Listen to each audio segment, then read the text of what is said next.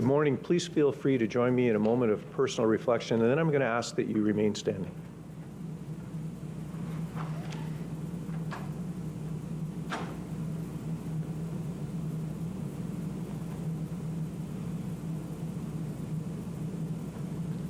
Thank you. We are currently located on the land which has long served as a site of meeting and exchange among the Mississauga's people, and it is traditionally and treaty territory of the Mississaugas of Scugog Island First Nation. We honor, recognize, and respect the nation and Indigenous people as the traditional stewards of the lands and waters on which we meet today. Members of Council, please feel free to sit down now. This will be coming forward in a motion to change our procedure bylaws to include this in our openings in the future. So thank you. Members of Council, please make sure your cards are inserted. I'd also like to, at this time, recognize that Councillor Renier will be attending in place of Councillor Pickles as the alternate today, so welcome. Mr. Clerk, a roll call, please. Mr. Chairman, I can certify the attendance of all members of Council with the exception of Councillors Anderson, Joe Neal, and Councillor Pickles, and as you noted, Councillor Brenner is attending in the place of Councillor Pickles. Thank you. Members of Council, declarations of interest. Mr. Clerk, please note that I see none. Announcements. Councillor Chapman. Thank you. Good morning, Chair. I think a lot of our council members already have these figures, but I thought it important to announce that our challenge for Feed the Need and Push the Hunger last week and for the first 2 weeks of September, where all the municipalities in Durham region took part in raising money and food, raised 81,000, the equivalent of 81,669 pounds of food, which will provide approximately 68,000 meals for Durham region residents. I'm not going to go into the independent councils and communities. Let's just say that great news, and thank you to all the communities that took part and all our staff and supporters. I think that's enough to say. Thank you. Thank you. We'll go to Mayor Foster. So on the same note, I rise to inform the public and members of council that Clarington lost on a mere technicality. In all seriousness, we need a judicial review, perhaps. We reached out, and this was a great exercise. We had a lot of fun, but we reached out to Algoma Orchards, and the offer was made that whatever municipality was in the lead, that they would donate enough apples to exceed it by 1 pound on that. But I make note of that to emphasize the incredible generosity of corporate sponsorships in that. It was a lot of fun. Councillor Chapman, thank you for bringing that up. But sadly, Feed the Need couldn't distribute more than 1,000 pounds of apples, which is what they did. But to all the corporations, staff, what a great exercise. Thank you, Mr. Chair. Mayor Collier.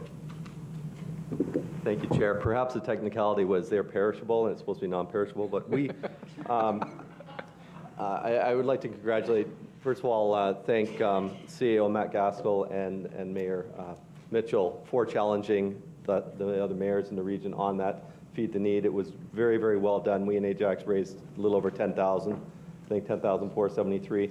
It just amazes me how, just estimate, it amazes me that how a community can come together for such a good cause and really do a great job. So I even said in my closing in my video we did, I won't be too upset if we lose this one because it was for a good cause and we helped so many families. So that was great effort, but that's not why I stood. I want to stand and discuss, talk about the Mayor's Charity Classic that Mayor Ryan and I held on September the 12th at Cherry Downs, our annual Mayor's Golf Tournament. We raised $200,000 for the Ajax Hospital to buy much needed equipment, and that brings our total since the start of the tournament to $3.7 million. So again, thank you all to all the businesses that came out, all the developers, everybody that comes out and supports, again, this great cause being our Ajax Hospital. Thank you. Congratulations to you and Mayor Ryan. And on that day, Mayor Foster had a golf tournament as well. Mayor Beth Haddon.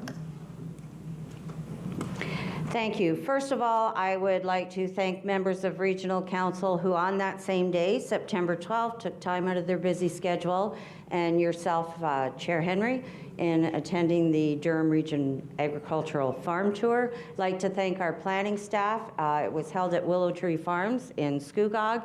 It was probably the most amazing tour I have ever attended. So, ever, exactly. And so thank you to planning staff. But I'm honored to stand before you today to invite you to attend the Canadian Plowing Championship match that is being held this year in Durham Region. So on October the 2nd at 9 a.m., you are welcome to tour all the way up Highway 12. You have to go past the ridges. You have to go past and through beautiful Scugog to get to Brock Township. At Highway 12 and the 7th concession. Please join us. I know Chair Henry is going to be there. But for Durham Region, it is truly an honor that we have the Canadian Championships here in our region this year. So I hope to see you all there. Thank you. Councillor Marin Pietri. Canadian Plowing Championship match. That sounds like an interesting event. I wanted to bring everyone closer to the strategic plan on behalf of Councillor Watton, Councillor Roy, and Councillor Pickles, and myself and the staff at the Region of Durham. We've got a deadline that we need to meet, and we hope that through this avenue of this forum of council, we can reach out to more people that are interested, going to our website and taking a look at your voice, your ideas in your Durham, and participating in the survey for the strategic plan, and telling us what you believe is important in the region, be it national championships or local events or envisioning how we develop our lands and create jobs and opportunity. I think it's important that everyone participate in the survey. The 30th, I believe, on the website is the deadline for submissions, but I do know that if submissions are presented to either councillors or staff thereafter, they will be included, I'm sure. But please try your best to get on our website at durhamregion.ca and check out the portal that allows everyone to submit for this strategic plan survey to shape the future of the region. Now, at Oshawa Council the other night, we had some fun wishing, and Mayor Carter will tell you, wishing my wife and my dad a very happy birthday, but I'm going to do that again today because he turned 70 and it's actually his birthday today, and he was a former regional employee, so if he's watching, if he's not, whatever the case is, make sure he does his survey, 70 years old, and happy birthday to him. Thank you, Mr. Chair. Well done. Councillor Imada. Thank you, Chair.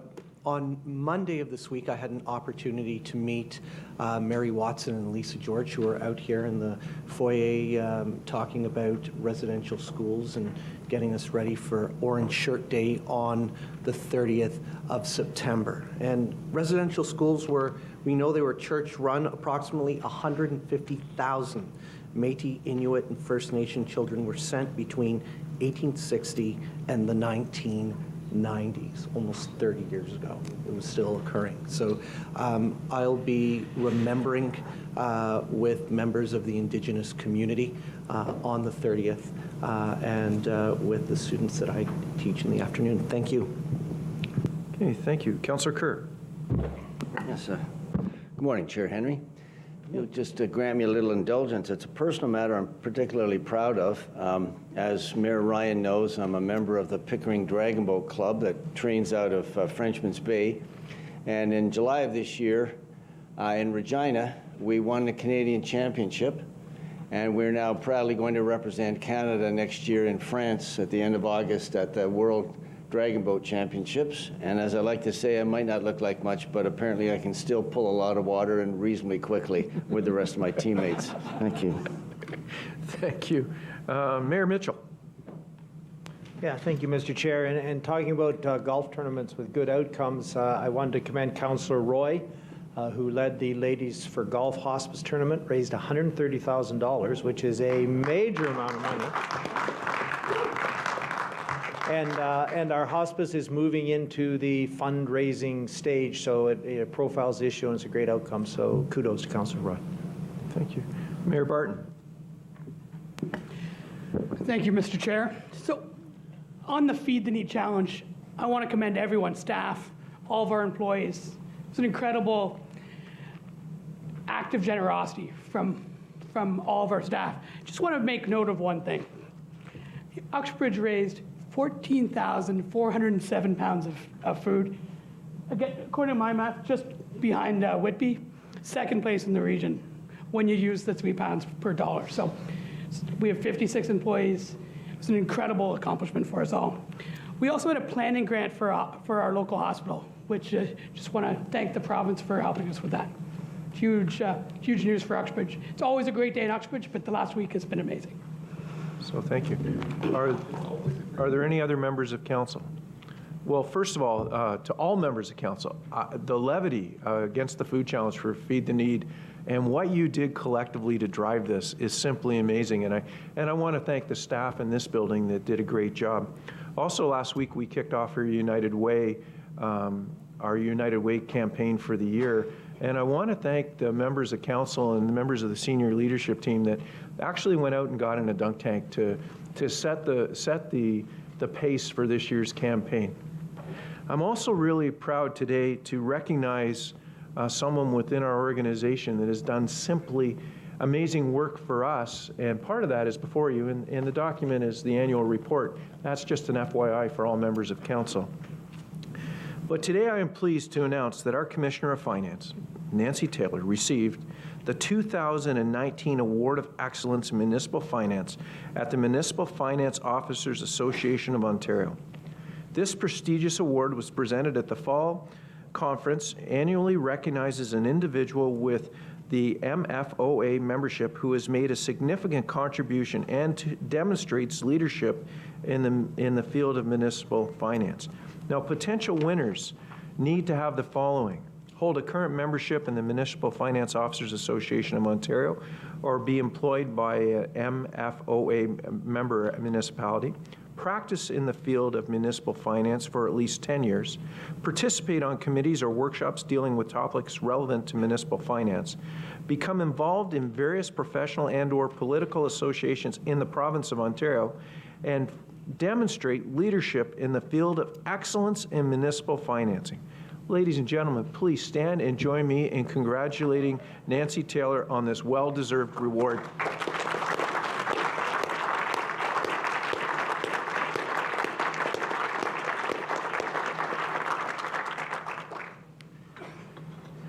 Ms. Taylor, on behalf of all the residents of Durham, I want to thank you for the great work you and your team do.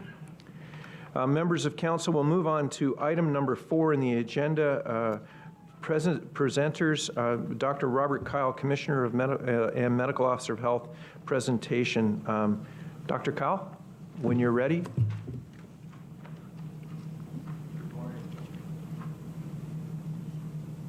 Oh, hello. So, Chair Henry and members of council, as you know, the health department protects and promotes the health of Durham residents. Collaborations and partnerships are essential elements towards the success of our programs and services. For many years, we have recognized the importance of contributions to our health protection and promotion efforts by internal and external partners, whom we proudly call Friends of Health. Our partners are nominated by managers or staff, and nominations are approved by our executive committee. This is the first year our Friends of Health are being publicly recognized by Regional Council, our Board of Health. In addition to this recognition, each friend will be receiving a very small token of our appreciation. I will first announce our friend, ask him or her to rise briefly to be acknowledged, and then remain in their seats. At the conclusion of my remarks, I will invite them to come forward to the center of council chambers to receive their gift, and for there to be a group photo with the regional chair and committee chair Chapman. The following remarks are using the words of their nominators. So we're recognizing 2 external partners. First is Dr. Bryna Warshawski. Bryna, could you please stand? Bryna is the medical director of the Communicable Diseases and Emergency Preparedness and Response Department at Public Health Ontario.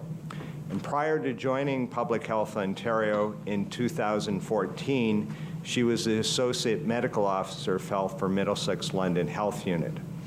At PHO, she is one of the main physician leads for diseases of public health significance. And for the last 4 years, Dr. Warshawski was the keynote speaker at our annual flu event that is held for our healthcare providers from our hospitals, long-term care, and retirement homes. At this event, she gives high-level influenza updates and provides expert information on influenza, whether it be about the virus as a whole, antiviral use, or the vaccine. She is a highly rated speaker at these events because of her wide-ranging presentations, and they have helped our healthcare providers get prepared for the upcoming flu season. Moreover, our partners value and appreciate the talent that she is and her ability to make complicated subjects easier to understand. Thank you. Next, we're recognizing a coalition, and with us is Heather Hawkey-Gray, who's the chair of the TAMI Coalition. The TAMI Coalition was established in 2002 and includes many community partners. Its purpose is to provide a forum for interested local community stakeholders to coordinate and facilitate the delivery of mental health education, to increase the knowledge of mental wellness and decrease the stigma associated with mental illness. The Health Department has been a partner of the TAMI Coalition since 2016, and together the members of the coalition and our public health nurses in our Healthy Living program raise awareness, reduce stigma, and promote positive mental health in the school communities towards a comprehensive schoolhouse approach. It has been an honor and privilege to work in tandem with such a community partner, and Heather is here to accept the gift on behalf of the coalition. Next, we're recognizing 3 internal partners. First is Audrey Andrews and Nora Landry from the Social Services Department.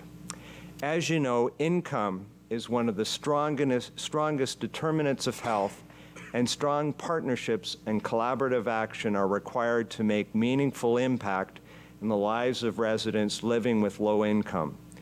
Audrey and Nora have been dedicated partners of the Social Determinants of Health Working Group with a shared commitment to address poverty and low income in Durham region. They provide significant support with the development and distribution of the Health Department's income support tool. This tool supports service providers to address clients for income-related concerns and to provide appropriate supports and referrals.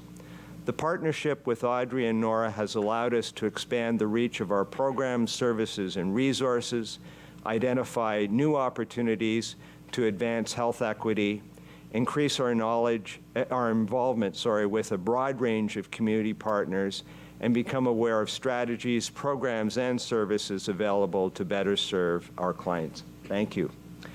Last but not least, we're recognizing Darren Owen from the Works Department. Darren has worked with the Health Protection Division on a variety of projects over the past few years, and Darren has assisted with the development of signage for our health protection offices, as well as creating signage for the Safe Water program and the Tobacco Enforcement program. On every project, Darren is extremely efficient, prompt, precise, very adaptable to our needs, and very easy to work with at all times. And the final product for each of the different projects is consistently excellent. Darren always steps up to assist us when asked, with quick turnaround times for the delivery of the final product. He has been a champion of public health in that he recognizes the importance of the work that we do and in the Durham region community to protect their health, whether it involves beach posting signs, concerns regarding the presence of blue-green algae, and/or advising the public regarding places and areas that are prohibited for smoking and/or vaping. Darren continues to be a great partner of the Health Protection Division. Members of Council, if you can join me in congratulating and thanking our Friends of Health Award winners.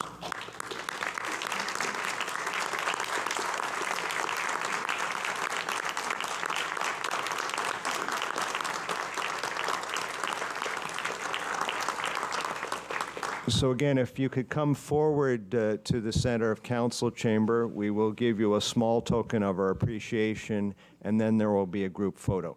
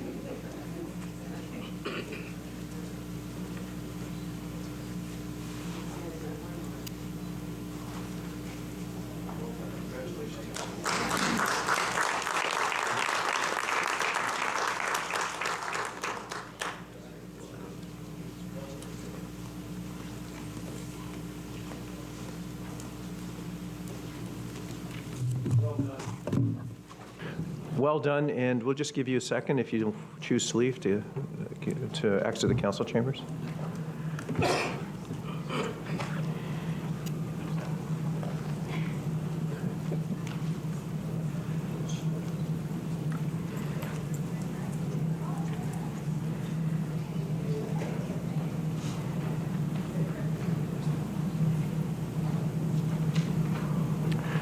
Okay, members of council, our next presentation is Ramesh Janganathan, Manager of Traffic Engineering and Operations, about automated enforcement, red light cameras, and automated speed enforcement.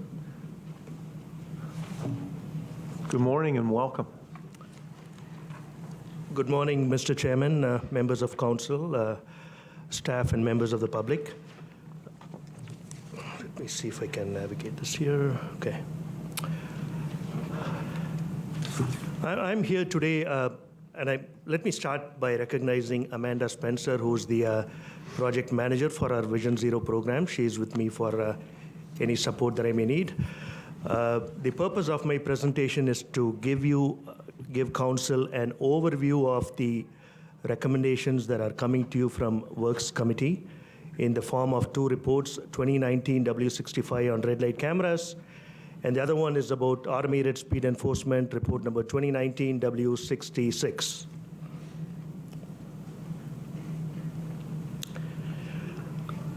The outline of my presentation, before I get into the points I want to talk about, I want us all to be reminded, I'm sure like it's all fresh in our memory, this council approved Vision Zero, which is an aspiration to get to a world where no one gets killed on our roads, there's no severe injuries, everyone gets to go home after work, after vacation, whatever. In that context, we are here today to talk about automated enforcement.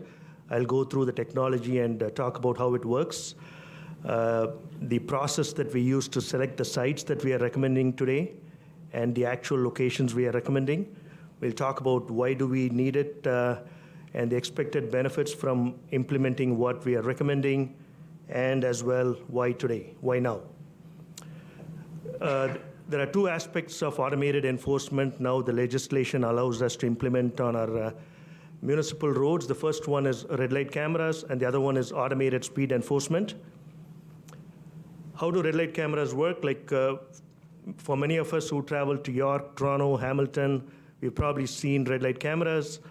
It has like very visible signage on all 4 approaches to the intersection, or 3 approaches if it's a T. The equipment that you're seeing are like twofold. One to the left is the flashing unit. To the right is the camera. And how does this technology work? So in this slide, you're seeing 2 vehicles. One is a red vehicle and the other one is a white vehicle. A picture is taken of the vehicles prior to upstream of the stop line. So in this case, the white vehicle, it's hard to see in black and white. I can't seem to see the red color. So basically, the signal indication is red. The white vehicle has already crossed the stop line, so that's okay. It is not in the radar for the red light running violation. So the red car is still before the stop line. And then in the next picture, the indication is still red. You see the red car already past the stop line. So that's the one that gets the ticket. Whereas the white vehicle, because it was already on the other side when it turned red, so it's okay. So it's simple technology that allows you to nab red light runners. The other technology is automated speed enforcement. How does that camera work? It's quite simple. The legislation for automated speed enforcement was passed about 4 or 5 months ago.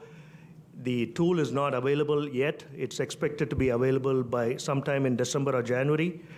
The regulation has just been posted for comments, which is due next week.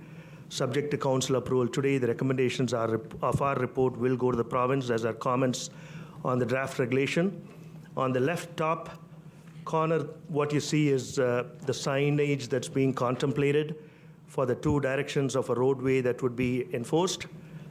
You see 2 types of units. The one in the top middle is basically a fixed speed camera that gets mounted on a pole. It's fixed there forever, just like a red light camera would.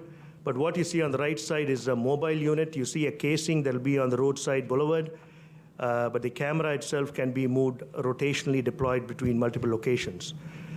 Similar to the red light camera deployment, you get pictures sent to you with the fine stipulated, and on it goes. Site selection process. For the red light cameras, the key thing to understand is red light cameras are about addressing right-angle collisions at intersections. So the analysis was completed with the help of a consultant who has deployed red light cameras in almost every jurisdiction in Ontario, SEMA. We looked at the starting point was looking at all the 600 plus traffic signals in the region, regardless of jurisdiction.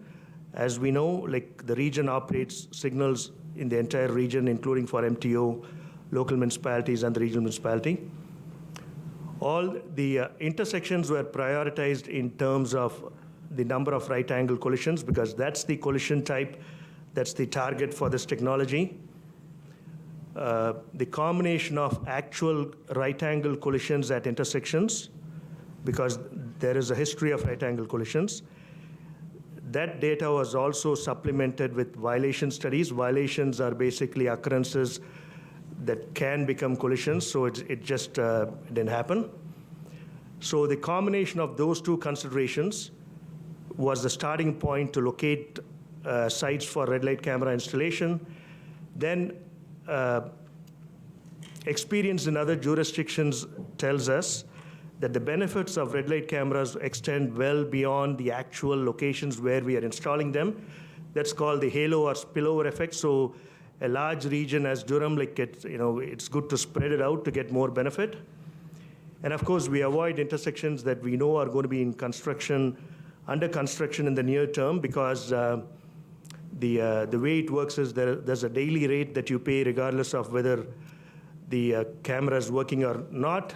And there are sensors on the road that would be disrupted if it goes through construction. Last but not the least, we avoid intersections with high frequency of rear-end collisions, especially when an agency is getting into it for the first time. There's enough evidence that at least in the short term, rear-end collisions can increase, simply because motorists slamming their brakes in the last minute to avoid the fine. So these were the broad criteria. And one point I would like to make is red light cameras is not a solution for every problem at an intersection. Intersections are a major concern for us.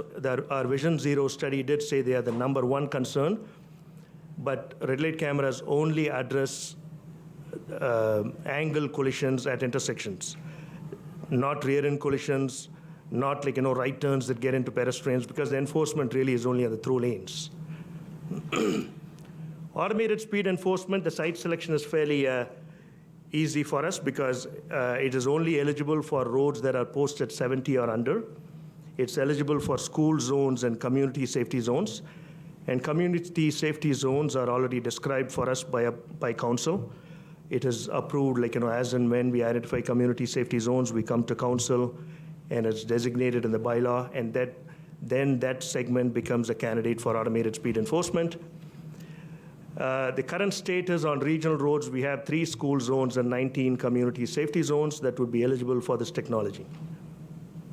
So proposed locations, red light camera locations, our recommendation is to start with a dozen locations, which was guided by many considerations. We want to get into this game of enforcement as a tool in addition to education and engineering, which would be the 3 pillars of Vision Zero. We've identified 12 locations. It covers the key corridors going from south to north. We've picked locations on Bailey, we've picked locations on Highway 2, Roslyn, Taunton, one on Conlin, and all the way up on Lake Ridge and Goodwood. On the east end, we've gone as far some halo effect, which is Curtis and Highway 2. We believe we have a good coverage that's guided by good science. I won't say perfect science. There's a lot of judgment in here, so no perfect science, but there's a lot of science behind these locations. We will certainly add more locations as we see benefits from it and we get more budgets. We are into the 3rd year of a 5-year contract based on a recommendation if we start this in December. So the rates do go up after January, and that's all documented in the report we'll talk about later, I'm sure. And 2 years later, the rates start with day 1, much lower because over a 5-year period, the vendor has more time to recoup all the installation and deployment costs. As I said, the automated speed enforcement locations, they'll be based on a rotational deployment. We've got 22 locations. These are approved, council-approved school zone and community safety zone locations. They will be eligible. Again, we can add more zones as we see the benefits and resources permit. Expected benefits from all this, this map shows, it's a little bit sporadic. It shows the percentage reduction in various performance measures that various studies have reported for either red light cameras or automated speed enforcement or a combination of both. Close to home, in York and Toronto, they've had red light cameras for 10, 15 years now. They've reported between 48 and 72% reduction in angle collisions only. They all did experience short-term rear-end collision increase in the initial stage, but over time, I understand that's become history, and in fact, York region, I think they have about 40 locations. They're looking at expanding it to more. Toronto, as part of their Vision Zero 2.0, they're looking at expanding it significantly as well. The key message from this slide, if there's one to take away, is really there is ample evidence of automated enforcement providing a double-digit reduction in speeds, collisions, maybe just angle collisions, more so than angle based on a halo effect. Very positive results in any jurisdictions that have implemented. As you know, automated speed enforcement is a new tool. There's no experience in Ontario to date, so there'll be a new one. So why do we need automated enforcement? Vision Zero provides us a framework now. It clearly identified intersections, as an example, as a major concern. The community has come out and basically expressed a lot of concern about increase in aggressive driving. We are not sure if it's perceived or real, but the data does bear that to some extent, which is not a surprise with our increasing congestion. Aggressive driving is bound to increase. Like I said, the public is asking for increased enforcement, but DRP is as diligent as they are. Their resources are stretched. They cannot be everywhere, and they cannot be 24/7. And there is ample evidence that the technology works. So in terms of our recommendation today is to get started on both enforcement technologies in December or latest by January. We'll have a lot of communications that's being planned in addition to the signs on the road. We are also seeking pre-budget approval so that we can commit to the red light cameras at least for 2 years and a month, and with the options to renew, and for automated speed enforcement for a 5-year period. Thank you, Mr. Chairman. Over to you. Thank you. We have a number of speakers. First is Councillor John Neal. Yeah, thanks, Mr. Chair, and thanks, Director, for your presentation today. I asked this somewhat at the Works Committee, but I don't know if I got the answer I wanted. The rear-end collisions that you're afraid of at some of these intersections. If we install a red light camera and someone does slam their brakes on, which is going to happen, through Mr. Chair, that's going to happen. What about the dump truck behind them with the pup? Some of them look like trains on the road today, loaded up, full tilt. What's going to happen there if someone does slam their brakes on? And keep in mind the distance that this train, as I call them, that are on the roads today, and we're allowing them, how much distance is it going to need for that truck to stop? If a young mother and her children are in a small car, and I'm looking at the worst case scenario, and I should be, slams on her brakes, and this thing's behind them. Through you, Mr. Chair. My answer to that would be yes, not just for the large trucks, that there is an issue, but as I said, that's one of the reasons we have really avoided any intersection that has a known rear-end collision history. And in terms of mitigation, that's where signage comes in. Hopefully that truck that you're describing with a pub trailer is aware this is coming. And for our part, we are avoiding intersections with a clearly documented rear-end history. But at the end of the day, between automated speed enforcement and red light cameras, the truck configuration you're describing, they better not run red lights. There'll be a huge $325 fine. And they better not speed. That'll be, depending on if they go 20 above, $220 fine. So we have some mitigating considerations, but so that would be my response. Well, thank you very much. But through Mr. Chair, that's the reality that I see out there today, and I'm not a technician, but I could see it, and anyone could see what's happening on roads today in regards to these large trucks, and I call them something else. Now, another thing too, the we're going to be doing this based on license plates, right? Yes. A lot of the license plates I see today on the road are in just brutal condition. They're either peeling, there's no lettering on them at all. I'd like to know, have we investigated a reason as to why there's so many dilapidated Ontario license plates out there? I don't see any province. I was out east a year ago, and I didn't see any province with plates as bad as we see them today, Ontario plates. Is there a reason that they're like that? And you might not know that, but have we investigated as to why, if we're going to base a whole system on the condition of our license plates, why they're in such bad shape? So Councillor Neal, license plates are under provincial. I know that. And yeah. we know that there's a challenge. But we're basing our whole system on license plates, so I'm just throwing that out there. Okay, well, I think it's not fair for... No, that's fine. But you can feel free to direct that to your local MPP. And the other thing too, locations. I have a location that I'd really like to see looked at is the Harmony in Taunton.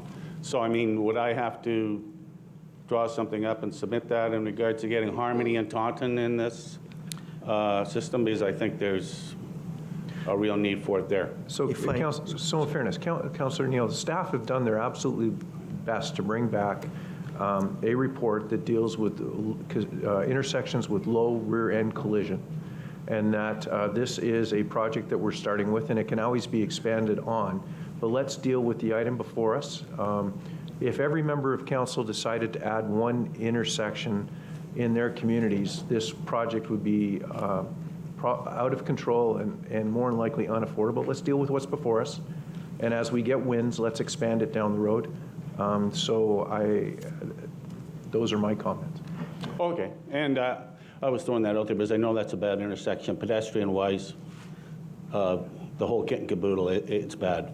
But I will admit, the region did go out there, as I mentioned on Works Committee, they did go and paint some beautiful lines on the intersection, and it hasn't, and I've noticed on a few others, the lines painted, it makes a big difference. Thank you. Okay, thank you, Councillor Neal. Second speaker, Councillor Crawford. Thank you, Your Worship. My question is around the cameras and the scope of the cameras. So do they cover the full 2 to 3 lanes on the section that they'll be, I guess, aiming at? I understand from Toronto's initial starts, they didn't do that, and I'm just curious if that's been upgraded. Can I ask one more question? You can do the whole thing at once. Sure. So the stop right-hand turn, will that be included as a fine? No. The answer to the first question is yes. It has a coverage of all through lanes. Like, I'm not sure about technology 10, 15 years ago. That's been addressed, I suppose. And it's not for the right turn lanes. It's only for the through lanes. Okay. Mayor Collier. Thank you, Chair. I would like to add probably 15 or 20 to this list, but I recognize what you say, that this is a pilot that we need to get off the ground. And one of my questions is, when will we be doing a review and looking at augmenting the system and adding more? I would say after 2 years, which is when there's a new contract starting with the red light cameras. That's when we would have performance measures from what we have installed in place for 2 years. And that's when the new contract would start. We'll come back to you. We'll likely come, like I think in the report, we've committed to coming back in late 2020 on the benefits of where we have installed it. At that time, we will also review the whole list of locations again. Okay, thank you for that. When this, and just to Councillor Neal's comments, to me, that's part of the problem, is I've seen these dump trucks, I've seen buses, I've seen these large 18-wheelers, and sometimes the doubles run red lights. That's part of the problem. They should always be a safe distance. They should always be able to stop in whatever situation. So that's part of the issue, and that's why I think this will be effective. That's why I want to see this. But when this came forward in 2014, I believe it was, staff's recommendation was not to have a pilot project. And my comments at that time were, well, we just don't know unless we try. Let's just try it and see. Why has that position changed now? Because you spoke that other municipalities have had these since 1999. I think in 2014-15, the recommendation was to try and have a framework to use it, as opposed to using it because we have a tool. And the Vision Zero framework and the public input in terms of wanting to see more enforcement. And even today, I would dare to say, if red light cameras were the only enforcement tool, and you're talking about $1.2 million per year for 12 locations, we have not done a trade-off analysis on other means that we could get the return. But what this does is, like, it gets us into the world of automated enforcement. Between the 22 locations of automated speed enforcement and 12 locations on red light cameras, it is my and our collective hope that we are going to get the motorists across the region addicted to enforcement. They are going to start to see this everywhere. And DRP is like I live near Simcoe Conlin. I see them there all the time. Well, when I go by there, it makes a huge difference. But I know that's not practical everywhere. But this can be anywhere 24/7. And automated speed enforcement, it has an advantage of signage at 22 locations, although we will only, I don't want to say the number, people don't need to know, it's in the report, as to how many cameras are really being rotated. So I suppose that's a long answer. Short answer is, it's about time we get into more enforcement, and that's not possible manually. It can only be done when we have a tool like automated enforcement, and we got a framework to aspire towards Vision Zero. We believe the landscape has changed. Aggressive driving 4 or 5 years ago, I'm not sure if it was as much as we see today. And that's a sign of growth, right? Like, as we grow, more congestion, people get more aggressive, more distracted driving, although distracted driving doesn't get addressed. Hopefully that answers your question. I absolutely agree, and that's why I had hoped, I'm glad to see it come forward now. Okay. I'm frustrated by the fact that other municipalities, and there's a long list of almost most of the regions in here that have been using this for many, many years, why we're only just getting with the program now. And I've said all the way along, I absolutely agree. Our police have better things to do than to be sitting giving tickets at a red light. And plus, we all know if they do show up, it's a temporary measure. People slow down, people stop until a week later, and then they go right back to their regular routine. So I absolutely believe this is the way to go. When you talk about the $1.2 million for 12 locations per year, does that include any revenue? Because I didn't see in the report anywhere about revenue. And given the number of municipalities or regions that have already been operating this for 20 years, we should be able to get that data. Or an estimate of that data. We could estimate it, but we didn't dare to for 2 reasons. One is there's going to be revenue. We'll probably estimate it, whether it comes back into the program. That's a conversation we're going to have internally. The other thing, though, it's a little bit of tricky to compare revenues and costs, because the best business case for red light cameras or automated speed enforcement is a zero business case. Like, over time, you want this not to make any money. So it's not good to count on that money. From an accounting point of view, though, we are having conversations internally if there's a way to show a transparent flow of money back into Vision Zero so that this never gets contemplated as a cash grab. Well, eventually they lose money. They start off making money, then over time they lose So it's money. not a sustainable source of revenue. Yeah. No, that's fine. Okay, I can appreciate that. I think I would like to see what others have received. Like, does it follow that? Does it have a large revenue stream at the beginning that sort of tapers off? And once it tapers off, where is it in relation? Does it kind of sustain? But perhaps you can provide that later. Sure. Talking to my peers, though, they are saying typically red light cameras have been cost neutral. Yeah. But automated speed enforcement, although we don't have much experience, it's going to be a whole different ballgame, because who doesn't speed, right? Yeah, that'll be positive cash flow. But it's all about safety, so it's worth it. Just two more questions quickly. The region controls all the lights. What if local municipalities want to, like for instance, Harwood Avenue in Ajax is not a regional road, but there's probably 15 red lights going up and down, and there's intersections that I know, like one absolutely this morning in front of me at Carison and Harwood, SUV went right through in front of me, red light, not only red, but it was green my way. I was moving forward when he went in front of me. Mm-hmm. What if we wanted to do this at the municipal level, even though at the lower tier level, even though the region controls the lights? We would treat it like the same servicing agreement. Like, we operate and maintain, for example, I'm just picking a location, Harwood and Kerrison. Yep. There's a servicing agreement where we account for UPS and LED conversion. So there'll be one more line item. And I would just suggest, you may want to look at the collision data to make sure, look at angle collisions and rear ends. Based on that, if the local municipality wishes to advance that, we would just add it to our servicing agreement. Okay, so we're free to do this once the program is fully implemented. Exactly. We're free at municipal level to do that if we want to. We cover the costs. Yes. Perfect. And finally, Councillor Crawford asked the question about which lanes. I assume these cameras cover all directions at each intersection. Not the opposite direction, right? All lanes in the approach. So if I'm going northbound, say on Salem. No, but I mean, if you've got an intersection, then I'll use Lake Ridge and Taunton, which is one of them. Yep. The lights will be able to capture anybody running red lights from all directions.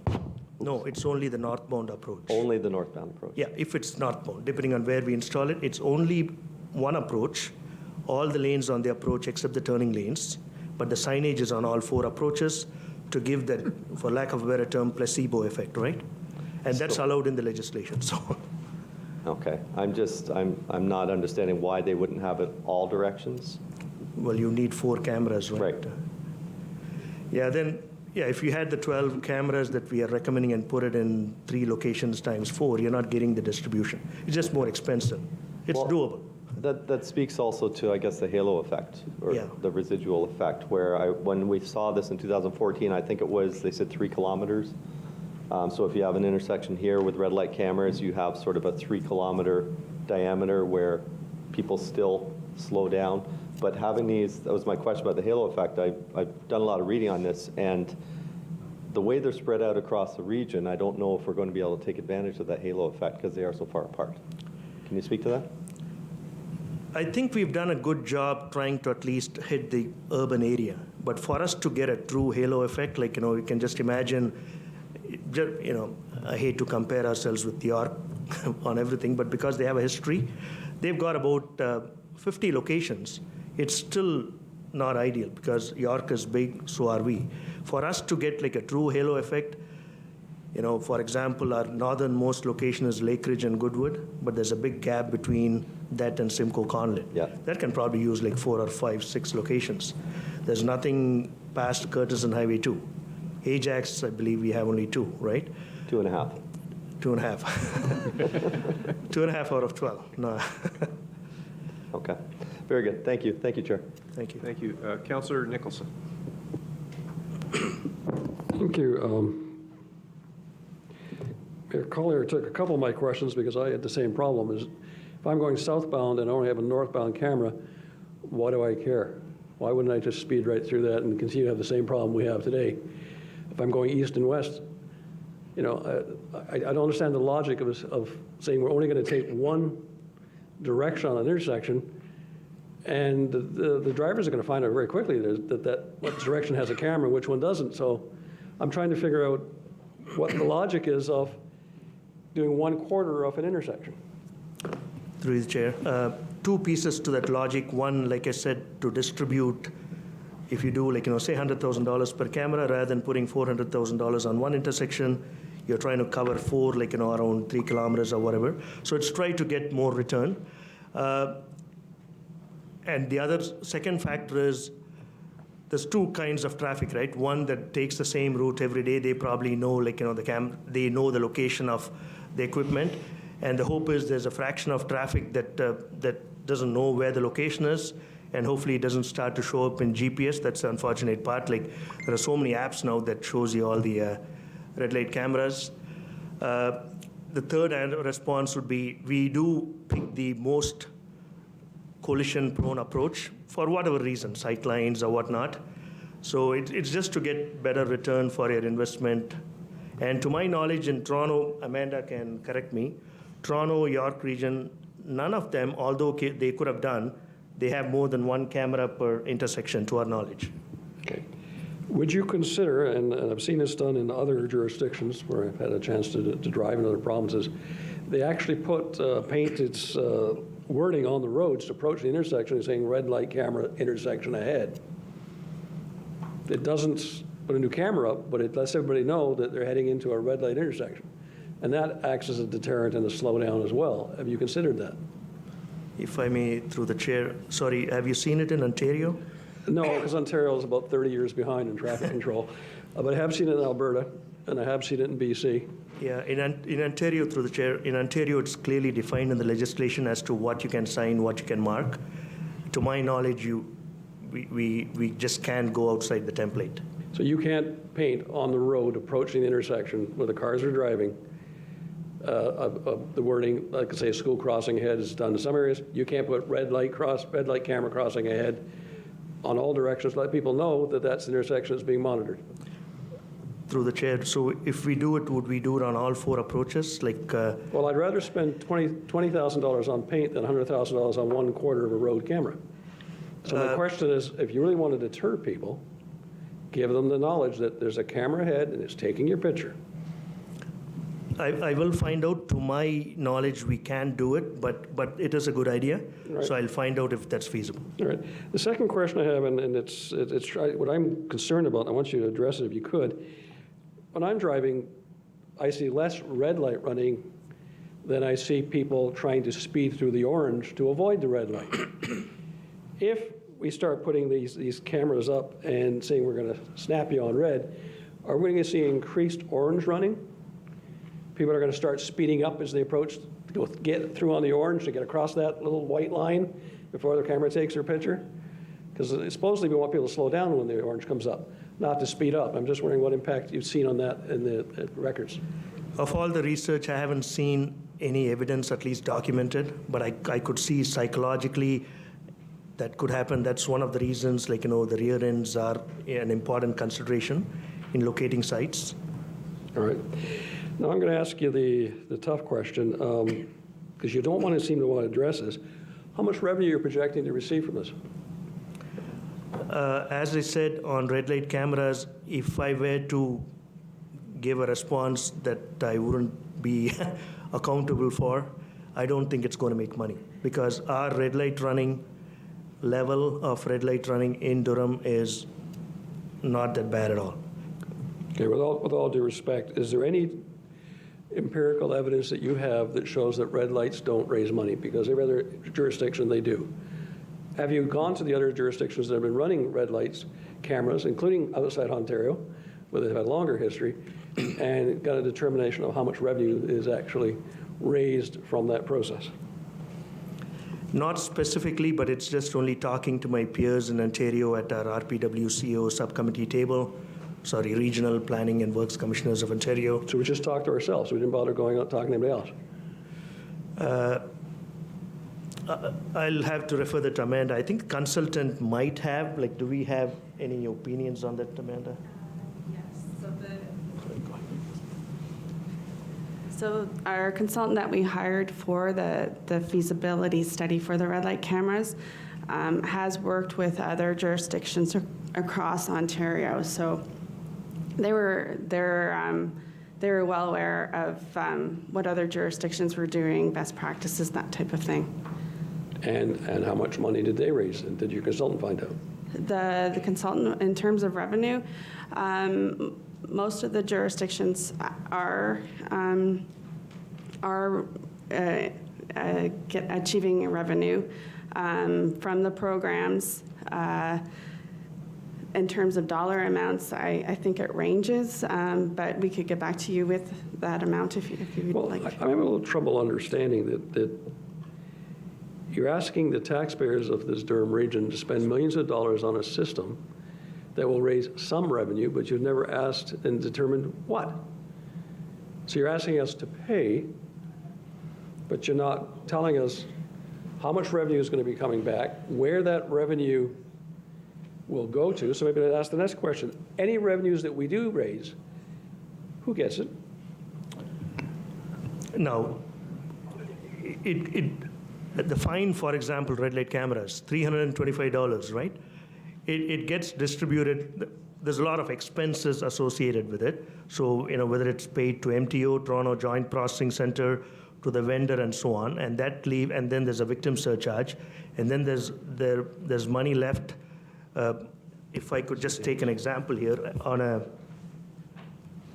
$125. Okay. It seems like everybody's getting the money except the taxpayers.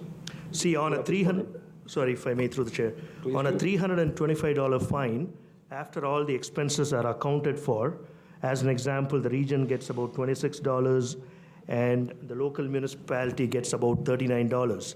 So just sticking to what comes to the regional coffers, we are having an internal discussion as to how, from an accounting point of view, we can clearly show those dollars, if there is any net revenue left, comes back into other Vision Zero programs, whether it goes into more ladder crosswalks like the one that Councillor Neil pointed out at Harmony Taunton, or more edgeline markings. We believe as long as we can transparently show it all going back to Vision Zero mandate, it's a good thing to do. Okay, I would like you to provide me, and if other members of council want it, with a breakdown of just what your cost per ticket is. Because I want to know, why the province who's putting no money into it or being asked or getting money, why, obviously we're doing a vendor, I don't know why we just don't buy the machines ourselves and run them ourselves. Why do we have to have other than anyone else to run it? But I guess the problem I'm having here is in every other jurisdiction that's run the red light cameras and what I call photo radar, I don't buy the new name, they've all made money. They've all made considerable money. And they've used that money to enhance the program. We're doing a very minimalist approach. Why would we not use the funds that we generate from the violators to fund the program that's catching them? Like, why should the good driver, the person that follows the rules, that doesn't run the red light, why should we be asked to put millions of dollars out of our pocket and not have the offenders pay for this? If you run the red light, shouldn't you be paying for this program? And sorry, I'm not sure if I understand the question. That's exactly the plan, right? So the $325, if I pay, hopefully I never pay, I have to pay. If I pay $325, there's about $27 or $30 that comes to the region, and that is going to fund either the red light camera program, if it's not making a net revenue or cost neutral, or it's going to go into other safety programs. So at the end of the day, the violators are going to pay for Vision Zero road improvements that are going to help them, and as well as the good citizens that don't violate.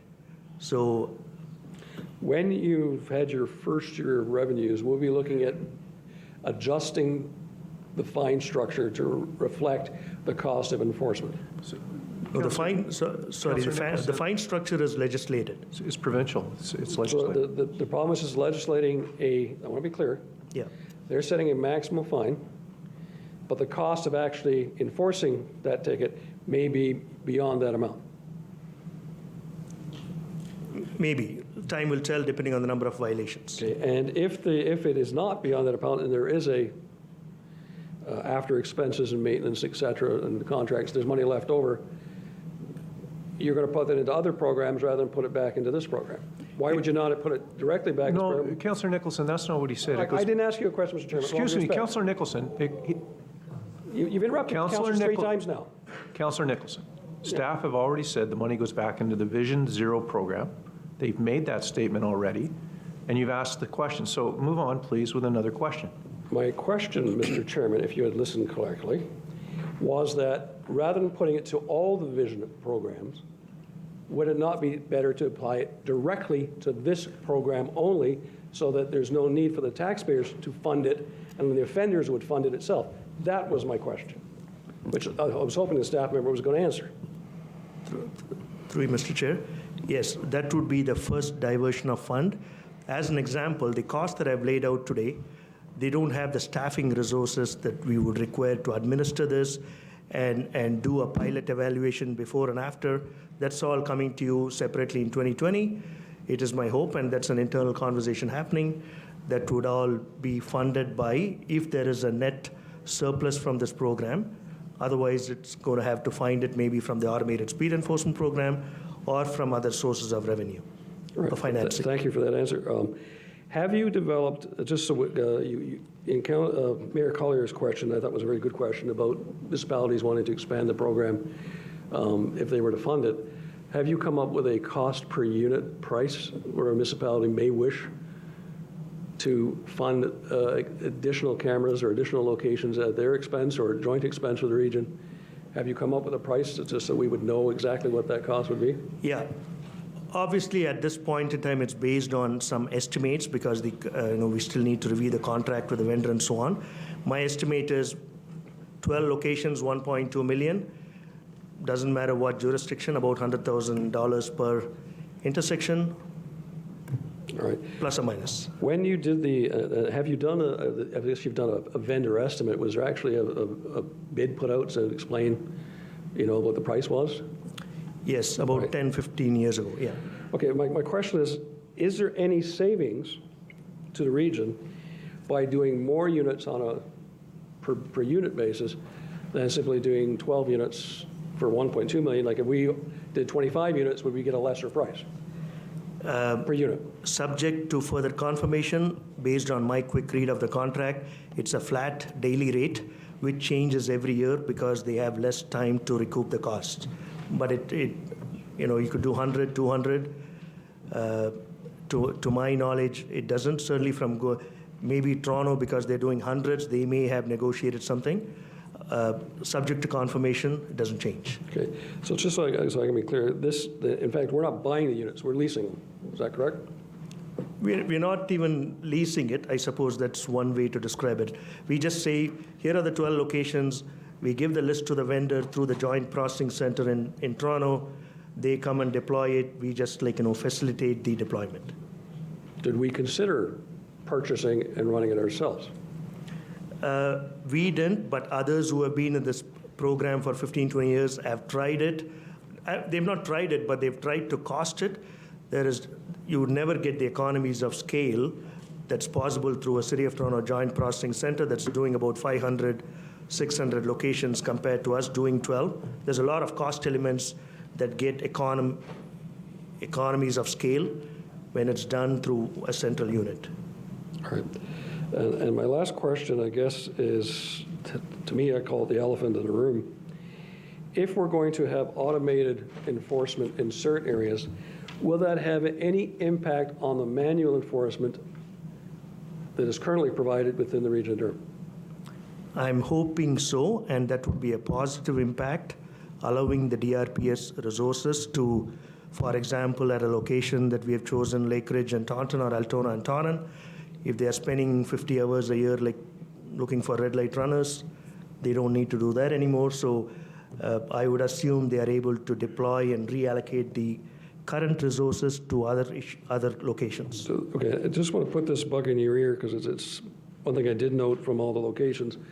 I would hope that you would pass on to DRP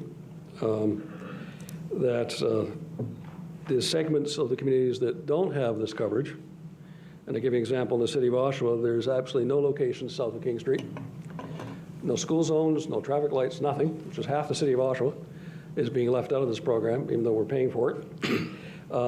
Then hopefully we will get more enhanced manual enforcement in that area to offset the fact that the non-manual enforcement is going on in other areas. I'm just wondering if you could pass that on to the staff. Will do. Thank you. Councillor McLean. Thank you, Your Worship. And my question is in regards to, we've heard about yellow lights and following too close and all that. I know when I got my driver's license, I was taught to yellow means slow down and stop, not speed up and go. Are we doing any type of educational programs to let people know that you slow down at a yellow light as opposed to speeding up, or to follow at a safe distance, which you're required to? Are we reinforcing those basic rules of the road? We do through multiple media sources, I suppose. We do it at the beginning of school. We do during the holiday season. We use our social media, and anytime we do a major signal timing review across the network, where we are reviewing the Ember times. So there are several instances where we do it, and that's, like I said, education, engineering, and enforcement as part of our education mandate towards Vision Zero. We do it. Do we do it enough? Probably not, but we've just launched Vision Zero. We will certainly keep that in mind. Okay. And the other thing, I support this program, and I think the last thing we want to do is promote this as a revenue-producing venture, because it's not. And when I first brought this to council, I think in 2010 or 2014, whatever it was, that was a discussion. This is not to generate revenue. This is just a tool for the police to educate people, to change their driving behavior, and to make the roads a little safer. Now, in quite a few of these intersections, we're anticipating on cutting accidents by anywhere between 10 and 30%. Is that correct? Just the angle collisions, though. Just the angle? Yeah. So let me say, with an angle collision, quite often they're pretty serious, requires the police, fire, ambulance, traffic cut off where people are unable to get to work, so there's a cost component to them being late, cost component to commerce not being able to get through an intersection because it's cut off and all that. So there's a lot more benefits to reducing accidents there than generating a couple $100. Did you factor in the cost savings on EMS, tow trucks, convenience for people? Is there any idea? We did have what you have well described as a societal cost component, but I'll be the first one to admit we don't have a good handle on all those things. And one of the mindsets here is like we could analyze this to death. Right. So when you're not only death, but when you cut back on accidents, it's not only death. It's now you're saving at hospitals, emergency treatment, ongoing treatment. So there's a lot more benefits to preventing accidents and slowing it down than there is to raise $100 or whatever for the municipal coffers. Absolutely. Yeah. Thank you. Thank you. Councillor Marion Pietri. Thank you, Mr. Chair. I just wanted to echo some of the comments, but more than anything, ask in lay terms. Some of the residents that have, read or heard of the new system, and I know that Councillor McLean spoke of it in 2010. I've been pushing for it for a long time, but more than the red light cameras, would you not say that the speed automated systems are the ones that will really get us to where we want to be without, I guess, the technology, until the technology in cars allows people to factor in the speed limit and govern it automatically, sort of thing. Would you not say that that's probably the most advantageous for public safety at this point? Yes. Now, when you consider that, and I'm hearing through you, Mr. Chair, from residents, because there's a lot of residents, a lot of needs, a lot of concerns. There are a lot of streets. You heard, colleagues saying, "I've got 15, I've got 7, I've got 8." I mean, we could have one on every street, and the police would definitely attest that the enforcement issues throughout the community are extensive. In this case, in our case, because we're not looking at it, as Councillor McLean said, as a cash grab, but for public safety and for effectiveness, is this going to be a system where it's mobile, or is it going to be just fixed where people could just predict where it is and then, for example, after they pass it, continue to drive erratically? Is it going to be a mobile system for the automated speed systems? Yeah, so we have 22 locations. We are looking at 4 units, tentatively, depending on how the budget works. 4 units being rotated around 22 locations. It could be more if more community safety zones are introduced. So answer is yes. So in essence, for those who are worried about maybe their streets not being included, with a mobile system in the future, where there's a need, we can actually move these systems into those areas. So really, there's a cost savings there as opposed to having fixed systems which can be avoided and essentially duplicated. Exactly. Okay. Now, through you, Mr. Chair, just one last question. How long are we going to look at this before we invest in further mobile systems? Because I know what's going to happen. We're going to get them, say, in a part of Whitby or Oshawa or Clarington or Brock, and then Ajax, and we'll name all the municipalities, but there are going to be pressures on us to invest in more enforcement. How are we going to be able to deal with that? Is there a system where people could submit to you and your department or our department, or how are we going to do that? Just to clarify, red light cameras, the region does it for everyone. And if it's at a local municipal road intersection, I take Harwood Kerrison as an example. Yep. The region would deliver it. In other words, would administer it through the Joint Processing Center. But when it comes to automated speed enforcement, I would submit to you through the chair, the tool is more valuable, or as valuable, if not more valuable, for local municipalities, because local municipalities have a lot more local roads that are lower than 70 kilometers per hour. They have a lot more school zones which provide access to them.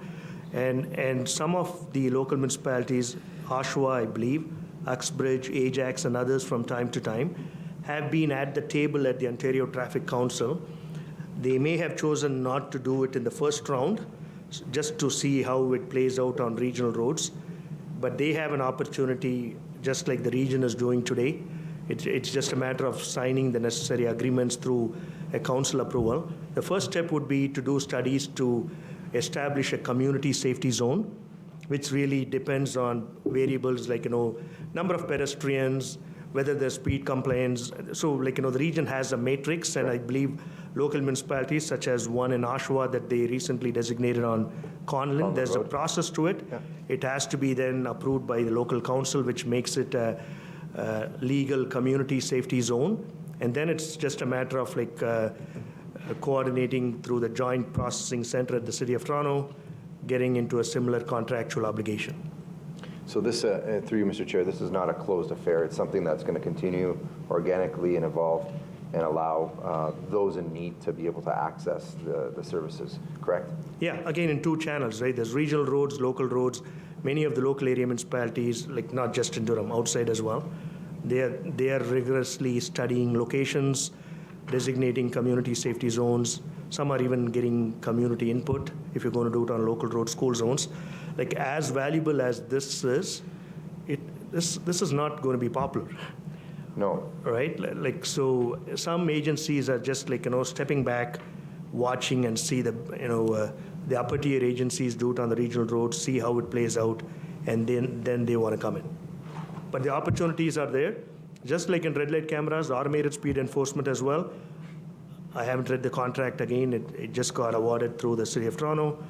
Every year that goes by, the daily rates likely go up. So the longer you wait, if you want to say, if Oshawa wanted to pilot 2 or 3 locations, say community safety zone on Conlin, sooner the better. Otherwise, you're paying more because the return is shorter. Thank you very much, Mr. Chair, and to your department, wish you the best. Councillor Leahy.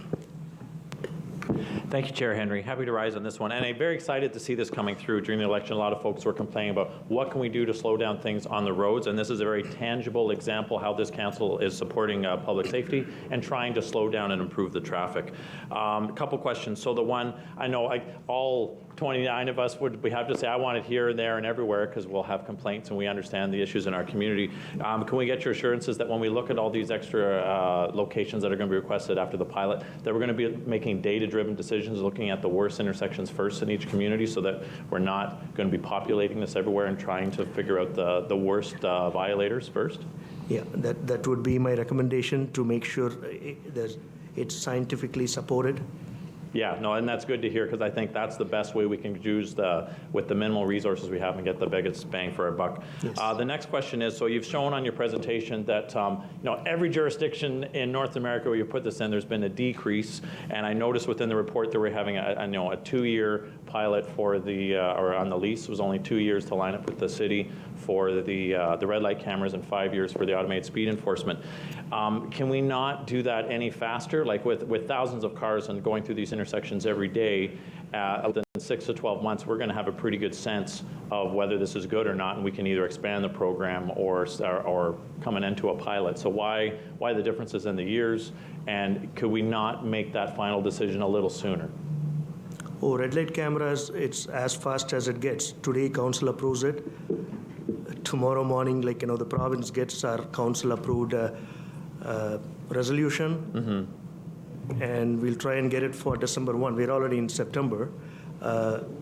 It's going to happen fast. No, I understand, but I guess the leasing, we have a 2-year lease versus 5-year lease, and then making those decisions, can we not at the 12-month mark make those decisions, extend those leases to lock in those lowest prices possible, and look at ways that we can expand the program sooner, after a year or so? Sure, but the red light cameras, just to clarify, the current contract with the vendor for red light camera ends in 2 years and 1 month after December. Okay. And that's the reason we said that if this gets approved today, the vendor has agreed to lock us on 2019 rates for 2020 and 2021. And end of 2021, they're going to be on a new contract, maybe a different vendor, I don't know. But then, to us, it's a new game. We would have by then a good history of how it's worked, whether it's had any negative impacts. We would have a good public perception, and that would allow them to go from 12 to 20, 25 in 2 years and 1 month.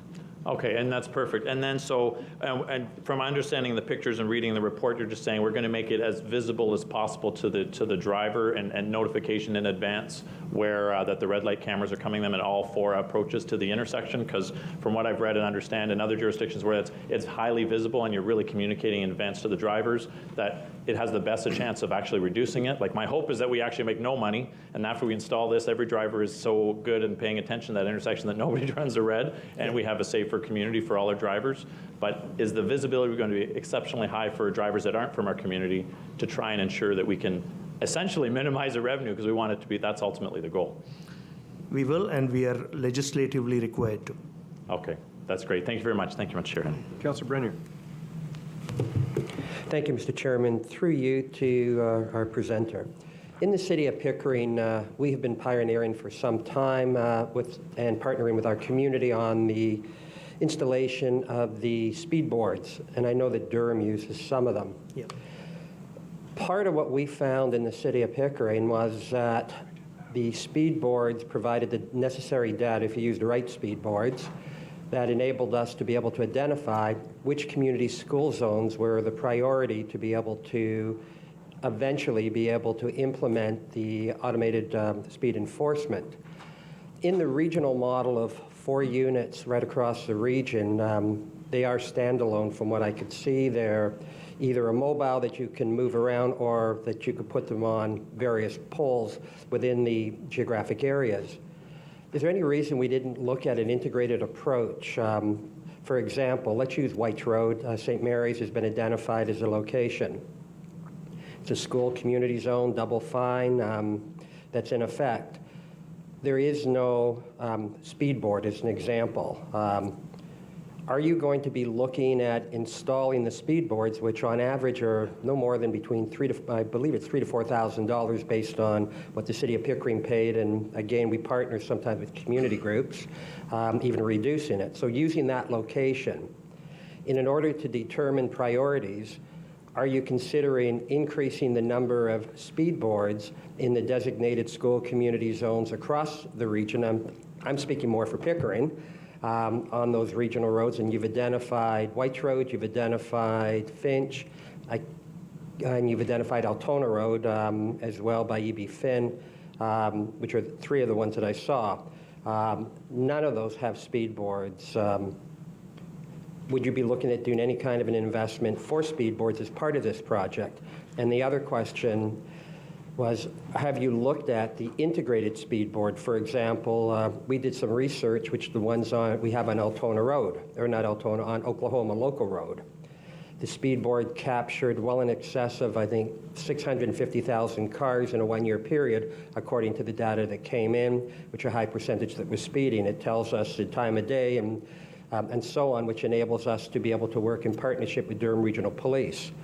But on the other side of it, it has and you talk about the placebo effect, it has a flash, a white flash that drivers actually, for some time until they figured it out, believe that it was in fact photo radar that was picking it up. And over the period of time, unfortunately, because we didn't have the enforcement, speeding then becomes a game of who can make the numbers go up the highest.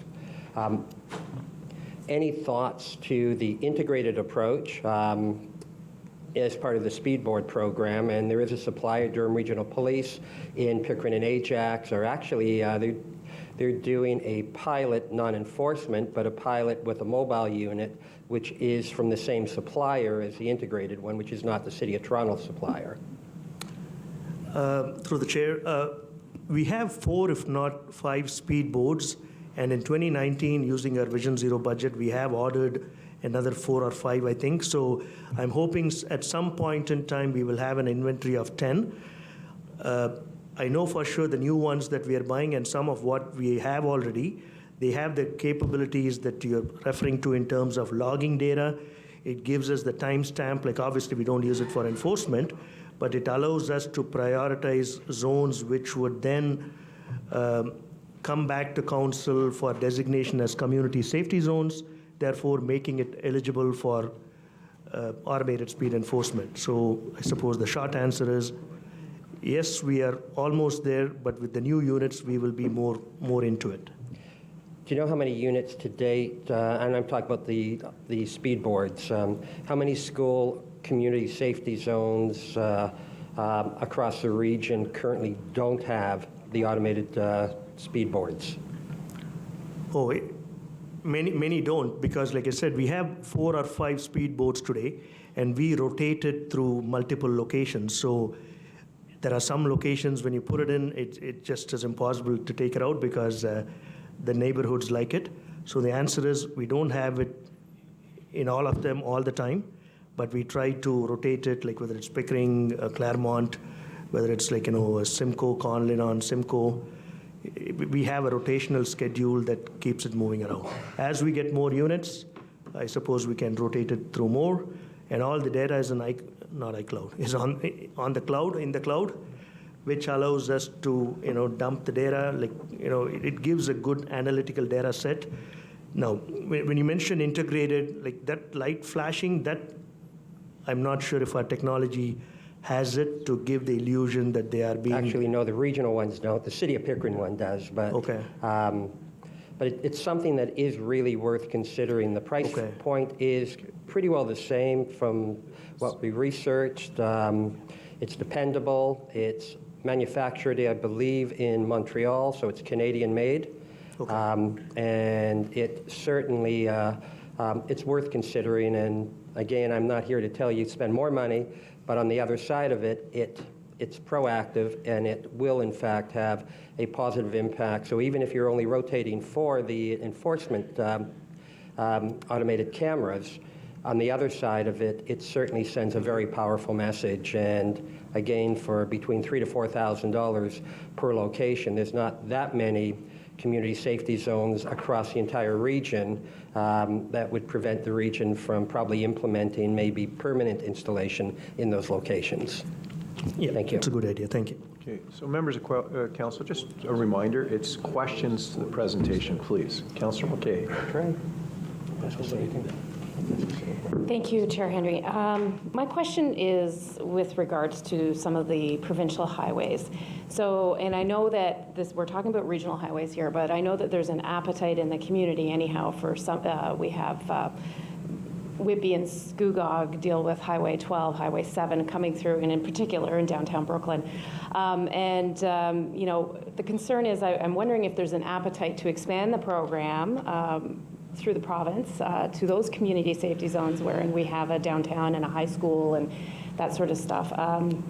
The concern stems from yesterday's provincial announcement raising speed limits and in their own media release, the quick facts identify data that doesn't support raising those speed limits, which is mind-boggling. I guess my concern is there an appetite, and do we know in your dialogue that this could be potential, or will they be overlooking their own provincial highways when it comes to this? 2 points to it. To my knowledge, and I'm looking for a nod from Amanda, the legislation in its current form does not allow implementing this on provincial roads. So Highway 7, Highway 12, even if we want to, or if we want to ask them to, no. Is it on their radar? No pun intended. I don't think so. And through the chair, if I may comment on the 110 increase, I hope, personally and professionally, when they do that, it comes with more enforcement. Then it's okay, because there's a lot of people who do 110 there. But if you're able to enforce that 110 more so than now, I don't know how they would, because they don't have any automated enforcement. So that's an illusion. Yeah. Okay. Is this something that we can dialogue with them in the future about the local provincial highways that go through our communities, though, and continue to push that with them? Because my fear is, their own media release says that Ontario highways are among the safest in North America. Ontario has ranked the lowest or second lowest in fatality rates among all jurisdictions for 18 consecutive years, and yet they are raising the speed limit to be more like the other 6 provinces that are higher. So it's confusing to me, and it's worrisome that we may never see the ability to put these cameras into our community safety zones that are on provincial highways. So I would really appreciate if we can continue to force that issue. Like through the chair, like as I mentioned, we have a letter going to the province like today, tomorrow. We can stop the press, add that request, because that seems reasonable, because the current legislation does not allow it on provincial roads. We can talk to our peers at MTO, but if the legislation doesn't allow them, there's nothing they can do. Thank you. Okay, members of council, that exhausts the list. May I look to members of council for a 15-minute recess? Moved by Mayor Carter, seconded by Councillor Neal on a motion for a 15-minute recess. All those in favor? Opposed? One opposed, that carries. We will reconvene at 11:15.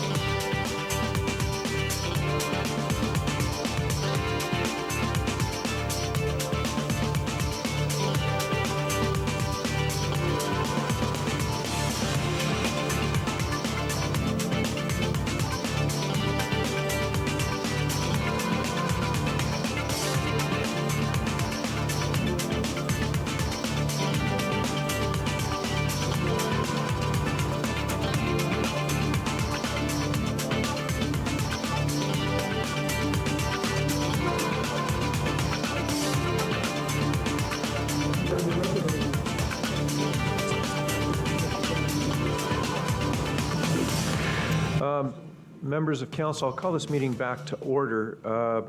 We're at section 5, adoption of the minutes. Could I get someone to move the regional council meetings of June 26th, the closed regional council meetings of June 26th, and the committee of the whole meeting on September 11th? Moved by Councilor Mayor Pietri, seconded by Councilor Nicholson. All those in favor? No. I was going to come to you after this. Well, turn your microphone on, please. I would like to add an amendment to the minutes, and that's not moving. You move it, I can't do that. That's okay. So it's been moved by Councilor Miriam Pietri. I don't have a seconder yet, Councilor Leahy. On the 3 items, Councilor Nicholson. Thank you, Mr. Chairman. Just wanted to amend the minutes to reflect that on the date of June 26th, I was absent from the meeting due to a physical incapacity and not able to walk that day. I forgot to call the staff. My apologies for that. And I would just like the minutes to reflect that if I could, please. So we'll just note that in the minutes. Fair enough. Okay. On the minutes, Mayor Mitchell. Just, Mr. Chair, ask a question on the same point. Like, so this business of saying somebody's absent for personal reasons or municipal reasons or whatever reason, like, who cares? Is that mandated that we spell that out? I mean, you're here or you're not. Who cares what the reason is? Well, it's actually in the bylaw, Mayor Mitchell, but it relates to missing 3 meetings in a row. So I'll have the clerk respond. Through you, Mr. Chairman, you have a provision in your procedural bylaw that speaks to when you're absent, that we include the nature of the absent if we're advised in advance of the meeting. That would be section 15.3 sub II. Okay, so you have to amend the bylaw to get rid of that. Thank you. Okay. So motions moved and seconded on 5152. And that carries. We'll go to correspondence. Please turn to page 68 in your agenda. Item CC 33, memorandum dated June 30th from Guy Journal, our Integrity Commissioner, re-special report. I'm looking for someone to move it moved by Councillor Lee for receive for information, seconded by Mayor Ryan. All those in favor? Opposed? None. That carries.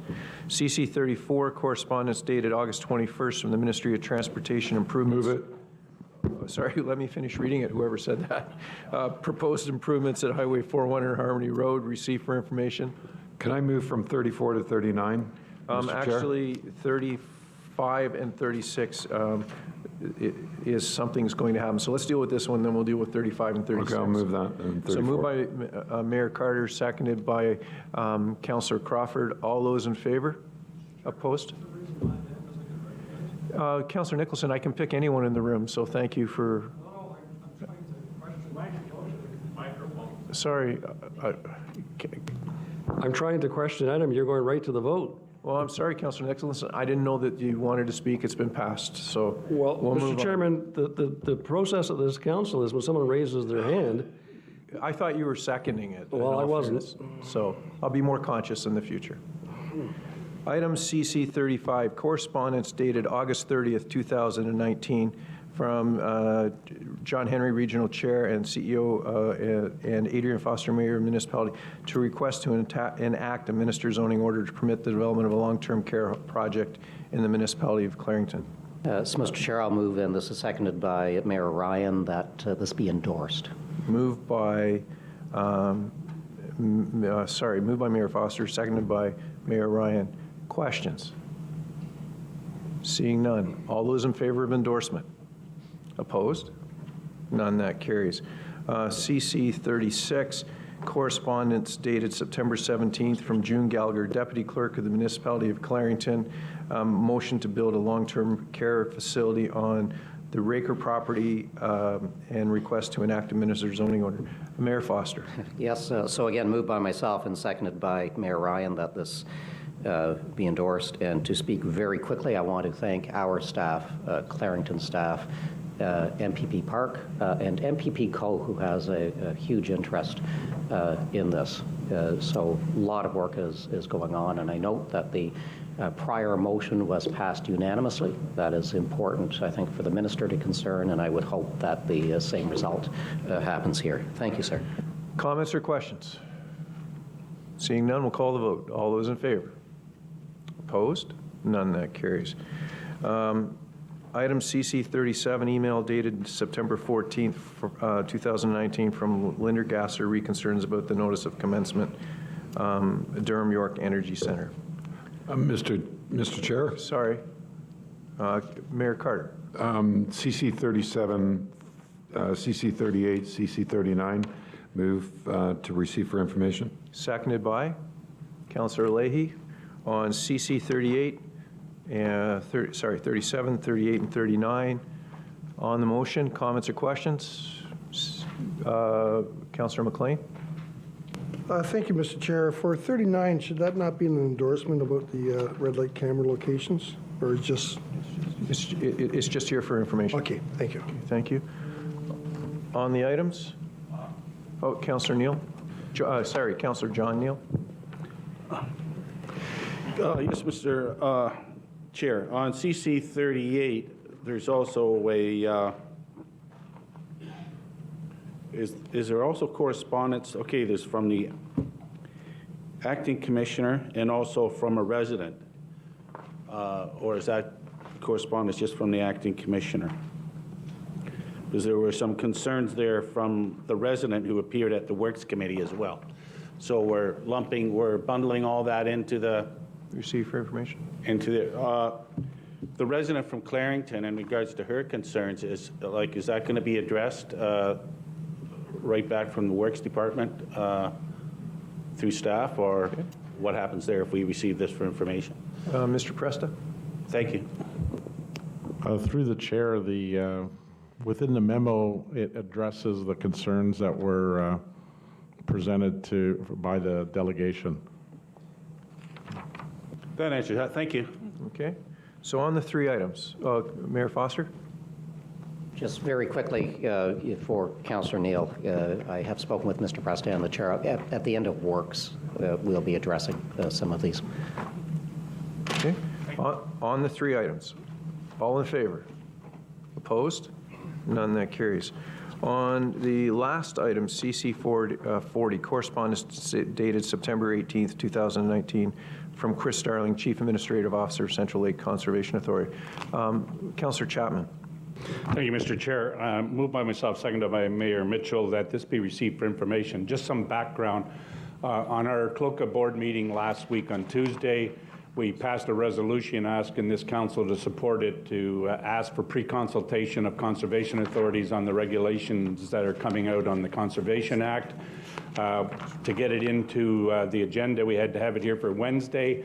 We found out on Friday that the minister has now agreed to do the pre-consultation with conservation authorities. So at this stage, we'd just like to receive it for information. Thank you. Okay. Comments or questions? Councillor John Neal. Okay, and does that also include the large fill sites that was discussed at the Conservation Authority through you, Mr. Chair? I'm going to turn to the chair of CLOCA. This was a resolution asking this council to support us asking the minister for pre-consultation on the new regulations. So that's what this was about. It's not got any in-depth in it to any degree of any particular subject matter. It's about the pre-consultation before the minister comes out with the regulations that will change the Conservation Act. Okay, thank you, Councillor Chapman. Yeah, that clarifies. Thanks. Okay. On the item, any other comments or questions? All those in favor? Opposed? None. That carries. Move 41 with a question. Okay, so CC 41, memorandum dated September 20th from Elaine Baxter Traher, Chief Administrative Officer of the Region of Durham on Organics Management Strategy, Anti-Lobbying Policy. Moved by Councillor McLean, seconded by Councillor Brenner. The item is now on the floor. Councillor McLean. Thank you, Mr. Chair, and Just a question through to the, I guess, the finance in regards to the fairness monitor. Could you just give me a little bit more detail on the fairness monitor, what he or she does and how that comes about? So, Councillor McLean, I'll ask our CAO, Elaine Baxter-Trahere, to answer that. Through you, Mr. Chair. The Fairness Monitor will ensure that each of the potential proponents that come in for a design, build, operate, and maintain the AD facility is treated equally, and that none have more access to council than others. It ensures a level playing field and is really there intended to protect both regional staff and regional council as we go through this project, because it is a very large project. Yeah, and we typically have a fairness monitor for these larger projects that are not necessarily complicated, but expensive and involving several parties. Yes, we do, and they can be complicated. There was a fairness monitor used for the energy from waste facility, and I would always recommend that we use one for these larger contracts.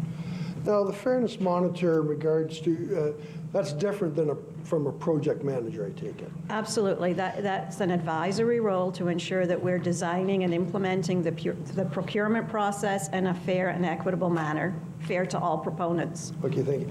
Do they also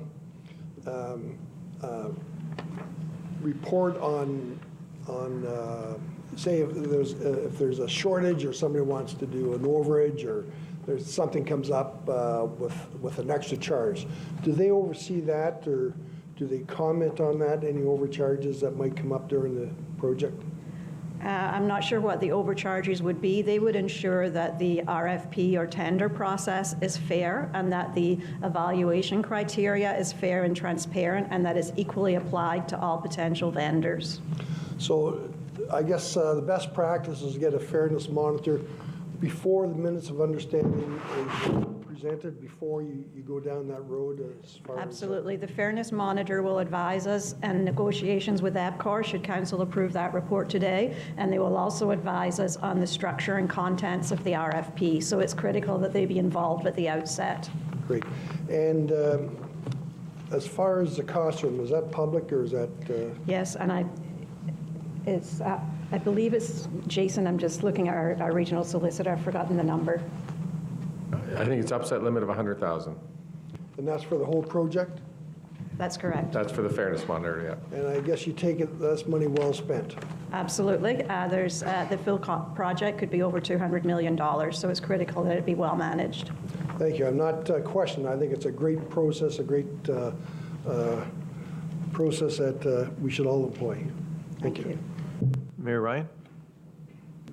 Thank you. I appreciate why Councillor McLean's asking the question, and it has application beyond the region. So I just wanted to get some clarity. The Fairness Monitor and a project manager, there's a distinction, separation of duties. At what point does the Fairness Monitor quit? I think it's at the end of the RFP process, and then it transfers to the project manager. Do I have that correctly? That would be correct. I would think after the award of contract. Okay, so the RFP is issued, the Fairness Monitor makes sure that all of that is above board and works well, and everybody's treated fairly. Once the RFP is actually awarded, then it becomes a project and the project manager kicks in. Yes, after the agreement is actually signed with the successful proponent, so I would expect the Fairness Monitor to be there should any issues come up during those negotiations that were not incorporated in the RFP. After that is completed, it goes into project implementation, and the Fairness Monitor is no longer required. Thank you very much. Okay. Any other questions to the item? Seeing no hands, we'll call the vote. All those in favor?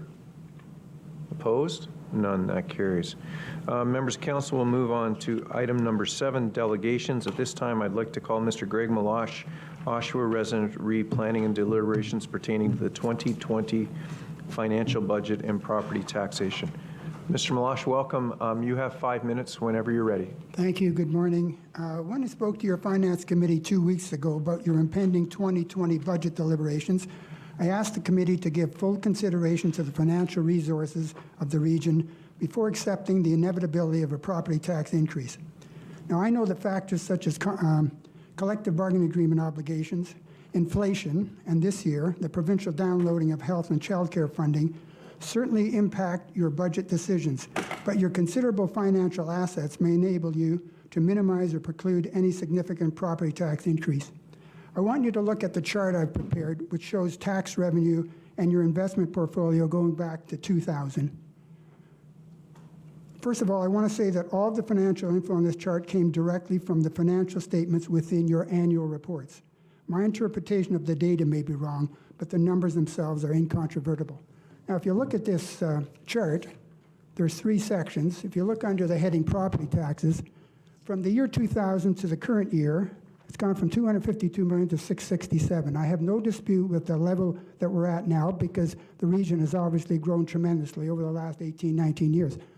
But the 2 other columns, first of all, General Stabilization Levy Fund, which I understand to be, I've been told this by senior financial staff, and I take the title literally, a fund or reserve for mitigating or minimizing tax increases. So that's gone from $41 million to $246 million in 18 years. In the last 5 years alone, it's gone up $150 million, okay? To my knowledge, from what I've been told by your senior financial staff, it's not being used for the purpose it was created, that fund, I mean, okay? I don't understand that. You've dumped $11 million on average into that account over the years, and more recently, more like $15, $20 million a year. I don't understand the purpose of dumping the money in there if you're not going to use the fund for the purpose for which it was created. Now, your investment portfolio, going back to the year 2000, was $451 million. And at that time, for the first 6 or 7 years, you included cash in your investment portfolio. So if we look at the bottom, in 2018, the combination of the investment portfolio and cash is $2.6 billion. So you've gone from $450 million to $2.6 billion. Now, I don't know if this was achieved by good management or good luck, but you're dumping $100 million on average. In fact, for the years 16 and 17, each of those years, that fund increased by $250 million in each year, which to me is miraculous. If you can achieve those type of returns on investment, I'm going to give you all my money, so you can do the same thing for me. But the point I'm making here is you've got a fund expressly created for the purpose of tax mitigation, which you don't seem to be using. You've got an investment portfolio that has an enormous amount of money in it. You're dumping in 100 or 200 million a year, but the property taxes are increases 30 million a year. Seems to me both of these funds, both the fund and the portfolio, can be used to lessen the tax increase. One more point to my delegation, if I haven't lost it here on my iPad. Okay. Well, I'll back up a little here. What I want to know on this, the financial information on this chart is, I have 3 questions. Exactly where did all the money in your investment portfolio come from? Where did it all come from? Second question, exactly what is the investment portfolio the money in the investment portfolio going to be used for? Not kind of, exactly what is it going to be used for? And the third question, why isn't the general levy stabilization reserve being used to minimize or entirely preclude a tax increase? You know, the second part of my delegation, you may be asking yourself, what does it matter if the region portion of the property tax bill goes up $50, $75, or $100? It's no big deal. Let me just say this. Every member of this council has a 6-figure income. Some of you have additional income by way of a stipend for chairing a committee, either here or at your own municipality. Virtually every staff member here today has a 6-figure income. Many of these incomes are only one of 2 incomes within your household. You will almost certainly receive a salary increase of approximately 2%, which will not only cover your property tax increase, but in some cases, that increase will cover almost the entirety of your tax bill. The property tax increase is meaningless or insignificant to you. However, there are countless Durham residents who struggle to absorb any additional property tax increase. Revenue Canada reports that 65% of all income tax returns report a gross income of less than $45,000. You must wrap up, Mr. Moore. I've got 30 seconds left. The ability to absorb another property tax increase is problematic and difficult for many residents. In my opinion, you have an opportunity and a duty to use every possible means of minimizing and stabilizing property taxes, at least in the short term. I believe that opportunity rests within the utilization of your considerable reserves. Last sentence. As you proceed with your budget planning, please use these reserves, especially the general levy stabilization reserve, which exists for that very purpose. Okay, please stay. That's it. Members of council, questions to Mr. Malash? Seeing none, thank you. Sorry, Councillor John Neal. Yeah, thanks, Mr. Chair. Yeah, thanks, Mr. Malash, for coming today. Just to clarify, I'm not making anything other than my city and regional. I'm not making anything off I'm aware of chair, that. vice chair, Yep. stipend or whatever, other than the Conservation Authority, which I get $50 to attend the meeting. Councillor Neal, Anyways, just to clarify that, he questions. said every member, so I just wanted to make No, I said some. clarify. Yeah. In regards to the portfolio, you did not mention a AAA credit rating, or did you? Right?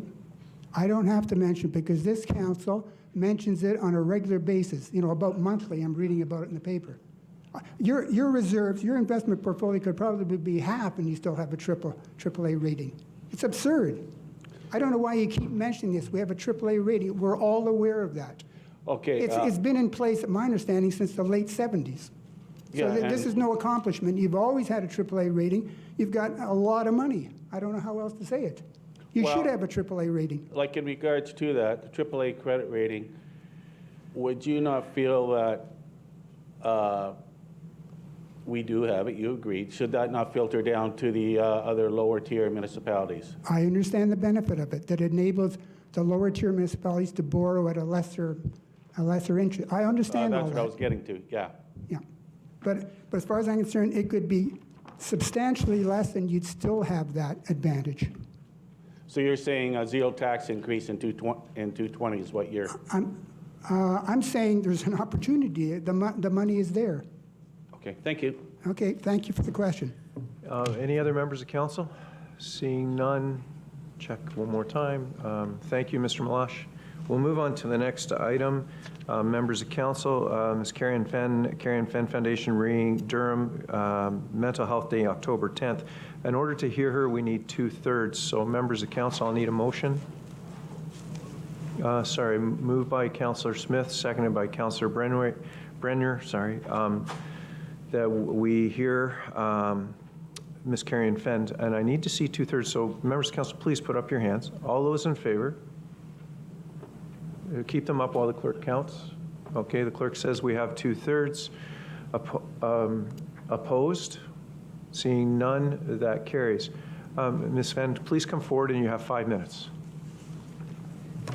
Thank you very much. My apologies for the glasses. It's to protect my eyes, so I'm going to try to take it off. Hello, everyone.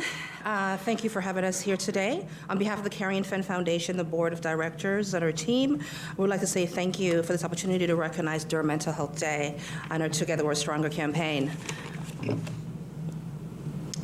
I'm not going to talk, this is not about me. I'm not going to talk about myself today, normally, which we normally do, but this is about the young lady in Ajax who jumped off the building recently. Kim Thompson, who hung himself. His 13-year-old daughter found him in the closet. An 8-year-old child who was groped at school and threatened that if he tell his parents, he'll be suffocated. A teenager who cut his wrist and texted to his mother to reach out for help. We all have to work together. We're currently hearing on Rogers TV a program about Durham Mental Health Day. It's to increase awareness and provide support and education, and to increase more funding towards Durham Region and supporting our community members. The Carrie Fenn Foundation is a registered charity to educate, support, and provide resources for chronic disease management. We've been blessed with the support from a lot of you guys who stepped forward to provide support in regards to what we're doing. We had the opportunity to do the first proclamation with Mayor Ryan in the city of Pickering. He's always been extremely supportive, and sometimes I talk too much about him, but forgive me. But thank you to the city of Pickering for your effort. Regional chair was there. This was a true representation of what Durham Region is about and how much we care about the community. We had fire, police, counselors, a whole bunch of different individuals within the community. We had the opportunity to address the town of Ajax. To see regional chair was there. We want to thank Ajax for the opportunity to talk about mental health. We also went to Whitby, and I apologize for this one. We were so caught up by a regional chair, we didn't have a chance to switch the slides. So we are going to set up a photo up with Whitby to show our support and our thanks and appreciation to their town. On May 7th, this is a project of MPP Rod Phillips and I. We're both passionate about mental health. We're hosting a luncheon at Queen's Park where we are having the opportunity to bring 10 organizations from Durham region and 30 community members to talk to the MPPs about mental health in regards to educate them about what's happening within our region.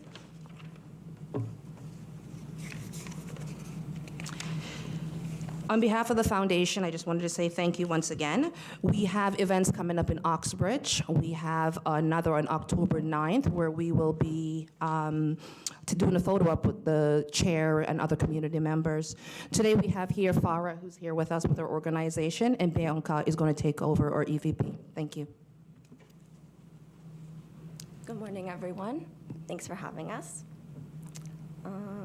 So the Carrie and Fenn Foundation provides programs and activities such as Health 180 with Carrie and Fenn on Rogers TV Durham, our Mental Health Forum, Mental Health Symposium, our Health Expo, as well as youth and seniors programs.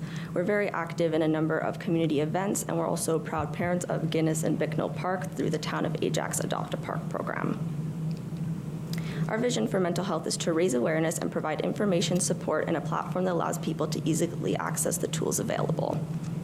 So what is mental health? Mental health relates to how we feel, think, and relate to others. Good mental health helps you get the most out of life while being able to cope with life stresses. It's normal to experience feelings of anger, sadness, or anxiety when facing challenges. However, there is a difference between mental health and mental illness. Mental illness alters an individual's thinking, mood, or behavior. These are diagnosable and require specific treatment.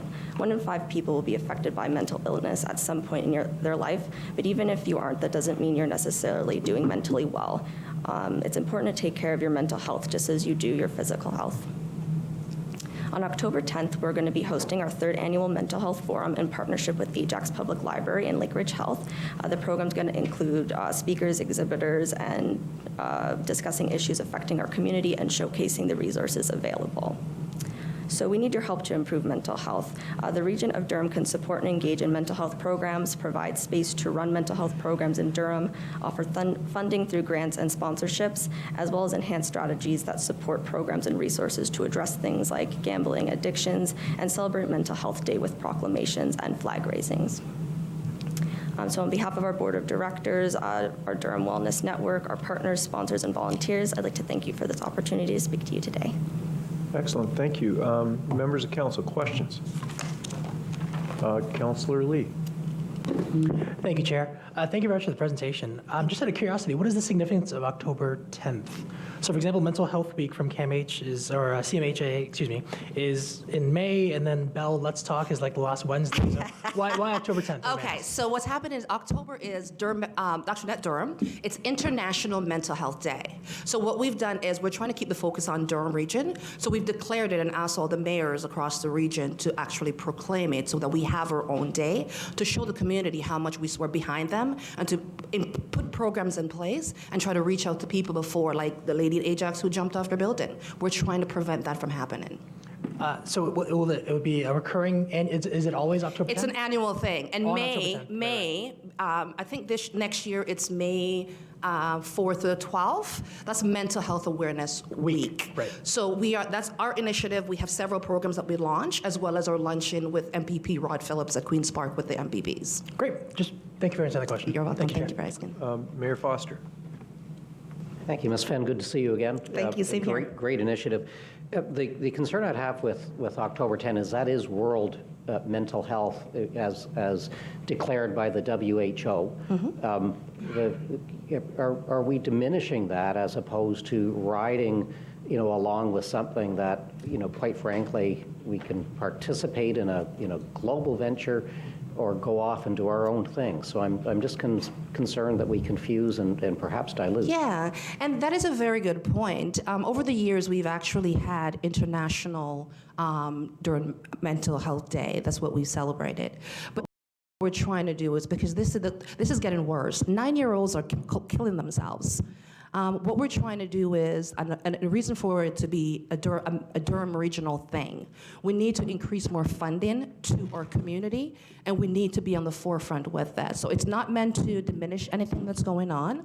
Within every cause, there are different initiatives that goes on. It's not to diminish it, but to add to the progress of moving forward for mental health. So I really struggle with if we uphold a global initiative and be part of something far bigger than ourselves. No. But As an advocate, and just to clear this up, as an advocate, because we do a lot of advocacy for syringomyelocarcinoma malformation, over 7,000 different conditions affecting the community. What happens within each country, there are different initiatives that's a part of the whole global thing. It's just to recognize that Durham region is taking this more seriously, and we're trying to be there as a whole community. But this happens all the time. It's not to take away from what's going on, but to show that we stand strong for mental health. Okay, thank you. I'm still going to struggle with that. Well, you know what? I'll send you some additional information. I'll send you an email. Any other members of council with questions? Seeing no hands, thank you for your presentation. Thank you for having us. Our next delegation is Dave Patterson and Scott Patterson, Royal Ashburn Golf Club Development Charges Appeal.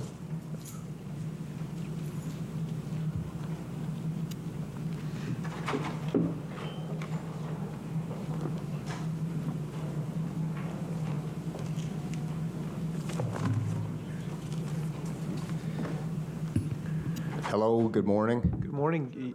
You have, sorry, just let me recognize, welcome you. You have 5 minutes. Councillor Nicholson.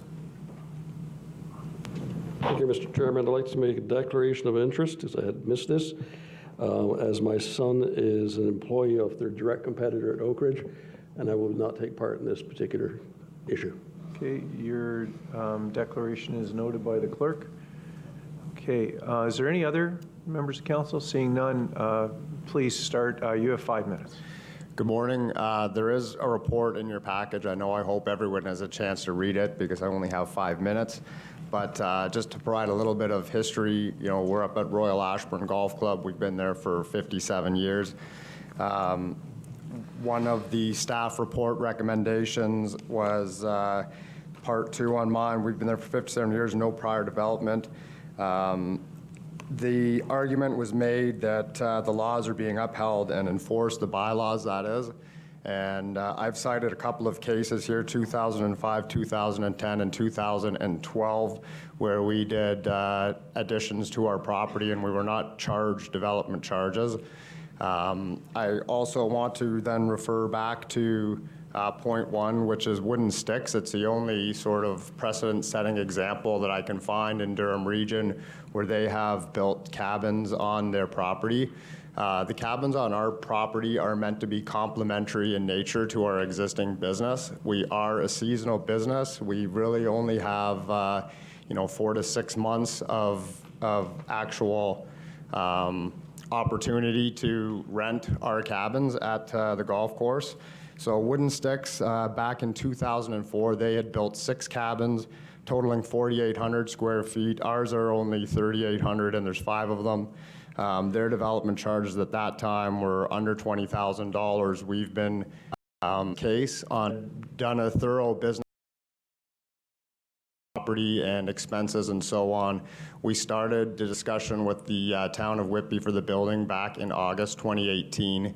It wasn't until June 3rd, 2019 when I went in to pick up my building permit. That was the first time in all of the discussion around this project that the development charge were proposed to us. And of course, $73,000 nearly floored me. So, I think that needs to be considered here as well. I also want to make note, because Ms. Boyd had provided her arguments in terms of the bylaw, which I know that, the bylaw is the bylaw, and it feels sort of that everyone is hiding behind the bylaw and no one wants to make a decision, but isn't that the purpose of an appeal? The fact that we were granted an appeal would say to me that the arguments that we're presenting are valid and they do require some consideration. I do believe that the seasonal nature of our business, which is not discussed in the current bylaws, is something that should be definitely considered in our project. I also think because we're complementing our existing business, this is not a new business venture for us. We're simply trying to keep our current customers at our place for longer as an opportunity to increase revenue for our business. I also say that Ms. Boyd's argument was that our time to appeal the bylaw had expired back in 2018 when the bylaws were being reviewed. We're golf course operators. We're not developers. I had no idea that the bylaw was being under review, whether that was public knowledge or not, but even back at that point, it wasn't even pertinent to us. We're golf course operators. We're not developers. Why am I reading up on bylaws on development charges?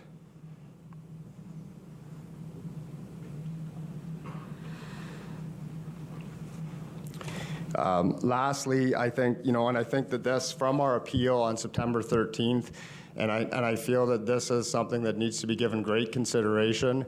I know from our appeal, the concern from the committee was precedent setting. Making an exception for us would be precedent setting in all of the development charges throughout the region. And I think it's really important to note that MPAC, through our assessment as a golf course, this was fought many years ago now by ClubLink and our National Golf Course Owners Association.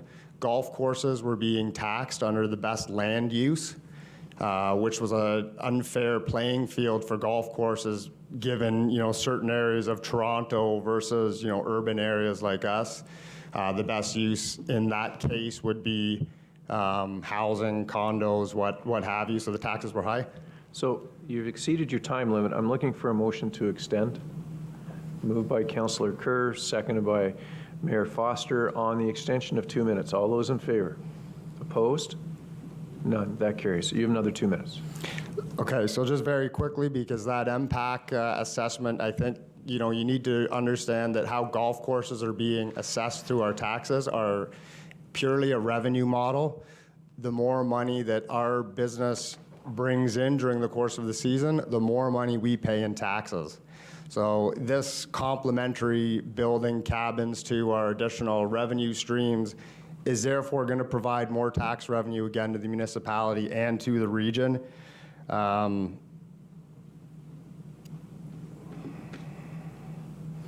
That's it, really. I mean, it's not precedent setting. If there's an issue with precedent setting, that revenue model, that MPAC assessment basically negates any type of precedent setting example except for golf course operators, as we're the only ones that are being taxed that way as a business. Thank you.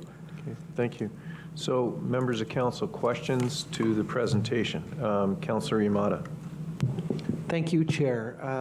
Just one question in terms of your business case for this project that you referenced in your presentation. So the added $35,302.30, how does that impact this project? Well, the actual development charge, including the municipal portion, is $73,000. I know this is a regional discussion, which is 35, but I mean, it impacts our decision greatly. In fact, our phase 2 portion of this project, which we anticipated commencing, was the addition of another 4 cabins. And with the development charge that we're facing now, we're deciding to halt that. And it's a 20% increase. Thank you. Any other member of council with questions? Seeing none, thank you for your delegation. We're moving on to item 7.4. Lillian Cuhan, Ajax resident, report 2019 petition for construction of water main on Range Road. Just so you're aware, this did go back to staff at the last meeting. It will come back to the next Works Committee meeting in 2 weeks. So just so you're aware. Okay, thank you. So hello, I'm a resident at 31 Range Road, which is in the area that is part of the petition for the water main construction on Range Road and Ontario Boulevard. I'm not here to question the petition or question the validity of it. I do feel it's valid. We need the water. But I'm here to demonstrate that the way that the petition votes were counted for the water main construction, it unfairly burdens certain homeowners. I'm also asking the region of Durham to act to change this unfairness. And I'm going to be going through a lot of data, so I apologize. So the cost of the construction has been distributed based on a frontage fee, yet each property will only get one connection. The massive variance of lot frontages in this area ranges from about 10 meters right up to 400 meters. This makes the distribution cost on frontage not just or equitable. And just so you know, only 12% of the lots have frontage greater than 80 meters. So we requested some information to look at the distribution of votes. So the picture in front of you shows the yes and the no votes, yes being the dark green, no being the red. And there's some light green that are government properties. And since they get their funding from a tax base, I'm not really going to be including them in my stats because it's not going to affect one person's cost of living. So out of the 44 votes, 33 yes votes, again the green votes, dark green, represent 75% of the voting population. They are taking only 43% of the burden of the frontage fee at an average fee of $19,000 per property. Those properties that you can see are mostly on Ontario Boulevard. They're generally smaller frontage properties. They are zoned country residential, which only has a smaller frontage, has smaller offsets. It's completely different zoning than some of the other properties.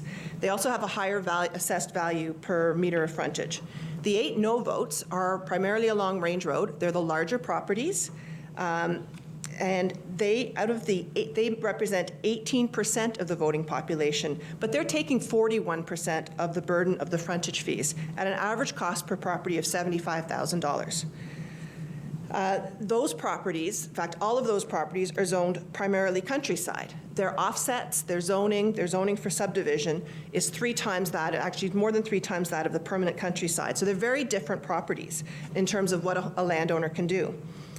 In general, in this whole area, the frontage fees being charged the residents ranges from $6,000 to $225,000 per property. If I plot the various sizes of properties in buckets and I look at the distribution, the orange bars that you see are what they represent as percent of the vote. The yellow bars is the percentage of the frontage fees they're taking, and the blue bar is the percentage of the total assessed value. The blue line is the distribution of average frontage fee of that population. So in this, you can see that on the group that's less than 40 meters of frontage, they are 25 properties. They make up 57% of the vote, but they're only taking 22% of the frontage fees. But they represent almost 50% of the assessed value. And on average, their frontage fee is about $13,000. The 5 lots greater than 81 meters make up 12% of the vote, but they're taking 38% of the frontage fee with an average frontage fee of $90,000. There's a huge discrepancy, and in this vote, since the vote was counted as 1 vote per property, and then you had to reach a number of 67 votes, or 67% of the vote, and part of that had to be 50% of the assessed value. That group that's less than 40%, they made up the vote. They decided this vote for the residents. The other sides didn't. The other groups did not have even a voice in this petition. If I look at frontage fee relative to assessed value, since assessed value was one of the toll gates for this vote, if I plot assessed value against frontage, which are the orange dots, you can see that assessed value on the right-hand axis really doesn't correlate to frontage fees. But if I plot frontage fee as a percent of assessed value, which are the blue dots, you can see that it's all over the board. Some people are paying less than 1% of their assessed value in frontage fees, while other people are paying 18% of their assessed value with frontage fees. And you can see that the permanent countryside residents, their average cost per meter of frontage or assessed value is $7,000, but the country residential, their average cost per meter is $25,000. The Municipal Act and the standard method of distributing costs assumes that additional lot frontage provides additional benefit. This is usually the case when infrastructure is installed for the purpose of a new development or where existing lots are relatively equal in size, quality, age, and zoning. In this case, the lot frontage is a valid discriminator for accessing increased benefits due to the ability to subdivide. But this is not the case in this area. Lots in this area can no longer be subdivided. They are within the Greenbelt Act, they are within the Greenbelt, and since it came into effect, subdivision is not allowed. So, excuse me 1 second. We'll move for an extension, 2 minutes. Moved by Mayor Carter, seconded by Councillor Lee. All those in favor of the 2-minute extension? Opposed? None. That carries. Please continue. Thank you. Each property will only get one water connection, regardless of how big or small the lot is. There's no benefit to having a large property in this area. Actually, the larger lots need the water less, although they all want it. I would admit, every lot wants the water. They need it less because larger lots can install more wells, they can install cisterns, they have, based on what they're paying on frontage, they can put one hell of a water treatment system in. It's the smaller lots that will benefit more, but they're paying less.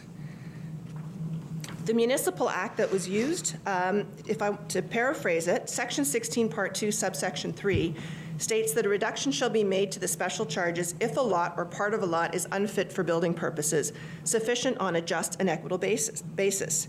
In this case, the excess parts of the larger lots are not fit for building purposes or subdivision. Section 16, Part 3 states that if a lot has larger frontage than 30 meters, the frontage should be adjusted to 30 meters. This was not done in this petition. The full lot frontage was used to determine the distribution of costs. Section 17 states that the municipality has the ability to adjust the special charges so that they are just and equitable as compared to other specially charged lots. I think a range of 6 to 225 is not just and equitable. Based on this information, I request that the municipality reconsider the method of assigning the special charges. Some options to consider would be to, 1, set the fees equal to all lots, equal cost for equal benefit for equal vote. Based on my calculations, the cost would be about $33,000 per property. It's an increase for some, but it makes it affordable for others. The second option would be to weight the distribution cost by assessed value, as this was used as a toll gate for the voting. Another option would be capping the lots greater than 30 meters to the 30 meters as per legislation and recalculate the cost per meter and redistribute the costs accordingly. This would change the range of costs from $14,000 to $39,000. It's a much tighter range. Must wrap up. Okay. The fifth option would be the municipality consider reduction in the special charges for the larger lots on a one-off basis. The sixth option would be to treat them differently based on zoning. Seventh option would be to modify the zoning of the primarily countryside properties to allow the larger lots to subdivide so they could recoup some of their costs, or rerouting the pipelines to avoid the no votes, or consider other forms of total cost recovery. Okay, I have to stop you there. Okay. Okay. Members of council, questions to the presentation? Councillor Crawford. Thank you, Your Worship. I have a question around the process. So the suggestions that were given by Lillian, right? Mm-hmm. Will all of those come back to work and answer to all of those questions be coming back to works? So it was referred back to staff, the works, whole, and it will come back to the next works committee meeting. Okay. Okay, thank you. Thank you. Any other questions? Seeing none, thank you for your presentation. Thank you. Members of council, we'll move on. Item 8, there are no notices of motions. We'll move on to committee reports. Finance Administration. Mr. Chair, might I suggest we deal with, we alter the agenda and make that motion to deal with item 11.1. We've got the gentleman here from the golf course, sure, rather than making them go through the whole thing. So again, I'd move we alter the agenda to deal with 11.1 now. So your motion is to alter the agenda to bring item 11.1 forward? Yes. Okay, so we'll need 2/3. No, simple majority, sorry. So I'm bringing the item forward, moved by Mayor Foster, seconded by Councillor Roy. I'm bringing the item forward. All those in favor? Opposed? None, so we have the majority. So you'll have to just bear with us. We'll have to bring the treasurer in for a second. So just give us a couple seconds, please.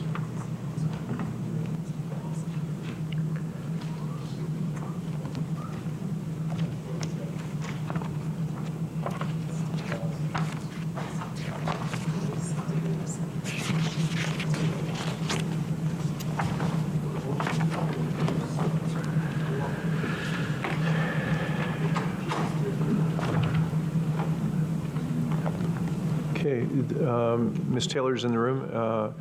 Mayor Foster, you have the floor. Thank you, Mr. Chair. So we do have the recommendation from the committee. A couple of, I guess, a couple of questions that may be helpful, and Ms. Taylor, we'll ask them. One of the comments was we were concerned that this was a precedent-setting concern. The committee itself, and I think a lot of us share some frustration with the committee, but there were, and this might be better for Mr. Hunt, but I've got you in my sights, there are 3 tests that the committee, has to look at in order to allow a complaint to move forward. I can recall 2 of them. One was the bylaw correctly interpreted? 2, were the amounts correctly interpreted? Can't think of the third. But I'm correct that there were only 3 tests that the committee can consider. So before we go forward, let's get the item on. Oh, I'm sorry. You're looking for the motion? Yes. So okay. So that's on the floor. So I'm going to move it as written. Moved it as written. My apologies, Mr. Chair. Seconded by Councillor Lee. The item is now on the floor. All right. Ms. Taylor, if you could answer that question, please. So, if I may, through the chair, maybe I'll answer it globally. The Complaints Committee can only determine essentially if an error has been made. So an error in interpretation, an error in the calculations, that sort of thing. That's the role of the Complaints Committee. Because the development charges regime is entirely regulated, the process around what should or shouldn't be allowed goes through the development charge bylaw process, which of course is a public process, as council is very well aware. So the Complaints Committee is focused on whether the bylaw has appropriately been applied. Now, if my legal partners would like to suggest any changes, that's my response. I'm getting nothing out of your legal partners with that. On the DC, so there was frustration, and I'll share this with council, frustration that the mention of DCs came very late in the process, and I think for each of us to take back to our municipal staff, and I can tell you I've just dealt with a very similar situation in Clarington, where an individual proponent has moved forward and had a shock towards the end of the process. And I think we all need to look at that to make sure it doesn't happen with this. Ms. Taylor, if we try to, we tried this a little bit, if we try to look outside of the box, if we pass this, again, it's my information that there could be a concern with bonusing. I don't know if that's correct or not, where we are treating one business differently from the rest. Is that a valid issue? That might be a fair question for legal. Mr. Hunt? Yeah, I mean, we always try to provide council with options and avenues to achieve what we think they want to achieve. I think that is part of the difficulty here. We're very constrained, as Commissioner Taylor mentioned, with respect to how we implement the DC bylaw process. So people that have been involved in that know, obviously, that there's a bylaw study that's required, there's an appeal period, all that's provincially mandated. The only way to go outside of that, would probably be by way of a grant. That's really, in essence, what we would be talking about if we were going to make an exception. And we would have to call that a grant. And then, of course, once you get into that scheme, as we've discussed many times in this chamber, you have to be concerned about bonusing or preferring one business over another, which the province also does not want us to do, and they've expressed that concern by way of legislation, which we're bound by. So I don't see that as a proper avenue, but I'll leave council to deliberate, and if I can provide advice, I certainly will.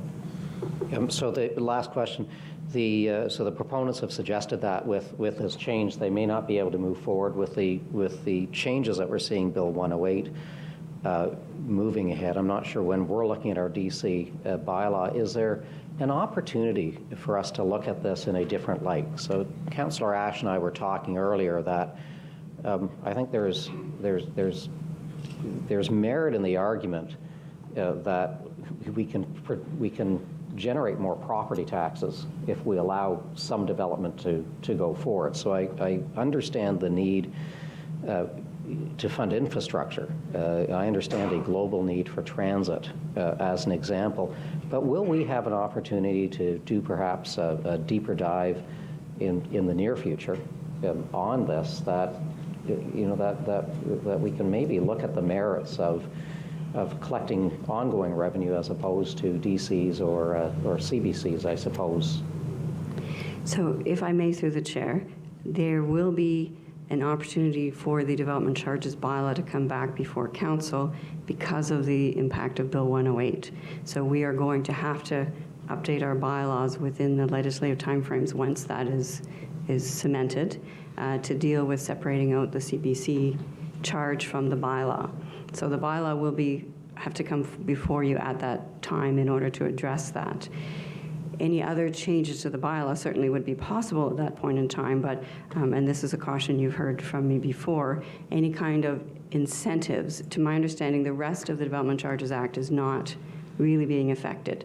So any kind of incentives that council chooses to give have to be funded from the taxpayer side of things, just to be aware of that. If it is enacted, though, the one benefit to, certainly on the commercial piece, is that there would be a phase-in period, like a payment over a number of years. So there are components of Bill 108 that allow for deferral of payments and phasing of payments, which would theoretically assist commercial who are trying to get some revenue generation going. So they would be earning money and paying for their DCs over a period of time in order to, the earning of money would help fund the paying of the DCs, assuming all of that makes its way to a final conclusion with Bill 108. So would it make sense for the proponents, before they make a decision, to perhaps chat with staff on what might, and I'm going to emphasize might, be doable? So for future proponents or future, I'll say, changes that council would like to see with respect to development charges, we can certainly take a look and analyze options. For those that are already in play under this development charges bylaw, I'll refer to our legal advice. The bylaw is what it is, and the application of that bylaw has to be applied in a fair manner. So for the proponent today, personally, I don't see a lot of avenues at this stage of the game for the proponent today, but for future development, we would be happy to chat with them over what the implications of Bill 108 when that's cemented is, and perhaps that would help them, at least from a cash flow perspective. Okay, thank you. Mr. Chair, thank you. Thank you. Mayor Mitchell? Yeah, thank you, Mr. Chair. So following up on Commissioner Taylor's comments, and it's going into a bylaw DC review, and this was mentioned by our staff during the meeting too, that if you want to deal with this, you really have to deal with it through the DC itself. So is there a mechanism where this particular complaint here could be put in a state where, if the DC changed, because there are some unusual aspects to this one could be revisited? If you understand what I'm asking. So right now, the decision of the DC committee would stand, but if the future DC review made a change that provided for some relief, it would also capture this situation. So if I may, in case there's facts that I'm not aware of, I'll let legal add on to this. With respect to what's already been constructed, if that's the case here or under construction, there isn't anything we can do currently to assist. For what's proposed to be constructed, we can certainly talk about those implications of Bill 108 coming into play. The other option council has, but it is only forward-looking, not retroactive, is that council could certainly say to us, when you are looking at the bylaw coming back to us as a result of the Bill 108 requirements, we would also like you to provide some research on this particular issue for going forward. And so then we could address it through the report and give you advice on whether you would wish to proceed with a change to that structure of the bylaw going forward. But that unfortunately doesn't assist in a situation where the current proponent has already proceeded. Okay, Mr. Hunt, do you have a better answer? I did until I heard it had already been constructed. So yeah, once they've filed their application and then gone ahead with the development, their time, the laws that are inapplicable at the time are the ones that apply. Okay. And if I hear you correctly, though, this will be specifically looked at when the DC comes forward, now that it's been highlighted? If I may, through the chair, if council would like to request us to consider that, certainly we would. Typically incentives and the like, we would attempt to confine to full reviews of the bylaw every 5 years. But certainly because we're being forced to look at the bylaw, we could look at it if council would like us to do so. We'd like to try to not have too many of those because that's a much bigger process. Okay, thank you. Thank you, Mr. Chair. Councillor Kerr. Thank you, Chair Henry, and through you to staff. I just have 2 areas of questioning. When it comes down, and I'm new at this development charges thing, so I just need to have a little information so my education's a little upgraded here. When do staff typically advise applicants of development charges? Would that be during the communication information process when a project's been initiated? Would it be prior to obtaining the permit to go ahead so they could set their budgeting? Or is it after the permit has been issued? I'm just wondering at what time do we advise the applicant? So if I may, through the chair, the, I'll say, service window for applicants with respect to this starts at the local level. So when that applicant comes in to first request whether there's planning things that they need, zoning, any design approvals, all those kinds of things. Often what occurs, certainly in some municipalities, are pre-consultation meetings. And to my understanding, the region would certainly, if they don't get invited, would certainly be happy to participate in those pre-consultation meetings. There's also dialogue that takes place between the local and the upper tier in our works division, building development, building review divisions to provide insight where we can. One of the things that is happening very recently in light of Bill 108, we've also been visiting each local municipality, the Region Finance and Region Works cooperatively.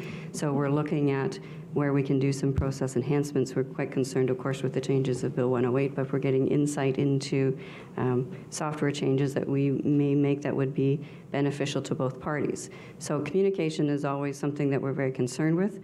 Ultimately, the person doesn't know the exact dollar, perhaps, or doesn't pay until they come in for building permit. So when you come into the local and apply for a building permit, that's when you pay your building permit fee and you pay your development charges fees both to the local, region, and school boards.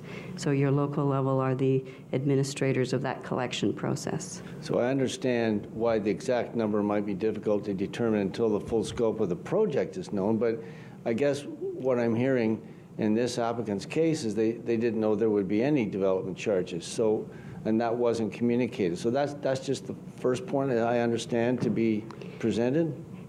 If I may, I really can't speak for what that person may or may not have been advised when they approached the council, the counter at the local level. Okay. And I don't mean to brush that off. I simply mean we're happy to provide any information that we can at any stage. But. Okay. So my second line of question concerns the actual services. So is this property on well and septic, or is it on municipal water and sewers?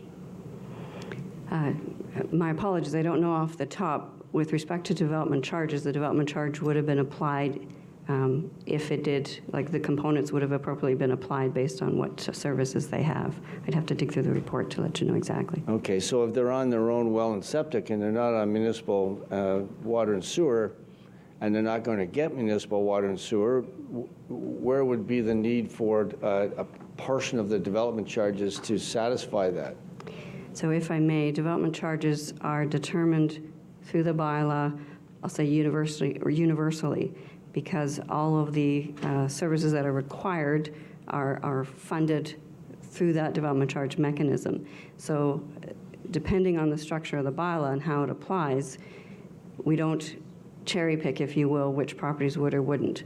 So the development charge bylaw would be determined to apply based on their geographic category and their category of commercial versus residential, that sort of thing. So for instance, I had just as a basis of comparison, I had a sort of a suburban rural property in Kedron before we had municipal water, and it was on well and septic, so I never got a water and sewer bill from the region because I was an independently functioning residential unit. So I'm wondering why would they be billed for development charges for that service if they have their own? If I may, through the chair, I could certainly get back to you on that. The bylaw would have been applied at the counters based on the definitions. My apologies, I haven't looked at a map and looked at how that, but our bylaw would have been applied based on how it was approved. But certainly I can That's a fair reply response. to you Thank you. directly. And my last question, I guess, would be, it's been stated that there was no need for any road improvements or changes or access routes or anything else. In other words, existing infrastructure seemingly in all of this was identical. So my confusion is why were they levied any development charges if there wasn't any stress or pressure to provide any other services other than what they already had?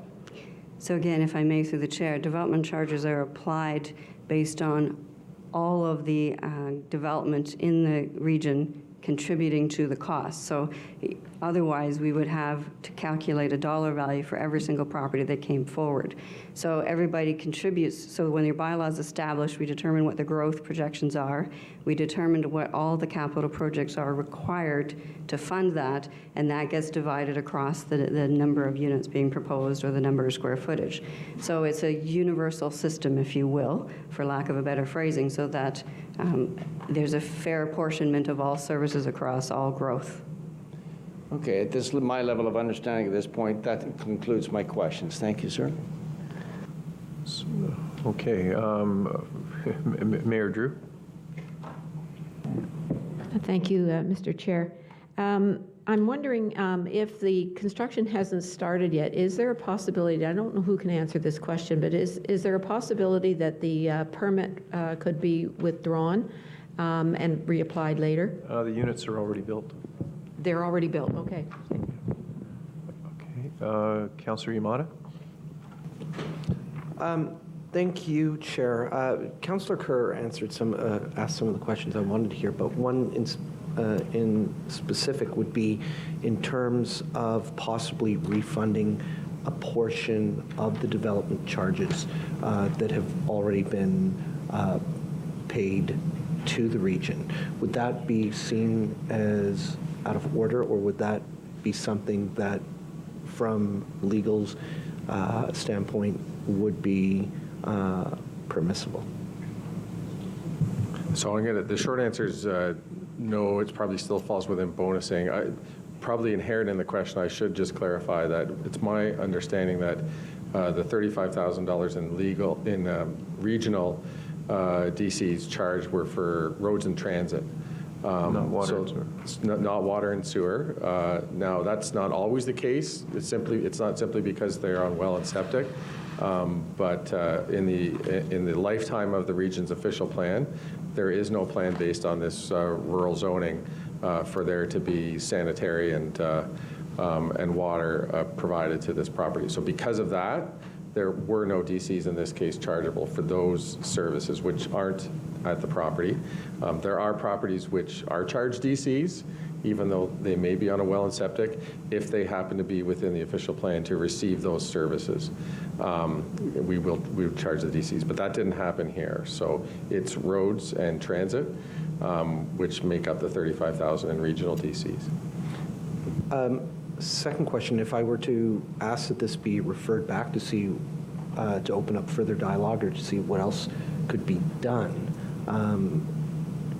from a financial perspective. Yeah. From a financial perspective, what do we think other options could be to help the Pattersons? So in fairness to staff, there are no other options. Thank you. So members of council, the item is before us. Mayor Mitchell?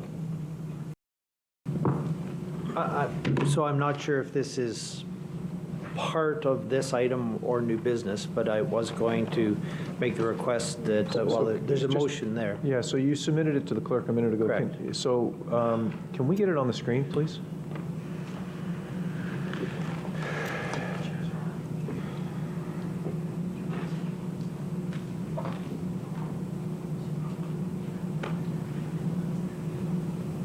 So this would be just, and this will be added to the motion that staff, so your amendment is that staff be requested to review the development charges requirements where the matter involves seasonality and where a regional service, i.e. transit, is not impacted by the proposed development. So it's moved by yourself and seconded by Councillor Mulcahy. Correct. So it is it is simply a further direction to staff in the form of a motion. Yeah, whether it's attached to this recommendation or new business. Again, I'm not suggesting this is, I think it's probably better to stand alone, and I'm certainly not suggesting this is in any way an easy request. In everything staff does, precedent and the door you're opening is a big question. But it seems clear from the meeting that it wasn't specifically considered through the last review. And whether there's a solution, I'm not sure. But that's the request. Thank you. Okay, so I accept that as the amendment. It's better to keep this all together. Councillor Ash. Thank you, Mr. Chair.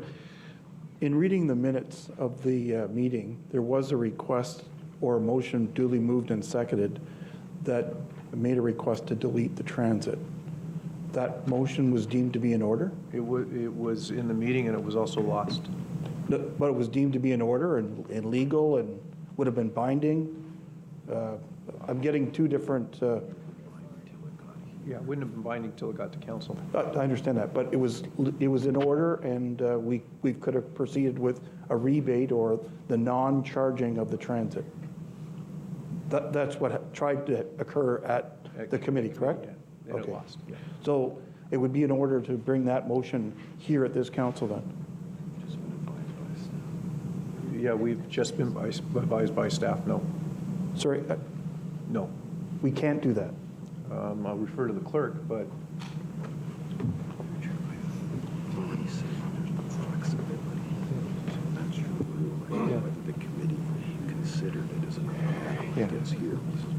Yeah, I've already stated that there is no flexibility on this issue. So members of council, on the amendment, sorry, Mayor Foster. Just for clarity, both for ourselves as well as for the proponents that are here, I agree with the amendment, but this, you're not suggesting, Mayor Mitchell, that we consider seasonality and transit for this particular case. You're looking at a more global. Are we holding out hope for them that they might get a refund on the DCs, or this is a more global, we need to look at? No, if there is an opportunity, it would have to be global and apply to everyone in a similar situation. Thank you. Correct. On going forward. Okay, on this item, Councillor Leahy. And just one more question, follow up to what... on the amendment. On the amendment? Yeah, I guess I'll wait till the amendment's done. Sorry. So, members of council, on the amendment, seeing no hands, we'll call the vote. All those in favor? Opposed? None. That carries. Councillor Leahy, on the main motion as amended. Yes, thank you, Chair Henry. So just to allude to I know the changes to Bill 108, and I know they're not in effect, and to what Commissioner Taylor was mentioning earlier, is there any opportunity for these proponents to reach out to the Finance Department to look at potentially financing of the current $35,000 development charges? I know we're expecting those to come in Bill 108, but is that still a possibility on that from what you were talking about earlier? To try and give some opportunity to this proponent?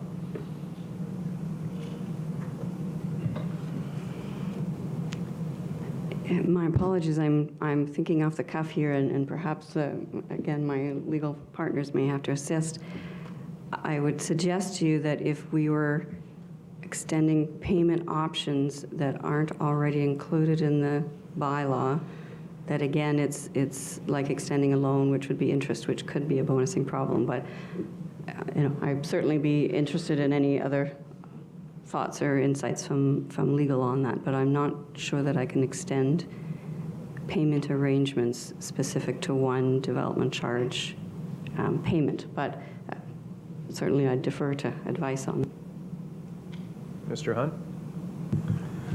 Well, I believe we've already been paid the DCs in this, and we don't have a request in front of us, but We do from time to time get DC deferral requests, but that's not been made here, and in fact, the DC's already been paid, so. Okay, thank you. So members of council, on the recommendation as amended, we'll call the vote. All those in favor? Opposed? That's 3 opposed. Sorry. All those in favor? Opposed? There's 4 opposed. 5 opposed. That carries. Members of council, we're going to move on back to item 9.1. The challenge that we sometimes have is trying to make sure that the cafeteria is ready for council. So we will be breaking at 1 o'clock if council agrees to have lunch. I just want to put it on the table so that you know that. So, item 9.1, Finance Administration Committee. Could I have Mayor Foster come forward, please? Moved by Mayor Foster, seconded by, we need somebody else. Mayor Collier's not here. I need a seconder from Finance. Oh, you're on Finance, Mayor? Okay, seconded by Mayor Drew. Please come forward that the recommendations contained in items 1 to 8, inclusive of report number 7 of the Finance and Administration Committee, be adopted.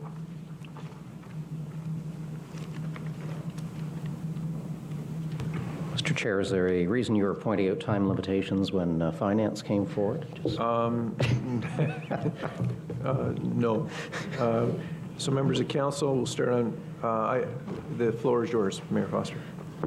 Thank you, Mr. Chair. So we've got several reports in front of us. The first report is 2019-A26. This is standardization to Microsoft product platform. So sorry, we've got 2 options. I had a request that we not take consent agendas and pull. Typically we have. Does someone want to give me a consent on this and take polls instead of going one by one? So Councillor Nicholson, you're doing this. So this is consent on the agenda, seconded by Councillor Chapman. You're making eye contact, sir. And then we'll make polls of specific items. I thought there was already a motion to accept the report, which means all of them are on the floor. You're absolutely correct. I am sliding back to my municipal. Okay, so Councillor Nicholson, thank you for your support on that. It is appreciated. So items to be pulled from the F&A agenda, please. Councillor Neal. 2019-A30. Item number, please. So that's item 4. All right, but beyond item 4, do we have any polls? Seeing all in support. Opposed, that is carried. Councillor Neal, do you have a motion for me on item 4? No, I'm just pulling it. I don't have I'm not. All right, I will need a mover and a seconder on item 4 then. No, it's already on the floor. I'm sorry? It's on the floor. It's still on the floor. It's been moved originally. Yep. So Councillor Neal, are you speaking to it? Well, it's in camera, I think, is it not? I'm sorry? It was. Okay, so to anything that is not of a confidential nature? Yeah, it's confidential, but I don't know. Do you want to move it to an in-camera session? Do you want to? Well, I don't know if my question would necessarily be okay to the chair in regards to what my question might be. So Councillor Neal, if my question's going to be vague, I think, in regards to a specific. So if you ask a vague question, well, hang on, let me finish. But I don't want a vague answer. Councillor Neal, if you ask a vague question that doesn't bring forward anything that would be confidential, you may in fact get a vague answer, and I would suggest that vague answer would lead you. So, okay, I'll go on camera then. Okay, so why don't we move this to the end of the agenda, I would suggest, so that we can deal with in-camera items together. That's moved by Councillor Chapman. Sorry, Mayor, before you can go into camera, you have to state the reason why. I make a motion to move this item to the end of the agenda so we can go in camera at that time. But what would be the purpose? Well, that's up to Councillor Neal. Well, I'm going to guess, Mr. Chair, that Councillor Neal has questions dealing of a confidential nature dealing with that item. Yeah, it's just that we have to make sure we declare the reason why. So we're moving the item to the end of the agenda. That's the motion on the floor. Okay, thank you. Okay, well, I think we've got Councillor Neal seconded that already. Councillor Chapman moved it. So on the motion to move this to the end of the agenda, I call the question. All in support? Opposed? That is carried. All right. Do we have questions for either of the commissioners? Quickly, Ms. Taylor, Mr. Milish came forward and had some questions on the reserves, the quantum of reserves. For what you can recall, can you help us with some of those, including if we could please use some of the reserves to offset property taxes? So if I may, through the chair, probably the most interesting thing I'll have to say is that at the next Finance and Admin Committee meeting, there is on the agenda the long-term financial strategy report that Council had been asking for, and it includes a very lengthy section on reserves and reserve funds. It has full disclosure of all the reserve funds that we have, what their purposes are, and it has a sequence of recommendations for Council to consider to create a few new reserves, transfer funds among reserves, delete a few reserves, rename, that sort of thing. So you will see that before you at the next Finance and Admin Committee as part of that report on the long-term financing strategy.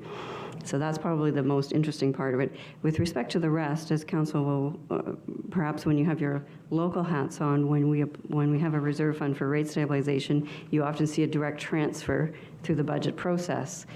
At this level, what we do is we fund one time through those transfers. So you don't see it offsetting the levy in a direct levy contribution, but what happens is we go through the budget process and identify one-time items that would be funded from reserve funds so that they don't fall onto the tax levy. So that's just kind of a general observation so that you're aware of how that mechanism works. But you will see a very comprehensive report on the next Finance and Admin Committee. Thank you, Mr. Chair. Given that Ms. Taylor got the 2019 Award of Excellence, I can tell you that Clarington is not angry at all that Durham Region took her from us. Thank you. Okay, thank you.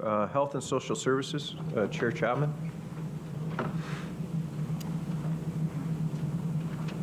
Oh, I need my card. Want mine? Yeah,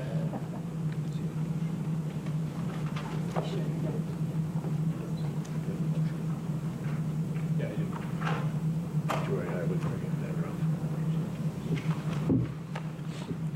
Thanks, Bob. Moved by Councillor Chapman, seconded by Councillor Mayor Carter, that the recommendations contained in items 1 to 7, inclusive of report number 7 of the Health and Social Services Committee, be adopted. Okay, 7 items that need to be pulled. Seeing none, all in favor? Opposed? Carried. Any questions? Remember, lunch is coming. No? Thank you very much. So, Planning and Economic Development, Mayor Ryan.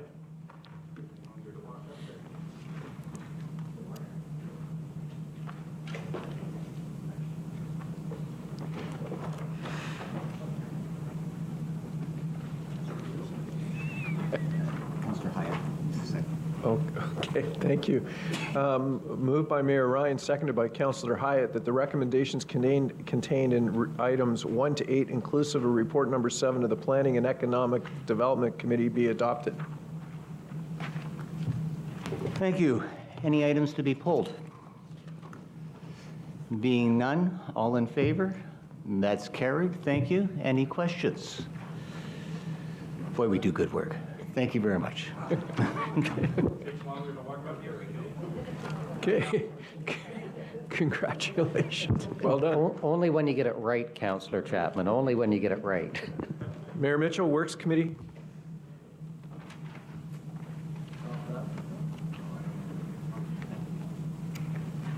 Okay. I might be over under all my chances here. Moved by Mayor Mitchell, seconded by Tito Dante. Marion Petrie's not in the room. We'll need another seconder for Works. Seconded by Mayor Barton. That the recommendations contained in items 1 to 15, inclusive of the report number 7 of the Works Committee, be adopted. Polls. Councillor Nicholson. I'd like to pull item 11. Can you mark these for me? 11. Councillor Foster. Same one, thank you. Any other polls? Seeing none, all in favor? Sorry, did you have something? Okay. Councillor Nicholson. Thank you. Having read the report, I'm just trying to understand what is the difference between a regional driver and a local driver. Is there something specific in the character of drivers on regional roads that are different from those on local roads that would somehow be confused by a crosswalk? Oh, this is about the, yeah, well, I mean, I don't think it's that. It's that generally regional roads attract heavier traffic, so probably don't want pedestrians wandering on them a lot, I would think. Okay, well, that may be true in some communities. I draw your attention to the argument that local roads tend to be lower. Well, there's a street in Toronto that has a crosswalk called Queen Street. It's a local road. Probably has 10 times any of the traffic that any one of our regional roads would have. Also, the Kings Highway in many communities is a local road. Again, much more traffic. What I'm trying to determine is, rather than opinion, do we have any data to support the conclusion? If the drivers are the same on regional or local, I'm assuming there's no difference in driving patterns other than the width of the road and how many lanes there are. You indicated that there's going to be a problem with, I'm assuming the problem with the crosswalk is simply is that one is colored and one is white. Is that correct? I don't believe that's the thrust of the recommendation at all. Well, I'm trying to read from the report. That's what it said. The current two, it says here, a quote from the report, part 2.2, that there are two types of crosswalks, two transverse white lines, or two ladder cross white lines. Part 2.3, a rainbow crosswalk is a form of decorative. Well, my question would put to it is the only difference between the first and the second, the fact is one is white lines and the other one is colored. Through the chair, directly to your question, yes, it's color and design. Okay. And to your first question, in terms of are the drivers the same? Yes, the drivers are the same, but as Chair Mitchell pointed out, it's in terms of the number of vehicles crossing on regional roads and the amount of traffic. Okay, do you have any empirical data that shows that the number of vehicles driving down a road creates a higher number of incidents at a crosswalk than other areas? Like, is there anything to base that on? I will attempt to ask that question and ask Director Ramesh to follow up, but obviously if there's more traffic in terms of volume and types of vehicles, larger trucks, there's more wear and tear on line markings, but I will ask Ramesh to add any more. Through you, Mr. Chair, yeah, it's same drivers, but really higher speeds. Regional roads do experience much higher speeds, and anytime, the crux of our recommendation is anytime you deviate from uniformity and consistency of these traffic control devices, well, the exposure is more when you start to introduce it in locations with higher speeds and higher volumes and so on. Do you have any empirical data to support that conclusion, or is that just an opinion? It is an opinion that many of the upper tier agencies share, and that's one of the reasons when you look at other upper tier agencies, their initial installations of these decorative crosswalks, if they do it, they usually start from low tier, like we have done in, for example, in Clarington has done it, and meanwhile the industry doesn't have any standards to allow decorative crosswalks at this time, and that's being investigated as we speak. And our recommendation here is really a point in time. We are happy to come back 2-3 years down the road as the industry looks at all the data. In terms of is there any empirical data, there isn't enough of these out there to really do any level of statistical studies, and that's one of the reasons we are saying it's a pilot, start at local road intersections and through other means on the right of way. Okay. So to whoever wants to answer, would I be fair in reaching the conclusion that there is no data to say that these are either safer or unsafer on a regional road than on a local road? Is that a fair statement to make? Yes. Okay. Is it a fair statement to make that the color of the crosswalk has no impact because you have no data to suggest otherwise? Is that fair? I would state in response to that, there is general evidence that any times we deviate from uniformity and consistency, which is the core principle of a traffic control device, you have exposure. Again, I asked the question, do you have any empirical data from any location, from any municipality, from any jurisdiction that proves to us that a colored crosswalk over a road is any more or less safe than a white crosswalk? So I mean, we don't come here armed with everything, but we will provide data, and I'm quite comfortable I can provide data quite quickly, that locations with lots of pedestrians are safer than locations without many pedestrians. Locations with lots of cyclists are safer than locations with lots of cyclists, which means the Toronto experience is not particularly relevant to the Durham experience, because their roads function very differently than ours. And certainly, having had children, I know they're attracted to bright colors, and I'm not anxious to have them dash out onto a road. So this is about safety. That's what the recommendation is about, and that is certainly my personal priority, especially for young people. Okay. Mr. Chairman, may I continue with my questions without interruption or debate from other members of council? I'm chairing the meeting. That's what I'm asking you. You're debating me, and I wasn't directing any debate or question at you. I'm saying on behalf of staff in my department that if you're going to keep asking, do you have empirical data on this, that, and the other, we will take it back and we will look for data. Okay. But we don't come here anticipating every question and arming ourselves with data, because I expect most people in this room are quite comfortable that regional roads are not a comfortable place for a crosswalk, for small children especially. I don't know how to even answer that. I'm just going to let it go. Okay. Given it's not relevant to the debate before us. I'm reading the report, and I'm just trying to read what the staff are telling us, is that it's their view that this is a higher risk. And I'm just trying to determine, as a member of council, whether we have any data whatsoever to show us that a rainbow crosswalk on a regional road is of a higher risk in any municipality. And the question I asked was, did we have anything? And the answer was, no, it's just an opinion. And that's the crux of the issue, is that, 4 years or 5 years ago when this came up, it was, well, we don't want to do it because the same arguments are made. We'll review it in 4 or 5 years, and we'll see what happens. 4 or 5 years go by, and we got the same answer.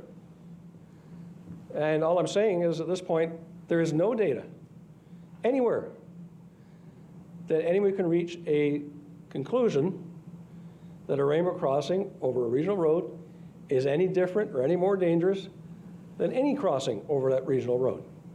And in our communities, there are many crossings on regional roads. I did just a quick survey in the city of Oshawa. There's about 40 over regional roads. Some in front of schools, some in front of with traffic lights attached, some without traffic lights attached, some in front of parks. We have crosswalks over regional roads all throughout Durham region. The only difference that we're going to have with this particular case is, rather than having white crossings, there would be colored crossings. But we have no evidence that a colored crossing is any better or worse than a white crossing. We're just offering an opinion. And I guess the problem I'm having is I want to base my decisions on facts, and rather than opinion. We have none. It's my position that I don't believe, until somebody proves otherwise, that a rainbow crossing is any different than any other crossing. It's not the first time we've had colored crossings in our communities. We've had many colored decorations on our roads. I've seen it for parades, I've seen it for crosswalks. I've just a hard time understanding the traffic perception that somehow this crosswalk is this great threat and risk to the people of Durham, and we make that conclusion, we put that conclusion in writing as a position of the region, but respectfully, we have absolutely no data that supports that conclusion. And I believe we have a responsibility, if we're going to turn down a request, to do it for a decision, for a reason that we can quantify, that we can define. In this case, and I've read the report twice, staff have quite rightly answered the questions, and I thank them for that. There is no logical, empirical data that says a rainbow crosswalk is any different from any other crosswalk. If it's council's view that they just don't want rainbow crosswalks on regional roads, I respect each member of council to make their own decision on that, and you vote as you will. But let's not create an illusion that there's some kind of safety issue or there's some kind of risk issue for the matter. If you don't want them on the roads, just say no. But it's because you don't want them on the roads. It's not because there's any additional risk. I, on the other hand, I think they're a great addition to the roads. I think there's an advantage for having on roads. We have a small regional road called Center Street right in front of our city hall. Someone suggested that would be a great location. You know, it hasn't got a mass amount of traffic, hasn't got a mass amount of pedestrian space, but it's a good frontage. But the suggestion's been made, we move it 50 feet around the corner onto a local road, and that's okay. Personally, I don't understand the difference whether it's a local road or a regional road when it comes to public safety. Same cars, same drivers, same pedestrians, same process. In this case, same width. So the problem I'm suggesting here is that this is not a matter of technical traffic control. This is a matter of personal preference. And each of us will have to cast our own vote as to what our personal preference is. Let's not cage it in data that doesn't exist. Councillor Foster. Thank you. I'm going to take a slightly different tact. I did want to pull this as well. So as you know, Clarington put a crosswalk in. We did that on a local road because we couldn't get approval on the regional road. The original desire had been that this be in front of one of the high schools on a regional road. We just went ahead and did our own, given that we couldn't.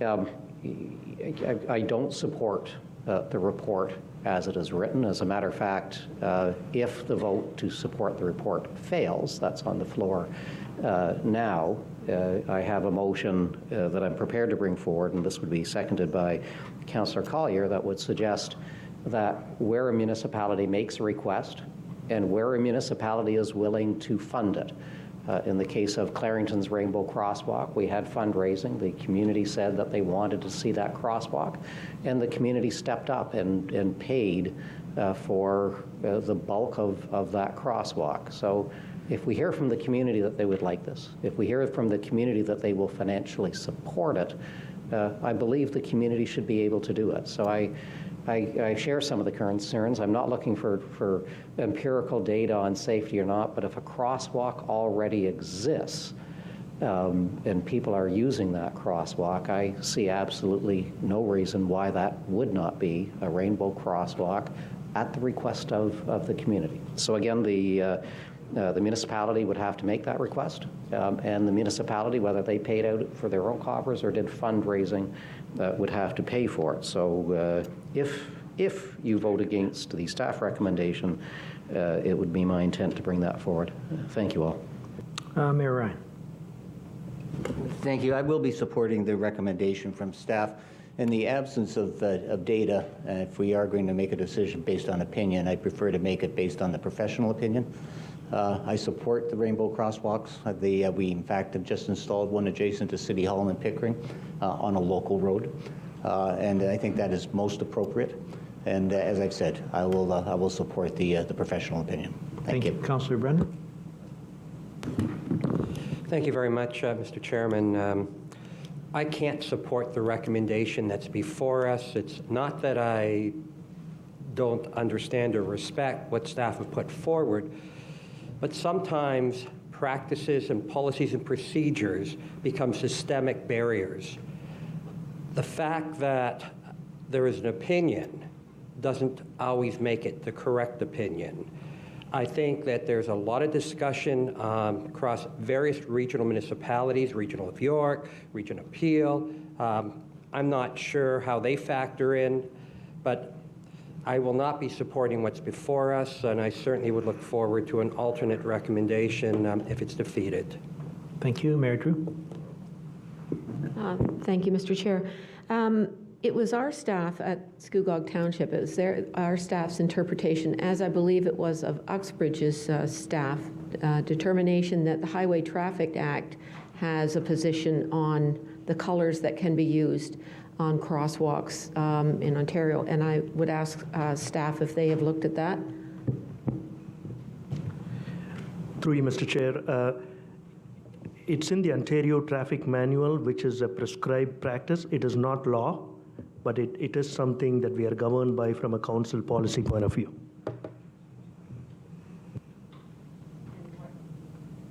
Further, what is the ruling on that policy? Oh, the reference to the Ontario Traffic Manual is the two types of crosswalks that we've mentioned in the report. One is like two white lines, and the other option is to do like ladder crossings. And so that negates the crosswalk with the rainbow, but what about the colors? Does it specify the colors?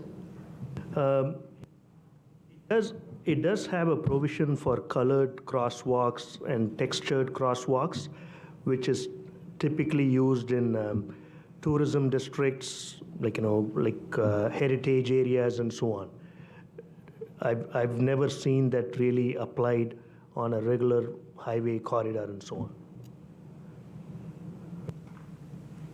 Thank you. Councillor Leahy. Thank you, Mayor Mitchell. So again, just fully supportive of the staff recommendation here. In the absence of some facts that's saying it's okay or it's as safe, to me, a safety issue, I just don't think it makes sense to put colors. I don't care what the color is, any color of something on a road. That's something you put in a playground. We all have kids, that's where they play. I'd much rather err on the side of caution, especially on a regional road where you're having multiple colors. Like, it's just, in the absence of somebody telling us that it's as safe, I think common sense has to come into play, and let's put it where it makes a lot more sense. Like the region did just outside in a parking lot, where we did it at the town in front of Arrowquack Park, where lots of people see it, huge amount of visibility, but it's in a parking lot. It just, to me, it makes all the sense in the world. So I'll be fully supporting the staff recommendation. Thank you. Okay, anything else? Recorded just by Councillor Nicholson.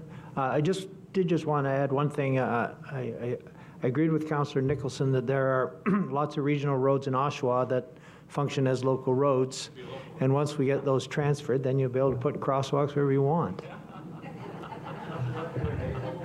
Hopefully that day will come soon, but recorded vote, Mr. Clerk.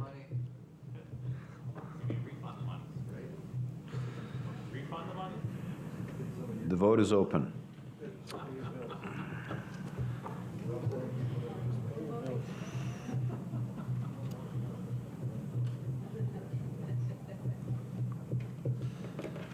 Councillor Crawford, thank you. The vote is closed.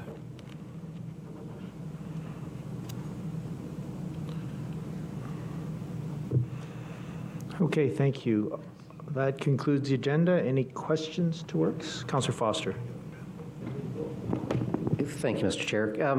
We had an item of correspondence that was from a Clarington resident regarding a lack or perceived lack of blue bins, green bins in the neighborhood. So she took it upon herself to look at who was recycling and not recycling, and speaking with some of the neighbors, came up with concerns that folks that had moved into the area that didn't have blue bins, green bins, on a 9-to-5 basis, the likelihood of them getting them was difficult, so stuff was just going into the garbage. And where we want to see, where we're moving forward with the AD, and we would like to delay the expansion of the EFW as far as possible, that the region should make it more convenient. My understanding, and I don't know if you've got an answer for me today, is that if someone moves into the area and green bins, kitchen bins, blue boxes are not there, this is not a new house because they are supplied there, but that they are available from the region? Yes, through the chair, yes. And do you know, I was led to believe in a phone call that if residents ask for these to be delivered, so again, if I buy a resale and don't have these, because the 9 to 5 is a challenge, do you know, or can you find out if in fact that's the case? Again, through the chair, I confirm that for new green bins that we do deliver them, and I can confirm about residents regarding the recycling bins. So it might take a couple of weeks, but any resident that needs the blue boxes or green bins can in fact call, and these will Yes, go the up. new residents, there's a package that's delivered by regional staff. Okay, so here's where the confusion is, but if I move into, you said new residents, if I move into a resale, so a house that is 30 years old, it's not a new build, I'm a new resident, can I have those things delivered to me? I believe yes. Yes. And Mirka can confirm. Mr. Chairman, yes, if somebody moves to a new home, for some reason doesn't have green bin or blue box, they need to call us, we will deliver.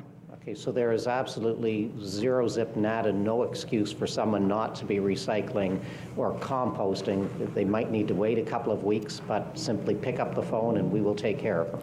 This is exactly correct. That is a wonderful, wonderful answer. I wonder if we can maybe advertise that a little bit more in the local municipalities as well to get the information out, because it's clearly not out there. We will do that. Yeah, thank you, thank you. Mr. Chair, thank you. Thank you, Councillor Brenner. Thank you, Mr. Chair. Through you to work staff, I'm getting a lot of complaints from residents regarding the maintenance of the boulevards on regional roadways, and in particular where those roadways are abutting a municipal lower tier, like in City of Pickering, one of our roadways. We're noticing a lot of invasive grasses that have been allowed to grow and have not been cut down, and those are ones that are deemed to be invasive enough that they pose a problem to abutting residential areas. They're not being cut. Where you have the intersection at the corner, there seems to be some confusion between the lower tier and the region as to who's cutting the sight lines, and because of that, it is impeding ability of cars coming out of the lower tier roads onto a regional roadway. They can't see properly some of the oncoming vehicles as a result. I don't know if you changed your contract or if there was a change in philosophy, but this is the first season that we've noticed that type of deterioration. So have you sent the details to work staff? Our customer care center has sent it in the past, and usually it'll trigger something a couple of weeks later, but I'm just wondering if there's been some changes in philosophy that you might want to look at without having to trigger formal complaints or from our residents through customer care. Through the chair, if we get the details on the specific locations, we will address them, and I'll follow up in terms of contract changes. Okay, I'll have our customer care actually send you a complete summary of the ones that they've had this year. Thank you. Thank you. Councillor Nicholson. Thank you. Just a request. We got the correspondence today from the province on the Harmony Bloor 401 project. Will we be getting an update report from staff as to the status of what the province is projecting and what we're projecting for that location and including timeline? Yes, through the chair, we have regular liaison meetings with the province, and once we get any updated information, that'll be part of the transportation budget presentation or through a separate report. Well, we'd taken the position that we were looking for an interim option. They're saying they're going to move it up to 2023, don't do the interim. I just want to know what they're going to propose, when. You know, the promises tends to change from time to time. Their timetables, I remember them promising a GO chain and a GO system, and they suddenly backed off and don't want to do that anymore. I just want to get it's my ward, it's my constituency. I just want to be able to explain to my residents what they can expect, because many of them got their properties on hold pending what the province or the region is going to do on that site. Yes, once we have the information, we'll definitely share that. Thank you. Ramesh? Through you, Mr. Chair, that letter obviously is welcoming news. Ultimate improvement is better than interim improvement. What they define by the full improvement is clearly defined as in an approved EA, which is a total modification of the interchange, which would remove most of the bottleneck at Harmony and Bloor. So we are meeting with them early November to see how we can, in tandem, proceed with our regional road elements between Harmony and Grandview, which has been in our 10-year plan for a while, waiting for this good news to try and coordinate things. Okay, thank you. Any other questions? Councillor Ash. Thank you, Mr. Chair. You and I had a brief conversation earlier about on Toro Road, Range Road, Lake Ridge, and they had come to your committee with a similar presentation that we got today. Correct. They outlined 7 options. Could you speak to what happened at their works and where that request's going? Well, the Works Committee had a lot of sympathy for her situation, given she's paying about 4 times as much for basically the same benefits. So it was referred back to staff to look at if there were opportunities to provide some relief, and I believe that's coming back October 2nd. Yeah. Councillor John Neal? Yeah, thanks, Mr. Chair. I just wanted to ask this, in light of what happened at the intersection of Simcoe and Winchester during high winds, traffic light fell. It was on one of those wires, and it happened, I think, about a year or so ago or further back. I heard situations where lights have fallen. In regards to what is taking place these days, gusty high winds, are we up to standard in regards to any of our like intersections and lights, or are we looking at them in a different light in regards to what's going on out there in climate change today? That's a great question, especially with 60-kilometer winds today. That's correct. I'll have Ramesh respond.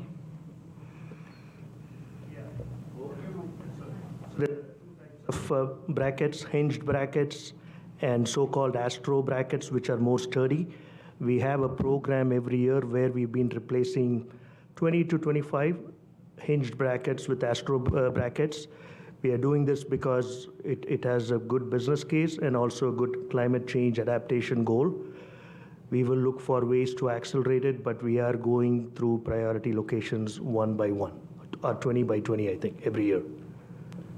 Okay, and that's good news. Thanks, Mr. Chair. Thanks, Director.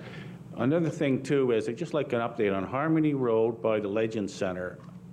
We got new homes, and we've had all the approvals to build these, and we have a very, very busy regional road there. What are we doing in regards to lights? What's the latest on that? I know through you, Mr. Chair, we have been meeting with the City of Oshawa and possibly the school board, but I got to have some kind of firm information going forward to my residents, because they're walking on the shoulders even after school. So it's not all to do with that school. It's something to do with their Legends Center, et cetera. Through you, Mr. Chair. Through you, Mr. Chair. The region has offered the city to construct a signal there at the Legends Center South entrance as an unwarranted signal. The regional policy allows for it if the operations would not be negatively impacted. The offer has been made to the city. The last I heard is they are considering putting it in the 2020 budget, which, if it happens, will allow us to do it as part of the widening between Coldstream to Conlin in 2020. Okay, and through you, Mr. Chair, subsequent. Are there any more meetings with the city or the school board coming up, or is all that over with? Through you, the chair. Through the chair, yeah, the meeting did happen yesterday, where we explored a lot of interim options, but the real solution is to do the capital widening, which is going to be starting in January. If there's any interim options that would not jeopardize the core schedule, we are open to it, so that meeting has happened. In terms of meeting with the school board, last I heard, and that's being done by the city of Oshawa, mostly because it relates to a sidewalk matter, and staff will be attending when that's scheduled. Any other questions? If not, thank you very much. So members of council, it would be appropriate now to Move lunch till 2. lunch till 2, seconded by Councillor Leahy. All those questions or comments? Just a question is my understanding from reading the agenda, we're about 10 minutes, it appears, from ending this meeting. And a closed session. And the closed session, which is one question, I'm sure. We could be out of here by 1:30. One would strike that delaying to 2 to come back for half an hour. It seems to be a waste of time, and I can't support it. Thank you. There's a motion on the floor to take a recess till 2 o'clock. All those in favor? Opposed? 1, 2, 3, 4, 5, 6, 7. Okay, record a vote called by Councillor McLean.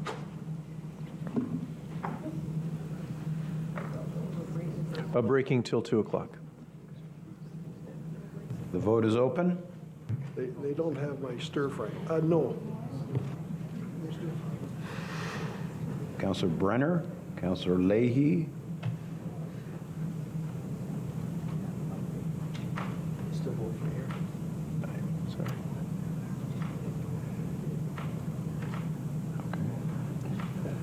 The vote is closed.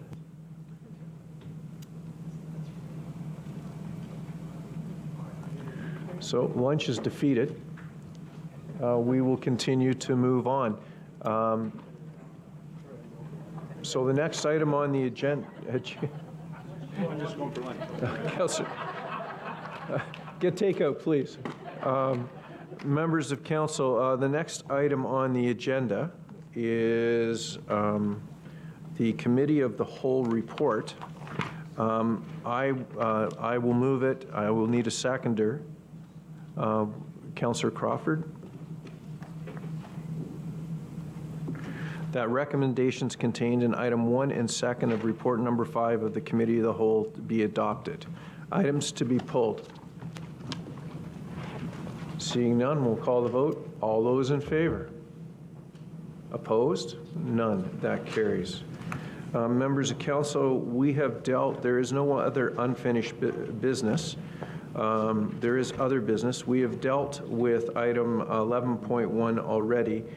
We now need to deal with item 11.2, a report from Acting Commissioner of Works, re the City of Edmonton Waste Management Center. Excuse me, Mr. Chair, there was also the item from Finance that was moved to the end. I've got it at the end. Perfect, thank you. Mayor Collier. Thank you, Chair. I wanted to speak to this.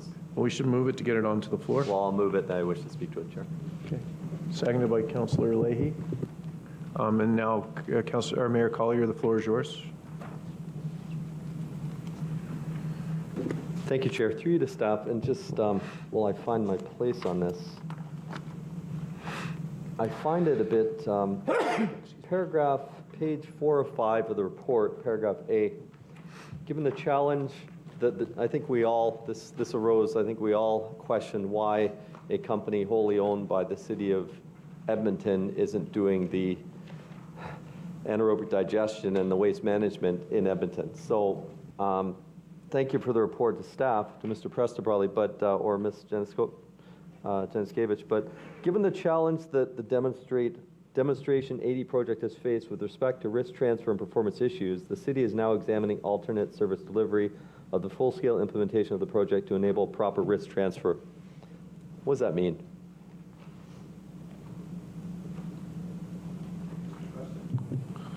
I think I know what it means, but it...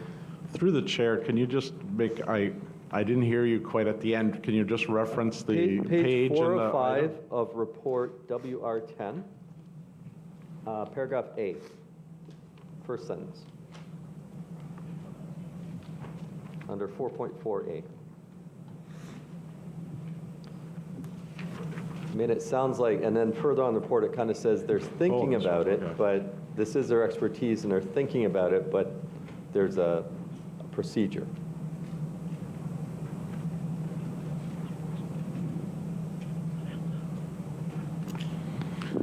Okay, now I remember. Okay, so this is a direct regional staff asked EPCOR staff directly a question regarding their involvement in the city of Edmonton's current, the situation that they're in right now.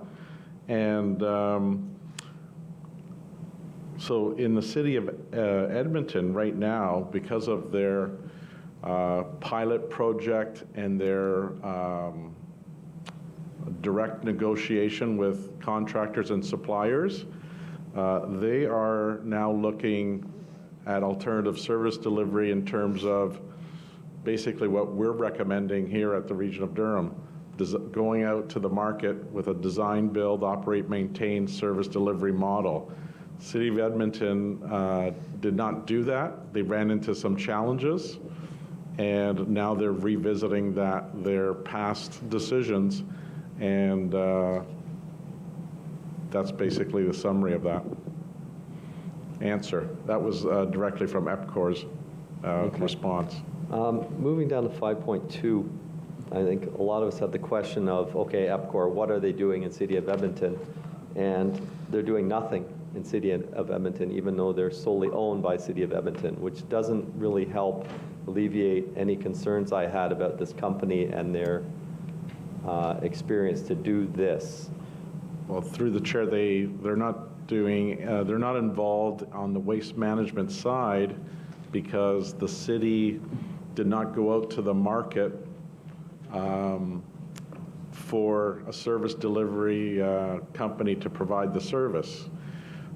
As noted as confirmed by direct conversations with EPCOR and the City of Edmonton, the City of Edmonton does not dictate what business EPCOR does. EPCOR is run by independent board of directors.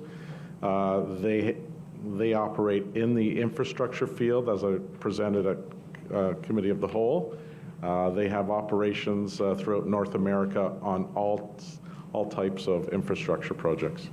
Okay. But for it is on the surface, the perception is there, as you mentioned, that on the surface they do not operate any waste management facility in the City of Edmonton. Can you refresh my memory on where EPCOR operates an energy facility? I would have to get back to you, but I believe that they're not. They're operating some renewable gas operations related to anaerobic digestion, and there's pending, they're in the market. They have made submissions similar to the region in terms of being a business partner or delivering a service delivery project similar to design, build, operate, maintain. I guess, thank you. To be clear, would this be, if this goes ahead in Durham, which I expect we have to go ahead, I support going ahead of Durham, but would this be EPCOR's first design, build, anaerobic digestion project? Through the chair, just to be clear, our project not only includes anaerobic digestion, it includes pre-sort, a pre-sort facility and transfer station combined, and we're not asking EPCOR to deliver that project. We're asking them to join us as a business partner. So, who would deliver that project then? It would go out to the market. We would go through, as noted in the previous reports, we would go out to the market to qualify companies to deliver that project, and then issue an RFP. So EPCOR would just be the operator? So EPCOR would not operate it. EPCOR would be our business partner to help us through the risk transfer, yes, and be a funder of the project as we presented at the Cal Committee. Okay. I'm just trying to understand. You got to dumb it down for me sometimes. I wasn't getting it. So mostly they are the seed capital we need to get this going, potentially. not only seed capital, they provide extensive, because of their involvement in the North American infrastructure market, they bring corporate knowledge in terms of creating design, build, operate documents for the market, and they also bring their experience in terms of competing with others, what to look for in terms of creating those documents for the corporate industry. So they bring funding value and they bring experience.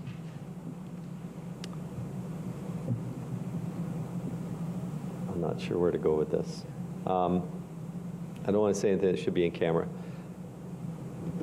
When will we be going out to tender to get somebody that does have the expertise in actually design build of the anaerobic digestion side of things? Because through the chair, we anticipate it would be Q1 of 2020. Okay, thank you.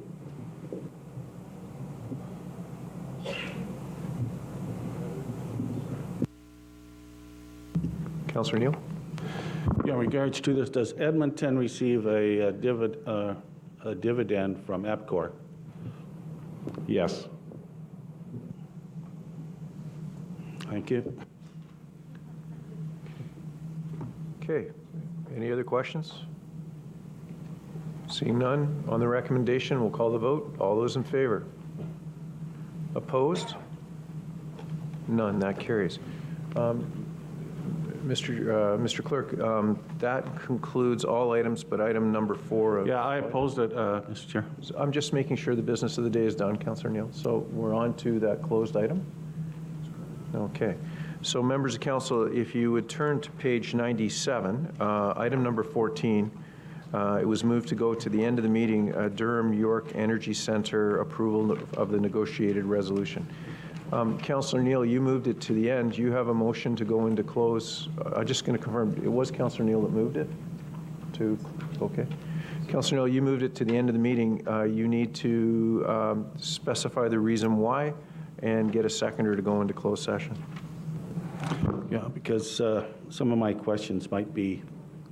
Don't speak to it. You're moving to go into closed session? Yep, moving closed session. For the reason of? Some of my questions to legal are in camera. So you would be going in under advice that is subject to solicitor-client privilege? Yes. Okay. I'm looking for a seconder. Seconded by Councillor Leahy. Okay. The motion is to go into closed session. All those in favor? Opposed? 4 opposed. That carries. So members of council, before we do this, 10-minute recess, would that be enough? Could I get a 10-minute recess prior to going to closed session to get things set up? Moved by Councillor Hyatt, seconded by Councillor Lee, that we take a 10-minute recess. All those in favor? All those in favor? Opposed? 1 opposed. That carries.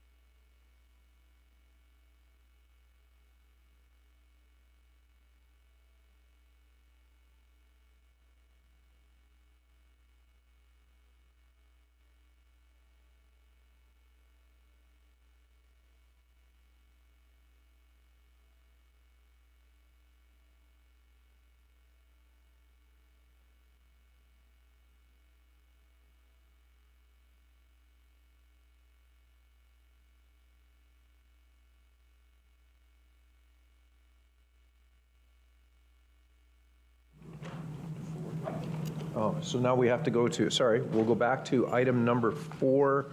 Just give me 1 second. Page 96. Located on page 97 of your agenda. Okay. It's already been moved. We'll call the vote. All those in favor? Opposed? None. That carries.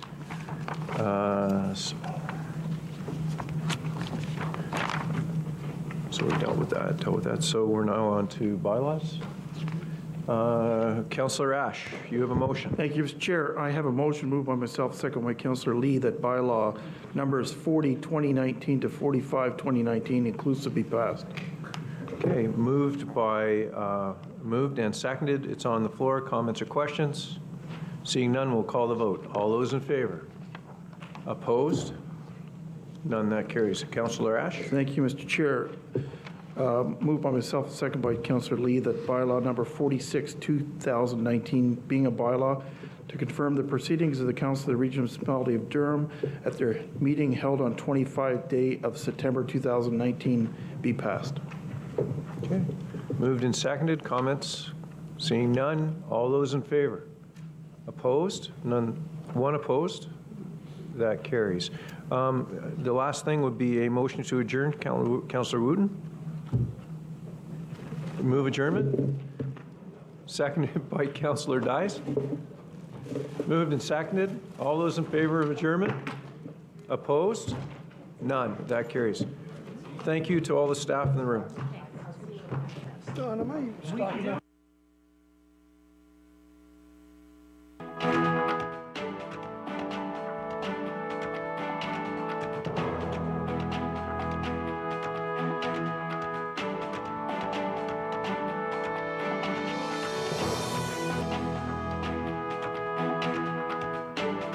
Right? It's true. And if we can think of it that way, where we have a stake, we have a responsibility to do what we can to be able to help, we'll be able to make a difference for our community and help each other. But right? what is most important is to have a leadership like yourself.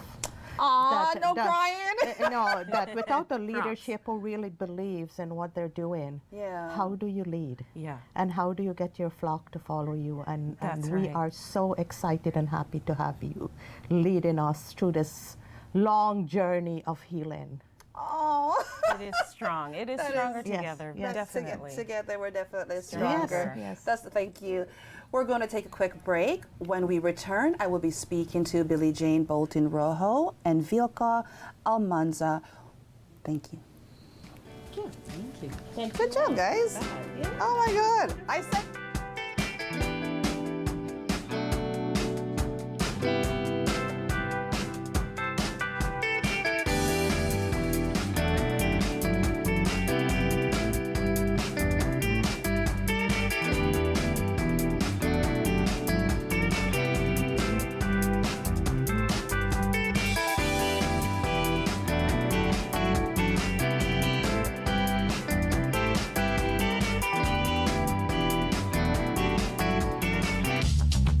This program is brought to you by Ignite TV.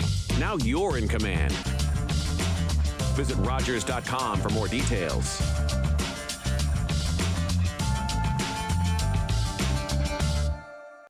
My name is Stephanie Lorero, and I'm Ksenia Shpak, and we're the hosts of a new show here at Rogers TV called Socialite. We're here to keep you guys in the loop on all things trending, from social media to the latest tech gadgets and the wonderful world of Hollywood. We got you covered. Catch us every Wednesdays at 4:30 p.m. and Fridays at 6 p.m. only here on Rogers TV.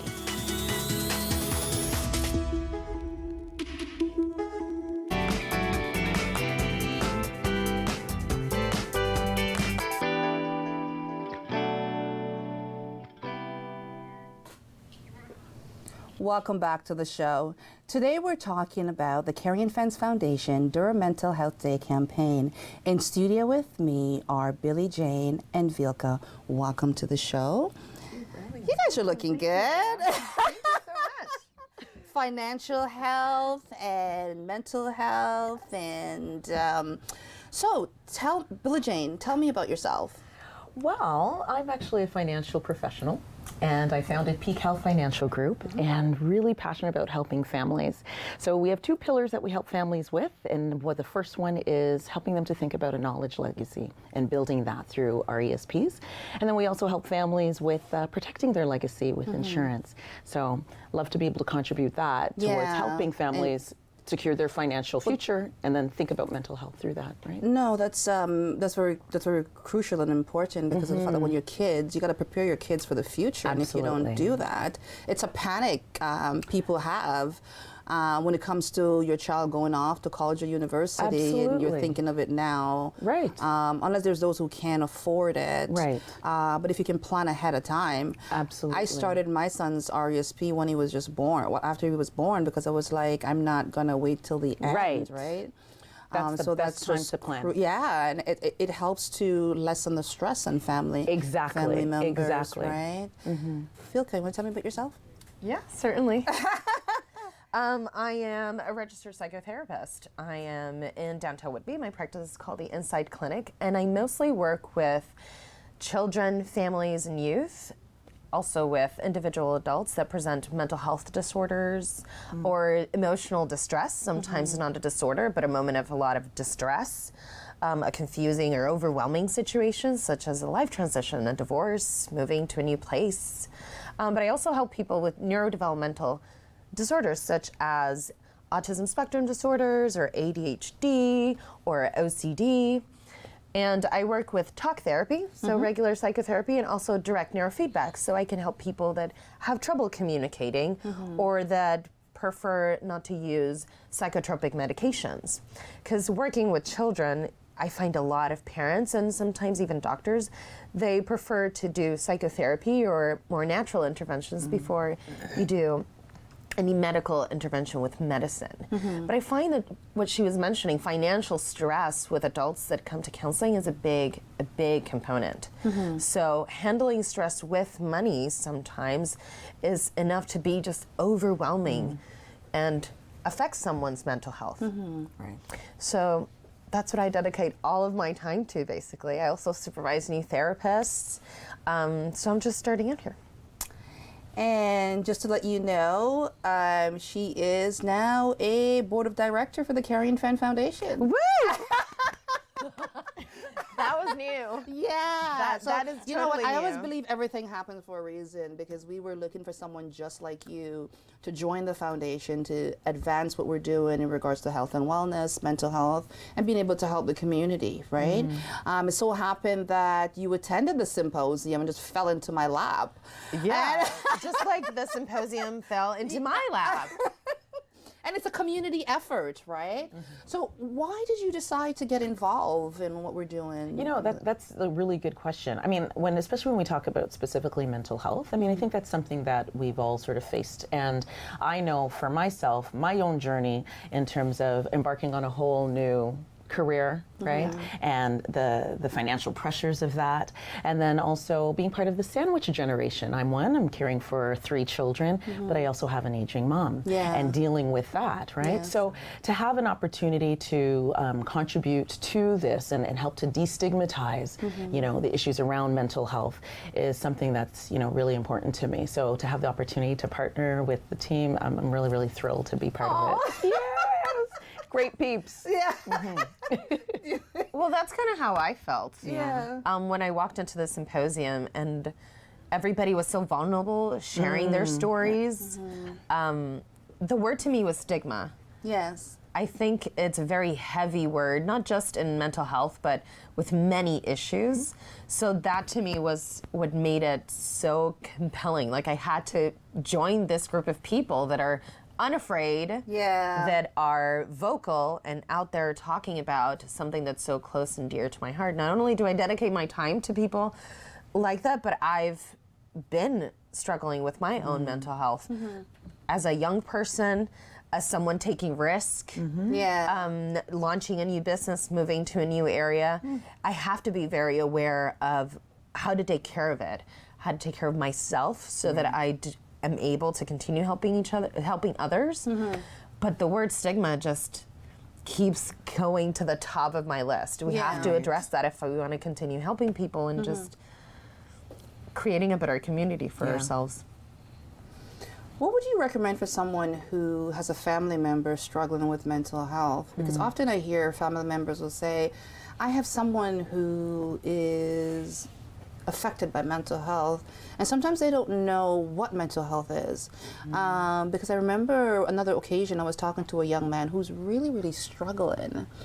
And he was talking to a family member, and he was saying, you know, these are, well, in the family, it was identified that he has mental issues, right? But then the person is like, I don't know where you get it from because we don't have mental health issues. And the way that they were talking about it, it was like she was expressing how she felt in a genuine moment. And he was right there as a young person who's affected because of all the issues that's going on. And in reality, what she was saying was so heartbreaking to him. And I listened to the two conversation, and I'm like, she didn't even realize that what she was saying was like hurting him emotionally. Like I was hurt emotionally, right? So what would you suggest to a family member who has someone who's struggling with mental health? Well, there's 2 points of view, the family member and the person who is in distress. Yes. So to take care of the person who is going through any kind of difficulties, such as a physical illness or a mental illness, you have to take care of yourself. Yes. So we can only help others as long as it doesn't just hurt me. There's sacrifices and things we do, but sometimes we overcare to the point where we are careless with ourselves and we can't help anymore. So try to take care of yourself as much as you can if you want to truly support someone else. Now, in that act of support, it's important to protect someone's sense of belonging. It's a very basic need to feel like we belong somewhere. Even if, you know, my family wants to just get me help or wants to, it doesn't matter how they want to treat you as long as you feel like you belong to them. Like no matter what label I get from the psychiatrist or the psychologist or the doctor, it doesn't matter what they say that I have, I belong to you. So we do that by not judging and validating their feelings. Oh, you must be really angry, you must be really nervous. Yeah, that's right. It can be nerve-wracking to experience something like that. So we have to make sure that people feel like they belong, that they're not being rejected and pushed out of our family because they're different or they're ill or they can't handle what we're going through. Always make sure that that person you love knows that they are loved. They know that they belong. And you do that by not judging. Yeah, that's important. Billie Jane, how can family set up a better financial future for their kids and have a better financial mental health for their future? Yeah, no, it's a good question. Financial stress is a significant thing. Like over 40% of families say financial stress is their biggest stress over health, relationships, things like that. And as you'd mentioned, I'm sure a lot of families, when they are seeking supports for their mental health, the basic, stressor was financial. So the best thing for families, first of all, is to lift the lid on their finances. Yes. A lot of us, when we're in distress, we tend to put our head in the sand, right? So first lift the lid of it and talk about it, right? Look at the situation. It may seem hard, scary, even shameful in some cases because, that whole keeping up with the Joneses mentality. But we need to take a hard look at that and then talk about it. Just as we talk about destigmatizing mental health, get rid of that taboo around finances and talk about it. And then seek the support from professionals to help you to either deal with the current situation or plan ahead. That's important. Tell me, you're wearing a green t-shirt. Why? Yes. Well, this is right. This is in support of Mental Health Day campaign and the Carrion Foundation's support of mental health. So green is for Mental Health Day, and yes, thought I would come and showcase today. Looking good in green.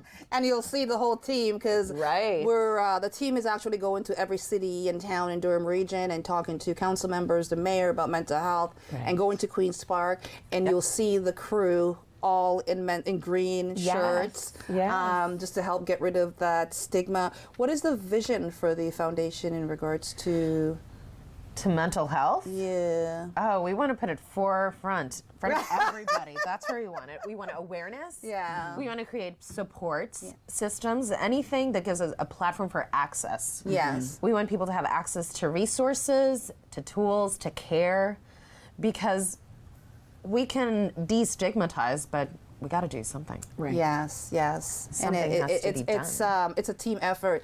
I love the fact, and honestly, we've gotten a lot of feedback from the police inspector, the regional chair, MPP Rod Phillips, our Minister of Finance, other mayors, council members. It's the support, the response we receive. Yeah. Because the photo up is coming up with everybody, and it's just the response that we're seeing from our community leaders who are to jump ahead of this. Yeah. It's just incredible. I remember Inspector Hoskins sent an email, and he's like, "I'm going to be out of the country, but you guys are doing a wonderful job, and I look forward to being involved in all your future activities." And it's just the energy and the feedback of our leaders that knows that we all have to come together and work at this. What's one advice quickly you guys can give to community members who are affected by mental health? For community members who are affected by mental health,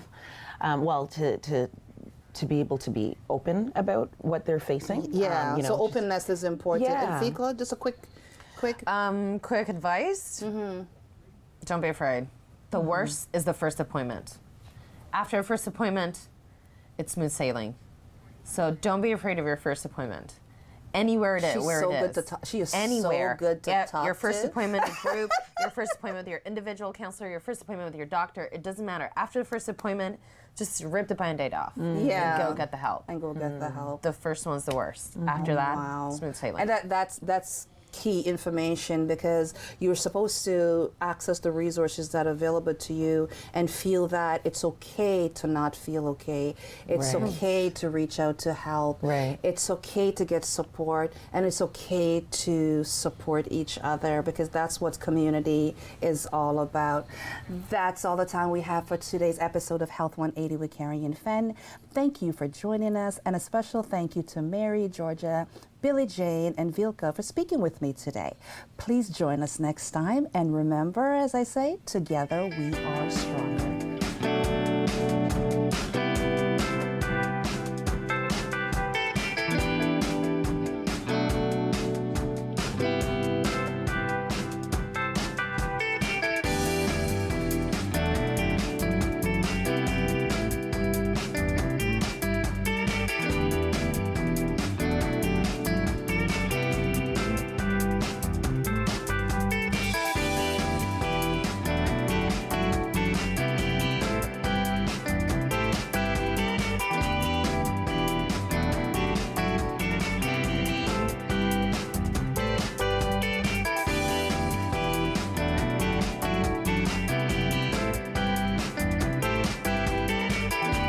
Call the Rogers TV viewer response line, email us, or connect with us on social media.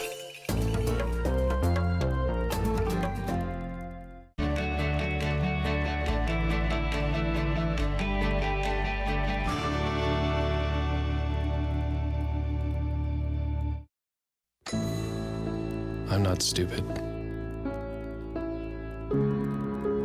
I wouldn't drink and drive. She relies on me. They're counting on me. I'd never put them in danger. But I did. And it cost me everything. Impaired boating is impaired driving.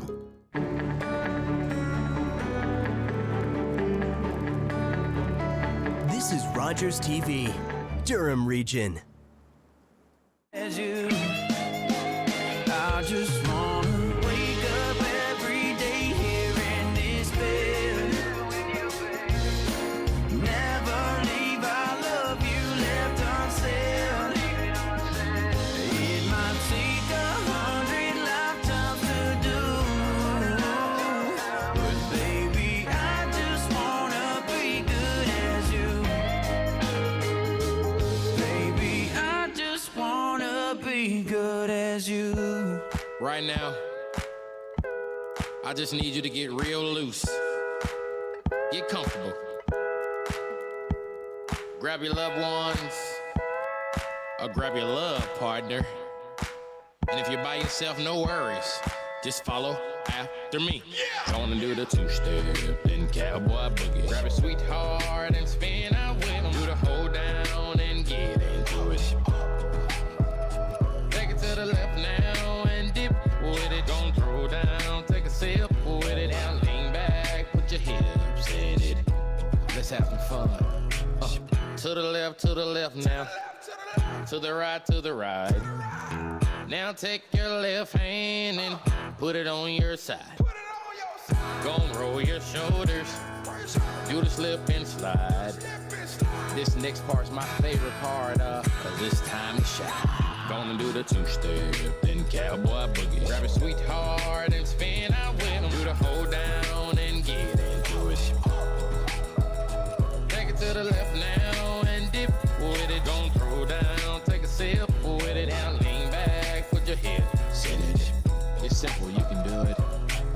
Slide to the left, slide to the right. Now cool down, have a good time. Slide to the left, slide to the right. Do the butterfly, have a good time. Round, round, round and round you go. It's time to show out right now and take to the floor. Gonna do the two-step, then cowboy boogie. Grab a sweetheart and spin out with him. Do the hold down and get into it. Take it to the left now and dip with it. Don't throw down, take a sip with it. Now lean back, put your hips in it. Take it down now, take it down now. Take it down now, take it down now. Bring it up now, bring it up now. Bring it up now, bring it up now. Take it down and crisscross. Bring it up now, crisscross. Do whatever you like right here. Just have fun. Gonna do the two-step, then cowboy boogie. Grab a sweetheart and spin out with him. Do the hold down and get into it. Take it to the left now and dip with it. Don't throw down, take a sip with it. Now lean back, put your hips in it. That was not so bad. That was not so bad, was it? That was not so bad. That was not so bad, was it? That was not so bad. That was not so bad, was it? That was not so bad. That was not so bad, was it? Gonna do the two-step, then cowboy boogie. Grab a sweetheart and spin out with him. Do the hold down and get into it. Take it to the left now and dip with it. Don't throw down, take a sip with it. Now lean back, put your hips in it.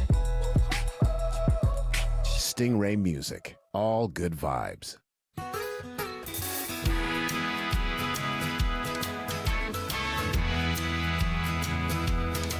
One more night in Tulum, we checked out of our rooms. We catch the red-eye home tonight.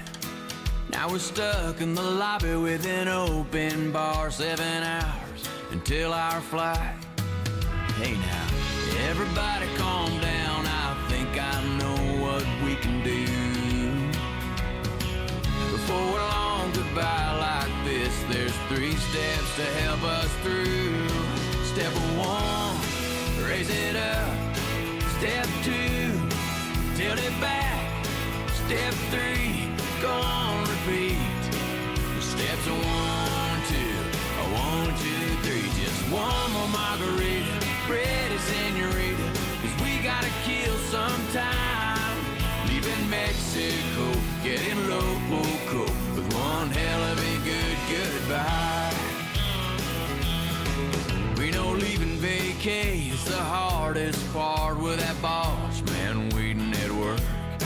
But don't think of that now. Here's a jealous shot round. Think it's time we take off our shirts. I could think of worse places to waste some time. I'm stuck here in paradise with my friends for one more night. Step 1, raise it up. Step 2, tilt it back. Step 3, go on repeat. Steps 1, 2, 1, 2, 3. Just one more margarita, pretty senorita, 'cause we gotta kill some time. Leaving Mexico, getting loco with one hell of a good goodbye. Come on.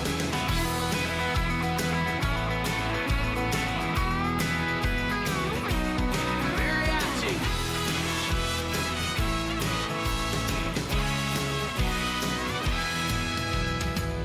Those homebound flights, you can hear a pin drop. They're somber as a church on a Monday morning. But tonight that return flight's gonna take a departure. Oh, it is. But our party and nine walks on board. Step 1, raise it up. Step 2, tilt it back. Step 3, come on, repeat. The steps 1, 2, everybody, here we go. Step 1, raise it up. Step 2, tilt it back. Step 3, go on, repeat. The steps 1, 2, 1, 2, 3. Just one more margarita, pretty senorita. We gotta kill some time. Leaving Mexico, getting loco with one hell of a good goodbye.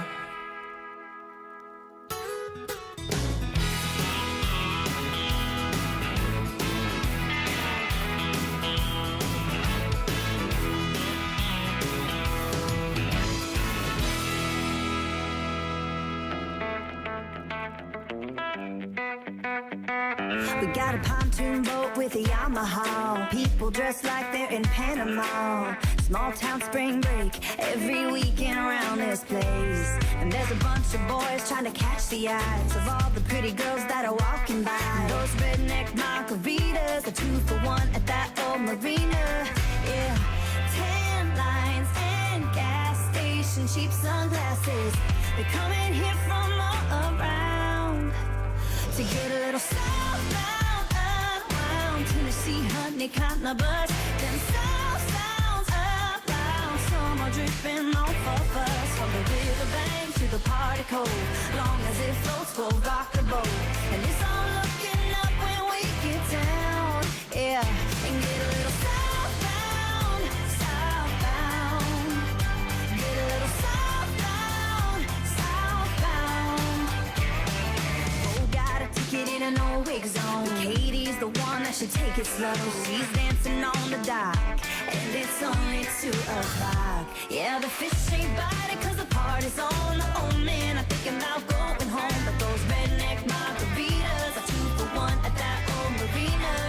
Yeah, they're gonna get a little southbound, unwound. Tennessee, honey, kinda us. Them south sounds up loud. Summer dripping off of us. From the riverbank to the party cove. Long as it floats, we'll rock the boat. And it's all looking up when we get down.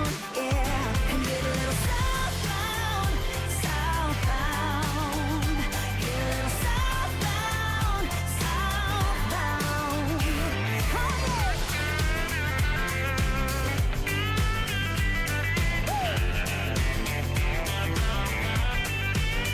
Yeah, we got the rope swing swinging like a chandelier. Little bit of heaven on the water right here. Don't need much, just a couple of beers, and you and me gotta love this time of year. And getting southbound, southbound. So let's get a little southbound, unwound. Tennessee, honey, kind of buzz. Them south sounds up loud. Summer dripping off of us. From the riverbank to the party cove. Long as it flows, we'll rock the boat. And it's all looking up when we get down. And get a little southbound, southbound. We get a little southbound, southbound. Let's get a little southbound, southbound. We get a little southbound, southbound. Oh yeah.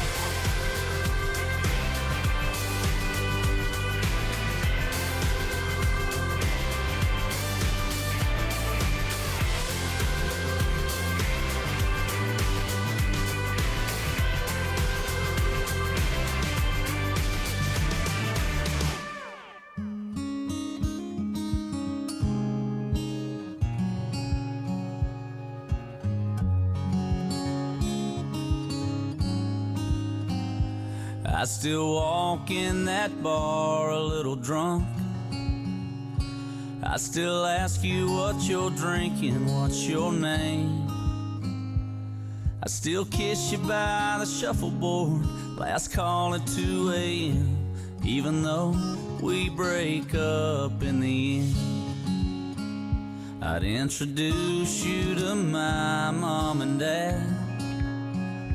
Say I think I love her when you leave that room. I'd still not take their advice when I say you're moving in, even though we break up in the end. Even if I knew you'd be the one that got away,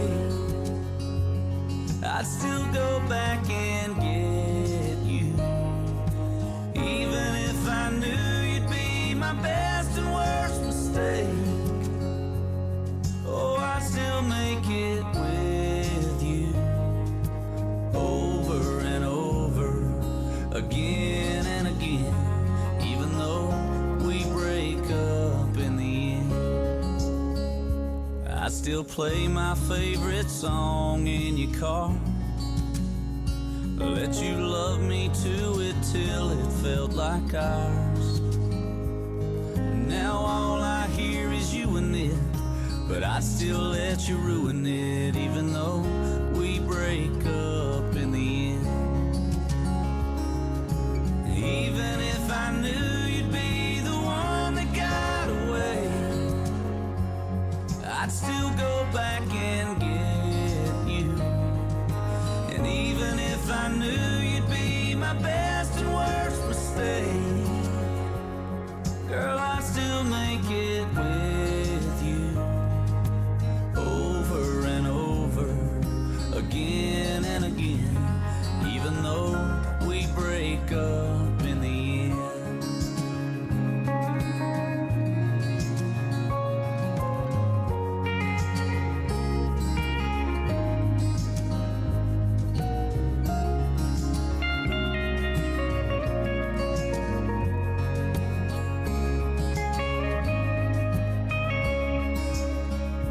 You just had one too many tonight.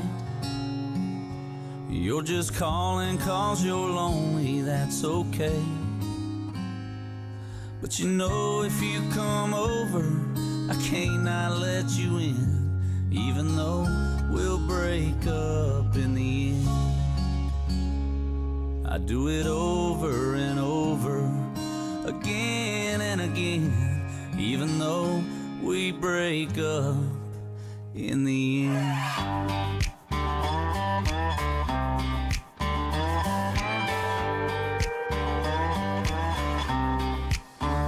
It could be a Monday or a Friday, or your ex pulling into the driveway, or a hell might as well top shelf 'cause you just got paid.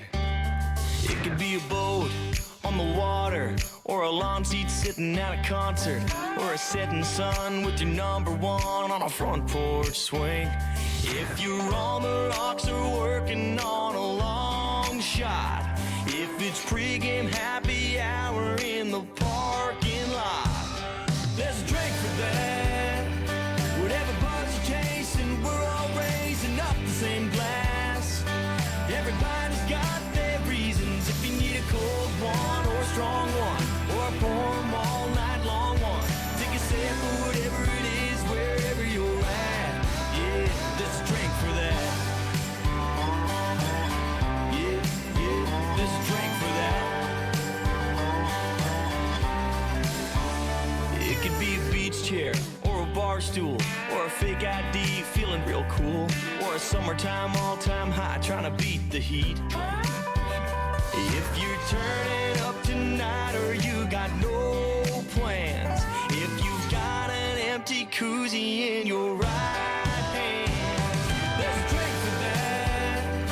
Whatever buzz you're chasing, we're all raising up the same glass. Everybody's got their reasons. If you need a cold one or a strong one, or a pour 'em all night long one, take a sip of whatever it is, wherever you're at. Yeah, there's a drink for that. Yeah, yeah,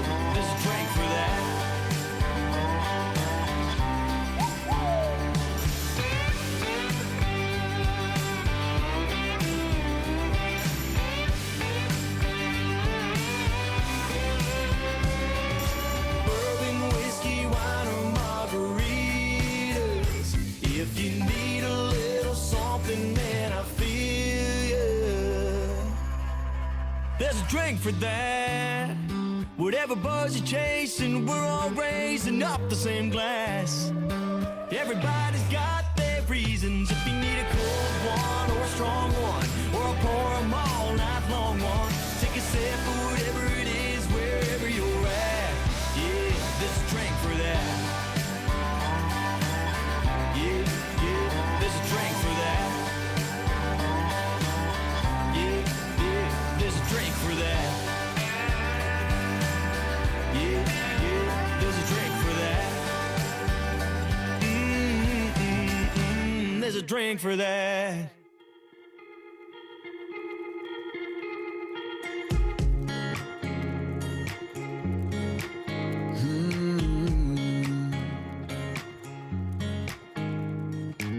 Take a left here, boy.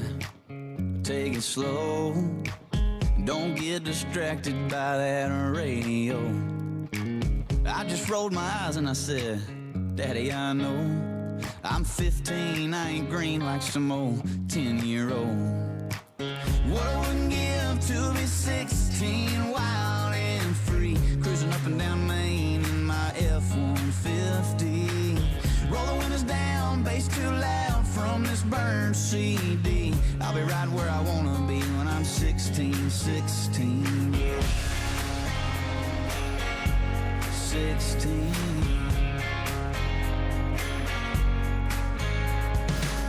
Now that I can drive, finally feeling alive, but I got this curfew. Sneaking in late, smelling like my girlfriend's perfume. People talking about college and knowledge, and that's alright. But all I'm thinking about is an unsupervised Saturday night. What I wouldn't give to be 18, wild and free, buzzing off a can of that grizzly wintergreen. Looking old enough to pull off this fake ID. I'll be right where I wanna be when I'm 18, 18. 18, yeah. I'm old enough to smoke, I'm old enough to vote, but they turn me away when I go to the Cotton Eye Joe. They say the grass is always greener, and I believe that's right, but my friends are off to Vegas, and they're leaving me behind.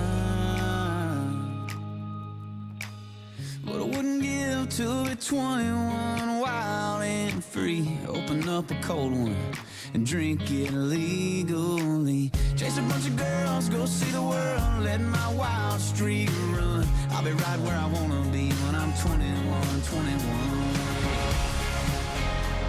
Oh, when I'm 21,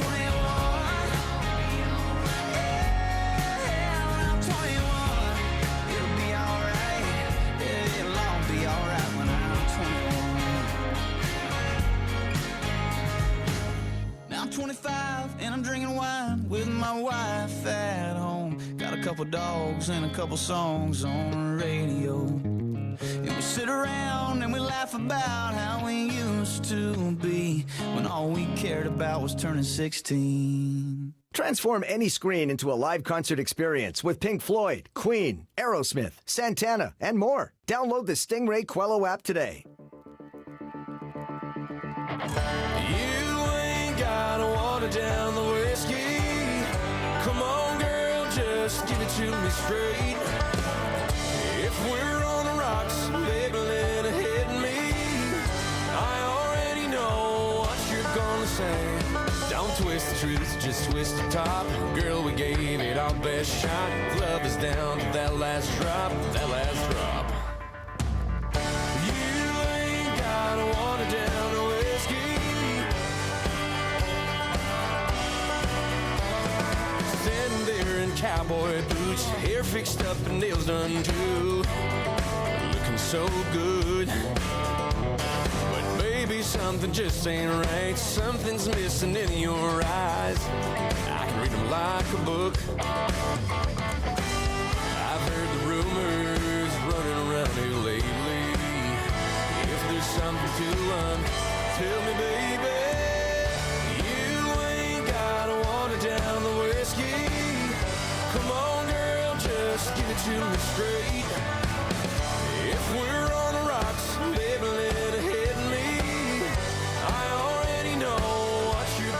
say.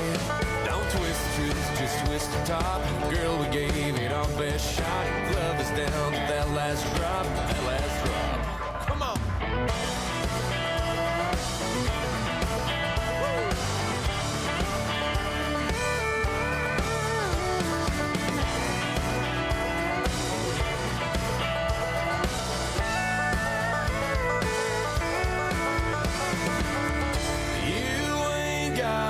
Down the whiskey. Come on, girl, just give it to me straight. If we're on the rocks, baby, let it hit me. I already know what you're gonna say. Don't twist the truth, just twist the top. Girl, we gave it our best shot. Love is down to that last drop, that last drop. You ain't gotta water down the whiskey.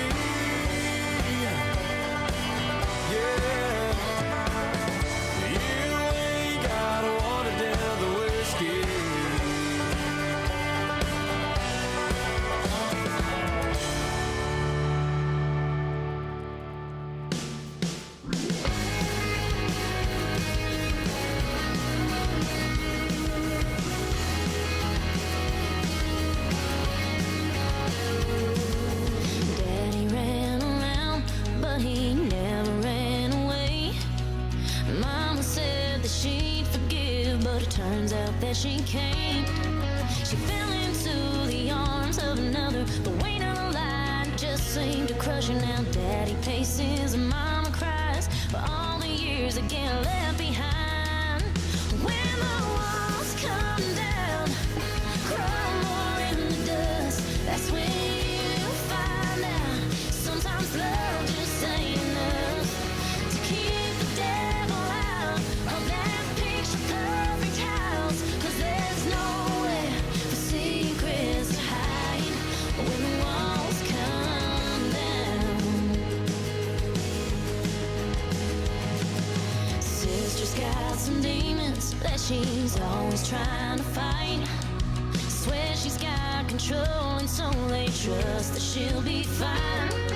'Cause no one wants to talk about her daily diet of pills and powder. They think it's bliss to just stay blind, but one day soon they'll open their eyes. When the walls come down, crumble in the dust, that's when you find out sometimes love just ain't enough to keep the devil out of that picture perfect house. 'Cause there's nowhere for secrets to hide when the walls come down.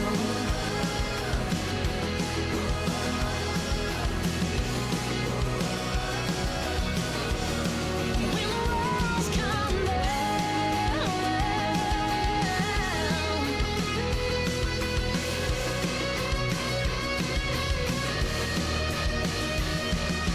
Brick by brick, room by room, till there's nothing left but the truth.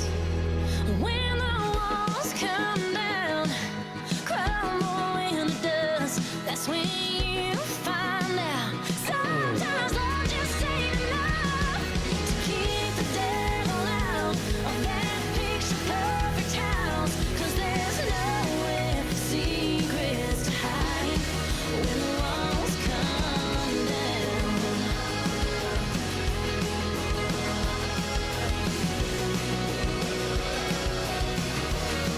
When the walls come down.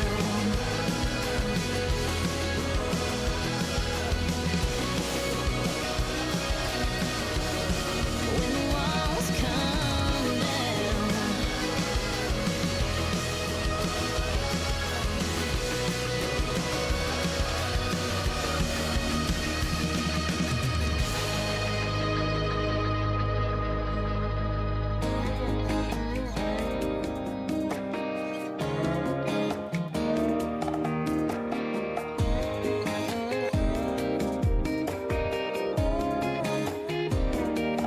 It could be a t-shirt straight out of my closet, but when you slip it on, girl, you look like a model. If I'm being honest, waist jeans, tank tops, long sleeves. No, don't even get me started on yoga pants. It could be them 3-inch heels, low cuts for real. Oh yeah, you know you look good in all of that. But when you turn a two-piece into a no-piece, girl, you're a masterpiece and nothing at all. When you can turn a black dress into a God bless, Lord have mercy when it's hitting the floor. You make me wanna dim the light, shut the shades, bump a little Bruno, babe. Watch you go and do what you do. Yeah, it's true, you look good, good, good, good, girl, in anything. But nothing looks better on you.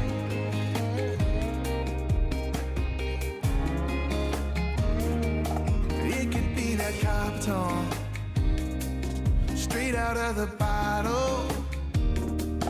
It could be the sunshine, feeling in them tan lines, laid out on a towel. Baby, from your lipstick to your necklace to your little tattoo, you look good in all of it. But when you turn a two-piece into a no-piece, girl, you're a masterpiece and nothing at all. And you can turn a black dress into a God bless, Lord have mercy when it's hitting the floor. You make me wanna dim the light, shut the shades, bump a little Bruno, babe. Watch you go and do what you do. Yeah, it's true, you look good, good, good, good, girl, in anything. But nothing looks better on you.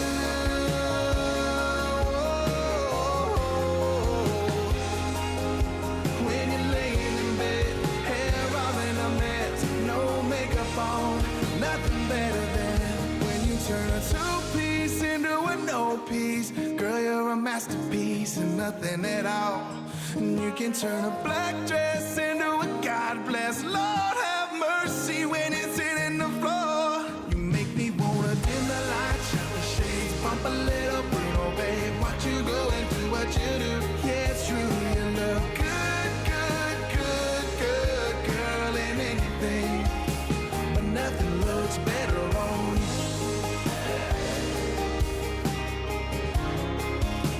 But nothing looks better on you.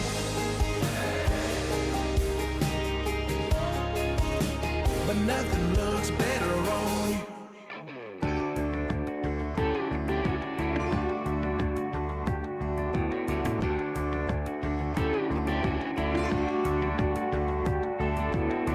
Thank God I needed that one more whiskey.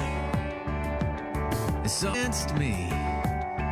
And you spilled your drink on my favorite shirt. Had nothing to lose, so I dropped that line that never works. But it worked on you. One drink ago, I was playing it cool. You were here with friends, I was shooting pool. Now it's crazy how I hate what you haven't turned into a how this happened.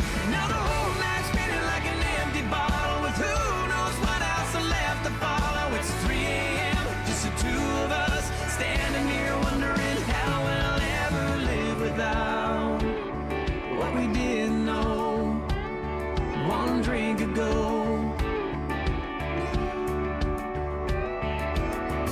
I swear I never saw you coming. Never thought I'd fall like this from me stumbling into your glass, into your arms. Now we're under the stars, leaning on the car in the parking lot. Boy, look what you started. One drink ago, I was playing it cool. You were here with friends, I was shooting pool. Now it's crazy how I hate what you haven't turned into a how this happened. Now the whole night's spinning like an empty bottle with who knows what else left to follow. It's 3 a.m., just the two of us, standing here wondering how we'll ever live without what we didn't know one drink ago.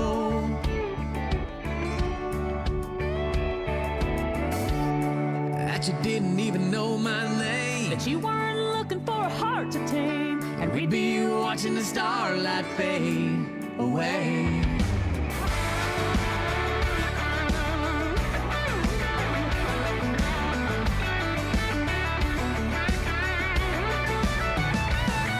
One drink ago, I was playing it cool. You were here with friends, I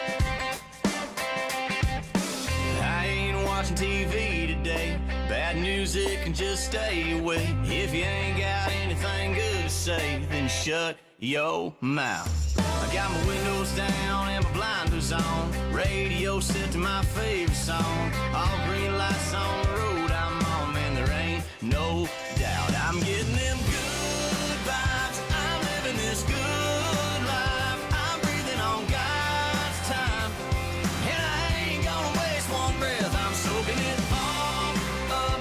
I got me a full cup, and there ain't nothing gonna spill it, nothing gonna kill it. Waving them words goodbye, I'm feeling them good vibes.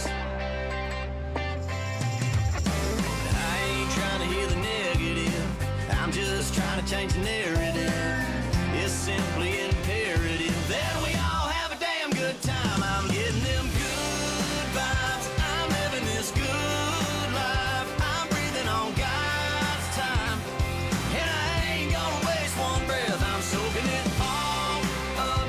I got me a full cup, and there ain't nothing gonna spill it, nothing gonna kill it. Waving them words goodbye, I'm feeling them good vibes. Oh, I'm feeling them good vibes. I got a good girl, she got a good smile. I kiss a good morning, I kiss a good night. We keep it on the up, that's how we get down. So don't be coming around unless you got them good vibes. I'm living this good life. I'm breathing on God's time, and I ain't gonna waste one breath. I'm soaking it all up. I got me a full cup, and there ain't nothing gonna spill it, nothing gonna kill it. Waving them words goodbye, I'm feeling them good vibes. I'm breathing on God's time, and I ain't gonna waste one breath. I'm soaking it all up. I got me a full cup, and there ain't nothing gonna spill it, nothing gonna kill it. Waving them words goodbye, I'm feeling them good vibes. Oh, I'm feeling them good vibes.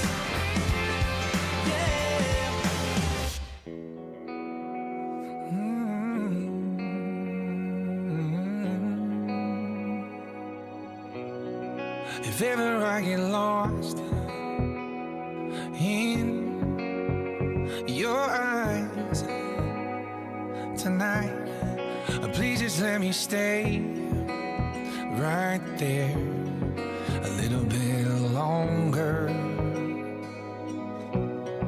And underneath the stars, we are on fire.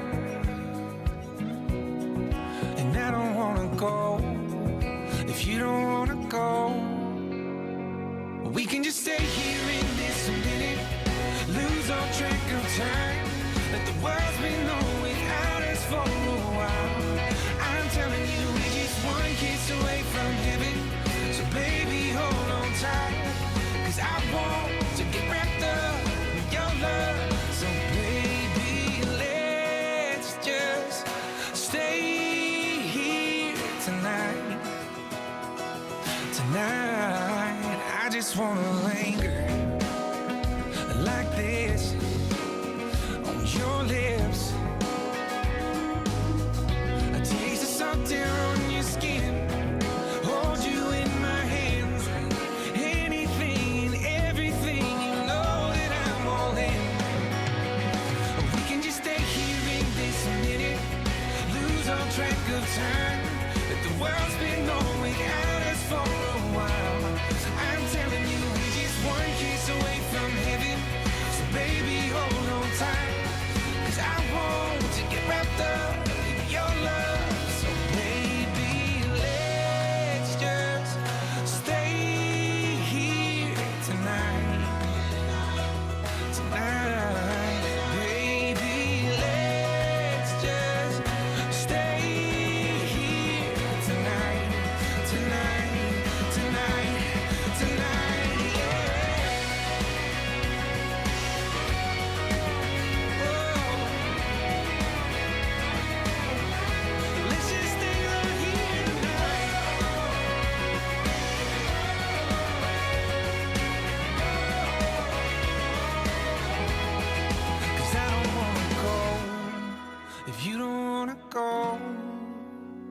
We can just stay here in this a minute, lose all track of time. Let the world's been on without us for a while. I'm telling you, we're just one kiss away from heaven. So baby, hold on tight, 'cause I want to get wrapped up in your love. So baby, let's just stay here tonight. Tonight, baby, let's just stay here tonight. Tonight, tonight, tonight, whoa.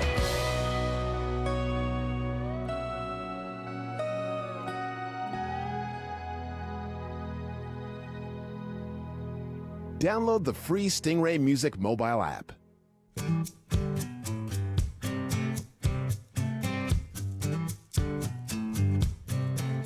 Well, the truth, well, it hurts to say.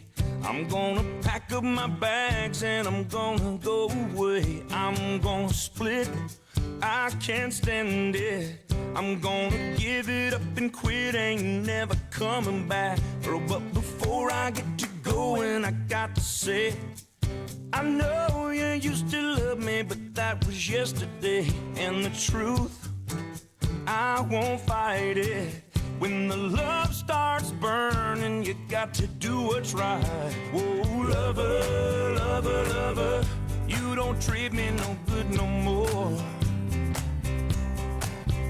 Whoa, lover, lover, lover, you don't treat me no good no more. Well, the truth, yeah, it hurts to say. I'm gonna pack up my bags and I'm gonna go away. I'm gonna split, I can't stand it. I'm gonna give it up and quit, ain't never coming back. Girl, but before I get to going, I got to say, there was a time, oh woman, when you used to shake it for me. But now, all you do is just treat me cold. Ain't gonna take it no more, gonna walk out the door. Lover, lover, lover, you don't treat me no good no more. No good no more, more, more, more. Lover, lover, lover, you don't treat me no good no more.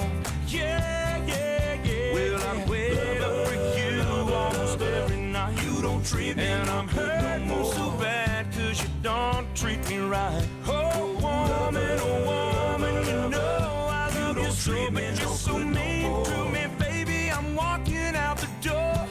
Lover, lover, lover, you don't treat me no good no more. No good no more, more, more. I know you used to love me in every way, treat me now I'm giving it up, and I'm tired of crying, babe. I can't stand it no longer. Hurts me to say, but I'm packing up my bags and going far away. Lover, lover, lover, you don't treat me no good no more.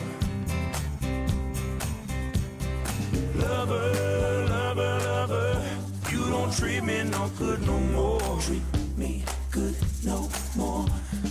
Lover, lover, lover, you don't treat me no good no more. Treat me good no more. Lover, lover, lover, you don't treat me no good no more. Treat me good no more.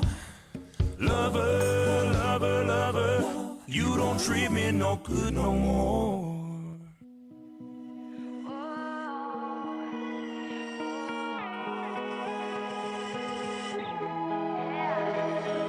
Mistakes, we're gonna make them. Chances, gonna take them. Walls, try and break them down.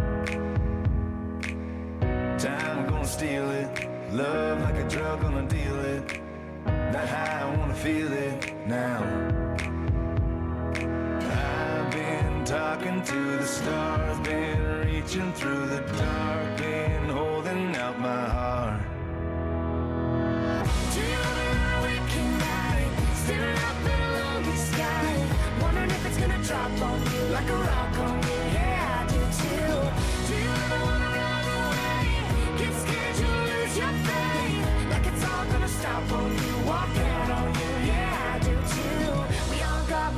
questions than answers, dreams too big to lose. Sometimes you worry too much, yeah, I do too. Everybody's got beautiful, we all got scars. Why hide behind a filter? You're a perfect work of art. What on earth are we here for? What happens next? For all the things I think I know, there's so much I don't get. Do you ever lie awake at night, staring up at a lonely sky, wondering if it's gonna drop on you like a rock on me? Yeah, I do too. Do you ever wanna run away, get scared you lose your faith, like it's all gonna stop on you, walk out on you? Yeah, I do too. We all got more questions than answers, dreams too big to lose. Sometimes you worry too much, yeah, I do too.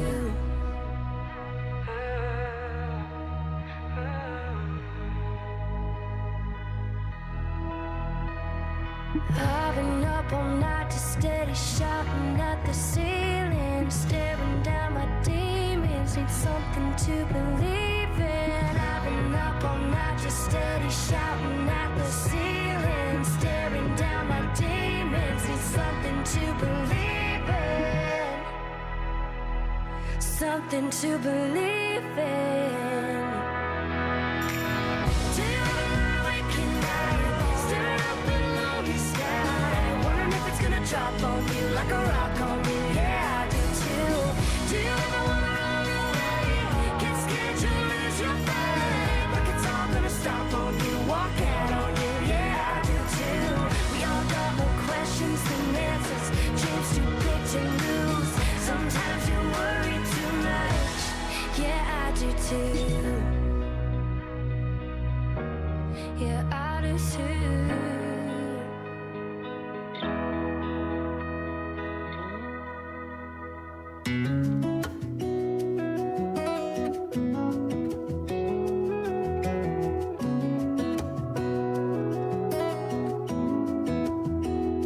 I'm just flesh and bone, heart and soul, and I've earned a couple scars. I've let once in a lifetime kind of things slide right out of my arms. I struck out, I've been knocked down more times than I can count, but that don't matter now. 'Cause when you smile, I see the sun sink down on the coast out in California. And there's no doubt, because of you, I'm not the man I was before you. I'm not saying that I'm perfect, oh, 'cause girl, you know I'm not. But I'll love you with everything I got. Girl, I'll give you my best shots.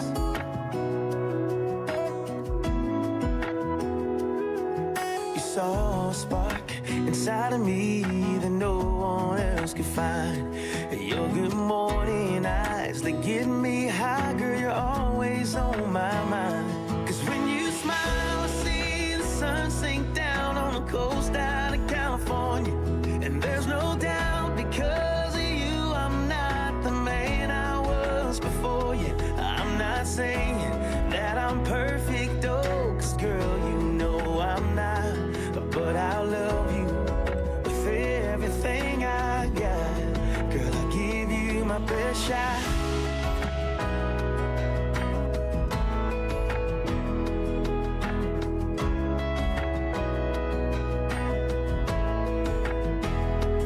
When I saw you for the first time, I knew I found amazing grace. It's like angels singing every time I hear your name. When you smile, I see the sun sink down on the coast out in California. And there's no doubt, because of you, I'm not the man I was before you. When you smile, I see the sun sink down on the coast out in California.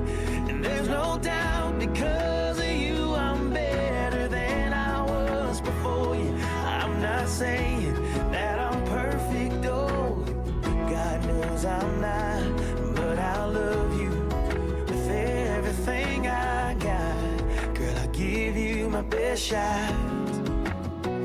I'm gonna give you, I'll give you my best shot.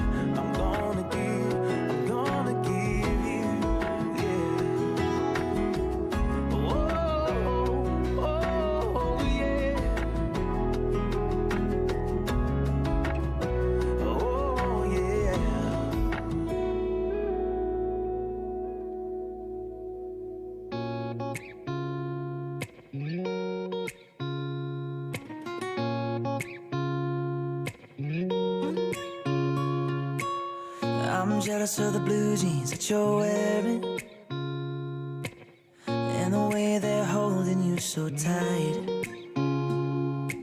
I'm jealous of the moon that keeps on staring, so lock the door and turn out the night.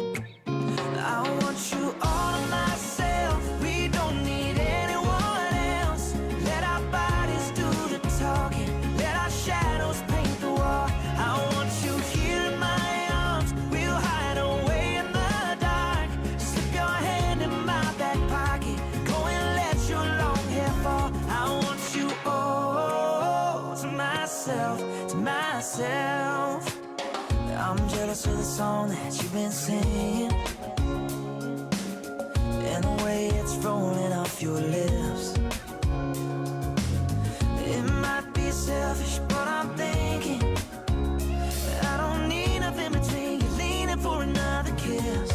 Yeah, I want you all to myself, we don't need anyone else. Let our bodies do the talking, let our shadows paint the wall. I want you here in my arms, we'll hide away in the dark. Slip your hand in my back pocket, go and let your long hair fall. I want you all,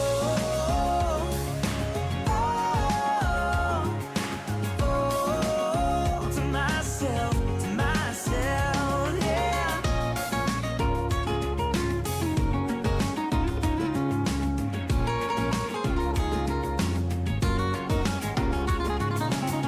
Girl, I want you in the worst way. Yeah, I want you in the worst way. I want you all to myself, we don't need anyone else. Let our bodies do the talking, let our shadows paint the wall. I want you here in my arms, we'll hide away in the dark. Slip your hand in my back pocket, go and let your long hair fall. I want you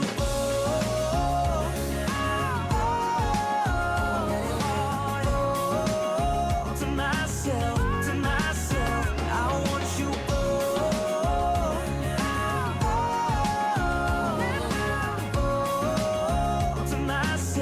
to myself, yeah.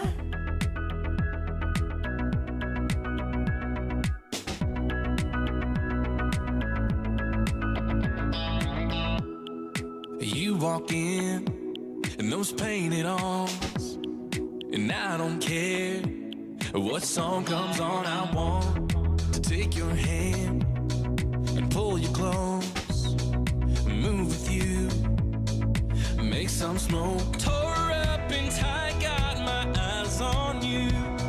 You can't help it, you're Mel McDaniel's approved. Come on, let's get a little denim on denim. We're gonna dance all night.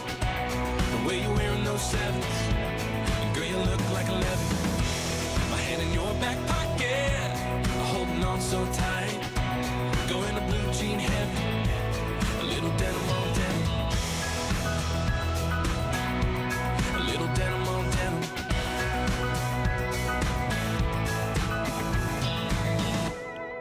Fast or slow, I wanna feel you sway. I wanna feel the beat, body on body, yeah. The way that your curves sit in those low rides. My hands on your hips, girl, we fit just right. Come on, let's get a little denim on denim. We're gonna dance all night. The way you're wearing those sevens, and girl, you look like 11. My hand in your back pocket, holding on so tight.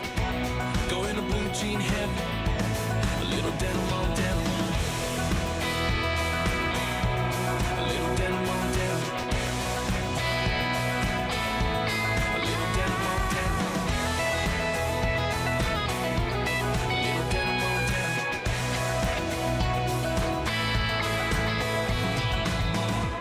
My hand in your back pocket, holding on so tight. Go into blue jean heaven. A little denim on denim. We're gonna dance all night. The way you're wearing those sevens, and girl, you look like 11. My hand in your back pocket, holding on so tight. Go into blue jean heaven.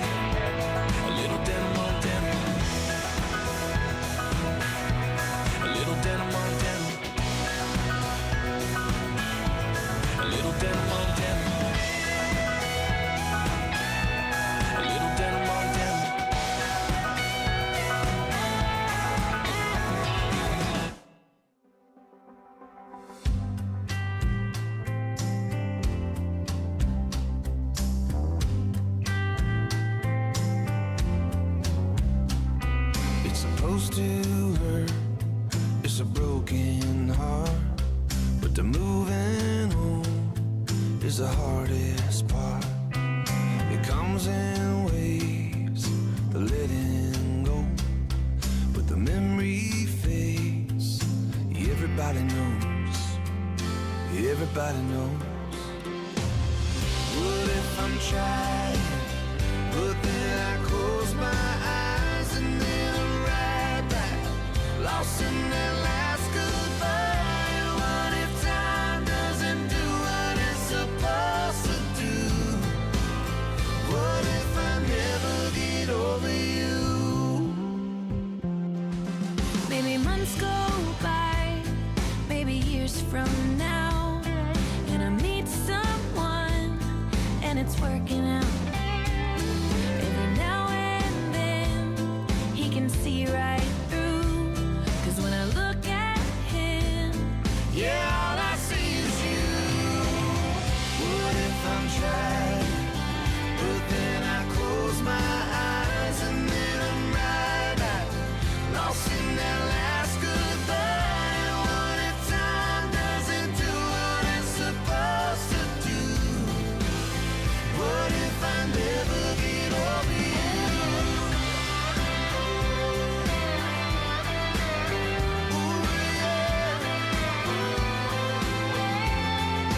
What if I never get over? what if I never get closure? What if I never get back all the wasted words I told you? What if it never gets better?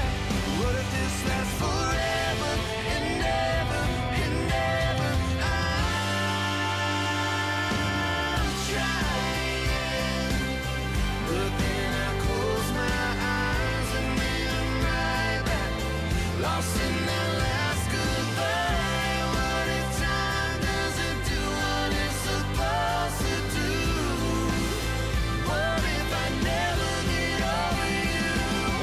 What if I gave everything I got? What if your love was my one and only shot? What if I end up with nothing to compare it to? What if I never get over? Oh, if I'll never get over. What if I never get over you?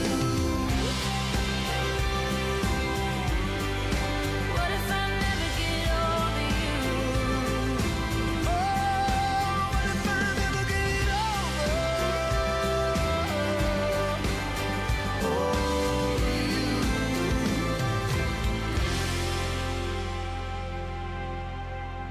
Enjoy Stingray music free on your mobile.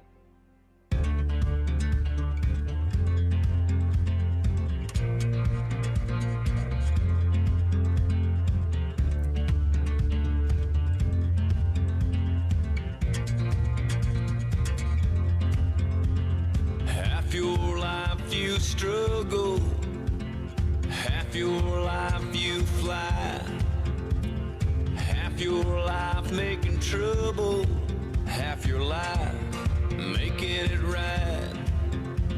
One day I'm the exception, most days I'm just like most.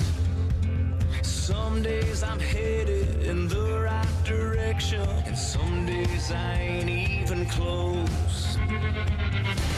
I'm a little bit steady, but still a little bit rolling stone. I'm a little bit heaven, but still a little bit flesh and bone. Little found, little don't know where I am. I'm a little bit holy water, but still a little bit burning man.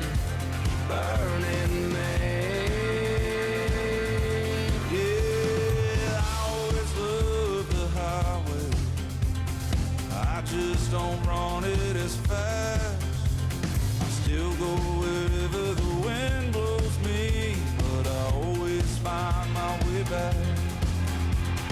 I still don't get it right sometimes. I just don't get it as wrong.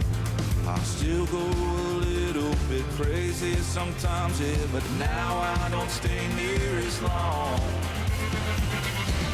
I'm a little bit steady, but still a little bit rolling stone. I'm a little bit heaven, but still a little bit flesh and bone. Little foul, little don't know where I am. I'm a little bit holy water, but still a little bit burning man.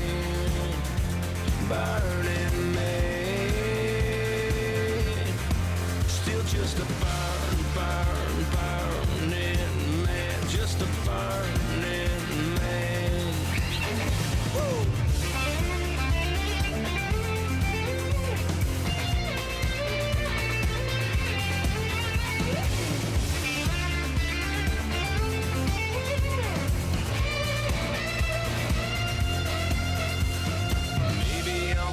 To the desert, find myself in the Joshua tree. If we pass in the night, then just hand me a lighter. Tell me you burn just like me. I'm a little bit steady, but still a little bit rolling stone. I'm a little bit heaven, but still a little bit flesh and bone. Little foul, little don't know where I am. I'm a little bit holy water, but still a little bit burning man. Burning man.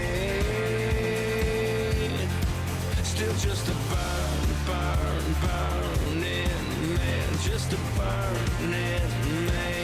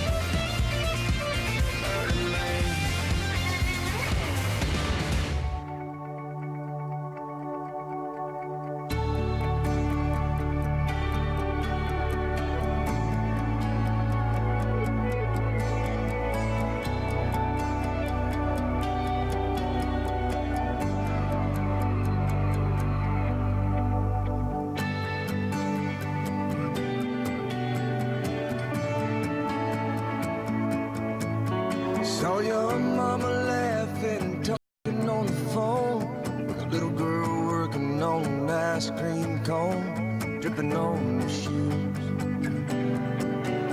And I thought about you.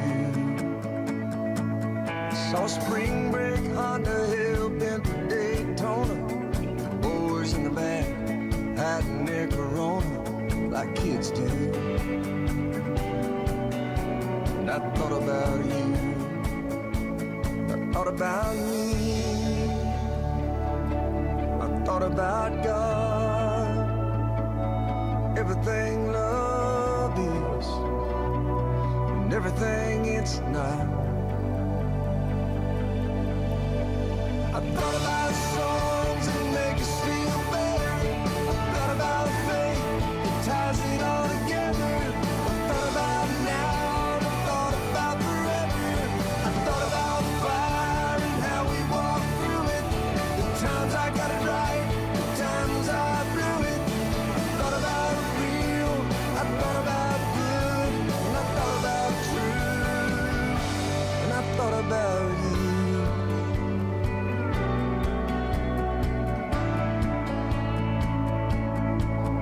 I saw hungry misspelled on a cardboard sign and a dirty t-shirt that said roll tide, so I gave him a few.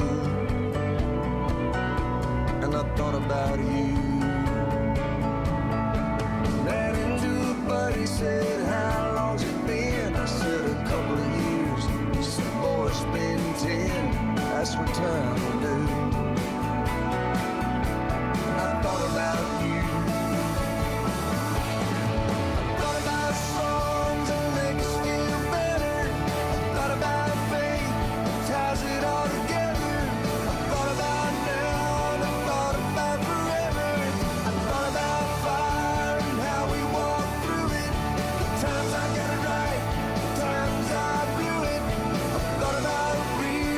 I thought about good,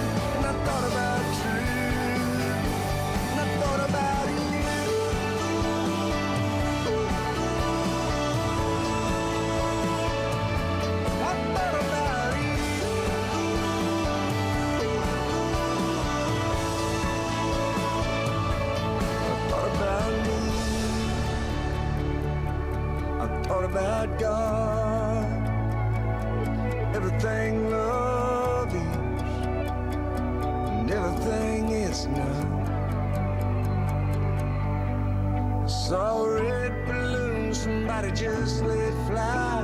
I watched it getting smaller up in the sky for a minute or two, and I thought about you.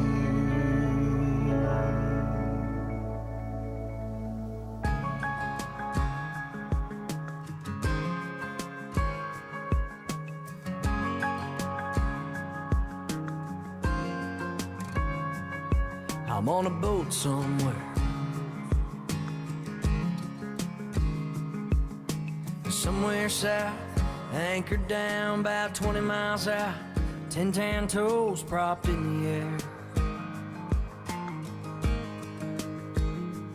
I got a drink in my hand, water's waving, seagulls sailing right across a big breathtaking red sunset. Miss me, yeah. I always said if you would ever break my heart, you would never see me again. I get out of here and disappear, take my heart where the coast is clear, and just be gone with the wind. And I get so far away from you, you would never see how easy or how hard it'd be for me to forget.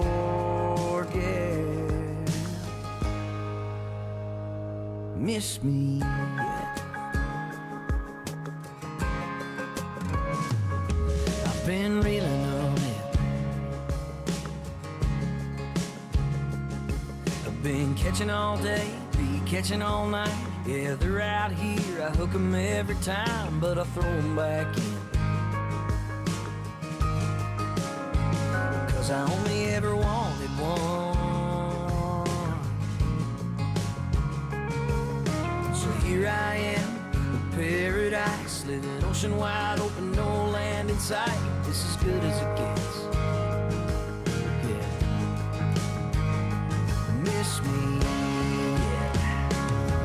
I always said if you would ever break my heart, you would never see me again. I get out of here and disappear, take my heart where the coast is clear, and just be gone with the wind. I get so far away from you, you would never see how easy or how hard it'd be for me to forget.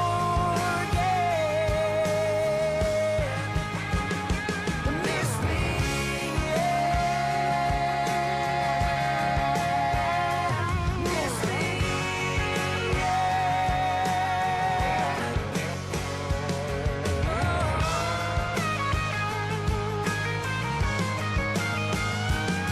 Well, I always said if you would ever break my heart, you would never see me again. I get out of here and disappear, take my heart where the coast is clear, and just be gone with the wind. And I get so far away from you, you would never see how easy or how hard it'd be for me to forget.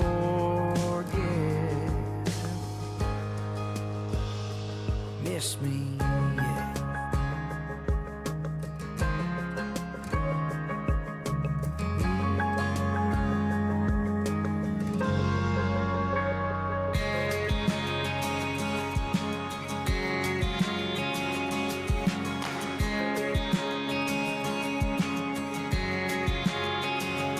I was surprised to see see your name pop up on my phone. I'm glad you're alright. You met a nice guy and you moved on. I don't wanna push too far. You don't sound as good as you say you are. What do I know? I'm just a guy who spent a lot of his time beside you late at night. Who could pick the sound of you breathing out of a crowd? The quotes your favorite movie lines. I know the cover of your smile with your little white lies, and the tone of your voice when goodbye means goodbye. But this ain't really over. But what do I know?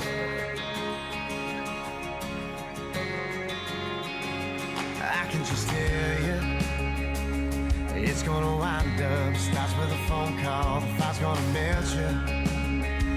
The way that you melt me, then it's a fast fall. Wild ride, eyes closed, blur. Yeah, baby, right back to where we were. What do I know? I'm just a guy who spent a lot of his time beside you late at night. Who could pick the sound of you breathing out of the crowd? The quotes your favorite movie lines. I know the cover of your smile with your little white lies, and the tone of your voice when goodbye means goodbye. But this ain't really over. But what do I know? If you don't miss me at all while you're calling, think you walked away, but the feelings went on and on and on and on and on.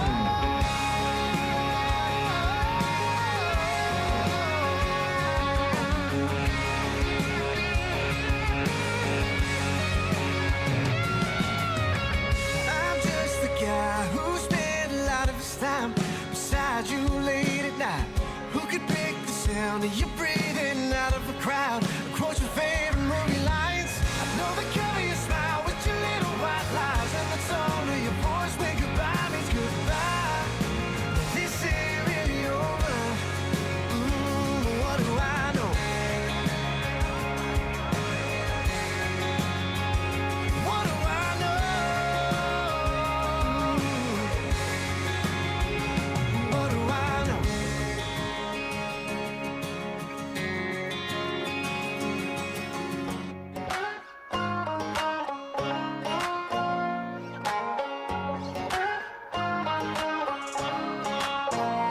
Baby, I'm thinking it's a weekend. We just got paid, so why don't we pull up to the quick stop and fill the tank?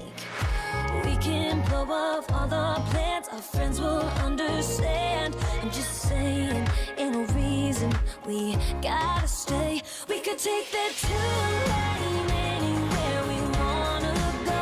End up in a dime bar dance floor where no one knows where we're from, who we are.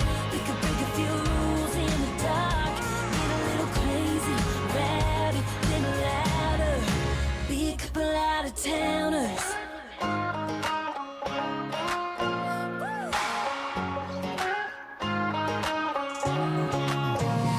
Maybe the locals will tell us to get a room, so baby we'll find us a motel with a swimming pool. Strip it down and jump on in just to say we did. Don't it sound like something we're both into? We could take that 2-lane anywhere we wanna go. End up in a dime bar dance floor where no one knows where we're from, who we are. We could break a few rules in the dark, get a little crazy, rowdy, then louder, be a couple out of towners, be a couple out of towners. Whatever happens there stays there, no one has to know. Just say the word, my bag is packed, ready, set, let's go. We could take that 2-lane, take our time, nice and slow.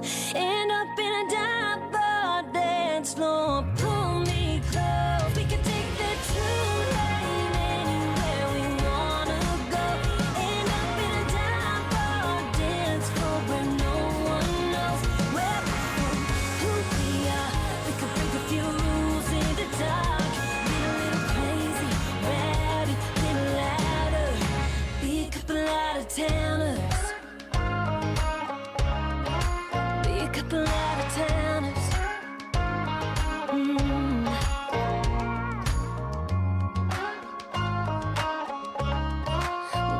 couple out of towners.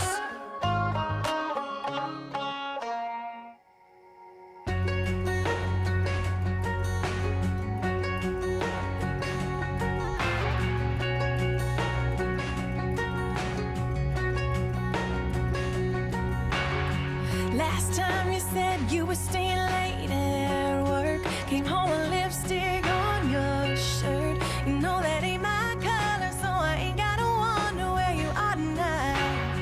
I bet you there a thirst sipping that top shelf now. You know the kind that you never bring out, one that you've been saving, waiting for a special occasion. But when you're waking up all alone, I'm still the background on your phone. She's gone and you're wishing you were with me. Boy, you better save some of that whiskey. It ain't the only thing running out. You still got a lot of hurt to drown, and you don't even know it right now. But you're gonna miss me. Boy, you better save some of that whiskey.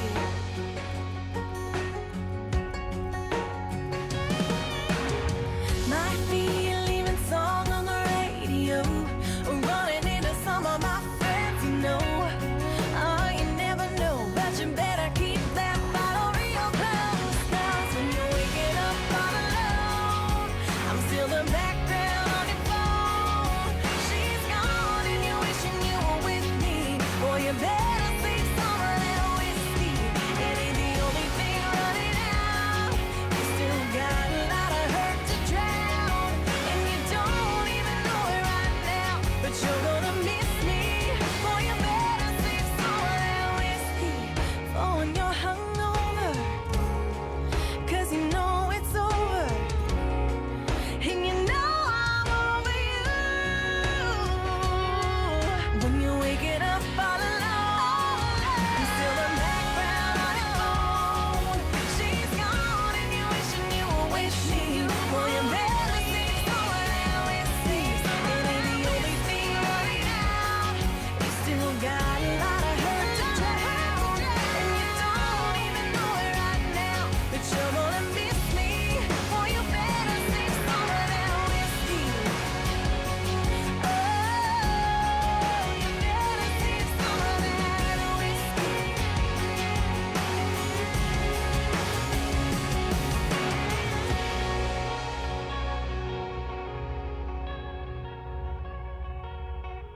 You're listening to Stingray Music.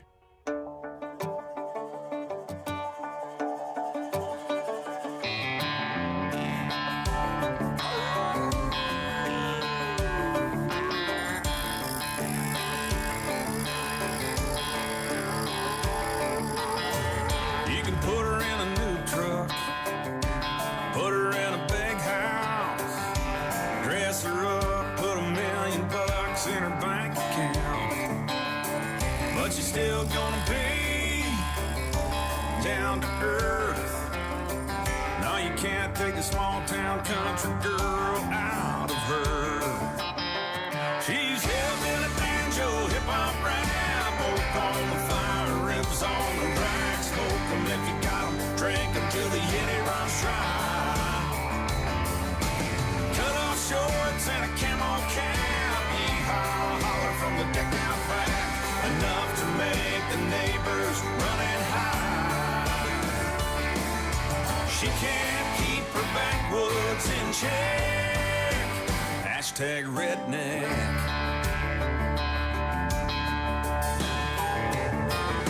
He's got a 99 jersey and a whitetail rack hanging on the wall by his coveralls in his fishing shack. He's got a pimped out tractor, pontoon in a slip, and a Talladega NASCAR race on his bucket list. He's hillbilly banjo, hip hop rap, oak on the fire, ribs on the rack, smoke 'em if you got 'em, drink 'em till the yeti runs dry. Boots and shorts and a camo cap, yeehaw, holler from the deck out back, enough to make the neighbors running high. He can't keep his backwoods in check,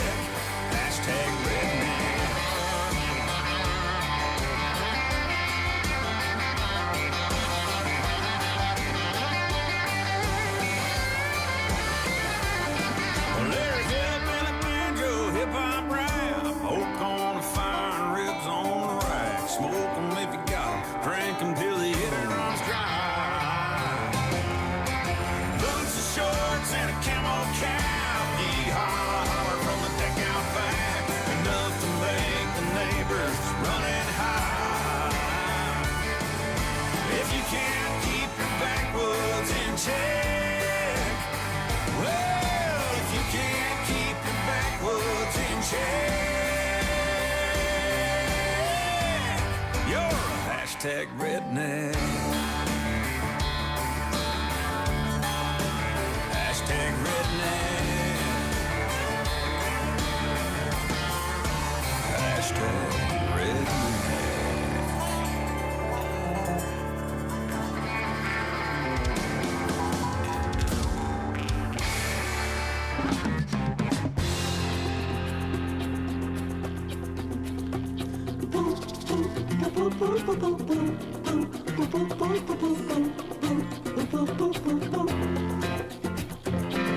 I've seen the Joshua tree, got down on my knees through the Virgin Mother of Prayer.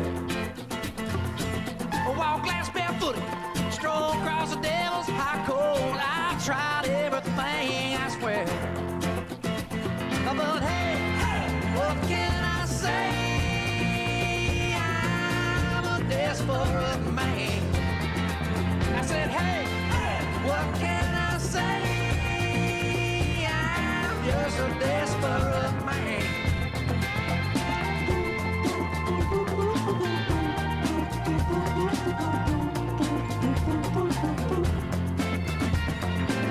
Fortune teller told me, no more last chances. You got no future at all. Oh, but I ain't listening. The black-hearted gypsy led a crucifix to a bedroom wall.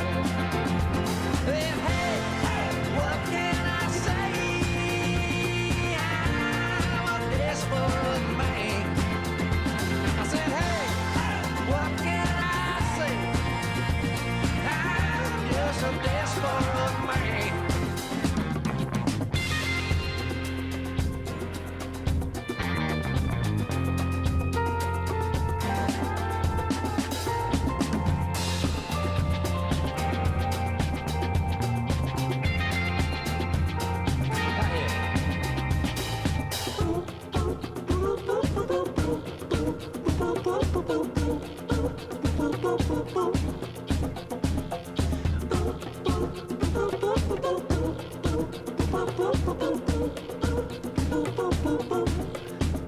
Yeah, I'm a high cock, full tilt, scarred hands to the hill. Don't push me, grown ass man. Yeah, flashing light, caution, careful where you cross, son, till she come back again. Hey, what can I say? I'm a desperate man. Oh, hey, what can I say?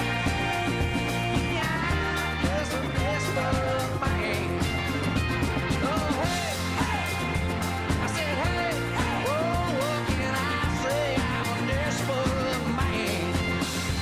Oh, hey, I said, hey, I'm just a desperate man.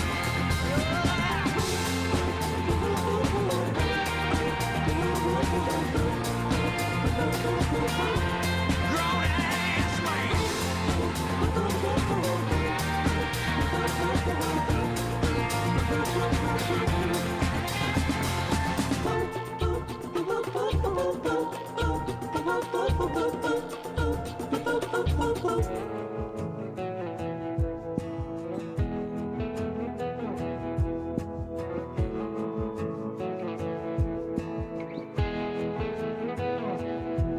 Every reason why every other guy ran away is every reason why you love me and why you stay. Yeah, our rough edges fit together. You're the missing piece I didn't know I need. We'll be dirt flying, running forever like two one-time Mustangs. Baby, you're wild as me. My once in a lifetime made of the same kind of crazy.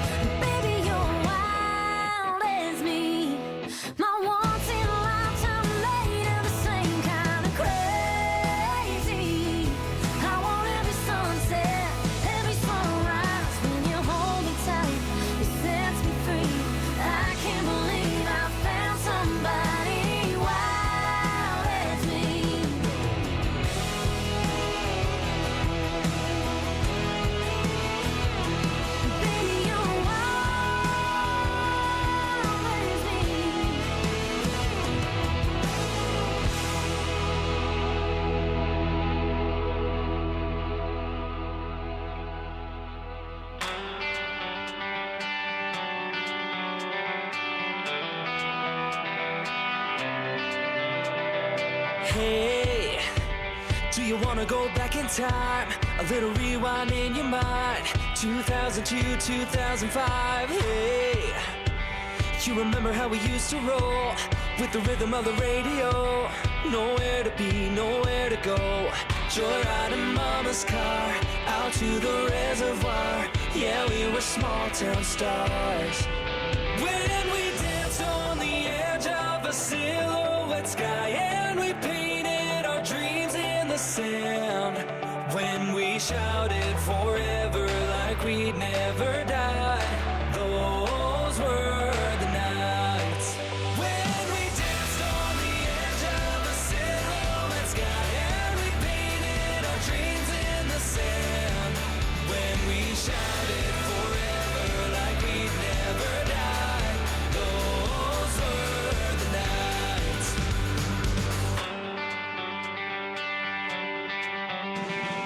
Oh, there was magic in the air.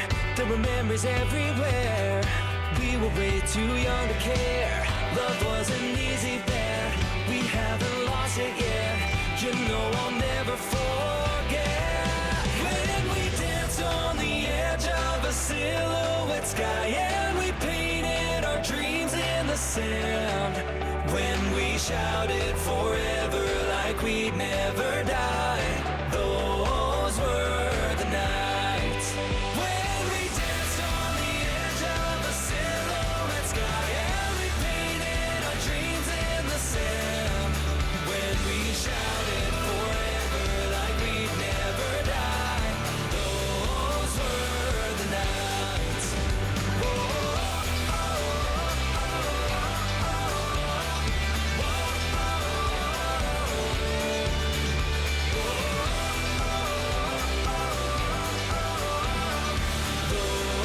were the nights. When we danced on the edge of a silhouette sky, and we painted our dreams in the sand. When we shouted forever like we'd never die. Those were the nights. When we danced on the edge of a silhouette sky, and we painted our dreams in the sand. When we shouted forever like we'd never die. Those were the nights. Those were the days. Those were the times. Those were the memories that we made. Those were the nights. Those were the days. Those were the times. Those were the memories that we made. Those were the nights. Those were the nights.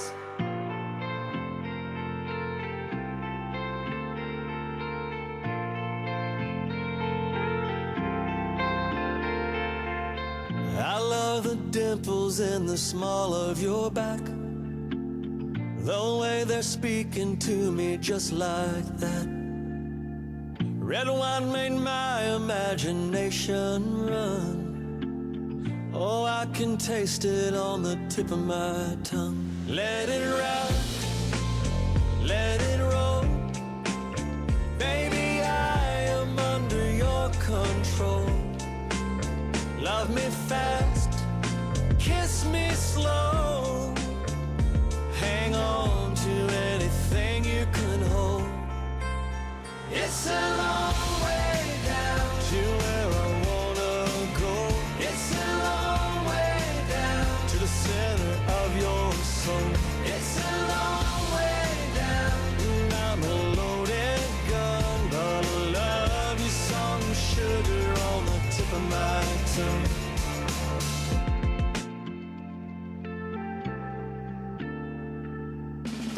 Girl, believe me when I say it's true. Nobody makes me feel the way you do. When I love you from the morning till the setting sun, yeah, I can taste the ocean on the tip of my tongue. Let it ride, let it roll.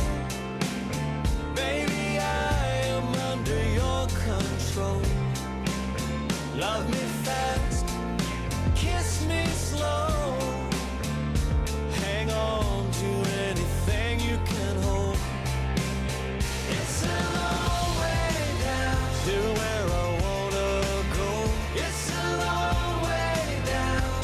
center of your soul. It's a long way down, and I'm a loaded gun, but I love you, salt and sugar on the tip of my tongue. Yeah, I love you, salt and sugar on the tip of my tongue.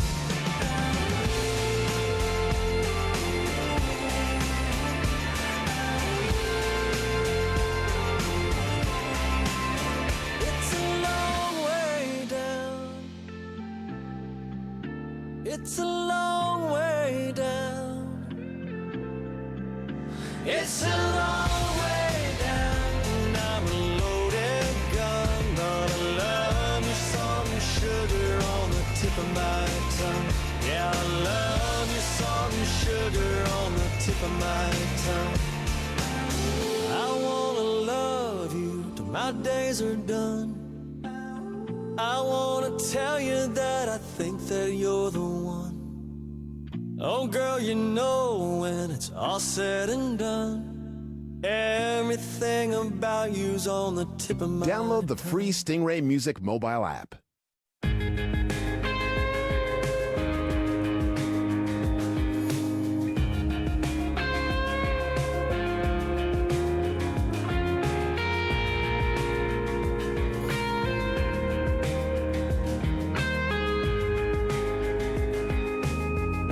All the folks down in Lynchburg, Tennessee, been working hard for good old boys like me.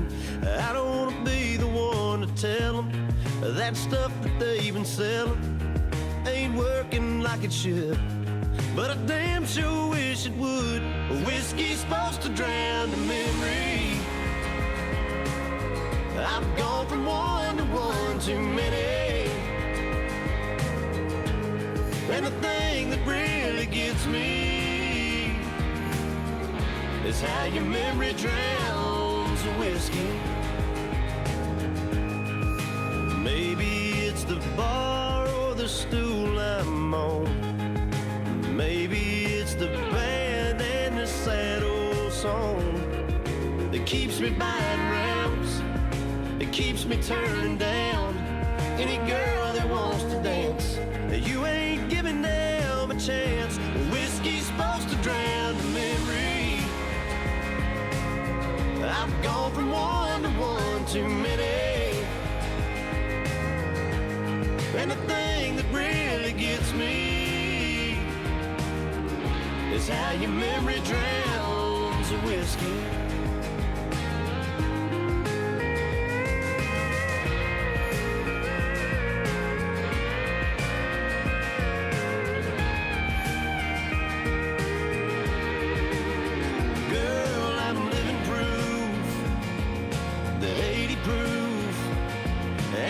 Shot at touching you.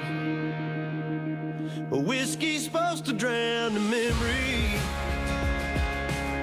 I've gone from one to one too many,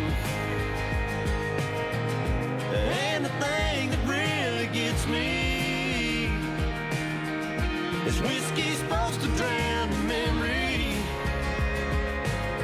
I've gone from one to one too many,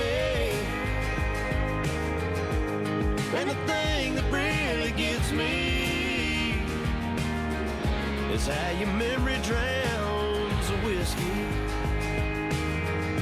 Yeah, the thing that really gets me is how your memory drowns the whiskey.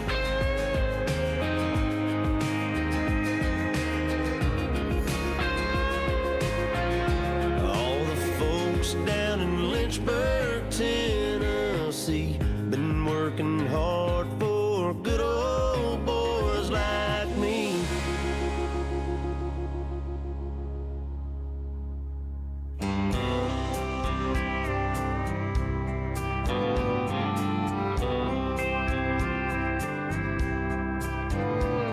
The sky in Cheyenne, Wyoming is just about as blue as it gets. And if you ain't seen a Santa Fe sunset, you ain't seen red. Texas sunflower yellow can take your breath away. I've seen it all, from the orange of the fall to the green of the summer, but my favorite color is neon, the light they always leave on.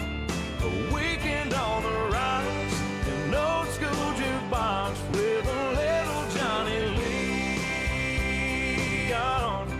The buzz I love to be on. You put a double on your trouble, so light this end of the tunnel is neon. The sun can do the job in the daytime, but the moon ain't quite bright enough to light up the way to playtime for people like us. Just like a beachside beacon, calling all the ships back home. A few thousand volts to cut through the smoke. The windows are tinted, that's why they invented neon. The light they always leave on. A weekend on the rocks, an old school jukebox with a little Johnny Lee on. It's the buzz I love to be on. You put a double on your troubles, like this end of the tunnel is always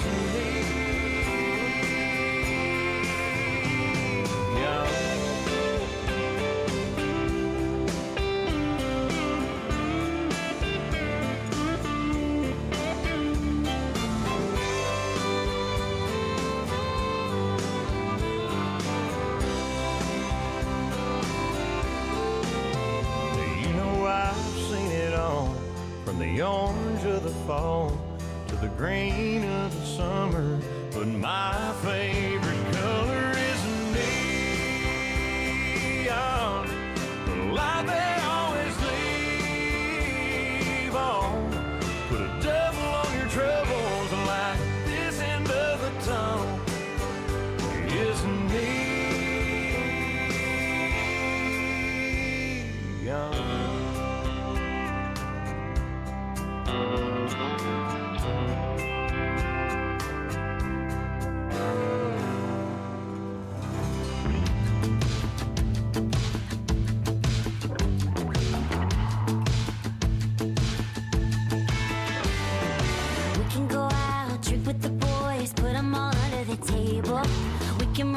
Convertible toy doll, the ready and able to do what we want.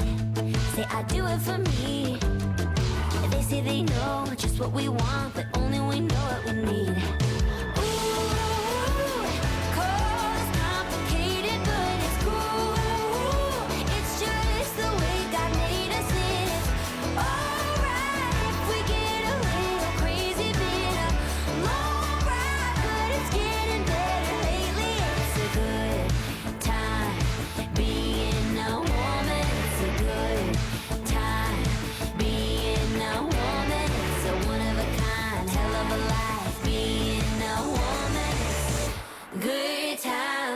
Being a woman. Good glass of wine, time to unwind. Sometimes that's all that it takes.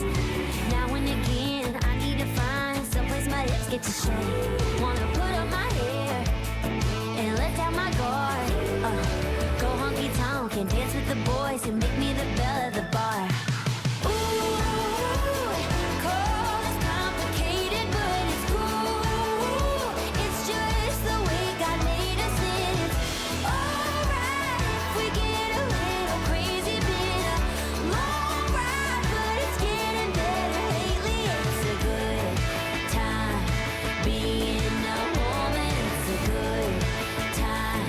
Being a woman, so one of a kind.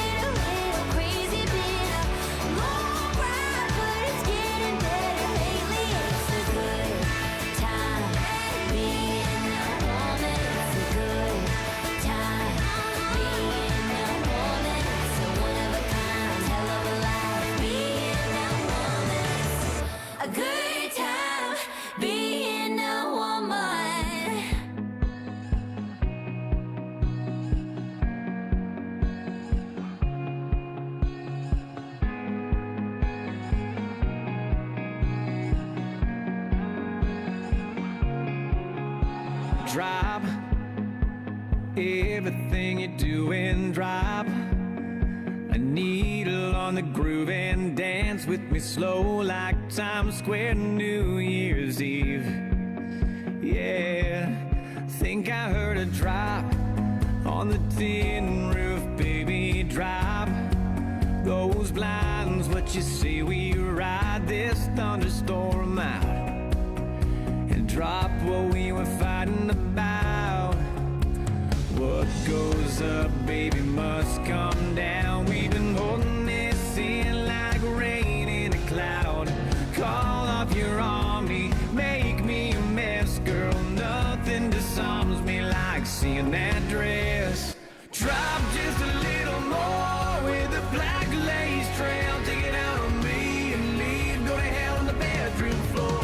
Drop back in time to good morning, back to back love. Girl, let's get back to that us. We don't have to apologize. Just put your lips on my lips. Let's start from the top. It's the only way to save what we've got. So drop your hair and follow me to the candlelight. Yeah, drop all your plans for tomorrow, 'cause this is gonna take all night. What goes up, baby, must come down. Just fall on me when the bottom falls out. Call off your army, make me a mess, girl. Nothing disarms me like seeing that dress. Drop just a little more with a black lace trail. Take it out on me and leave. Go to hell on the bedroom floor. Drop back in time to good morning, back to back love. Girl, let's get back to that us. We don't have to apologize. Just put your lips on my lips. Let's start from the top. It's the only way to save what we've got. So drop in on the edge, baby, let's fall back in love. Hold on to me, let gravity do what it does and sink a little deeper into this bed. Reach high heaven while the doubts in our heads. Drop just a little more with a black lace trail. Take it out on me and leave. Go to hell on the bedroom floor. Drop back in time to good morning, back to back love. Girl, let's get back to that us. We don't have to apologize. Just put your lips on my lips. Let's start from the top. It's the only way to save what we've got. So drop.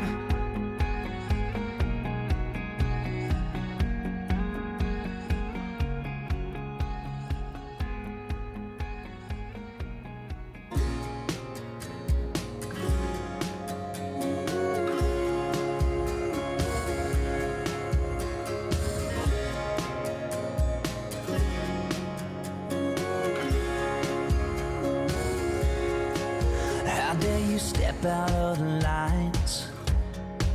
How dare you step out of the box? Don't go pushing your luck, just be happy with what you got.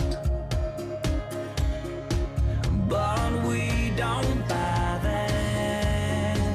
No, we don't buy that. 'Cause we're the dreamers, we're the believers.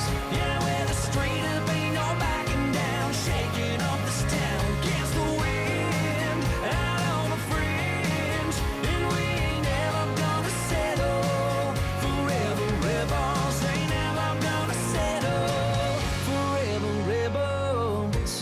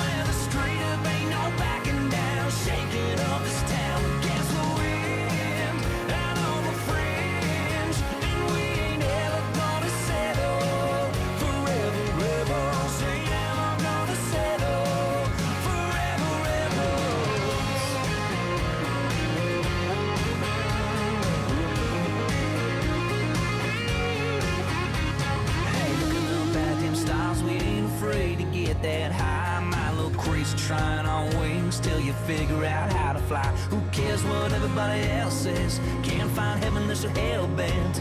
Well, you want it, you got it, go get it tonight. 'Cause we're the dreamers, we're not the leavers. Yeah, we're the straight up, ain't no backing down. Shaking up this town against the wind and all the fringe. And we ain't ever gonna settle.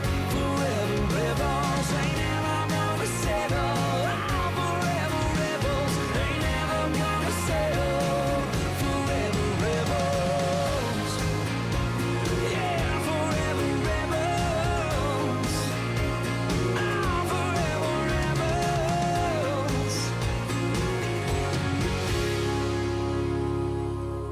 Transform any screen into a live concert experience with Pink Floyd, Queen, Aerosmith, Santana, and more. Download the Stingray Quello app today.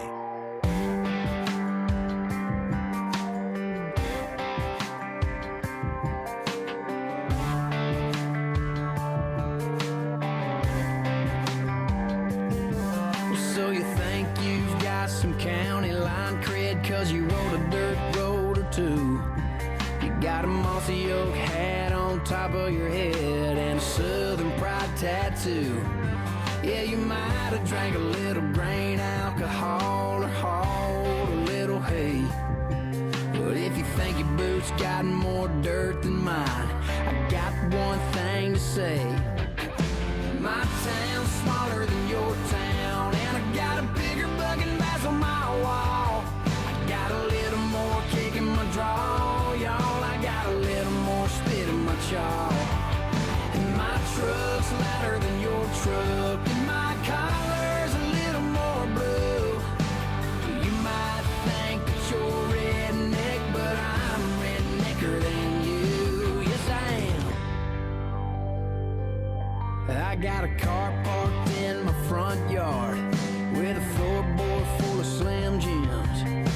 I piss where I want to, and I fish where I swim. Yeah, I bet you ain't got it on a tailgate or killed a copperhead a time or two. And man, if you're thinking you're a better beer drinker, buddy, I've got news for you. My town's smaller than your town, and I got a bigger bugging bass on my wall. I got a little more kick in my draw, y'all. I got a little more spit in my jaw. And my truck's louder than your truck, and my tick count's a little more blue. You might think that you're redneck, but I'm rednecker than you. I'm rednecker than you. Woo!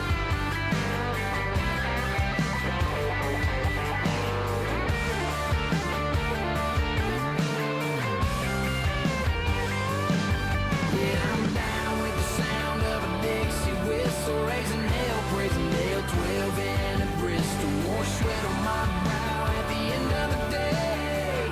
So needless to say, my town's smaller than your town. I got a bigger bugging bass on my wall.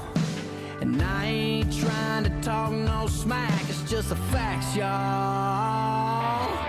'Cause my truck's louder than your truck, and my red white's a little more blue. You might think that you're redneck, but I'm rednecker than you. I'm rednecker than you.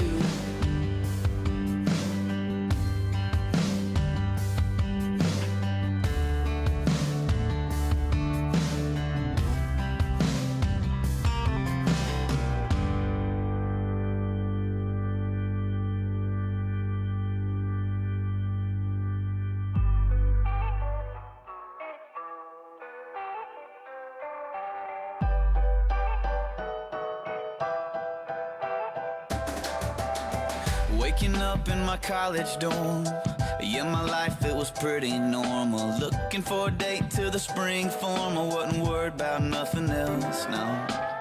Majoring in undecided, notebook full of bad songs I was writing. Never dreamed anybody else would like them. Now they're sitting on a Walmart shelf. Ain't it funny how life changes? You wake up, ain't nothing the same, and life changes.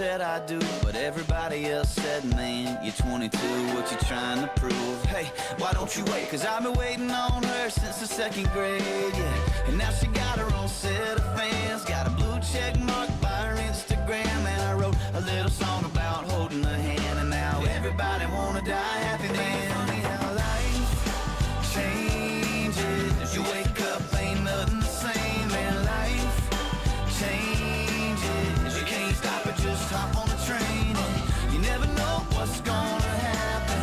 You make your plans and you hear God laughing. Life changes, and I wouldn't change it for the world.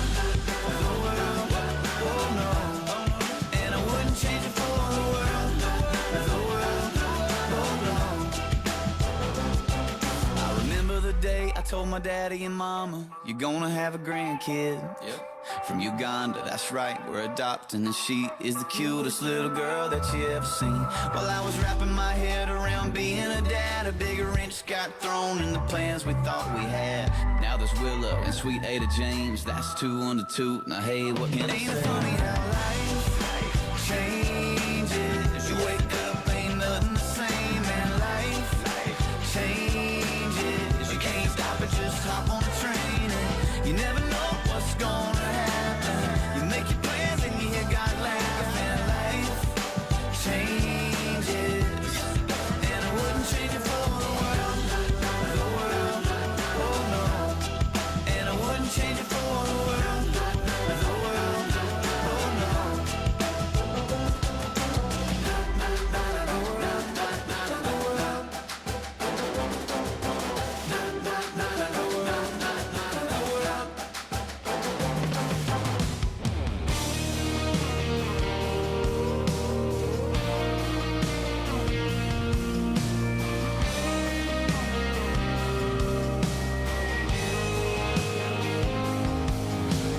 Tour was up in the middle of June. She was planning a welcome home barbecue, green bean casserole, grandma's recipe.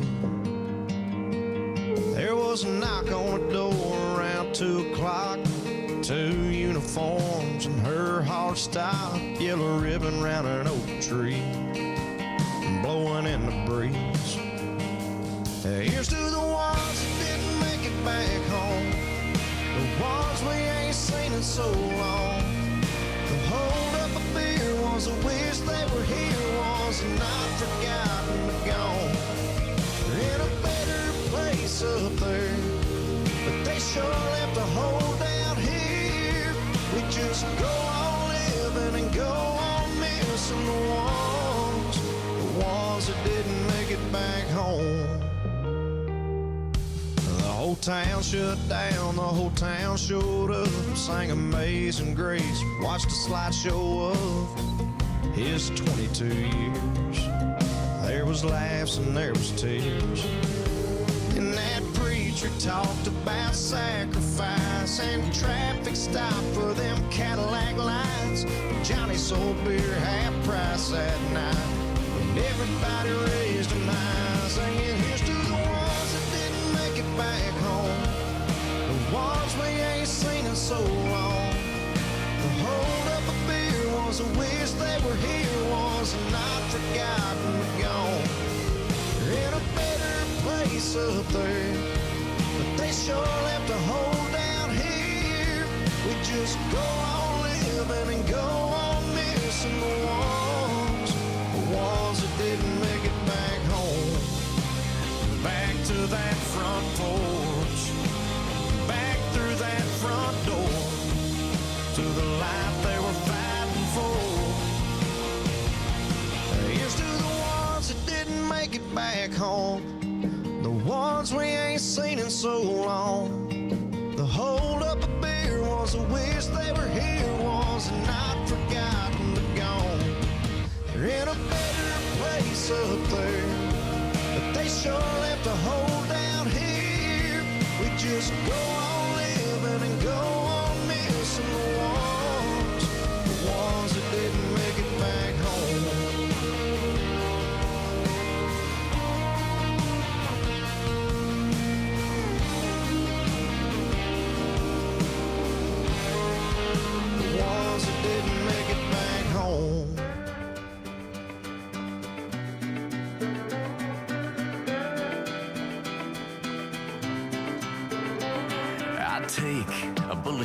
chest I'd fight to my dying breath. Beg, steal, and borrow, give all my tomorrows.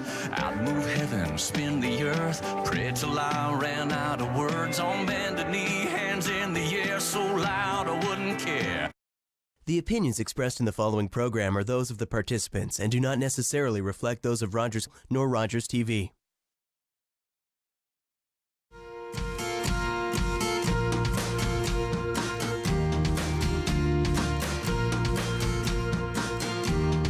Hi, and welcome to Raising Energy on Rogers TV. My name is Angel Morgan, and I am your psychic for tonight. I work with guides, guardians, angels, archangels. I'm a free-for-all, so whoever of the light wants to come through, I let them. The difference with me is that if somebody comes through, that's alive, I let them come through. So dead or alive doesn't make a difference, and I'm also known as an animal communicator. It's funny, I'm stumbling over my words a little bit in that intro because I'm already getting information, but there's something very specific I am to. The difference between a psychic and an intuitive, for some reason, someone in the audience, and I will pin them, needs to hear this. An intuitive is somebody who feels. An intuitive is somebody who knows things. They can read, but there is a different way of reading than, say, a psychic. A psychic can do all kinds of stuff.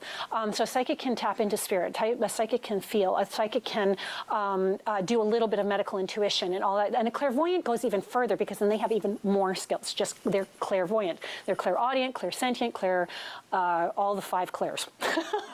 I forget them. So, come, show me. You. Go back a little bit. Stand up. Yeah, stand up. I love that. I get that often. It's like, who, me, what? I'm at your show, but is it me you're talking to? I love that. What's your name, Lovely? Lily. Huh? Lily. Hi, Lily. Hi. Lily, I keep seeing, funny enough, your father's lineage going back, grandmother, great-grandmother, more great-grandmother, grandmother before her, and some other women, and all of them have the gift, what they call the gift. But they're not intuitives, they're psychics. And I actually see them reading cards. I actually see them, there's one woman in your heritage and in your lineage who actually did this for people, but not as a living. She was just known in her town, known in her community, and someone of nobility gets a whiff of who she is and actually pulls her in. So you have this gift. You can read cards. You can actually scry. Do you know what scrying is? No, you don't. I know. I can just by the look on your face, I know you don't know. So scrying isn't necessarily through a crystal ball. Nostradamus had a bowl, and it was a black bowl, and it has water in it. And what happens is he would look into the water, and he could divine the future, see the future. He had different ways of divining. So that was his favorite way, was water scrying. So there are different ways of scrying. One is a mirror. Anybody ever heard of that? It's like mirror, mirror on the wall kind of thing. So you actually have the ability to scry. And you can look that up on the internet for anybody who's interested in this kind of thing. And also cards. Cards. But what's really interesting is normally I would say to someone, go get a deck of oracle cards. Oracle cards and tarot are different. So tarot cards are pictures, okay? And there are interpretations you can do, that kind of thing. And then you have, and I could go deeper into what that means, but we only have so much time. And then you have your oracle cards, and they have sayings on them, okay? And you can pull one each day to give you a saying that will guide your life. This is actually something that comes from something called bibliomancy. The old ones used to use books to do this. And every Sunday after church, they'd open the book, and they'd go like this, and there would be the passage, and they would follow that passage, okay? My grandfather used to do that, and I'll get back to it in a second. And one Sunday, I remember my sister and I were watching him around the corner, and he goes like this, and he opens the book, and he goes like that, and he goes, oh. And that was what he had to do. And we were laughing.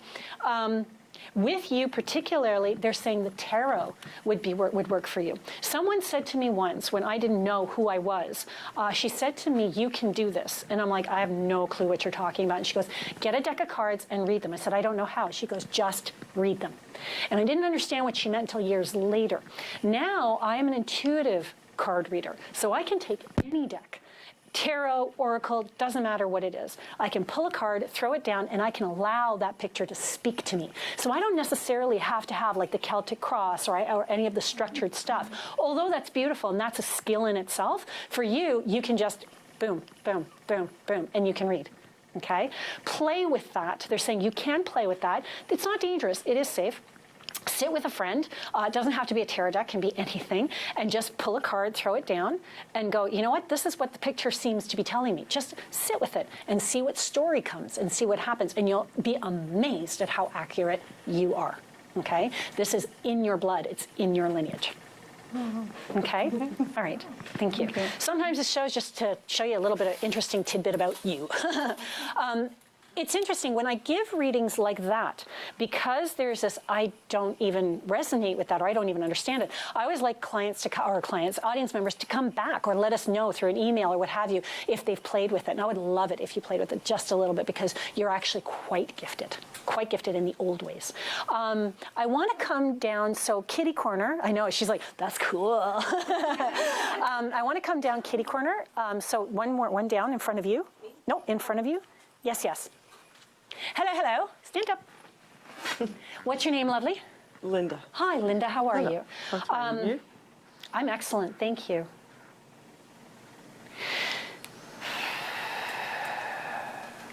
I know this is going to sound really strange for you, but you're the gatherer of healers.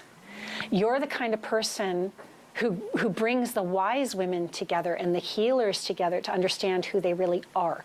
So the friends around you, the people around you who you feel are like sisters, it's almost like you guys are a little coven, you know, and it's like when you get together, people know, like they can feel it. But you're like the head, the chief. You're the head wise woman kind of thing. Witch? Sorry? The Queen Witch? Thank you. You said it, not me. I try to sometimes veer away from that word, although I love that word, because witch actually means, its definition, by definition, means wise woman healer. So I use the word coven, hoping maybe you would come forward. But yes, you are the Queen Witch. And the reality is in doing that, you understand how to break the ice, how to bring people together, how to create vibrations that circulate. Like when everybody comes in, you come in with your individual vibration, right? But when you go to her house, it creates one whole circle. Like, it's really cool. You're very powerful. And the Native Aboriginal path is the path you should follow if you so chose. Even get a drum. Go under the moon. Drum for yourself. You do that already, don't you? Yeah, okay. Never mind. Yeah, because sometimes they'll show me stuff that's already occurring or part of who you are, and it's nice to get that validation. I don't drum, I howl. You what? I howl. That's good. That's good. When I was a little girl, I used to live in this row of townhouses, right? And my cousins used to live next door, and our best friends lived on the other side. So every night when I was probably about 7 years old, I probably shouldn't even be admitting, my mother sees this, she'd go and kill me. And I would howl at the moon. And my cousins on the other porch would be sitting there going, "Shut up!" So I'd howl even louder. To me, that's a very freeing thing. And it's a connective thing. But one of the things they're showing me for you is the drum, okay? So if you want to howl, but add some drum to that. Work with the drum, because you're going to find it's going to open up even more primal energy for you, okay? So drum under the moon. Very powerful for you particularly. And then you're really going to step into your wise woman in a different way. You're going to see things in a different light, okay? Oh, okay. Excellent. Thank you. Thank you. I do want to go next door. Sorry, no. All I keep seeing for you, I swear to God, bingo. I keep seeing cards, like playing cards.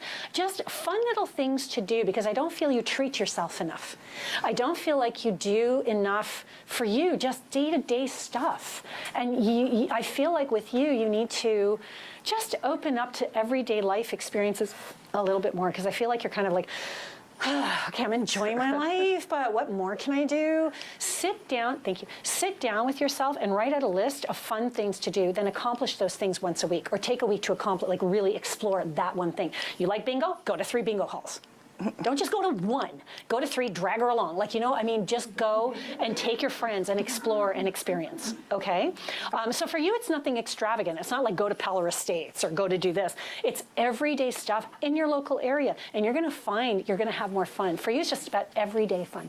That's it. And if you do that, it's actually not only going to be healing, but they just showed me something. It's actually beneficial to your health to connect to other energies right now that are on that same vibe, because it's going to lift your vitality and you're going to actually feel, and they're using the word fresher, more vital. I feel like you're getting a little tired.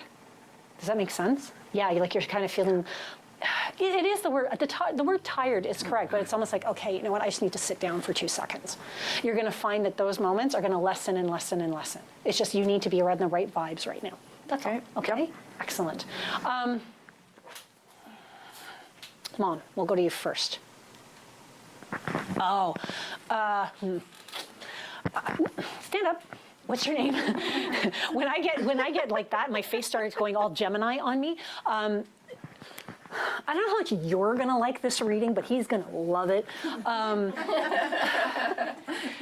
Get him knee pads or a helmet or whatever you want, but he needs a skateboard. Okay? He needs to get a skateboard. Have you been asking for a skateboard? No? I already got one. You have one? Is the skateboard got some green on it? Is there green on the skateboard? Okay. So he's got that one. Just a little bit green. But did he break a skateboard? Did one get broken? Scooters and yeah, because I'm seeing a skateboard that got broken and then got replaced by something with a green thing. But you already have a skateboard, so just be aware of your skateboard, because I think he's going to either need a new one or get a new one, or something's going to happen, because I see it cracking. But it won't be your fault. It won't be your fault. It's just like something cracked. But as soon as that happens, don't let him cry about it or wait. Just go out and get him a new one. Okay, he deserves it. Apparently you've had a good, so look at him smile. He's had a good summer, eh? He's had a really good summer. He's been a really good boy this summer. Yeah. Like, he's been really accomplishing things that have even surprised you. Like, you've been doing things that even surprised you, haven't you? Yeah, and that's really cool. They're saying he deserves a treat. He deserves a treat, a special treat end of the year. Yes, yeah, he does. I know. Trust me, I'm going through the same thing at home. I'm like, really? You're gifting my kid with this now? But he has accomplished a lot, and he's grown a lot too. Do me a favor, can you bring it over here? I want, yeah, you buddy. Yeah, you buddy. Okay, what's your name? Logan. Hello, Logan. We've talked to you before, right? Did we talk about your spirit animal the last time you were here? Yeah. Yeah, what did we say your spirit animal was? It was a tiger and another person in a hat. Perfect.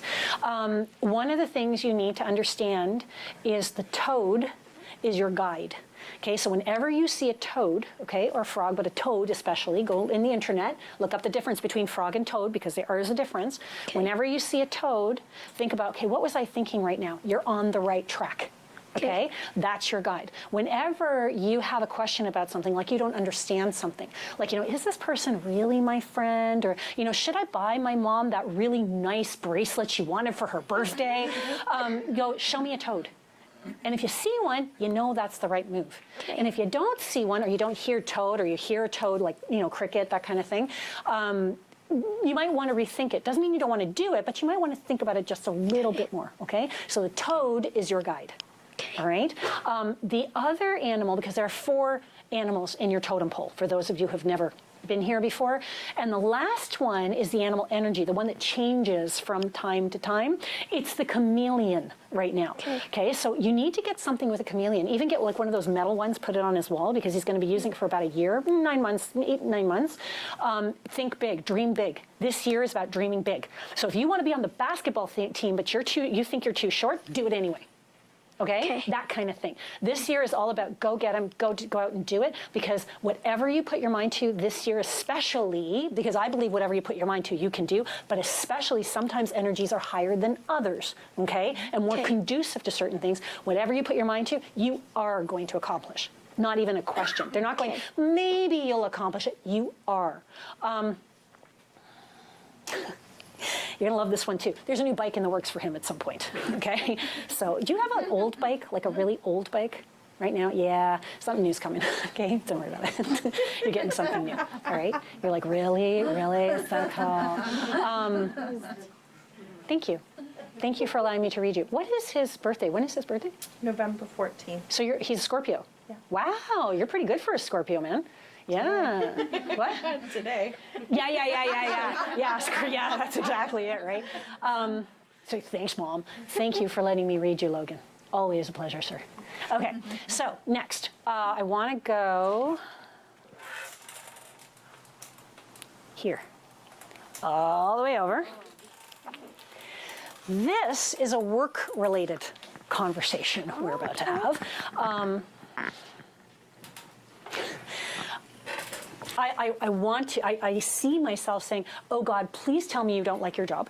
And the reason I say that is because— We just had this conversation. I know you did. Because it is definitely time to get rid of the old and bring in the new, but wait, timing is not exactly correct as yet. Okay? Not as yet. Give yourself a few more months before you really consider it, because an opportunity may open up to you that might make you go, you know what? I need to consider that option before I jump.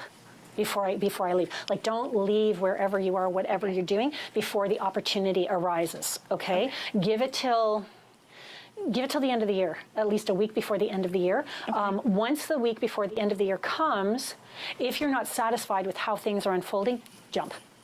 All right. Okay, that's pretty clear. If you do that, by probably end of January, you'll have something new. And when I say jump, I'm not talking about, get yourself fired. What I'm talking about is start really putting energy into and manifesting for yourself something new. Okay. Okay, because it will apparate, to use a Harry Potter term. You have, no, that's for you. Okay, so we're going to go over here now. Okay. You have spirits standing with you to your right. And I do that simply because I mirror. So my left is your right is my left, whatever, how that works. But because I'm standing here, that's my left, that's your right, they're standing over here. Okay, so they're standing to your right. I am directionally challenged. So on this side, you have grandmother and grandfather, father's side. Okay, so they stand with you and they're watching over him and he's watching over you. And it's really funny because I feel like her arm, she stands to the left of the grandfather, her arm is touching your back to make connection.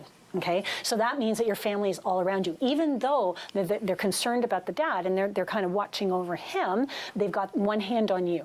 So it's like one hand on him, one hand on you, and they're just taking care of everyone. But you need to understand that your grandmother, father's side, is guiding you. Okay. She's kind of going like this and going, no, don't go over here, over here. And you don't have to know them, and they can still be alive. But the reality is the spirit will always be with you, okay? They are past, though, I get that. But the reality is she's always with you, and she's smiling. She's got a really nice warmth to her, this woman. But she really loves you, and she knows your heart is really pure. And she knows that, and she also knows that life has given you some hard knocks. It has. But who you're becoming is partly because of that, and don't ever forget it. Okay. Because that's what makes you strong, because she's been through things that are similar and different, right? She's been through her own stuff, but even some stuff that's even similar to you. And so she gets it on a level you don't understand, right? We never know everything about our parents and our ancestors. They never tell us all the juicy stories. No. So the reality for me is that you are becoming a real woman. You've stepped into your womanhood. Now it's just about embracing it, okay? Well, a lot of us, especially women, will struggle with that. I want to be a woman. I'm trying to be a woman. I'm trying to get rid of all this stuff so I can step into being a strong, empowered woman. Not realizing we already are. Okay, we've made the shift. Now we're kind of spinning our wheels. Okay, don't spin your wheels anymore. You're here, this part of your life. And a woman isn't someone who has a husband and children and a home and a car. That doesn't make a woman. A woman is somebody who knows themselves, and you do. And you know yourself very well. So now it's time to congratulate yourself, accept that I'm hearing this. Congratulate, accept it. Yeah, I'm getting there. And also to pat yourself on the back, but also understand you are a woman, and the way you stand and the way you carry yourself will bring that in with you. Okay. Okay? So all I keep getting is shoulders back, my dear. Okay. Well done. Thank you. Good. And it's really funny. As soon as you did that, your face completely opened up. That was really nice. Okay, good. Embracing. It's a time of embracing. Thank you. No worries. I want to come here. No, right here, right over here. What's your name? Suzanne. You've gone through a lot of healing. Oh, yeah. A lot of healing. You have removed and gotten rid of a lot of stuff you don't need. Yeah. You still have some healing that you need to do. Yeah. I think it's really cool the way you're standing right now. Physically, as a reader, it is not a cheat to read physicality. Mental, physical, emotional, mental, emotional, spiritual, physical. Right? I get to read that aspect. She's worried right now. She's a little scared about what I'm going to say, so she's got her hand over her tummy. This area, that's okay. This area right here, this is the root chakra. This is safety, home, security, all of those different things. So when we feel very nervous about something, you'll see a lot of people either go like this or they'll go like this. Okay, and if it's their heart, like in a relationship, you ever been on a date or you ever see somebody out on a date, you can pretty much tell they're on a first or second date because they'll sit there, a woman will sit there like that because she's protecting herself. Sure. Okay, always. And if she's doing this, she's really into him. For you, I also feel like you're doing this too because you do this a lot. This is like one of your go-tos because you're protecting not only that area for safety. Have you had health issues in this area? Yes. Yeah, that's why. So you're still protecting. You're still not quite trusting that everything's okay. But it is. I feel like you're moving forward really, really, really well. Do you take medication? Yes. Yes. Okay. Yeah, the medications are right for you. You're on the right track. You're doing exceptionally well for who you are and what you've been through. And they're showing you too. They're showing me too. They're taking care of you. They're taking care of you. Whoever worked on your stomach, they did a great job. They did a really great job. Okay. Good. So it's good. Good. Yeah. You still, but again, you still have some healing to do. Healing to do. Okay. I know. Awesome. Yeah, I know you know. Thanks. I know you know. Sometimes I'm just validation. Sometimes I'm just here to say, I know you know this, but I'm reassuring you, not on your conscious level, but on your spirit level. Yeah. Sometimes I'll talk to people, not even look at them, because it's not your conscious mind I'm interested in. It's your spirit I'm interested in. Right? So even though our mind may know something or acknowledge something, doesn't mean we accept it. When I talk to you, I'm talking to spirit, and once the spirit acknowledges it, it goes, cool, check. Then you'll feel it inside, and it'll just open right up. Okay. I went to a really cool osteopathic appointment today, and every time she did something and opened me up, I would take a breath, and my body would just do it on its own. And it's like, wow, mind, body, spirit connection. I wasn't in control of it. And it was so cool because sometimes she'd go to like she was working on my throat at one point and my eye would flicker. You know, and at one point she was working the back of my head and my lips are like this. I'm like, well, what are you doing to me? But it's really, really cool because it shows us that the mind, the body, the spirit all works together. And then you take that breath, that's the spirit, and it releases. And osteopathic treatments can do that. All kinds of energetic practices can do that. Acupuncture can do that too. So now I want to go, not yet. Show me where, there. Yep, right there. Yep. All I keep hearing is happy, happy, joy, joy, go, go, go, go, go, go, go, and ice cream. So it's like me. It's like when you're happy, you need to really act on that and ride the wave. It's like when you're happy, you allow yourself to be happy, and then you're on this stream, and then you just stop. And you just stop. If you're happy, ride that wave to go to the highest point that you possibly can, right? And if you're happy and joyful, going, oh my God, you know what? I really need a beer right now. Go have a beer. You're an adult. Stop everything. We listen to ourselves and we allow ourselves to go to a certain point. Acting on how we feel, as long as we're not hurting ourselves or anybody else, is the key to getting to the next level of who we are in our joy and happiness, okay? For you, you're ready, to take the next step up in a level of who you are in the phase that's coming for you. But that's all about not only acknowledging happiness, but continuing to feel the feeling. Okay? And when you feel it to its utmost, one day what's going to happen is you're just going to stay there. And you're going to go, wow, I feel good like this all the time now. Right? And even if you try to go back to feeling that sense of boredom or happiness, you can't because you've shifted. Okay? So for you, it's just go, go, happy, happy, joy, joy, go, go, go. Ice cream. That's all I keep hearing. You have no idea. You think that's bizarre? I've been doing this for 16 years. I have to write a book, okay? So for you, it's about go. Thank you. Thank you. And now I want to go back there to the corner. She's like, okay. I love your tattoo, by the way. No, other one. This one. Yeah, that one. That's so you. They both are, but I feel like that's a real acknowledgement of I am this. And it's beautiful. You really know who you are. You don't give yourself enough credit, and you try too hard. You try way too hard to be you. nothing to try, man. You're there, okay? You need to know that. Are you planning to go to university? I'm going into second year. Good, excellent. You're going to question that. Do it anyway, okay? Everybody comes to a point where they question it, but you're coming to your point of question and transition. And even last year was a little difficult, but that's first year, so whatever. I'm not even counting that. But in this second year, there's going to come a point at which you're like, can I do this? Can I continue to do this? Yes, you can. Keep going. You will remember these words, okay? If you do, the benefits to you and all the others you will touch at the end of this and in the career that's coming to you, which will be a lifelong career, by the way, you're going to be fine. Are you in the health sciences or health, or no? What are you doing? I'm going into film. Yeah. Show me. Yeah, if you're going into film, there's something about, thank you, there's something about health and healing. Now, I could turn around and say that the arts are healing sciences, okay? They are. I was an actor for 20 years, trust me, I get it. But for you, no. There is something with a film or something like that that is actually going to be about something medical, healing, something that you really, and it's actually going to change your eyes and your perspective, not only on your career, but on how others live their lives. You're going to be so immersed in your career that you're going to forget there's an outside world except for the themes and topics that you work with. But this particular one is going to deal with a hospital.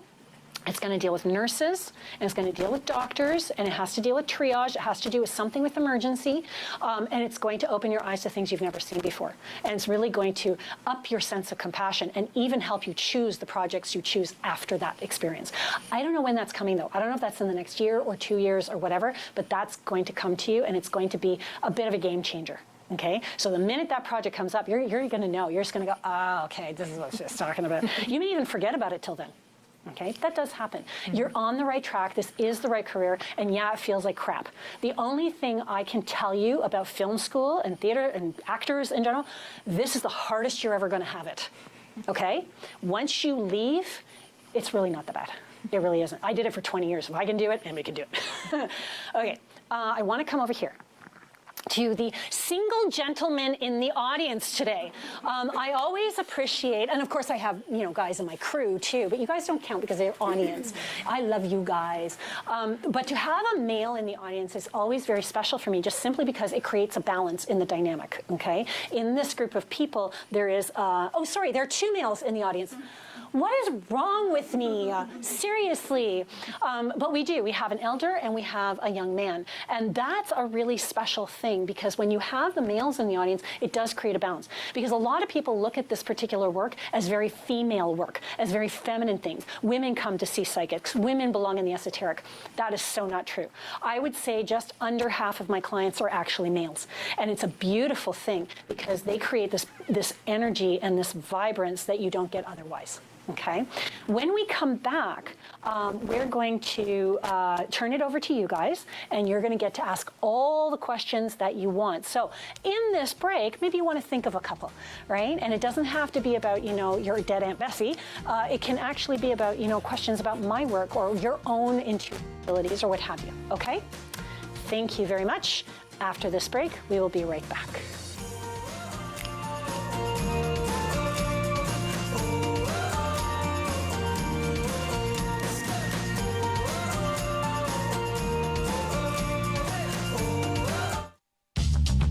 This program is brought to you by Ignite TV. Now you're in command. Visit Rogers.com for more details.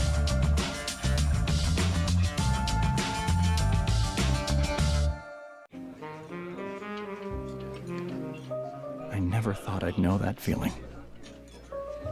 To be in love. Because for us, it was a crime. Someone had to respond to the tabloids, so I wrote letters, challenging every misconception about homosexuality.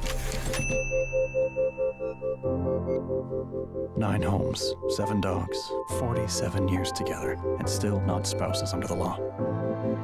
So we took our fight to the Supreme Court. Jim Egan and Jack Nesbitt await a verdict on their fight for spousal rights. Hello.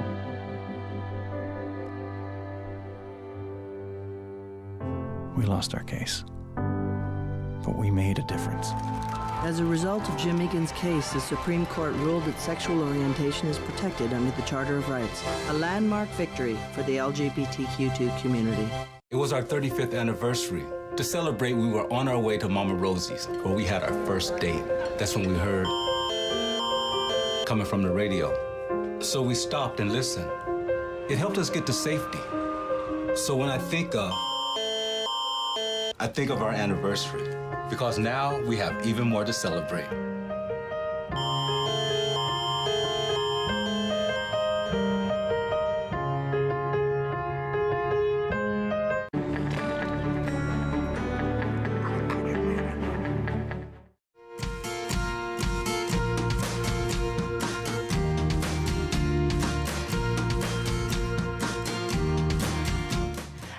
Hello, we're back with Raising Energy, and I'm Angel Morgan, and we had in the first half of our show some fun stuff that came out, some interesting stuff that came out. It's not always deep and, scary or, makes you cry.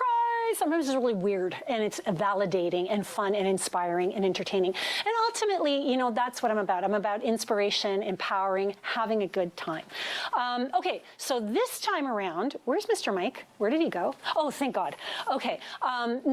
Actually get to you in the last part, so we're going to get to you now, and your name is? Blake. Hi, Blake. How are you? I'm good. It's really funny because all I keep seeing for you is...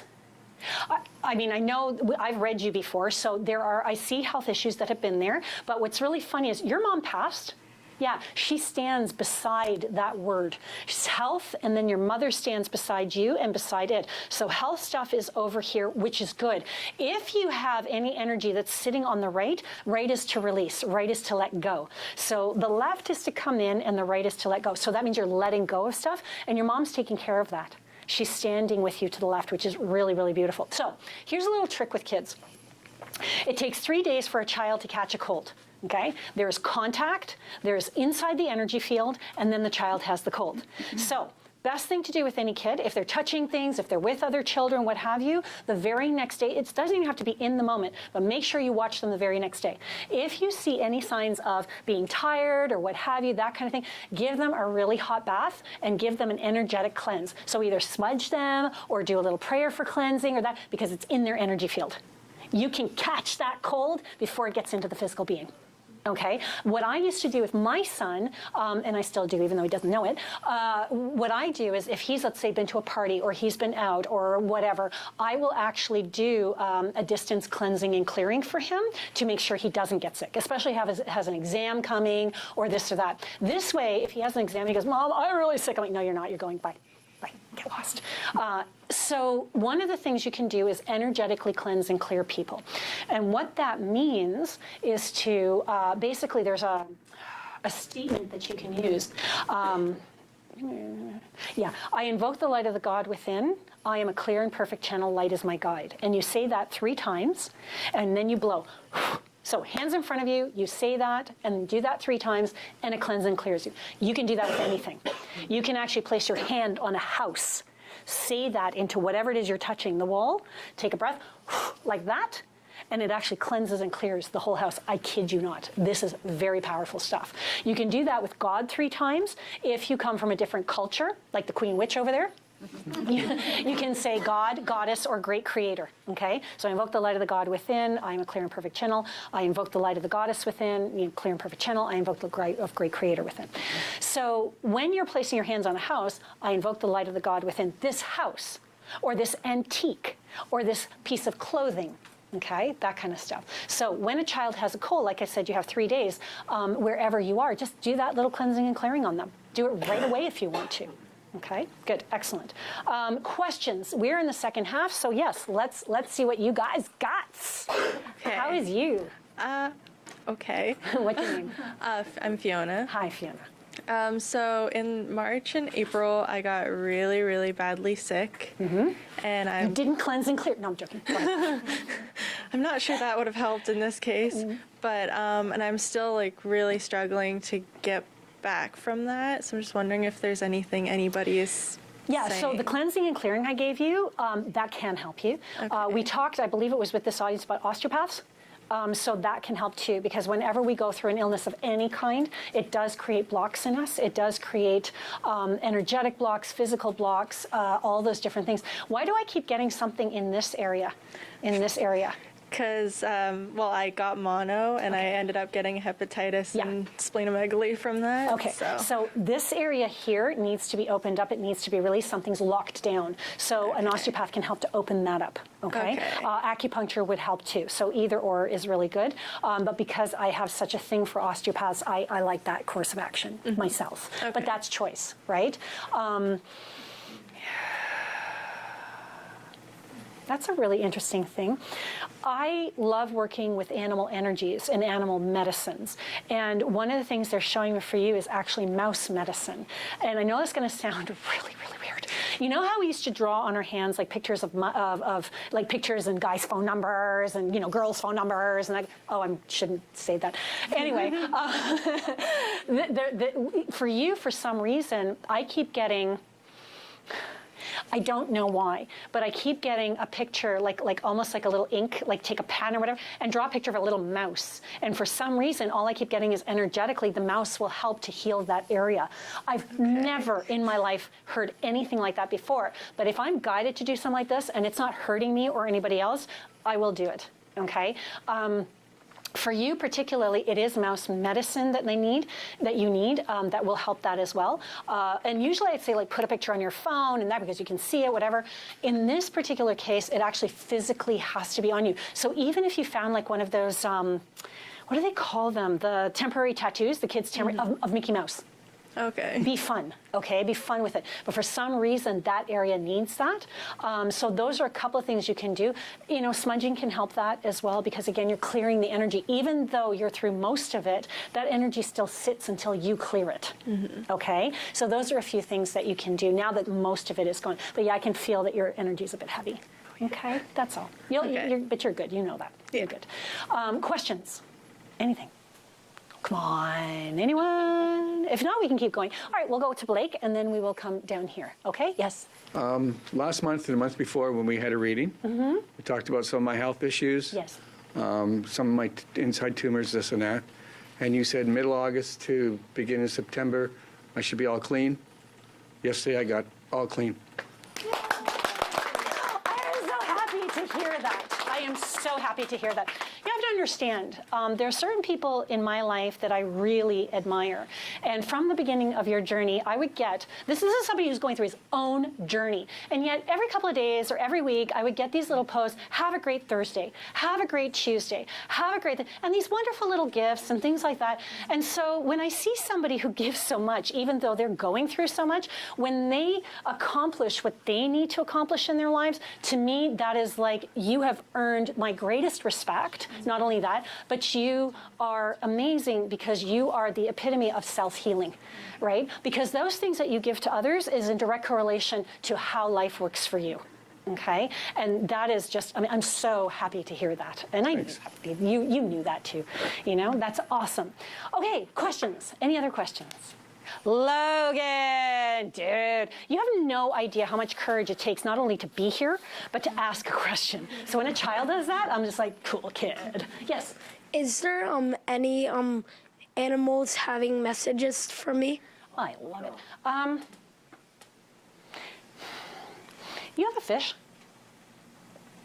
Well, My fish died. That's okay. So yes, there is a message. All right, I'm gonna cry. You had two fish, not just one, though. Did you have two? Okay. No. Because I think there's a second one. Oh no.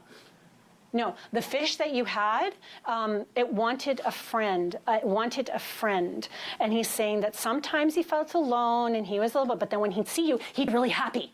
He'd be really happy. But the next time he says you have a fish or anyone like me, get them a friend. Okay. Okay, but he loved you. Like you'd walk in the room. Do you ever notice that? You walk in the room and he'd be like going in circles and he'd doing his thing. He didn't do that when you were not there. Okay. So the next time you have a fish, it would like a friend. Mom, there is potential at some point when he's about 11 or 12, maybe I shouldn't even tell you this, that he may get a turtle. okay? There may be a turtle. Did you see this face? He's like, a turtle? For you particularly, because he asked, he said, are there any animal messages? That doesn't necessarily mean the animal you have now or one that's passed. It could be a future animal that's coming to you or a message about an animal you're going to get. So there is the potential, because that's going to be up to mom ultimately, that you will get a turtle. Any other question? Is there an animal particularly you're looking for? Did you have a dog at some point? I did, but I had 3 dogs, but one died. Okay, that one's coming through for you. And he's like, hey, buddy. Hey, buddy. He used to sit there, and did you used to try to put treats on his nose or something? No. Okay, why does he keep going like this, and then I see you going like this really close to his nose? Because I was gonna give him a treat. He looks up because I'm tall, and he... Okay, and then he'd come up and get it. Okay, because it's so close to his nose, I thought you were putting it on his nose. Okay, and he used to like that. He used to love that. And he was a really messy drinker, eh? Like when he drank, he was a very messy drinker. Yeah, oh, he was slobbery. But you like that. Oh, he get like really slobbery with him, eh? Oh my God, I love dogs like that, I do. Just so you know, you need to know he's really happy where he is, and he's really, really cool. He wants to come back to you, and maybe someday he will, but right now, I'm good. He says, I'm good, okay? Thank you for asking that. I really appreciate it. I love it when kids come to the show. Oh my God. Okay, so we're gonna come over here. Is that okay if we go to someone new? Awesome. Excellent. Hi. Hi, Angel. I'm Lori. Hi. Just have a question about my health and my right knee in particular. There is a lot of stuff around the knee, and I feel like it needs to either be cleaned out or it needs to be taken care of. Have you been questioning or considering? Okay, I feel like there has been thought around, thank you, that's a better way of putting it. I feel like there has been thought around surgery in this knee. Have you considered that? I had it looked at years ago, and they said I had rheumatoid, and they put me on medication, but it just created stomach issues. Yeah, there's going to come a point at which they may want to either clean it out or do something. I think they call it scoping or what have you. Let them do it. It'll do wonders for you. Oh, okay. But I don't know if that's now. It's just all I keep getting is if surgery is intended, allow it. It's okay. Okay. Okay. The pain that you're talking about, that doesn't concern me so much as what I'm seeing around the knee within it. That's all. Okay, so there is stuff. Does it get swelled up sometimes? Yeah. Yeah, that's why, because there's something going on in there, and it just needs to be cleaned out. So if that ever occurs or that conversation ever comes up, really pay attention to it, but don't be afraid of it. Oh, okay. Okay? Thanks. Awesome. Yeah, No awesome. problem. Questions? Anybody? If not, I'll keep going. All right. Hi. How are you? Good. Anything. I like that. Anything. Well, Lori, I know you've experienced a lot of loss this year, okay? And the reality is there is an animal coming out for you. It's the tan dog, the lassie dog. What's the dog's name? Golden Retriever. Sorry, the retriever. Yeah, Bill. Sorry? Bailey. Just happy. All I get is happy. For you, on the right track. Health issues, non-occurring. I feel like you're probably at one of the strongest points you've ever been right now, and I really like that. Don't go weight train and do stuff like that. There's no need to do that. However, for you, sit tight. There's more to come, and I feel like there's more fun, more adventure, and activity coming. Sorry? Yeah. Yeah. For you, I thought I said Sign for me who? up. I'm Not ready. who. I thought I said for who. But that's coming in and around October. It's going to be a little bit of, that makes sense for me. A high time for you. October, November is going to be quiet. December is going to be even quieter. There isn't going to be as much activity as normal, and that's okay. Going into next year, you're going to be, it's really weird. There's no reason for it. It's completely unfounded, but you're going to worry about money. But there's no reason for it. So at that point, come and talk to me. But I mean, there's nothing here that concerns me about it. But for some reason, you're like, is it going to go well? Are things going to go well? And I think this is about the new ventures that we were talking about earlier. So for me, for you, I think it's just about nonsensical worry is what I'm getting, okay? So just like chill. Just me. Take a chill pill. That's what I saw, chill pill. Yeah, so that's basically it. Because everybody around you is going to go, it's fine, it's fine. But for some reason, you're concerned and there's a concern or worry going on. It's fine, okay? So that's the biggest message. Your dad is passed? Okay, your dad is here. Something about an old car that you used to like, an old car that you wanted, okay? You're never going to get it. Never going to get it. Never gonna get it. No way. So you need to know that because apparently in you somewhere that will create closure. But yeah, he's just like, you're never going to get it. Okay, I'm good with that. Yeah. I'm okay. Now he's laughing. He's like, that's it. That's all I had to say. That was it. So thank you. Thank you. Any other questions or I can continue? Okay, let's go back here and then we'll come here. Okay, good. Excellent. Hi. Say like her. Anything? Anything. Is there anything she needs to know? Show me. What's your name again? Lily. Hi, Lily. Oh, they want to show you what's in store for you. Oh, please. Education. There's education coming for you.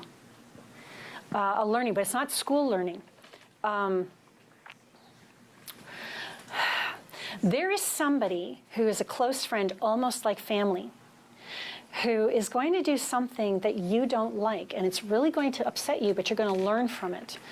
You may even walk away from this relationship, but the reality is it's necessary, and there's a growth period that both of you are going to go through. And I really feel like I'm almost hearing you go, they were like family. Like these friends were like family. And it's not a betrayal. It's just you guys are not agreeing on something. You're not agreeing on doing something a certain way or something. Do you do business with someone who's like family, like someone very close? No. I don't know what that is, but there's something coming up with somebody who is close like family. And I feel like there's a falling out.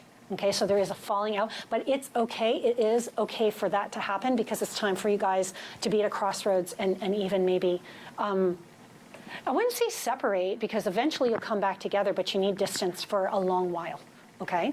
So if this should occur, and I'm looking this year, no. I feel like I want to say it's this year, but they're saying no, next year. So I'm going to go with what they're saying.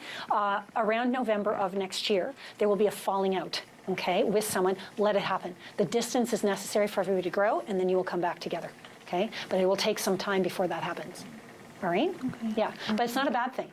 It's not a bad thing? No. Look, when we grow inside or there's a growth period for somebody, sometimes what will happen is people will fall out of our lives, right? Or they'll come back into our lives that we haven't seen in years and years and years and years and years. It's just a growth. Basically, you said, listen, I'm growing up here. Do you want to take the ride with me? And sometimes it's a yes, and sometimes it's a no, and sometimes it's a not right now, I can't do that. And then they reevaluate, they come up to that level, and then you come back together, okay? In your case, I feel like both families or something's going on with the husbands. I don't know what that is, but there's a growth period that needs to happen and they need to be away from each other in order to come back. Okay? So just don't freak out because you have a tendency to freak out when it comes to family and friends. Don't freak. It is important that you don't freak out because your husband is going to need a rock and you're it. Oh, okay. Okay? You're it. So just don't freak out. Remember the words. Okay. Okay? If you can. Okay. Buy a copy of the show. Real easy. Questions, anybody? We said down here, yes? I just wanted to know, my daughter's in a program right now, and is it going good for her, or is she I love going it further, or? Yeah, so on the right track. Yeah, okay. I don't know if she's going to go further with this program, but just even if she doesn't go further with this program, there are other things in store for her along the same lines. So there are no worries around her. I just heard that, but I love it. I love it. I love it. I love it. She's really making some good moves, and you were really concerned about her at one point because you didn't know if she was going to get on any track, let alone the right track, and she just happened to trip onto what she's doing, and this was meant for her. It was about readiness and timing, and her readiness and timing is here, and everything is now moving forward. So even if And they're even saying she doesn't complete the program. So I feel like she'll complete it and she'll finish this, but then there's more there. If she doesn't continue with this, she'll continue along the same lines. But she may continue because she's going to come to a crossroads. Right. And that crossroads is, do I go this way or do I go this way? Same profession, though. Same thing. Okay? Good. Okay. Why do I keep getting around her? Show me.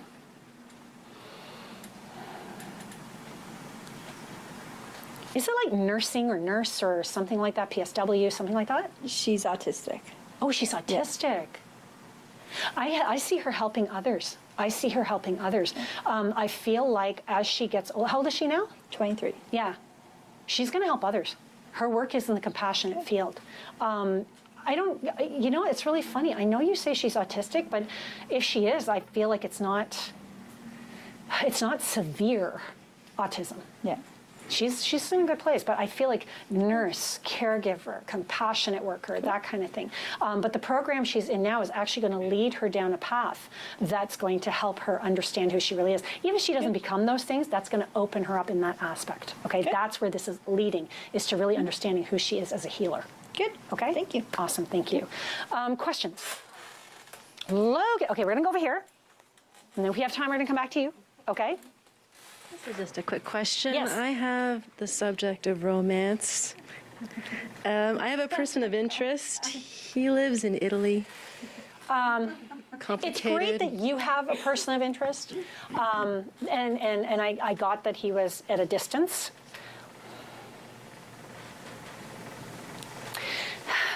He's very uncertain of himself, and I have to be honest, this is somebody who has to figure himself out before he can be in a relationship with anybody. And I like him, and I think he's really handsome, and he's a very good man, but understand that it will be a struggle to be in a relationship with him if you choose to be in a relationship with him, because it's always going to be a little back and forth. You know, I do want to be in this relationship, but I'm not sure I do. I do, but I'm not sure I do. Does that make sense? Mm-hmm. Yeah. It's his uncertainty. It has nothing to do with you. Okay? Mm-hmm. Nothing. Are you going to end up with him or married to him? I think there are better prospects for you, right? Oh, yeah? Yeah. So like I said, if you want to choose this man, your outcome may be good. There is potential there, but it's going to be a struggle. A real struggle. Even when you're with him, it's going to be a struggle because this is not somebody who understands or knows themselves well, okay? If you so chose to say, you know what, this isn't what I want, because you will be the one to walk away. If you choose that that's not what you want, there will be somebody else coming for you who is a better match and closer, by the way, and closer. Now, what's really interesting, if you choose to stay with this particular relationship, the other one I'm talking about will still come into the picture. And it's going to create a little bit of a, what am I doing here? And you're still going to have to crossroads and make a choice. Wow. Okay? So at some point, you're going to have to make a choice. Okay. Okay? Good. Mm-hmm. Yeah. And this feels more like next year where that crossroads will come. So if you want to pursue it, but it is going to be a struggle.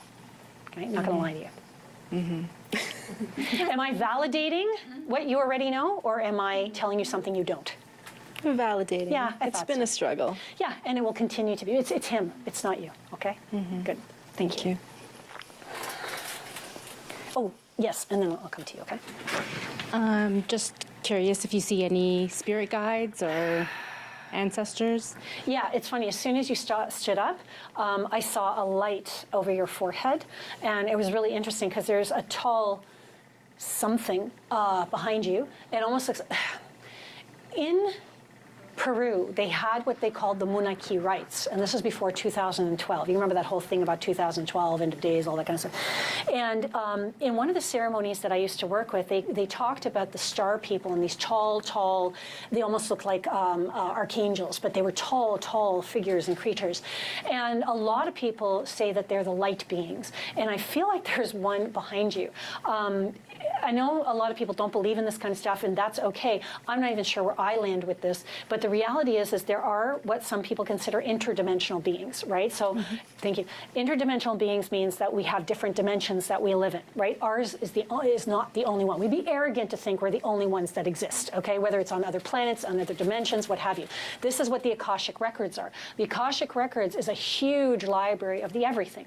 If you think of a mirror within a mirror within a mirror infinitely, those are all the dimensions, all the rooms of the Akasha. This thing comes from one of those dimensions, but it's a light being, and it keeps shedding light on you and new knowledges. As you get older, you're going to be open to new things that you aren't even aware that you knew. Okay, they're going to open you on a DNA level. Your dreams are going to get weirder as you get older, but that's probably the biggest one. And then behind that, I see ancestors, especially on the father's side, coming around. Show me. Grandfather, daddy's side, they're saying. Grandfather on the daddy's side is there, watching over. Your dad's passed? Yes. As well? Yeah, okay. A lot of dead daddies today. Sorry, that's actually really bad. So sorry, so sorry. Wow, Angel, quit while you're ahead. So anyway, he's looking out after your dad. So I see that, but you have to understand there's a lot of light coming from this being, and he really wants the attention to be known. It's on you. He's showing you the light. He's showing you the way. So again, we talked, I think, a little bit in another show about you being a spirit walker. This is the one who's going to open things up, but it's going to be slowly for you because your body can't handle it. Every time you have a transition, in other words, you go up to the next level of your abilities, you tend to get really sick. So thank you. So it's like you just get really weak and lethargic and that kind of thing, and then you transition and something new a little bit opens. Does that make sense? If it doesn't, that's okay. Sort of. Okay. Those times when you get desperately, desperately sick, a lot of times that's a transition into a new portion of your abilities or who you are. So he recognizes this, so they're going to be gentler. So you're going to see yourself as you get older, get less sick, but get stronger in your dreams and who you are, your will, even your demeanor is going to get a little bit stronger, okay? Because you are being very looked out after. Okay? Thank you. Thank you. Now, Logan. Hello, Sa. Once again, what is your question? I've been wondering if my great-grandmother and my great-grandfather has any messages for my dad.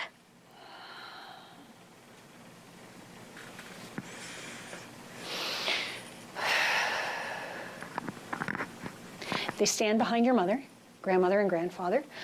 They're looking after you, okay? And they've got their hand on the shoulder. Why do you worry about health? Do you worry about health?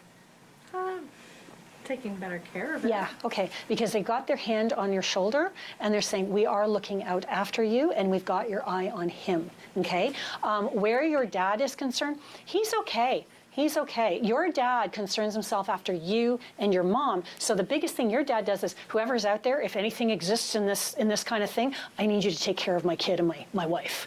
And because of that, your grandparents are here. That's why they're here and not over him, because your dad has, it's like, you know what happens? Grandmas and grandpas sometimes will send angels to the family, right? They'll pray for them and that kind of, your dad kind of does that without even realizing he does it. Your dad's pretty cool. You and your dad are very similar. Your kid has great eyes. They are so deep. But his eyes are, as soon as he went, his eyes are amazing because he actually can see through people. You're the kind of person who don't even try to bother lying to him because he gets it, okay? You do, you have amazing eyes. They see through anything. They're pretty amazing. You're kind of like Superman. You know how he has X-ray vision? You kind of have like that, but in the spirit. Thank you. Thank you for being here. Okay. And thank you, everybody, for being here today. I really, really appreciate it. If you want to know more about me, you can go to raisingenergy.com or angelmorganpetpsychic.com, where you'll see it's an animal-friendly site. In Instagram at Raising Energy. You can also come visit me at one of my 2 offices in Toronto or Newmarket. And I hope you guys had a great time tonight. I know I had a great time. Do you guys have a good time? Yeah. Awesome. And I hope you go away today feeling inspired and empowered, because that's really my job here. Okay? Thank you very much. Thank you.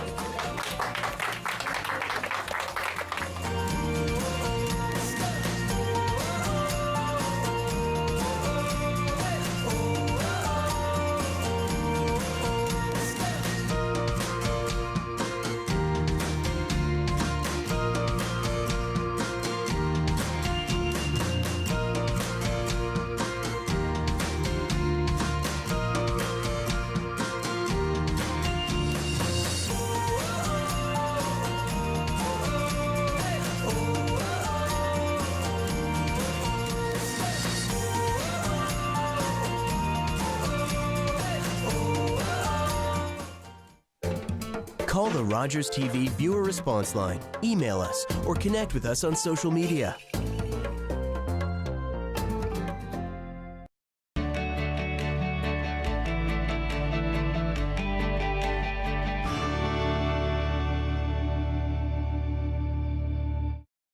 After a night out with your friends, there's always options for getting home safely.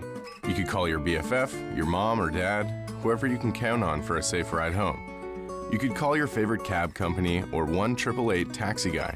Or you could use the Arrive Alive smartphone app to help you choose your ride. Be it a friend, transit, or taxi, getting home safely is app easy. Now available for iOS and Android devices. Visit arrivealive.org to find out more. Arrive Alive. Drive sober.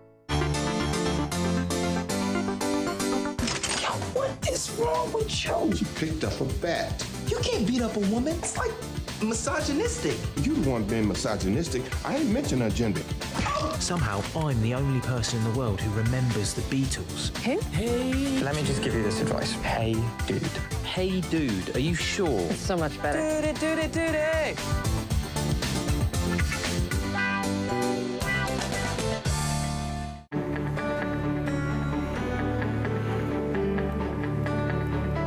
You're watching Rogers TV. Securing your recycling in a few steps is simple, like bundling your cardboard separately. These bundles can act as a lid for your blue box or placing heavier items such as magazines on top of papers with no material above the rim.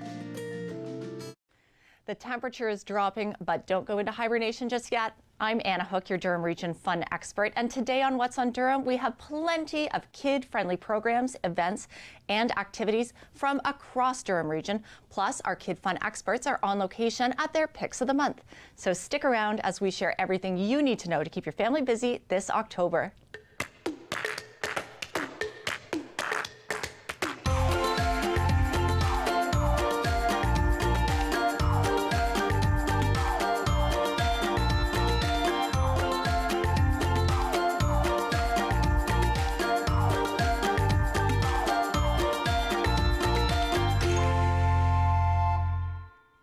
When you hear the words ferret, greyhound, and lynx, most people think about animals, but to my next guest, they mean something completely different. Joining me in the studio is Jeremy Neil Blowers, Executive Director of the Ontario Regiment Museum in Oshawa. Welcome. Thanks for having me, Anna. Really happy to have you here. There have been some really exciting changes at the museum. Massive changes. Yeah. Massive changes. So let's start by talking about the museum a little bit. So if I had been to the museum, say 7-8 years ago, what's changed up to now? What would I see now compared to then? Well, first off, we'd be open more.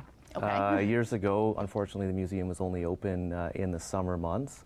Now we're open year-round.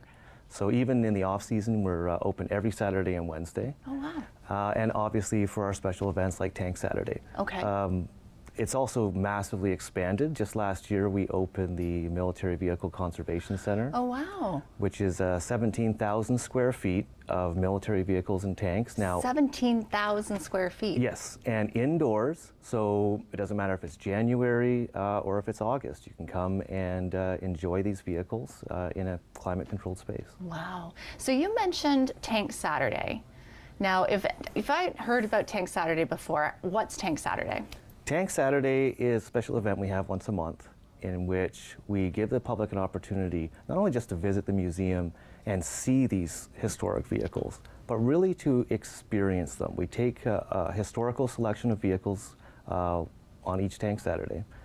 We take them out into the field. We have an hour-long show where we demonstrate the capabilities of the vehicles. We tell the historical stories behind them. And people can really, it's a tactile experience. They can really smell, feel, touch the vehicles, and on certain events, depending on the theme, even feel the ground shake under their feet. Wow, that is amazing. So what kind of vehicles would you have at an event like this? Within your, let's talk about first about at Tank Saturday, the sort of different kinds of vehicles that you would see, and then the kinds of vehicles that if you went to the military conservation area, what you would find there. So each Tank Saturday is historically themed. So you would find a range of vehicles within that theme. So an example, if we were doing one on the Second World War, you'd find everything from the classic Willys Jeep right up to the Sherman tank, the iconic Sherman tank, and all of the logistics vehicles and armored vehicles that would go along with that in a mechanized force. Wow. So, for instance, in October, our October theme is the Cold War, which we call Tank Saturday Armageddon. And it's going to be vehicles that were used in the late 20th century during that Cold War period. So you will find, you know, the like a Canadian Lynx that was used by the Canadian Armed Forces from the 1960s up, right to main battle tanks. Some of the largest vehicles in our collection, like up to 60 tons, which were in that later 20th century period. Wow, that's amazing. So in the military museum then, what would we expect to see there? Because you can come and see in the winter time. We're in October right now. Yeah. So this is something that you can do with your kids. Even if there isn't a tank Saturday, you can come and you can explore this area here. Now, is this the conservation area? Yeah, that's the Military Vehicle Conservation Center. Okay. Just the enter to it. And this is, you can see some of our, just acquired this year, some Second World War German vehicles, which are very rare in Canada. Right. To see vehicles from the German Army. Right. But so they'll be at the Military Vehicle Conservation Center with all those vehicles to see. There's also a static display, a more traditional military museum to see with uniforms and medals and artifacts that go right from before Canada's Confederation in 1866, right up through the First World War, Second World War, Korea, Afghanistan. And you know, there's also models, just like we have here on the table. For kids to enjoy. They like that. We have a dress-up station where visitors, and especially kids, love this, where they can put on the different uniforms, get their picture taken with, you know, First World War tin helmets.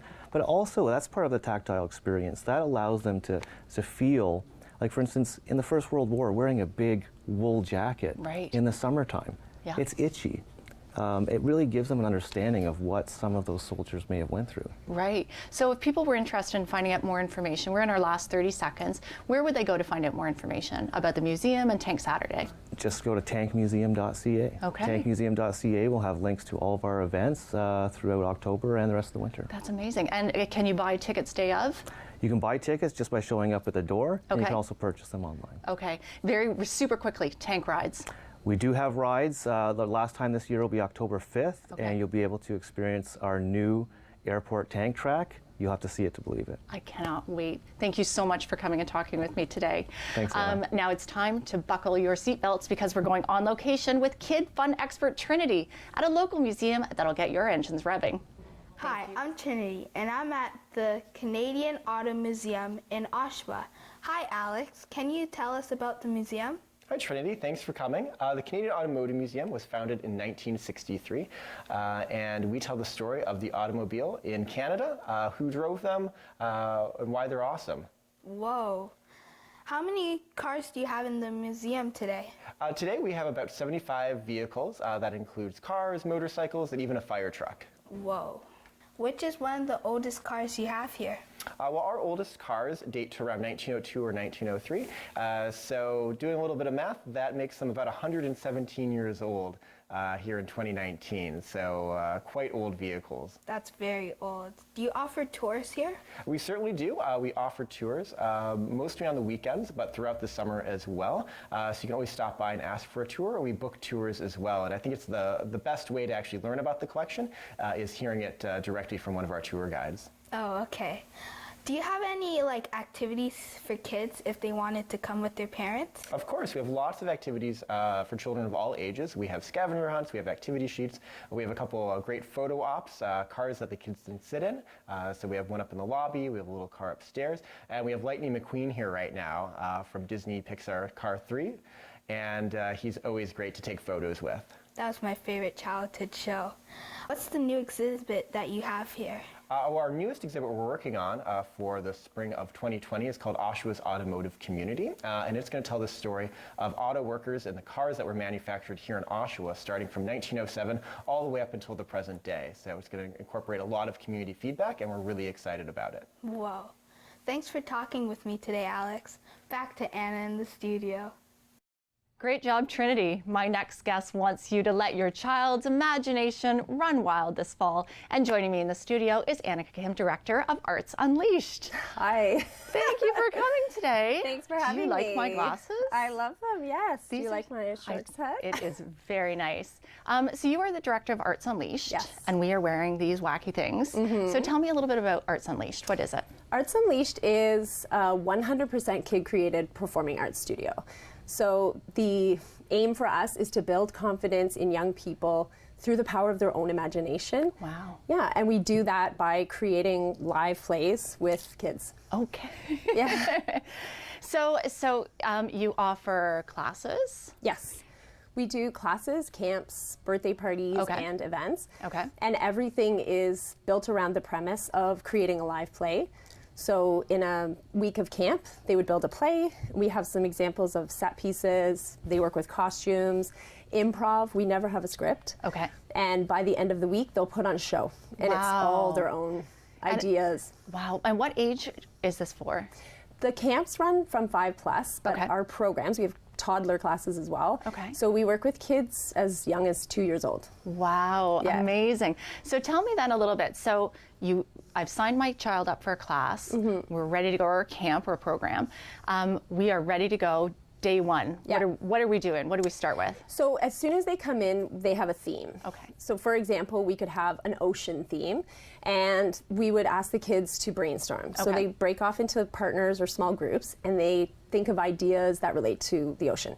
And kids will go all over the place. So they'll go below the ocean to Atlantis, they'll go up into the sky, they'll go to Uranus, which was a planet we went to in our last show. Of course, of all the planets. Yes. And every idea they bring to us, we incorporate into the show unless it has violent or negative messaging. And we just piece it together into a 5 or 6 act play. Wow, that is amazing. So you have also brought some other things. So I'm going to take my big glasses off here, because I want to get a really good look at the things that you have brought down here. So we have a giant taco. The big taco. Yeah. Now, who has made all this stuff?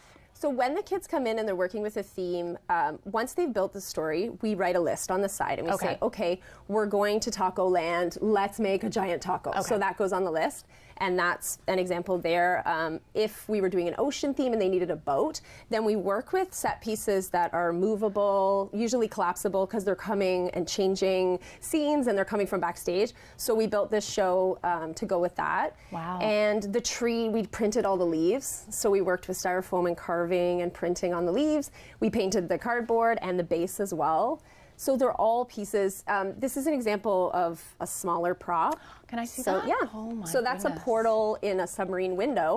So we painted the whole submarine and then we popped them all in, and it's and all recycled materials. So everything that you see, we're creating with cardboard boxes, take-out container lids. Wow. How much guidance do you give the kids with this? The process is set.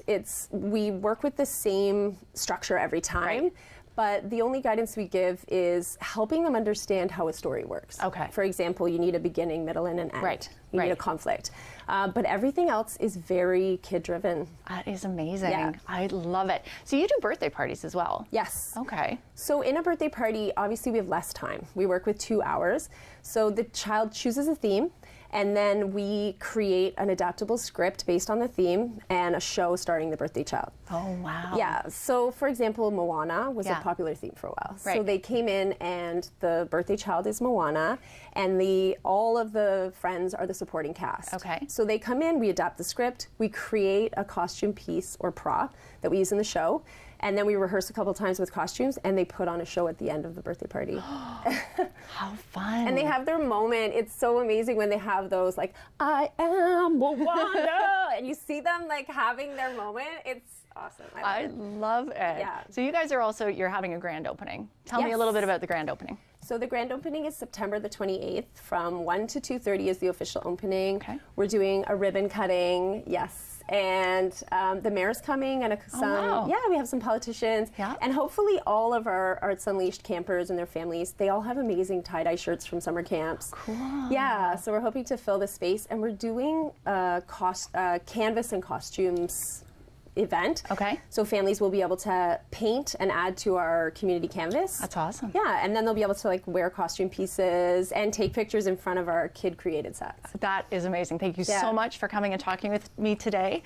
Get ready to grab a basket and head out to the orchard, because we're going on location with Kid Fun expert Isabel at her October pick of the month. Hi, I'm Isabel, and I'm at Nature's Bounty Farm with Kathy. Hi, Kathy. Tell me about your farm. Good morning, Isabel. We have a farm that's 100 acres in size. We're located on the Oak Ridges Moraine in Durham region. How many types of apples do you grow? We have 22 varieties. Do you grow anything else? Yes, we also grow pumpkins, squash, gourds, and alfalfa for the sheep, and corn for the sheep. How long have people been coming to your farm? They've been coming for 25 years. Why did you want to become an apple farmer? I was never in an orchard until after fourth year university, and I worked for the government in orchards, and I fell in love with apple orchards. What activities can families do when they visit? They can also visit our corn maze, our sheep. We have a picnic area and also a play area. What is the best way to pick an apple? The best way to pick an apple is to cup the apple with your wrist, like that, and then you just flip it up. So it's eye to the sky, that's the eye. Just flip it up. Can I eat an apple right off the tree? You can. We mark the apples that are ready, the varieties that are ready, and yes, people can eat them off the tree. How can people find out when the apples are ready? You can go to our website at naturesbountyfarm.com. What's your favorite apple? My favorite apple is ambrosia. Thanks for talking with me today. You're welcome. Now back to Anna in the studio. Okay, thanks, Isabel. Your local library is more than just books, and my next guest is here to give you the inside scoop on the variety of programs and activities families in Ajax can enjoy. Joining me in the studio is Devin Ward, Youth Services Librarian and Community Engagement from the Ajax Public Library. Thank you for coming today. Thanks for having me. I love having libraries in to talk about their programs, so I'm thrilled that you're here from the Ajax Public Library. So you come all the way from Ajax to Oshawa, and you're going to share what's happening. So let's talk about the different programs that are available in October. Okay, sounds good. So what kind of, let's start with the teens. What kind of teen programming do you have? So we have a couple of programs that we're starting up this fall. I'm really excited. We're trying to do, the library has a teen Instagram. And, a teen Instagram? Yes, and honestly, I'm not that good at it, but I have a lot of support from my you're not a teen. Exactly. I have a lot of support from my Teen Advisory Committee, which is a voluntary group for kids who go live or go to school in Ajax. Okay. And they just come in once a week and they help me with this kind of thing. So we're getting together a contest. I don't have too many details yet because we're in the early stages. Okay. To highlight Teen Library Week, which is in October. Okay. October is generally Love Your Library Month. And then within there's a specific week for teenagers. Well, we love our library all months of the year. Yes, obviously, because you should. So we're trying to get that going. We're sort of still kind of feeling our way around Instagram contests. They're not coming to us as easily as summer reading club programs because it's a little bit new, but we're working on it, and I'm really excited. Okay. About how it's going to go. Yeah, and it's then going to be we'll focus cool. on the books that we're all reading. Okay. And I guess we've also we're starting a book club. A teen book club. A teen book club. This is our first attempt. The title was picked by a group of TAC members who they just asked one day, like, and do TAC we have Teen Advisory Council? Teen Advisory Council. And they came up to me and said, do we have a book club? And I said, no. If you guys are interested in trying to get one going, like, I will throw my weight behind this and we will see what we can come up with. Wow. Yeah. Okay. So I'm really excited. The first meeting is the 27th of September at 5:30. It's a Friday night. There's no registration. There's nothing. The only real expectation is that you've read the book. Okay. I guess if you haven't, it's going to get spoiled for you, but you can still turn up, I guess. The title that we picked is Dear Evan Hansen. Oh, wow. Which is the novelization based on the musical. Yes. So at the first meeting, we will talk about the book. Mm-hmm. We'll have some snacks. We'll probably listen to the soundtrack a little bit because it's awesome. It's I haven't seen the amazing. musical yet, but I love the soundtrack, so it sounds good. So I'm really excited about that. Mm-hmm. So are the kids that are leading it. Everyone is new to this. This is their first attempt at leading a book club. So fingers crossed that lots of people come out and they have a great time. I'm sure they will. I hope so. So you have a Halloween program. Mm-hmm. Halloween Nook Night Out.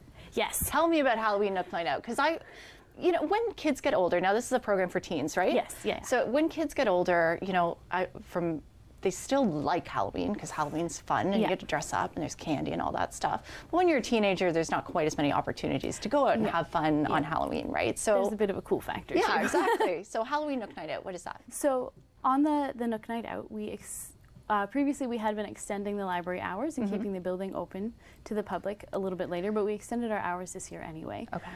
So most of our programming generally is sort of like in a program room or in our rotary room in its own separate space. The Nook Night Out is when we have as much programming as possible in the corner of the library that we call the Nook. Okay. That's where all the teen books are and some of the more comfortable furniture. It was named the Nook because a few years ago we did a contest, and that was the name that the teens of the community liked the most. So we have programming on the floor. We have had live music in the past. We're looking into having a DJ this year. We have a ton of food. Panago Pizza sponsors us. Oh, nice. So that's delicious and exciting. And then the Teen Advisory Committee, there's about 25 of them. They develop a program. They're talking about wanting to do escape rooms. Escape room? Yeah. Oh, fun. We'll see. We've done in the past Minute to Win It challenges. Yeah. Of course, it's Halloween, so we'll have candy, we'll have costumes, just sort of like all the fun stuff. Yeah. So it's the weekend before Halloween. Okay. It's the 25th, it's the 25th. Yeah. It will be in the evening, probably 6:30 to 9:30, or sorry, 6:30 to 9. And even though the library is open, it will not be a quiet place that night. It'll be full of teens. Okay, so don't take your book and expect you're going to relax and read. Yeah, exactly. So thank you so much for coming in and talking with me today. I really appreciate it. I think these are great events, and I hope all the teens in Ajax go to the Ajax Public Library. So. Now, if your children love creating art of all kinds, then stick around because we're going on location for the last time with kid fun expert Lila at her October pick of the month. Thank you very much. Hi, I'm Lila, and I'm here at the Living Room Community Art Studio talking with Mary. Tell us about the studio, Mary. Sure, I'd love to. So, the Living Room Community Art Studio is something we call an art hive, like a beehive, but instead of honey, people make art here. Cool. Yeah, and they make it for free, so anybody can come and use the materials we have here to make any kind of art they want. They can knit, they can write poetry, they can play the piano or guitar, they can sculpt, they can garden, they can make ugly art. They can do all of that if they like. Cool. Do you offer classes? Yeah, sometimes we do pay what you can workshops and different events like that. So what that means is we might have a suggested donation because this is a charity, but we'll never, ever, ever turn anyone away if they want to make art, but they don't have the money to pay for the workshop. Does that make sense? We're also getting ready to make our second coloring book for the living room. Would you like to make a picture for our coloring book? Sure. Yes. Excellent. Cool. We're asking all sorts of artists from everywhere, all over the community, to draw pictures that we can include in our coloring book. I would be thrilled if you would contribute a page. Yeah? Yes. Cool. The theme of the coloring book is hope. So anything that makes you feel hopeful. Thanks for talking with me today, Mary. Back to Anne in the studio. Thanks, Lila. My last guest is joining us all the way from Uxbridge. It's Mike Jaculett, Director of Public Affairs from the York-Durham Heritage Railway. Thank you for coming all the way from Uxbridge. No problem, my pleasure. It's lovely to have you here. Thank you. I'm super excited to talk to you about the York-Durham Heritage Railway because there are so many awesome things happening this fall. Yes. So first off, if maybe for people who haven't heard of the railway before, tell me a little bit about the York-Durham Heritage Railway. We are a nonprofit organization, and it was formed to help educate and have sort of like a museum and get real life experience of what it was like riding the railway back in the 50s. Okay. And it was a line that basically used to run all the way up to the, bring stuff down from up north to the distillery in downtown Toronto, and through time, it was about to be abandoned, and then a bunch of volunteers got together about 25 years ago and said, "Hey, you know what? Let's preserve this." Okay. And we partnered with Go Transit, and they basically helped us out, and we leased the line from them, and then we acquired all the heritage equipment. Wow. And it's almost all of it's volunteer run. There's a very small amount of staff, but the majority of it is all volunteers who love doing what we do. That's amazing. Yeah, and so a lot of people don't get to experience the heritage and what it was like back then, what the seating, what the equipment was like. We've even got stuff from the 1910s. Wow. So come on out, and like people like they love to come out and see us. So it really is a literal trip back in time. It is. On a heritage railway, on a heritage railway line through beautiful scenery, I imagine. Yes. So you have fall events, fall and winter events coming up. Yes. So let's talk about the Wizards Festival and Hallows Express train. So what we've done is we've gone out and we've have a themed event. So it's more than just a train ride. Okay. So there's an exhibition of different vendors. There's the Quidditch match. That's we're bringing. There's a Quidditch match. Yes, matches on both days. There are teams coming in from Toronto to be able to come in. People are so excited about seeing that, so they're going to come out. I bet. Yep. So they're going to come out. They're going to watch the matches. Yeah. We've just added a blacksmith demonstration. Oh, cool. And it's going to be at the railway, and also we've got Elgin Park. Yeah. As well. It's going to have some more stuff as well. Okay. So both locations, so you don't miss out on either one.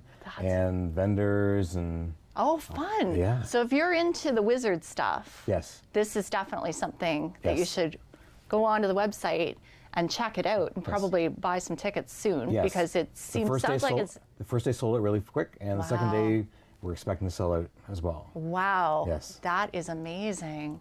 Yeah. So let's talk about the Halloween train, because Halloween's coming up. It's October. We're thinking Halloween. Yep. So we've got two versions of it this year. Okay. So we've got one for our regular, one for our families. Okay. And they can come out, kids come out in costume, and we take a short trip down the line and come back. And it's one of our well-known trips. Yeah. And then this year we've also added a dinner train on the 31st for adults. Oh, okay. 19 and over. There's going to be a DJ. We're going to tell some scary stories. People can come in costume. Awesome. 3-course dinners served at your seats. Very nice. Yeah. So you got the G-rated train ride, and then the R-rated train ride. Maybe a little between R and PG. Okay. In there, but that's something that people like. Our dinner trains do sell out, so people need, if they're going to come, make sure you book as soon as possible. Yeah.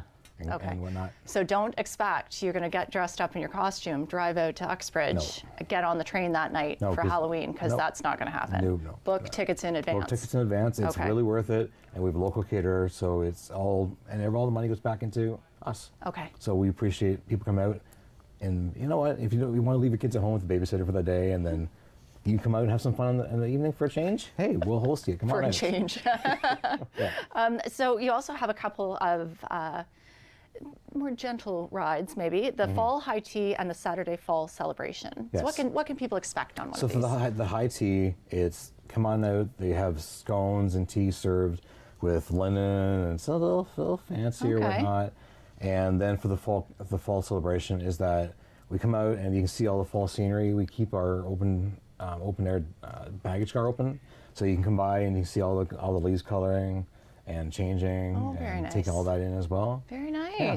So if I wanted to get involved in this, like, are you accepting volunteers? We will always take a volunteer.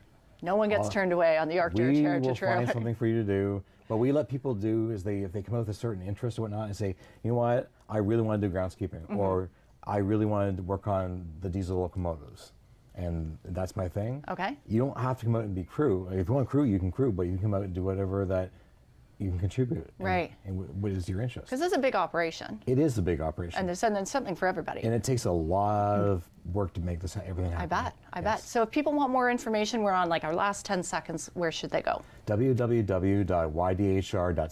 Excellent. Thank you so much for coming in You're today. welcome. It was a pleasure. And that's it for this episode of What's on Durham. Thanks to all our guests and our Kid Fun experts for joining us today. But most of all, thank you for watching. From everyone here at the Rogers Studio, we hope you have fun with your family and friends this October, and we'll see you next time.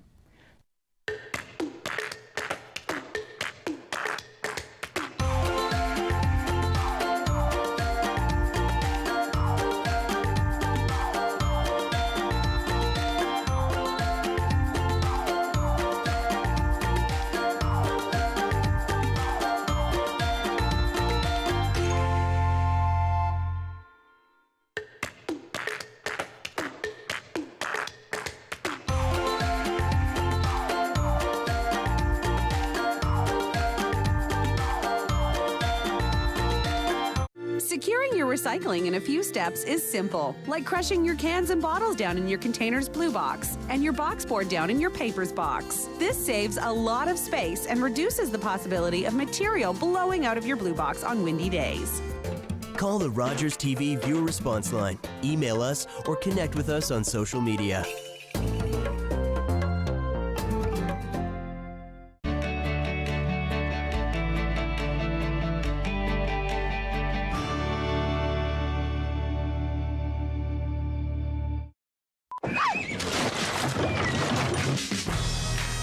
It's getting so cold. You have become close to Abigail. She is a viper. I'm getting super evil vibes. I don't get it. I'm trapped in a romantic comedy. Bathhouse baptized. I think somebody turned on the wave.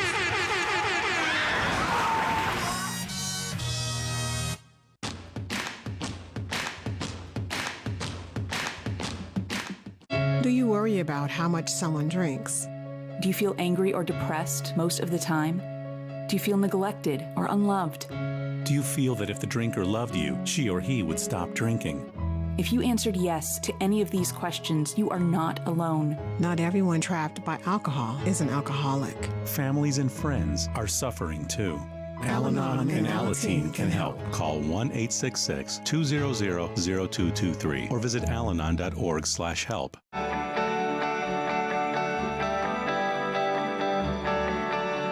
This is Rogers TV, Durham Region. The opinions expressed in the following program are those of the participants and do not necessarily reflect those of Rogers nor Rogers TV.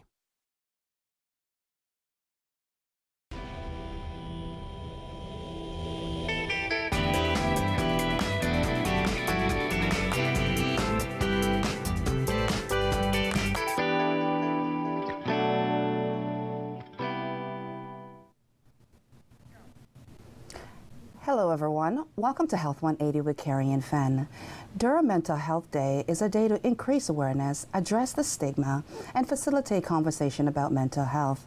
Today I'm speaking with the Program Executive Committee from the Carrie and Fenn Foundation, who are here to talk about Durham Mental Health Day campaign. So let's learn together. In studio with me is Mary Nepak and Georgia Fullerton.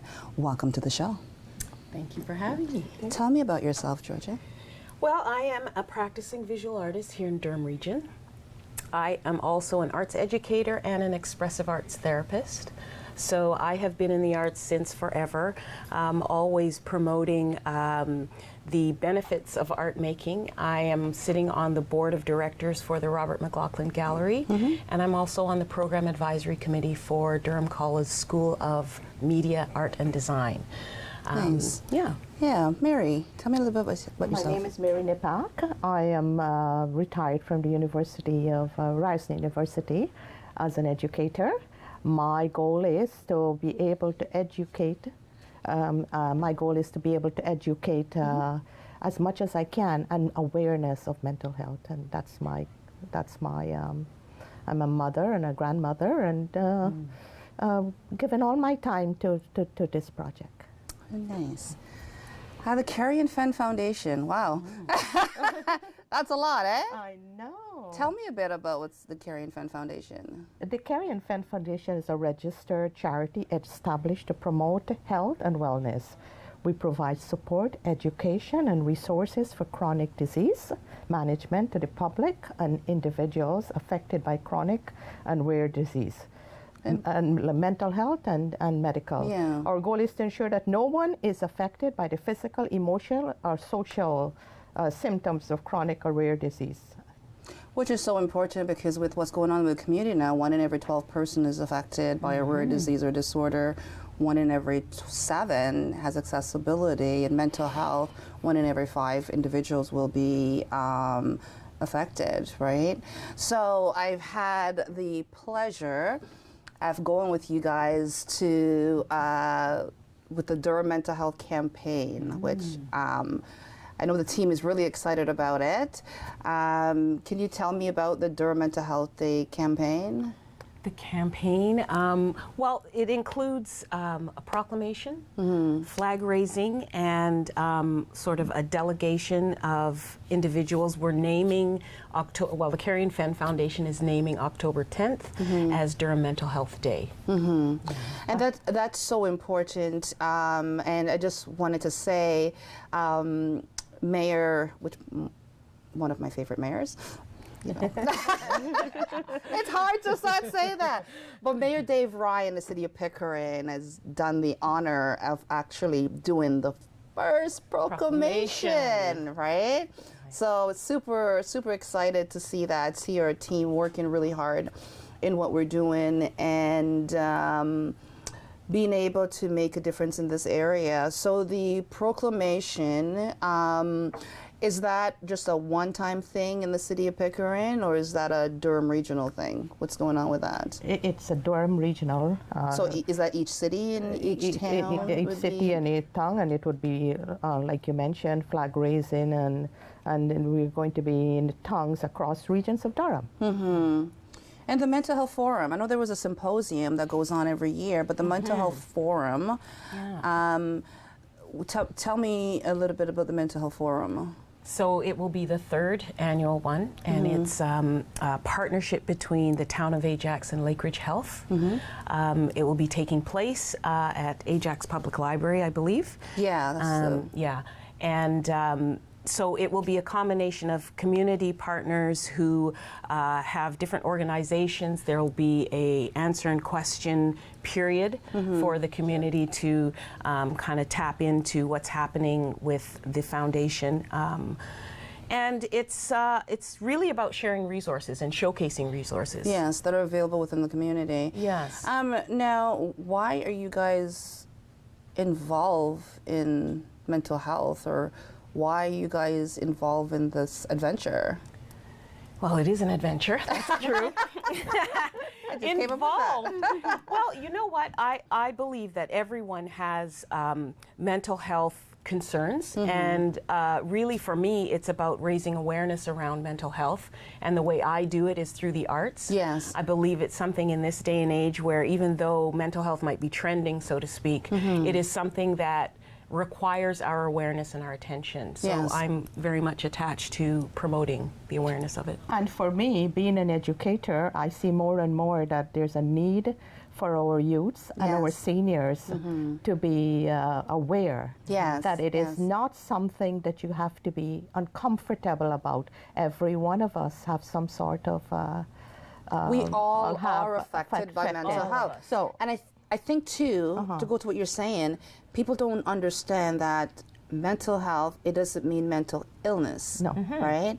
From good mental health, in between, and the other side of mental health, but it's a community effort. It is a community effort. Community effort. Absolutely. One of the beautiful thing I like about the program committee that was created, the inclusion, the diversity, bringing strong community leaders together to say, hey, we have to tackle this issue.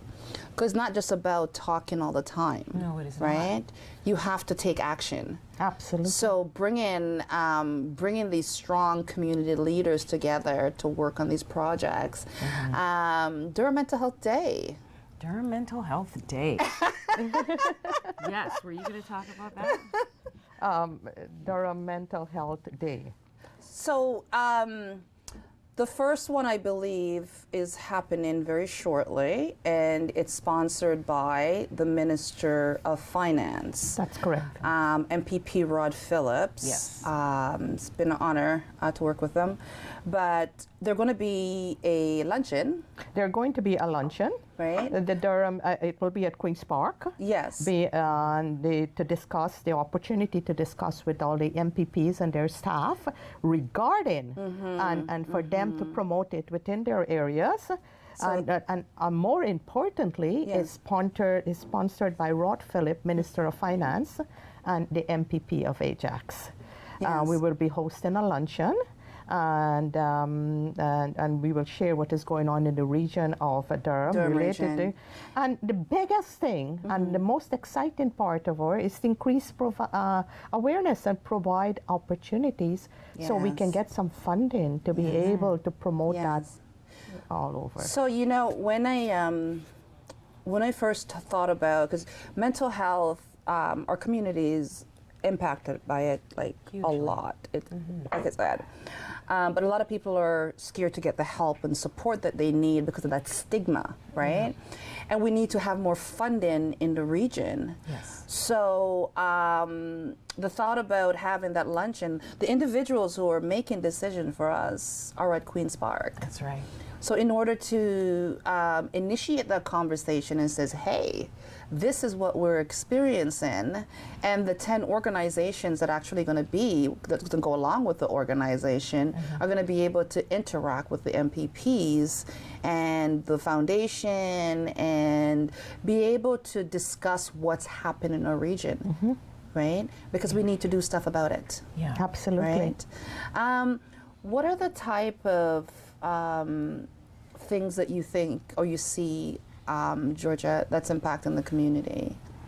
Well, you know, when you talk about the social determinants of mental health, and of course, we keep talking about diversity and inclusivity, speaking for any one particular community, I think that, again, that word of awareness is something that needs to be raised.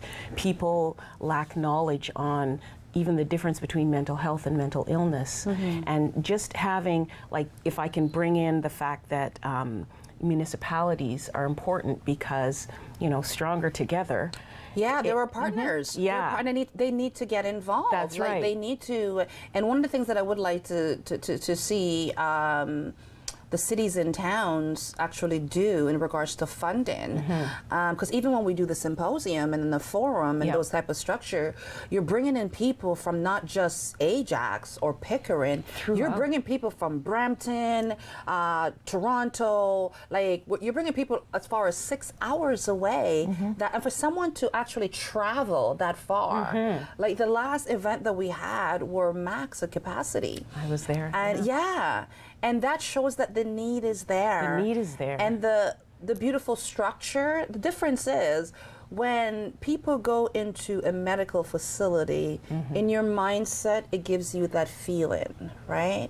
But to have the platform where you can openly talk about different things, right? I think that's the key too, the fact that you're bringing it into the common community, right? Where it's not something that's hidden, trying to dispel that stigma by bringing people together, making it something that's comfortable to discuss and talk about. I had a grandma, because every year I says, I'm not gonna cry, I'm not gonna cry. I had a older lady, and she came to me and she said, it's my birthday, and she was crying, and she said, this is the best present I could have gotten. We had a gentleman, probably in his 40s, and he stood up and said, I was raped. We had a young lady who stood up and asked the psychologist, why didn't I tell my mom that my family member was sexually abusing me when it was happening? You know? When you make it a normalized conversation, people start to use their voice. And they know that they're free to talk about it. It's and not that a comfort, of knowing that you're not alone, you're in this together, and if we support each other, it'll be a lot better for us to get through it. And you're healing yourself by talking about it and getting it out of your system. Absolutely. So there's a healing power going on all the time, every time you talk about it. Yeah. I like how I see you guys glow when I don't know how you guys go along with these crazy stuff that I do. That is crazy, but you know what I mean? Try new things. And it's all about your passion for community. Absolutely. And your shared journey and wanting to make a difference, pulling each other in a positive way instead of a negative way. I always think the way that I see things is we all are a piece of the puzzle, right? And if we all play that role in what we do in completing that puzzle and working together, we'll do a lot of good. And I always follow what Barack Obama said, and like, we all have a stake in each other, right? That's true. And if we can think of it that way, where we have a stake, we have a responsibility to do what we can to be able to help, we'll be able to make a difference for our community and help each other. But what is most important is to have a leadership like yourself. Crying. That without a leadership who really believes in what they're doing, how do you lead? Yeah. And how do you get your flock to follow you? And we are so excited and happy to have you leading us through this long journey of healing. Oh, it is strong. It is stronger together. Yes. Definitely. Together, we're definitely stronger. Yes. Thank you. We're going to take a quick break. When we return, I will be speaking to Billie Jane Bolton Rojo and Vilka Almanza. Thank you. Thank you. Good job, guys. Oh my God. I said.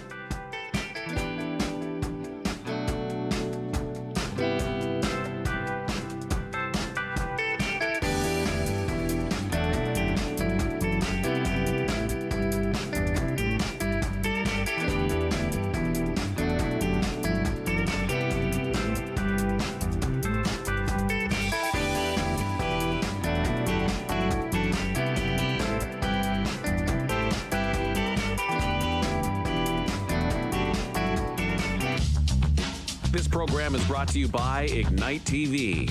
Now you're in command. Visit Rogers.com for more details.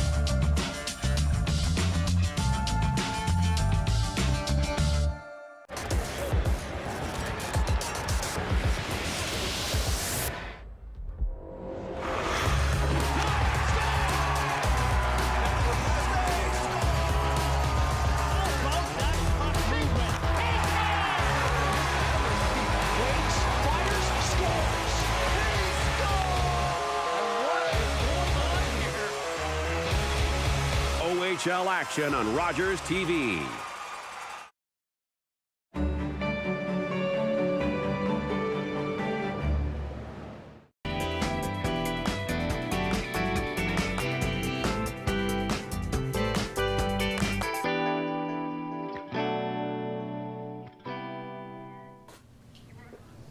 Welcome back to the show. Today we're talking about the Carrie and Friends Foundation Durham Mental Health Day campaign. In studio with me are Billie Jane and Vilka. Welcome to the show. You guys are looking good. Financial health and mental health and so Billie Jane, tell me about yourself. Well, I'm actually a financial professional, and I founded Peak Health Financial Group, and really passionate about helping families. So we have two pillars that we help families with, and the first one is helping them to think about a knowledge legacy and building that through our ESPs. And then we also help families with protecting their legacy with insurance. So love to be able to contribute that towards helping families secure their financial future and then think about mental health through that, right? No, that's very crucial and important because of the fact that when you're kids, you got to prepare your kids for the future. Absolutely. And if you don't do that, it's a panic people have when it comes to your child going off to college or university. Absolutely. And you're thinking of it now. Right. Unless there's those who can't afford it. Right. But if you can plan ahead of time. Absolutely. I started my son's RESP when he was just born, after he was born, because I was like, I'm not going to wait till the end, right? That's the best time to plan. And it helps to lessen the stress on family. Exactly. Family members, exactly. right? Phil, can you want to tell me about yourself? Yeah, certainly. I am a registered psychotherapist. I am in downtown Whitby. My practice is called the Inside Clinic, and I mostly work with children, families, and youth, also with individual adults that present mental health disorders or emotional distress. Sometimes not a disorder, but a moment of a lot of distress, a confusing or overwhelming situation, such as a life transition, a divorce, moving to a new place. But I also help people with neurodevelopmental disorders such as autism spectrum disorders or ADHD or OCD. And I work with talk therapy, so regular psychotherapy, and also direct neurofeedback, so I can help people that have trouble communicating or that prefer not to use psychotropic medications. Because working with children, I find a lot of parents and sometimes even doctors, they prefer to do psychotherapy or more natural interventions before you do any medical intervention with medicine. But I find that what she was mentioning, financial stress with adults that come to counseling, is a big component. So handling stress with money sometimes is enough to be just overwhelming and affect someone's mental health. Right. So that's what I dedicate all of my time to, basically. I also supervise new therapists. So I'm just starting out here.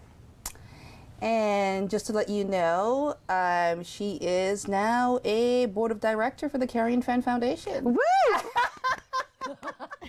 That was new. Yeah. That is you know what? totally I always new. believe everything happens for a reason, because we were looking for someone just like you to join the foundation to advance what we're doing in regards to health and wellness, mental health, and being able to help the community, right? It so happened that you attended the symposium and just fell into my lap. Yeah, just like the symposium fell into my lap.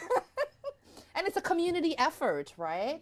So why did you decide to get involved in what we're doing? You know, that's a really good question. I mean, especially when we talk about specifically mental health, I mean, I think that's something that we've all sort of faced. And I know for myself, my own journey in terms of embarking on a whole new career, right? And the financial pressures of that. And then also being part of the sandwich generation. I'm caring for 3 children, but I also have an aging mom and dealing with that, right? Yes. So to have an opportunity to contribute to this and help to destigmatize, you know, the issues around mental health is something that's, you know, really important to me. So to have the opportunity to partner with the team, I'm really, really thrilled to be part of it. Yes! Great peeps. Yeah. Well, that's kind of how I felt. Yeah. When I walked into the symposium and everybody was so vulnerable, sharing their stories. The word to me was stigma. Yes. I think it's a very heavy word, not just in mental health, but with many issues.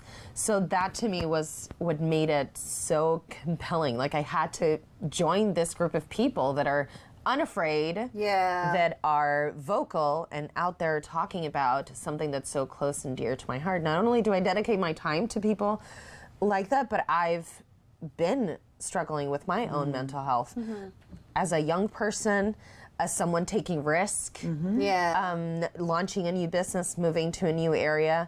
I have to be very aware of how to take care of it, how to take care of myself, so that I am able to continue helping others.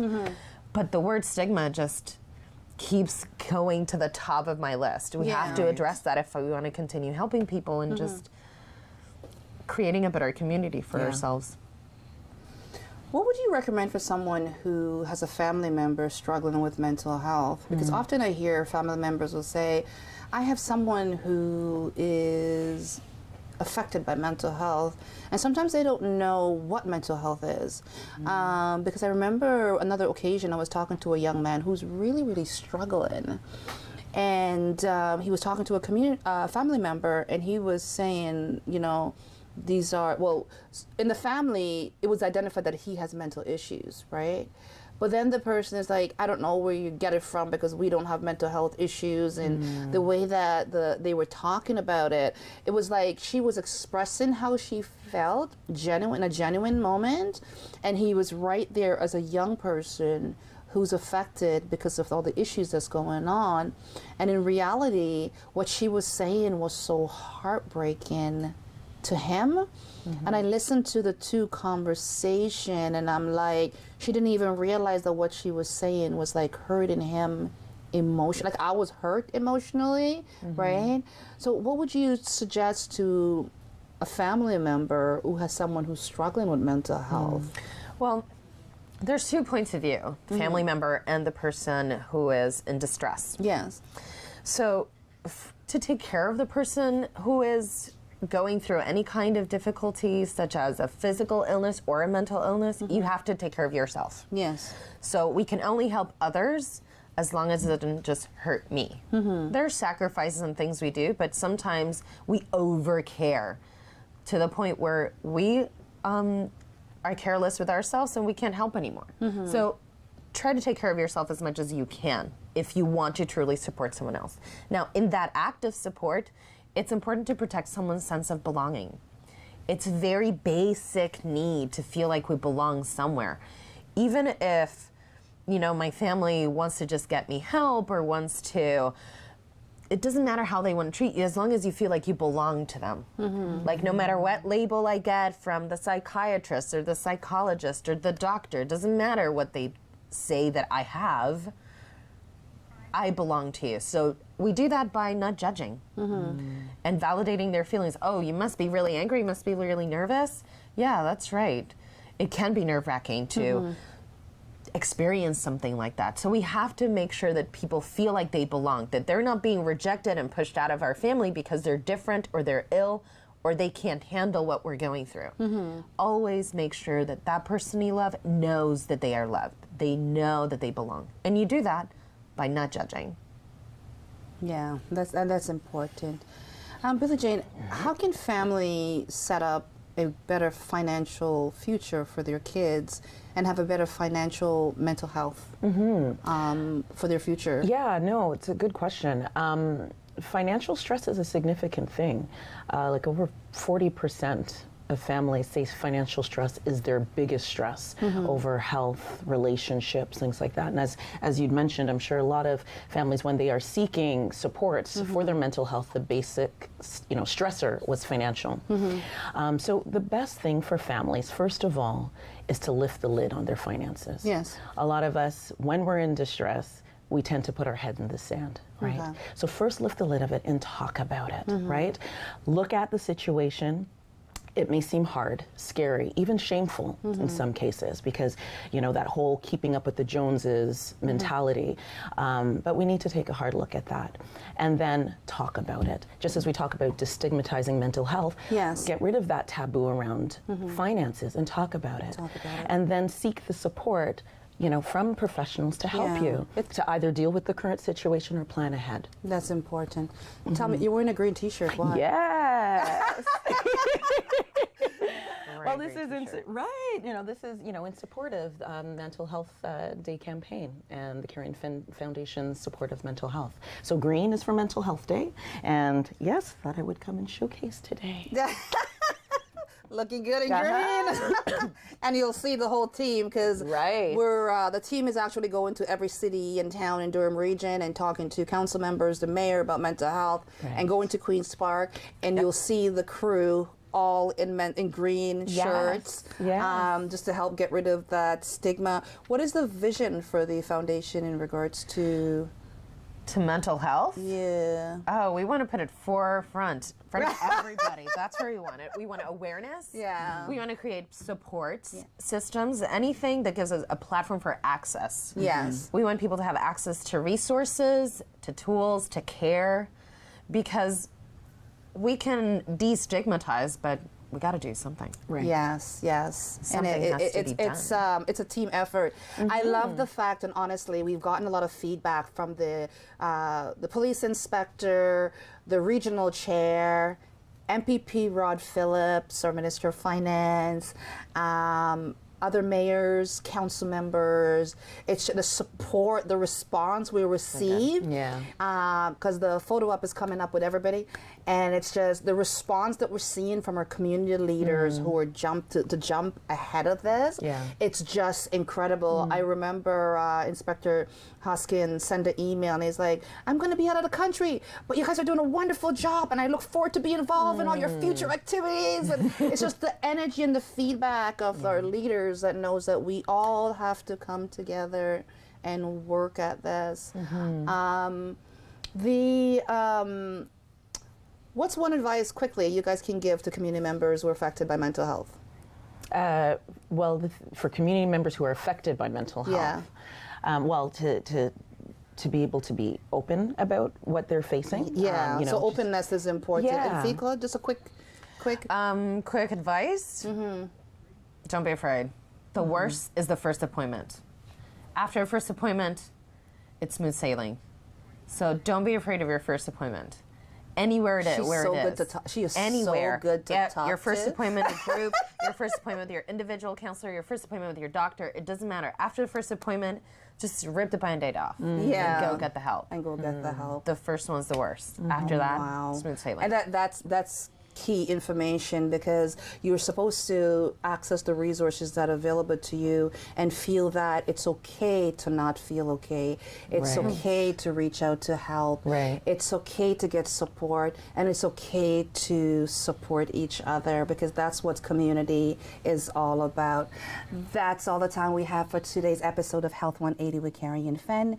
Thank you for joining us, and a special thank you to Mary, Georgia, Billy Jane, and Vilka for speaking with me today. Please join us next time, and remember, as I say, together we are stronger.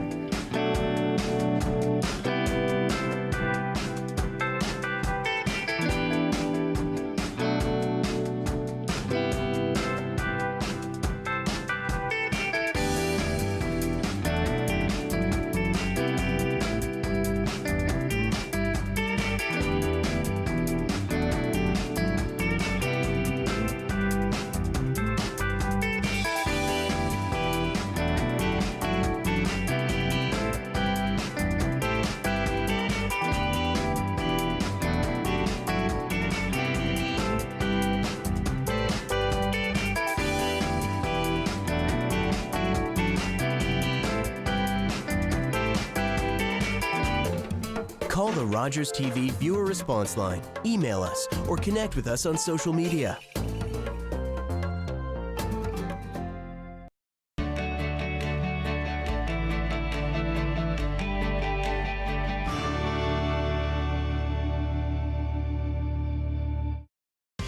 I'm Wendell Clark with a word about winning.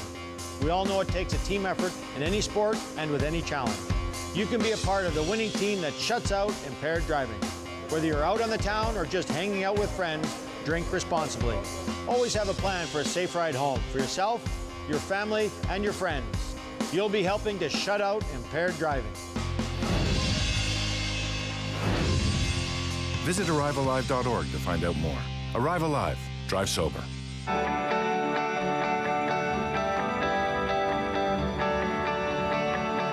This is Rogers TV, Durham Region.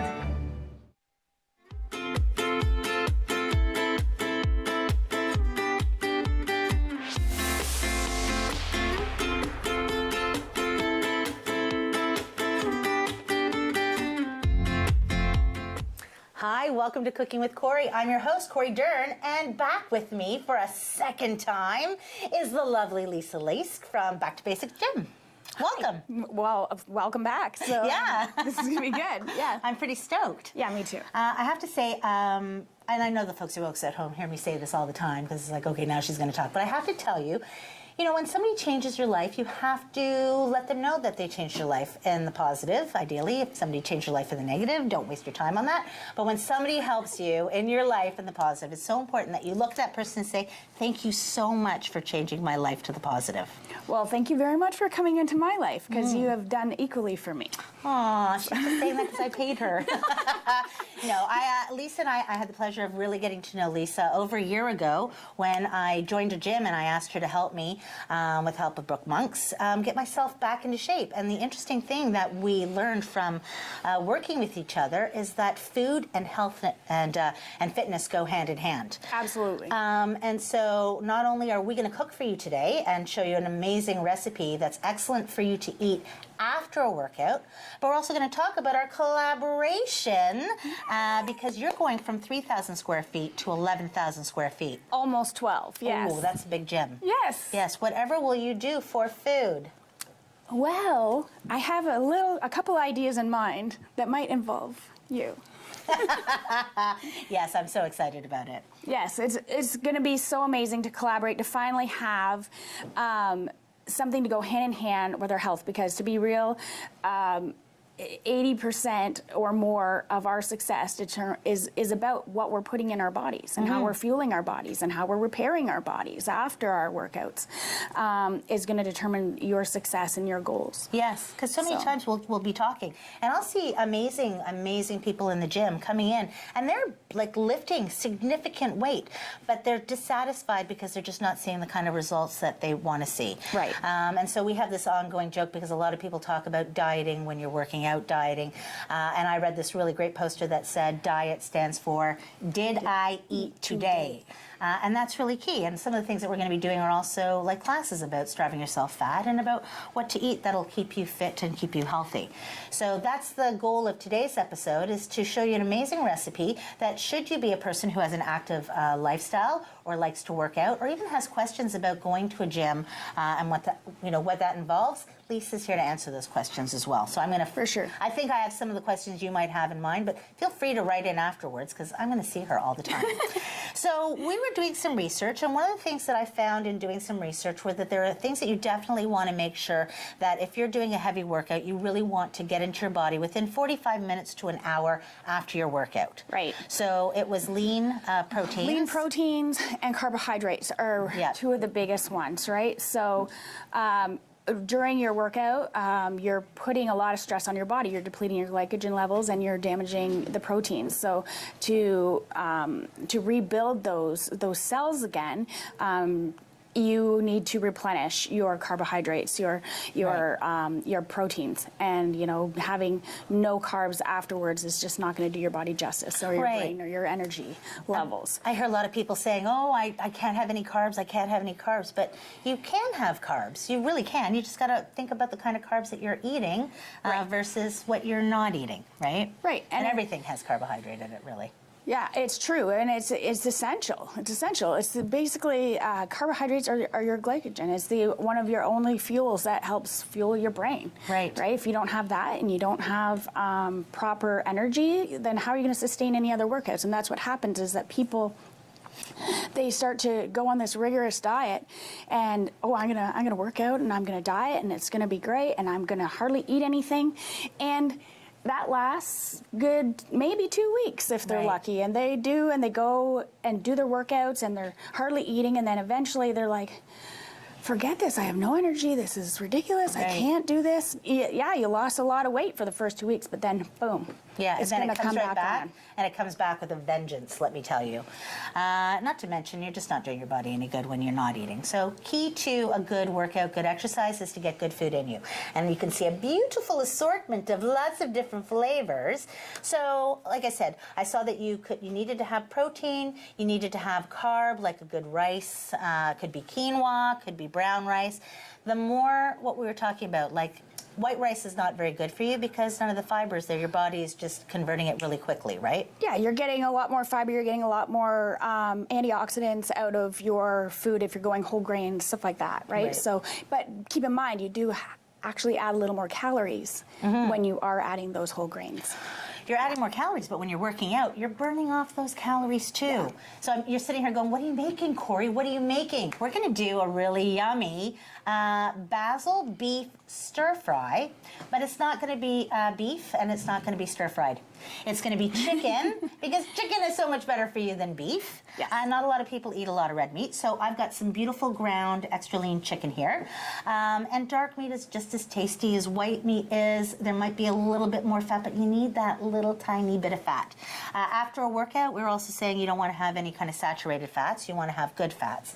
So a good oil to cook with that you totally got me onto is coconut oil. Also, after a workout, you don't want to take in a lot of salt because it's just going to make you retain water.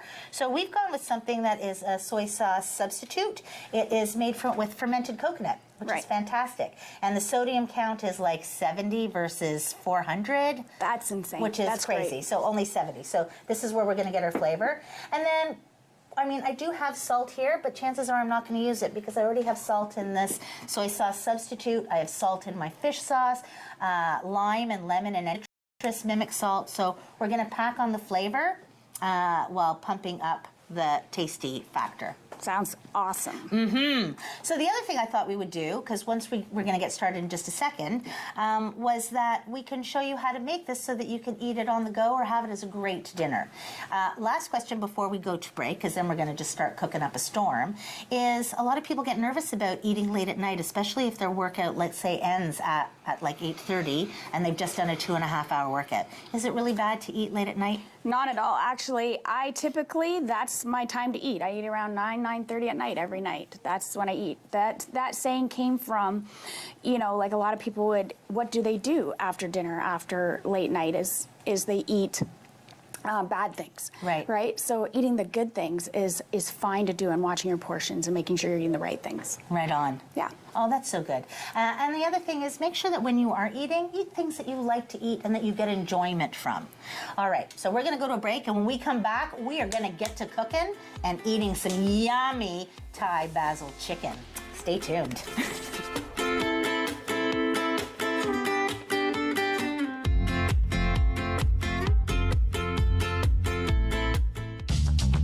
This program is brought to you by Ignite TV.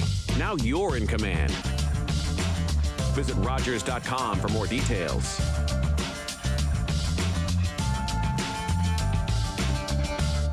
Hi, my name is Michael Kearns, and I'm a volunteer at Rogers TV. As a volunteer, I start my day off by setting up the set for the show.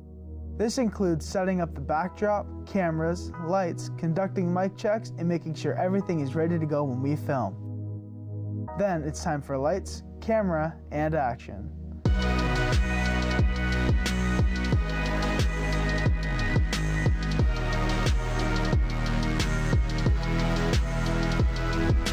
Being a volunteer means I get to experience things I've been dreaming of, such as shooting mobile hockey games for the Austria Generals, which is an amazing experience. Here's Vellotti, long shot, scores!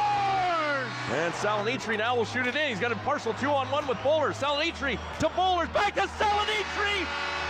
What a play, Kyle Bowler! And the best part, when we come back the next day, we get to do it all over again. My name is Michael Kearns, and I volunteer for Rogers TV. Everybody knows not to drink and drive, but some people still think it's okay to take drugs and drive. Police have the authority, the ability, and the tools to determine if drivers are impaired by legal or illegal drugs. And because drug-impaired drivers can pose just as great a risk as drunk drivers, they face the same penalties, like the loss of their driver's license, a criminal record, fines, and more. A message from the RCMP, the Canadian Association of Chiefs of Police, and Arrive Alive, Drive Sober. Hi, I'm Jennifer. And I'm Allison. Coming up this week on The Parenting Show, we're talking about how to talk to kids about underage drinking. We've got lots of tips and ideas for you right here on Rogers TV.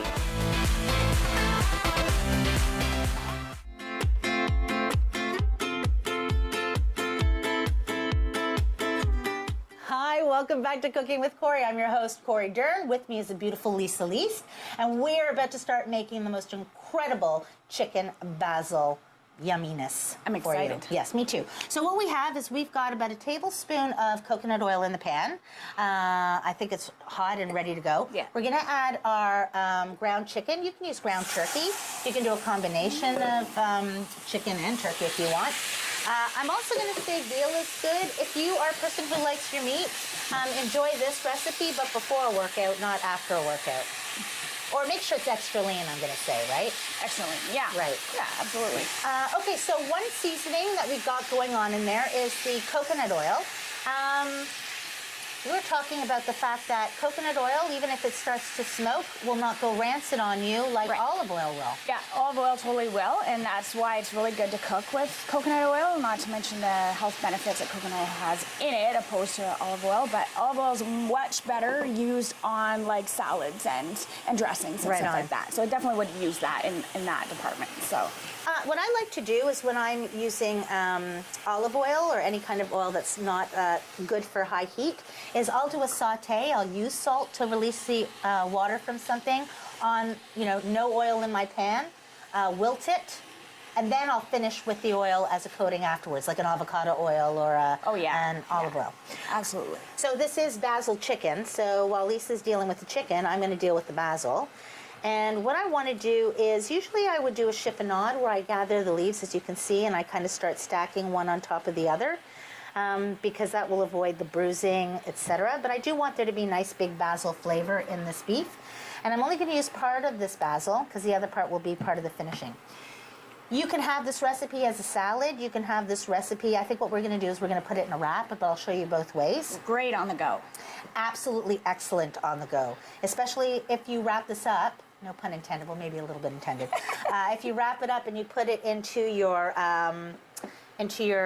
like little lunch bag, and then after your workout, bam, amazingly satisfying and filling. So right now you can see Lisa is kind of doing a subtle brown. Now that she's broken up the pieces of the chicken, it's flavoring it with the coconut oil, which has a nice little subtle sweetness to it. Yeah. But we also want to add other flavors to it. So if you like heat, I'm going to encourage you to add your chili. Are we going to put the chili in first? Sure. You can add the chili, or you can add the your soy substitute. We'll add that first. I love the heat. A little bit of spicy. Right. Good for And the the longer you metabolism. cook it, the more you're releasing the heat out of it, so it's going to give it a nice flavor kick. And then I'm going to kind of pump the power a bit just to bring it back up because we don't want it to smoke in the kitchen. Yeah. And you want to season on every level.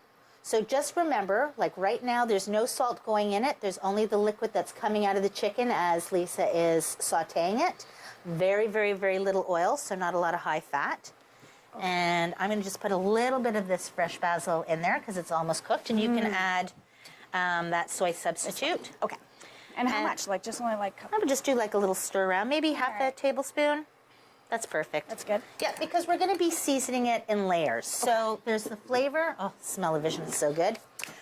There's that flavor that you have in the meat when you're tasting it and eating it.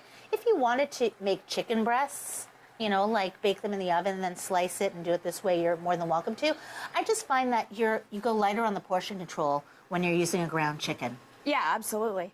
Well, what's so great is that, you know, I know what to tell people to eat. I just don't know how to make it taste good, and that's what makes us such a good team, right? Yeah, I love that. Yeah. Well, this is it, right? Like, there's some things that you can eat that, you know, you have muscle underneath what you are wearing. Like, I don't want to put my arm up against Lisa's because she's got crazy awesome muscle.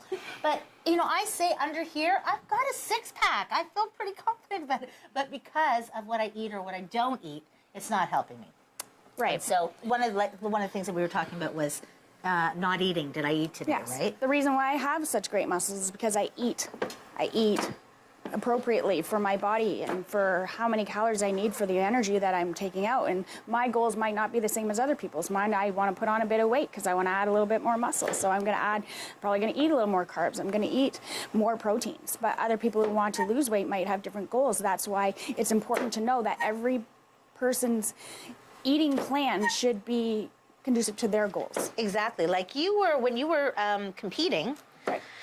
You went from a 3,000 calorie diet down to almost 12. Right. Right, because I was depleting my carbs, which also made me very lack of energy and very fuzzy-headed. You were, and towards the end, you were just like... No gas in my tank. No gas in your tank. And so even the most fit of us make those, you know, calls for whatever your need may be. Like boxers will do that, won't they, to get into a certain weight? Yeah, absolutely. They'll sweat it out.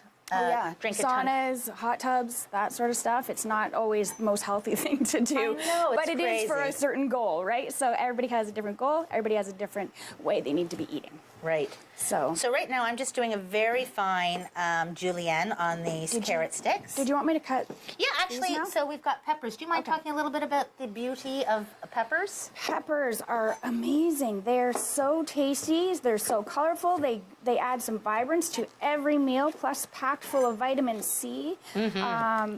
They're just amazing, flavorful vegetable to eat. Right, and they've got natural sugar to them, which is also excellent. Sweet. If you've ever been someone who's like not eaten or taken some sugar out of your diet and then you go back to eating peppers or even cherry tomatoes. Cherry tomatoes, They taste like candy. They do. Like, wow, like the amount of sugars that are still in your fruits and vegetables, and because we're overloading our bodies with these fabricated sugars, that we don't get to taste the amazing sugars that we have in our actual vegetables and fruits. Exactly. So, and this is it.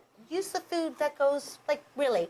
I'm all about ease, so yeah, if you can get, you know, fish sauce that's already made or your, you know, fermented coconut, of course, go for that. Yes, that's great. But also think about what you're putting in your body. Do read the labels, because no, liquid aminos is not a good substitute for this fermented coconut. Right. Totally different thing. And just because it says no added salt doesn't mean that there wasn't salt to begin with. Oh, yeah.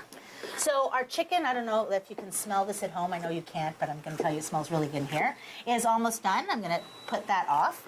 I'm julienning the carrots. Everything else is now cold and fresh and going to be assembled, put together. If you don't want to do a julienne of the carrot like I've just done, you can just shred it. The only other ingredients aside from that are I'm going to pull up some more basil. We have our lime juice already ready to go. We've got some beautiful ginger, which is so good for you. Love ginger. Again, our salt is coming from the fermented coconut, a little bit of fish sauce. I've got some extra chili paste. Oh, so good. We're going to bring it all together, so stay tuned. Yeah.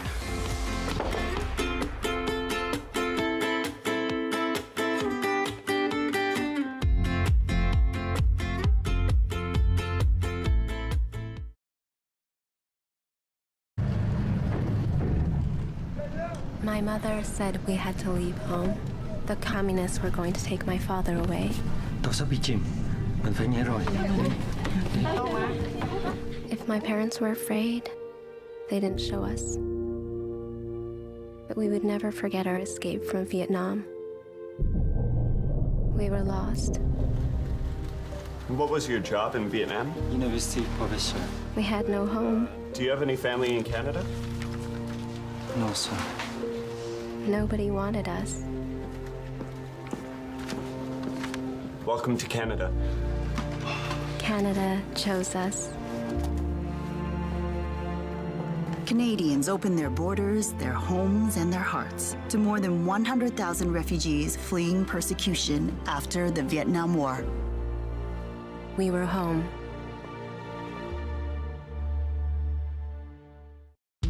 Sometimes it's hard to say goodbye to an old friend. But when you're saying farewell to your vehicle, Kidney Car makes it fast and easy. Just call or visit our website. We'll take any vehicle in any condition and give you a tax receipt for a minimum of $300. No headaches and no towing charges. It's the one-stop solution for getting rid of your unwanted vehicle in just a few short minutes. When your vehicles reach the end of the road, call us toll-free or visit kidneycar.ca. So you want to tell me a secret? I have a little something to share. Inquisitive minds wonder. Kelly, can we talk? I have nothing to say to you, Vicky. Do I trust her now? Do you? How long have you been in the business? 2 years. I can tell. Come on, honey. I'm not Satan. You can't say something like that. You call me Captain. We're not friends. Whatever. What do I have to do? Take a lie detector test? Hold on for the ride. We good?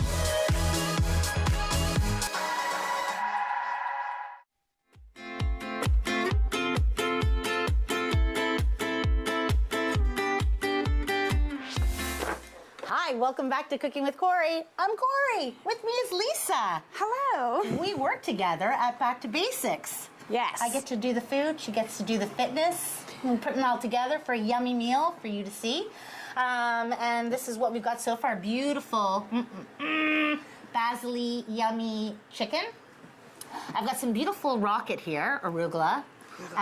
We've got some julienne carrots, some beautiful sweet peppers, and some more basil. And I've got some onion because really onion makes everything taste really yummy. Yes. So I'm just going to do a very, very quick thin slice on this onion. And then we're going to start assembling. So one of the things that you can do, and one of the things that people ask me, and I'm certain Lisa all the time, because you did a really funny post on it, which is prepping your food. Yes. You did a post which showed a bunch of people working out, and it said, this isn't hard, and then showing food that was all prepped and ready for eating and grabbing. This is what is hard. This is what is hard. And so this is what we're doing right now, is if you take your time to do this prep ahead of time in the comfort of your home, like have this saute your meat. Put it in a Tupperware dish or a Ziploc bag. Put it in your fridge. That way you have your protein ready to go. Take chicken, grill a whole bunch of it, have it ready to go. Well, if you fail to prepare, you prepare to fail. Oh, right? I like that. That's the way it goes. Did you make that up? I didn't. I just stole it I from would somewhere. believe you. But it's true. I'm going to tell everybody I made that up. If you fail to prepare, you prepare to fail. Absolutely. Wise words. It's true, and it's that, you know, things get away from you, and circumstances happen, and there's so much social aspects to your life, and everything's usually based around food. And once I noticed that I was taking more care of the things that I was putting in my body, the harder it was to socialize. Yep. There's so much, everything that goes around eating. We're going to go for dinner. We're going to go for ice cream. We're going to go, and my family's just bad for this as anybody's. And when we go out, I grab a coffee. They have ice cream, right? Or if we decide to do things with friends, now it's more, let's go bowling. Let's go. Oh, physical activity, physical golfing, activities. or Let's go for bike rides, or let's go to the beach, or, you know, instead of revolving everything around food. And it's a bit of an adjustment. It really was, even for me. But well, because you feel anxiety, especially if you're on a diet. I can't eat this carb. I can't eat that. You know, you start to get a little bit fixated on all the things that you can't eat instead of embracing all the things that you can. Once you realize, just going for whole foods, and once your taste buds adjust back to actual real eating, you'll find fun again in the actual natural ingredients that you have in your grocery store. So yeah, it's just a different change of thoughts, and sometimes baby steps is the only steps. Exactly. So all I've done is I've taken some honey. I've written out the recipe, so I'm going to encourage you to write in for this, but I've basically taken that recipe and put it in half. So half of it I've built in here, and I do want to do a little smell. It smells really good. It smells really good. And so with this sauce that I've already made, because here I've got my chicken, I've got my rocket, I'm going to get a little plate from behind me so that we can put it on the plate so it looks all pretty. I'm glad the fan just went off of that, because that was loud. And I want to toss my carrot, my onion, everything in this. I know it's crazy. I'm just going to do it. Just going to put it in. I'm putting it all in. You can put the peppers in here too. Amazing. My onion. So that way I've got a ton of flavor already going on with this. Because really, when you're eating something that you really love and you enjoy, you're just going to want to keep on eating it, especially if it's healthy for you. I'm going to say I've got about a cup here of the arugula. So I'm going to put that in there. All right. And we have our wraps. Are you good at like just doing a little tossing? Tossing? I can toss. Thank you very, very much. Nobody's business. I can toss like nobody's business. So one thing I have here is my recipe suggests that you could use quinoa, you could use brown rice, anything that is good on the fiber factor. You could even use your hands if you wanted. Be bold. We got it. We got it. Awesome. Thank you. You want to look for a rice that has a lot of fiber in it so that your body takes the time to break it down. It's like the difference of when people juice. As soon as you throw that apple into a juicer, you've just kind of really eliminated why that apple is actually working for you. Yeah. Exactly. So I'm going to do one as a little quick wrap. And I'm going to take a little of this arugula that just doesn't have any dressing on it, only because I don't want it to make it all mushy. And then I'm going to take some of this lovely, this is a combination of wild rices, so brown and wild. And my mouth is Emperor. seriously drooling already. Excellent. Okay, I think this is tossed good enough. That is beautiful. And then I'm going to take some of this gorgeous chicken that you did. And this is what I mean. A little goes a long way. Right now, this is about 500 grams, I want to say, of the chicken that we did. And look at how much I'm just using for this. Wow. Because it's really full of flavor. And then this yummy, I always want to just eat it. Yes. Like well, and you could. I am. I just want to, I could just eat it right out of the bowl. Well, maybe not you, but people can eat it just like that. Put your chicken on, it's good. Exactly. And then what makes it even more pretty is a little bit of toasted sesame. And again, that's something Gives like a little sesame nutty flavor. seeds. Exactly. Instead of going for the big, bold cashew and this nut, and like nuts are great for you, but again, if you just want that little bit of flavor, it's ready to go. And then there you go. You have this absolutely gorgeous little wrap. So good. So I'm going to do that one here. And also, I'm just going to put this here because it will hold it up. We can do this as a beautiful little salad dish as well. So I'm going to put this here. May I? Yes. All right. And if you want to put your arugula down, just like a little bit. Maybe what I'll do is I'll build one more of these because it's so yummy. Okay, and I'm going to put everything do on it top. any way you want. You're the one who gets to be creative in your kitchen. The only other thing I would be suggesting at home is taste as you go. Don't go cuckoo with the tasting as you go, but I mean season as you go. That way you know if what you've made needs a little bit more salt or it needs a little bit more sesame oil or whatever.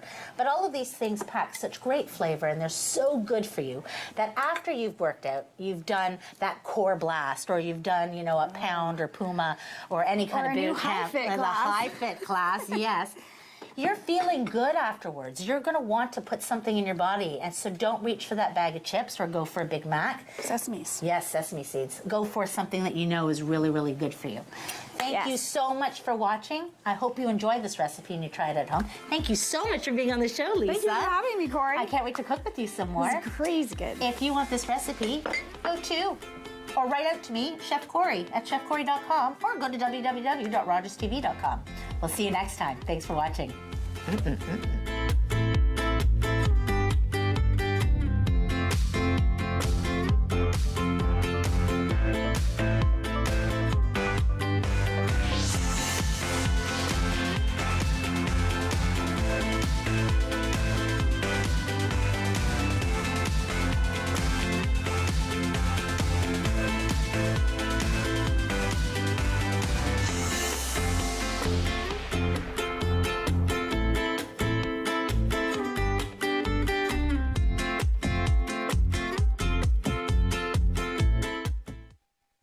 Call the Rogers TV viewer response line, email us, or connect with us on social media.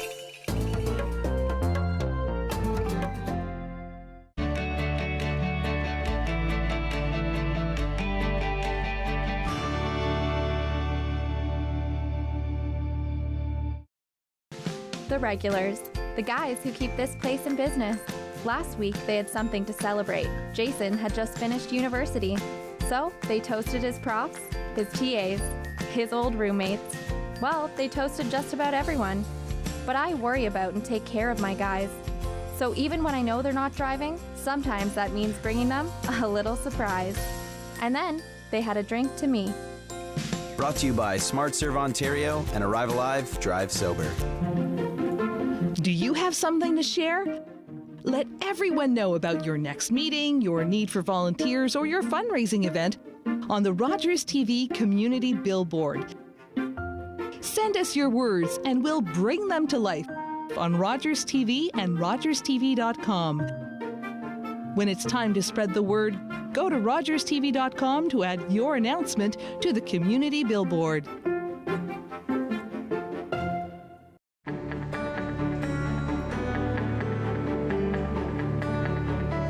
This is Rogers TV, Durham Region. The opinions expressed in the following program are those of the participants and do not necessarily reflect those of Rogers nor Rogers TV.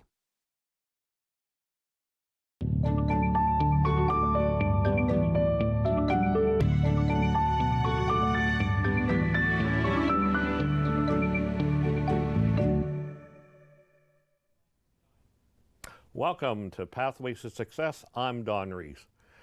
People with disabilities face many challenges. One of the largest is finding and maintaining employment.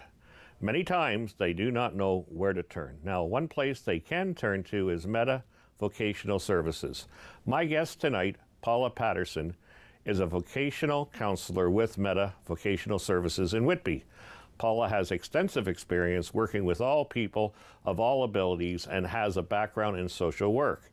She has been helping clients with disabilities and/or barriers find and maintain work within the Durham region. Paula's motto is, treat people good and they will remember. Treat people bad and they will never forget. So true. Welcome to the show, Paula. Thank you so much for having me, Don. I'm really excited to have you on today because I think we really need to let people know that your type of services are available and what they are. So I was hoping that we start by you describing Meta and what it's all about. Absolutely. So we've been in Whitby for more than 26 28 years, to be frank. We celebrated our 26th anniversary 2 years ago. Excellent. Yeah, in Whitby. And we've been around for more than 30-something years, right? We do have 2 locations. We have one in Belleville, we have one in Whitby. The one in Whitby, it's basically a specialized service provider, meaning that we only see clients with disabilities and or any type of a barrier. Okay. Any barrier, any disability that prevents them from finding work Right. or even maintaining work. We do have 2 programs out of the office in Whitby. We have the Growth Opportunity Program, and then we have the ODSP Employment Supports Program. Okay. So I work the ODSP Employment Supports Program. Wonderful, fabulous program.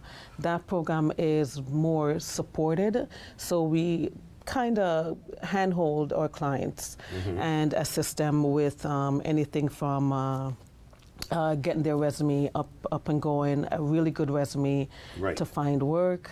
We assist them with mock interviews as well. We put them through the workshop just to kind of prepare them for the work experience. The other side of the program is the Growth Opportunity Program. Okay. That program is less supported, so a client can just a phone and make an appointment to sit with a counselor, and then that counselor will sit with the client and just get some more information, gather information from the client and set realistic job goals. And we do that as well for the ODSP Employment Supports Program. Now with the GO program, once they find employment, then we close their file. They're on their own at that They're point. on their own. The good thing about the GO program as well is that we can help with the application for a second career. So we assist to application for second career. So if a client comes in and they were doing something before and for some reason they are not able to do that job again, then we can do some career exploration with them, put them through our career transitions workshop if they're not sure as to the direction that they're going or they want to go. So we'll, explore those career options with them and then determine a job goal. And then if they do want to, go back to school and maybe do something that they're capable of doing because they can't really do what they were doing before, and that's when we assist with the application. But then there's a process as well. Well, of course. Okay. So I'm interested then, the ODSP portion, is that just for individuals on ODSP? No. So individuals who are receiving income from ODSP, it's more beneficial to them in a sense where once they apply for ODSP employment supports, we're supporting them for 3 years. Right. Right, individuals who are not receiving or in receipt of ODSP income, those individuals, they can always apply to ODSP, and if they're approved by ODSP, then we can still work with them, but that's only for 18 months. Okay, but it's still a fair bit of support. It's still a fair bit of support, yes, absolutely. Now, you were saying that you work with people with disabilities and or barriers. So how do you determine if they have a disability? I mean, some are obvious, but... Yes, absolutely. So some are obvious. For the GO program, they have to disclose for the GO program. And for ODSP employment supports, obviously we're getting our referrals from ODSP. So in order to get any kind of service or even income from ODSP, you must have a disability. Right. So we're not doing the assessment with them from ODSP, right? They have already done their assessment. And then once that assessment or they see that the client is fit for the employment supports program and that they can prove that they have a disability, then they send us their referral. But we don't have any say in that. But the growth program will accept basically who then? The growth program will accept anyone as long as they disclose that they have a disability or a barrier to employment. That's important. They don't have to go through ODP and all the paperwork. And they don't have to go through ODSP to complete all the paperwork and so forth. So if they're more independent, then I would say the GO program, which is called the Growth Opportunity Program. But for short, we say GO, right? So. But that's the important part. The good thing about our office as well is that recently we got news that we are able to open up our office to have a resource center. Oh, wonderful. Which is awesome. Right? No, I haven't seen your resource center. I'm going to have to drop by. We're in the process. I would love for you to come by, but we're in the process of turning our office in that space where clients can come in, right, and utilize our computer to conduct their own job search and so forth. And then if they need to meet with a counselor, then we'd be happy to sit with them and establish some job goals. One of the things I like about Meta in Whitby is your location. Thank you. You're very central in Durham. Yes. I mean, you're down at basically Highway 2 and 6 in there. Yes, absolutely. Which is pretty, not quite center, but it's not bad. It's not bad. I wish we were more on the forefront. Oh, yeah, you really are. People can make it to your office through Durham Transit and what have you. Absolutely. Without too much difficulty. And I think that's really key. Yes. People have to be, your services are great, but if they can't get to them, well, doesn't help much.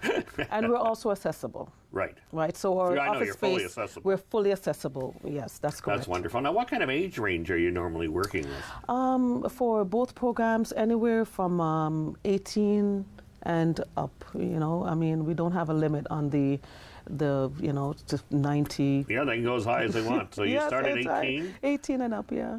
Yeah, well, that's not unreasonable. We have the rare cases, though, where we see clients who are 16. Right. Yeah. Well, yes, because they can actually leave school at 16 in Ontario. Yeah, the rare cases. But that would be a rare case. Yeah. Most will at least try to finish grade 12 and then come to you. Yes. That's good. Now, we did talk about how they qualify for your services. Now, they come to you, and you mentioned this already. Maybe they want to get more schooling. Maybe they want to get that. What kind of training do you provide any training? What type do you recommend? How can you help them get back into school or back into training? Okay, so with the training, anything to do with a short-term training, like forklift or CPR first aid, the safe food handling certificate, Smart Serve. So we offer Smart Serve. We offer safe food handling. We had the customer service workshop, but like training such as first aid CPR or forklift, those we refer to our partner in agencies to assist. Right. So it's not just us when a client comes to us for work. It's not just us working with the client sometimes. We partner with other agencies to... What type of agencies would they be? Like CCRW. Oh, okay. Yes, CCRW, great partnership. They provide other supports that we don't have, like the training incentive. Right. They offer the first aid and things like that, right? So we partner with them. So anything that will have the client prepare for work or get ready. So if a client comes to us and they're looking for a warehouse position, but they're lacking in the forklift and they would like to, you know, get their certification in, you know, driving a forklift. Which can be very significant. Exactly. Then we partner with that agency, right, and assist them, you know, and mind you, when we do partner, we never leave the clients. We're always there supporting them, making sure that we're following them step by step until they achieve their employment goal. Now that's absolutely key. Yes. Absolutely key. Yes. Now, obviously, you work with certain industries, work with certain companies. Obviously, I guess my question is, how do you come about finding employers for these people who are willing to employ and work with you? Okay. Initially, we would go out in the community and solicit employers, talk to them, build relationships. And that's the key, building relationships with employers. And once we find an employer who is willing to work with us, accept our clients, believe in what we do, believe in, you know, hiring clients with disabilities, we try to keep and maintain that good relationship. You know, I mean, just the other day, I went to an event and met an employer, a big employer, I won't say name. That's right. And, you know, she was just going on about how she just loved Meta and how, you know, they hired our clients. And I just say, thank you. I know you hire our clients. Right, and this is a relationship that's been going on for some time now. That's right. So once we build that relationship with the employer, then we try to maintain that relationship so that if this client leave the position, then at least we can, you know, put another client in that position. Yeah. So what kind of support do you actually, obviously I know you're supporting the workers once they're in there, but you must also offer some support to the employers. Absolutely. So we offer job coaching.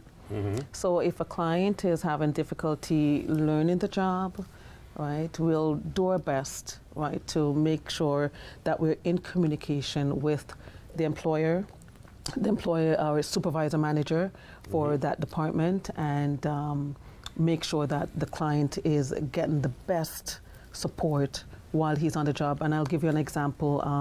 I know that my colleague right now is working on pictures. Right, because the client has a learning disability. The client is working in this retail environment and does not, he's familiar with the products, but there's so many. Right, so he won't be able to remember.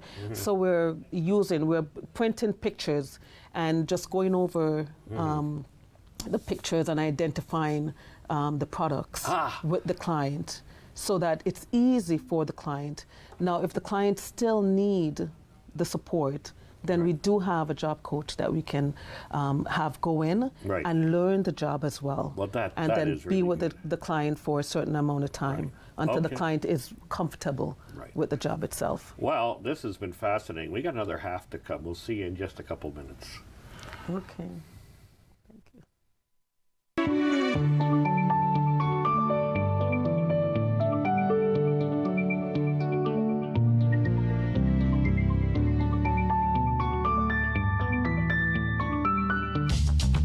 This program is brought to you by Ignite TV.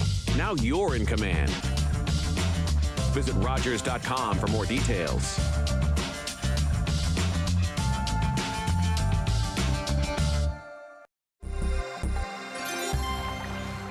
You should expect to take the occasional fall when you are paddleboarding, so always have your tether attached. If you lose your balance, aim for the side so that you fall into the water. To get back on your board from the side, pull yourself aboard while remaining in the prone position. Once aboard, reorient yourself so that you're facing the front of the board. Then, using your paddle to brace yourself, get up to your knees and then stand.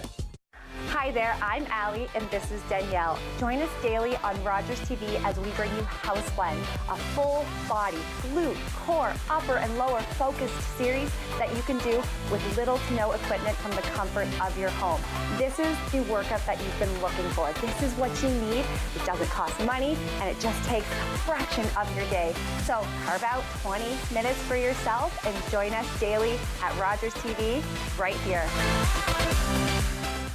Well, is it a bird? Is it a plane? You never know what I'm going to paint until you tune in to watch me, Mark Rice, the artist, paint an acrylic painting from start to finish in 1 hour here on Rogers TV.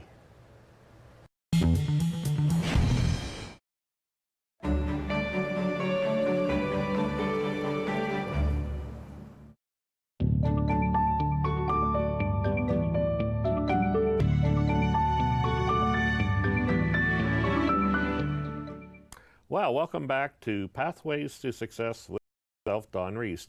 And our guest is Paula. One of the things, Paula, that I used to always point out on my former show, which was Forum on Abilities, is that people with disability make outstanding employees. They hardly ever miss work.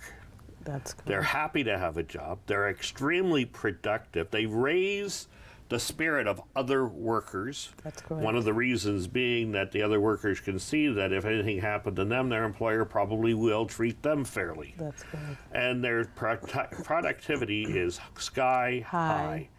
And I'm sure when you go and you meet an employer for the first time, I imagine one of the things you do is kind of, point all this out to them. Absolutely, absolutely.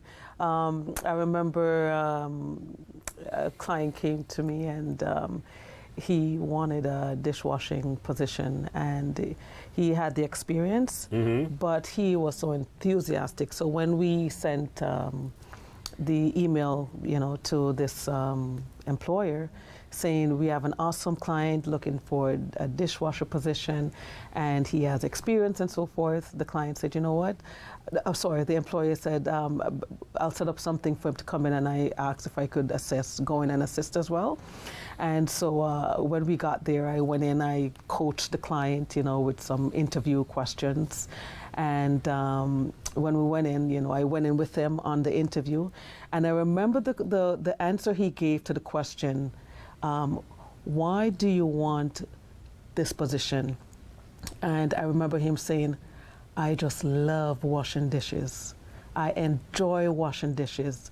I see myself just washing dishes and just, and that he sold himself there. Of course. Right? So, some people look upon it as an entry position. Yes. Which he could still have been looking upon it as. Yeah. But he sold it. He sold himself. He sold it. Yes, and that's a big thing. And depending on his disability, he may be very, very productive and happy washing dishes. And can I say to you, he's one of the best employee at that restaurant. Oh, he will be. One of the best. And I've seen or heard where other individuals have started and left, but he's still there.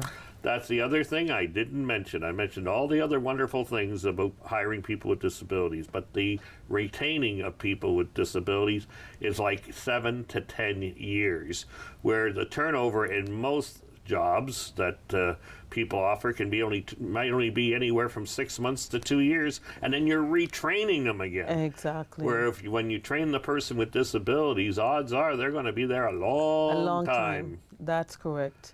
And as far as the famous white elephant in the room, the fact is you can, and I don't want to be negative here, but you can dismiss a person with disabilities if you go through the proper procedures and give them every chance to improve like any other employee. Exactly. Yeah. And people have to understand that's not a problem. It's unfortunate, but it's not a problem as far as if you have to do it. Yeah. But of course, being truthful again, if it's in the first while, Meta's going to be there trying absolutely to avoid that situation. So what we do, so if a client commence employment, the first thing we try to do is make sure that we're following up with the clients on a weekly basis. Right. Right. And also this is mandatory through the ODSP Employment Supports Program. You have to follow up with the clients weekly. Next thing is that with the employer, you need to follow up with the employer just to kind of have that, communication, with the open communication with the employer, just to make sure that, if there are any issues or any concerns or anything, any special equipment that the client may or may not need, just to kind of enforce that we can pay for those things. If there's a need, then we can pay for those things. If there are issues, at least they can provide feedback to us so that they can catch it before it reach the stage where you're fired. And we don't want that. We try our best not to. That's right. Of course, you're going to try. And the important thing is the accommodations you just mentioned. Yeah. First of all, most employers don't realize, but most people with disabilities don't even require any accommodations. They don't. Or very, very little. Very little. And you guys can help them with it. We can help them. If it's a new job and the client is not familiar with that job, then we provide that support. If it's something that they've done before, then we don't need to go in and coach, but we want to make sure that it's a new environment, a new employer, so we want to make sure that they get comfortable in that environment and, excel. Well, I've just completed the training program for the new program that was just piloted for employers who want to hire people with disabilities and how to properly, and I loved it, by the way. Okay. I've invited Tiffany, as a matter of fact, to be a guest on the show, and she says she'd love to come, so that'll be great. Awesome, but one of the things I learned, well, I already knew it. I must admit, I did know it, but it reinforced it. Yes. If you have a person, with any employee for that matter, it's not just people with disabilities, it's common sense, really. Yes. But if they're having difficulties, ask them. Ask them straight out. Yeah. Don't put them down and say, you're not doing the job right. Are you having difficulty? Is there something we can do to help you? Any employer should do that with any employee, really. Exactly. And don't judge. Don't assume, right? Because I've seen where employers assume that this person is this way because of this disability, where they're wrong. So it's best if you have that conversation with the employee, and also the employee. It's best if they're comfortable, disclose if it's going to directly interfere with their work. Have that one-on-one talk with the employer. If they're afraid to, then they can come to us and say, listen, I don't know how to approach my employer. Is it possible for you to just come in and just talk to them? Yeah. And then we can go in and, we're experts. And the employer could do the same thing, come to you and say, how do we approach the employee? Exactly. Because the employee probably knows best what help they need. They may not know exactly what the accommodation is, but they know what type of help they need. Exactly. And you're in a better position to know what accommodations are available. Exactly, and how we can best assist them. If it's anything to do financially, right, maybe the employee does not know that, right, so that's something that, we can help with. Now, one of the things I know you got a ton of is success stories at Meta. Absolutely. I mean, I have one of the ones I love was the gentleman who was a plumber for many, many years and no longer figured he was finished. I remember that you one. You ended up teaching up at Durham College. Yes, one of the best instructors in plumbing they have, I understand. Yes, that's one of many of the Meta stories. Absolutely. Can you share one or two other ones with us? Absolutely. So, the good thing about Meta is that, especially Meta Whitby, is that our staff, we work together to help the client achieve the ultimate goal. That's employment. And so because of the programs, they're kind of separate funders, and so forth. You can't really refer for certain things. Right. So a client came to us through ODSP Employment Supports, and we didn't have the funds to retrain, so the client needed CPR, the client needed all the tools necessary or the certificates necessary in order to help him get that job. He already had the job and had a job offer. Right. Right? And so he wanted to get trained in all these things that the employer requested. The employer sent him all the training. You have to pay for those training. We couldn't fund the training through ODSP Employment Supports. Right. So I had to refer him to our GO side, right, which is the Growth Opportunity Program. And through the Growth Opportunity Program, they have funds. So they assisted the client with all the training, right? And then the client obviously ended up completing all the training, sent them into the employer, and he started, and he's just loving his job. He's been working there. I'm following up with him. There were some issues, but we kind of resolved them. But through it all, he's still working there, and he's just loving it. Well, it's so important for everyone to understand that these stories exist, and they're not really totally the exceptions. Unfortunately, there should be a lot more of them. Right. We agree with that. Right, I agree. But there's still quite a few who do very well. Yes. But you have to know how to do it. So that's the next step. What advice do you give people when they're kind of down and out and and they have a disability and they're not sure what to do? Okay, so if they're not sure what to do, right? If it's job-wise, we have programs that we can career transition, that we can do career exploration with. So if they really want to work, but they're not sure what direction to go in, career transition is a great tool that we can have them sign up for and go through so that we can explore their career, what best option is suited for them.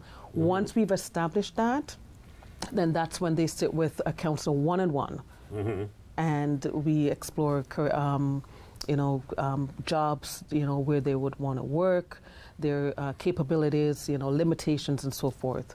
And then once we do that, then the job search process starts, and after the job search or during the job search, if anything comes up, we'll maybe get a call from an employer saying, come on, send us clients, for interview. We may send 3 or 4 clients to this employer. We also have a job developer that we work hand in hand with. Good. Awesome job developer. She goes out and do some job development, get employers on board as well. So sometimes our clients will go through the job developer and she will assist them with that. But if not through the job developer, then we'll still work with them one-on-one, do some job search, do some, marketing, and, go out there and talk to employers in order to, place our clients. Oh, that's excellent. So basically, the first step is If they have no idea what to do, is just contact you. Contact us. And yes. you'll tell them the next bunch of steps to take to be eligible for your programs. That's correct. So it doesn't matter whether they're eligible or not when they first contact you. That's correct. You're not going to say, "Nah, that's okay. We're going to get out of here." We're not. No. And we try not to refuse a client. I mean, No, if a of course client not. calls and they really, really want to work, you must want to work. Oh, you have to in wanna order work. to work with us. If you want to work, we will work for you and I with will you. too, and I help these kids with all their problems because I do all the tutoring with kids with learning disability. I only take kids who want to work. Yeah. They don't want to. Look, I have so many people asking for my time. I haven't got time for them all. Yeah. Anyhow, this is fabulous, Paula. Well, I guess we've pretty much run out of time, but I want people to always remember that people with disabilities make outstanding employees. So always look at their many abilities and help them hone these abilities if you can, and there's many ways to do that. Doing so will definitely put them on a pathway to success. I'm Don Reese. We'll see you next time.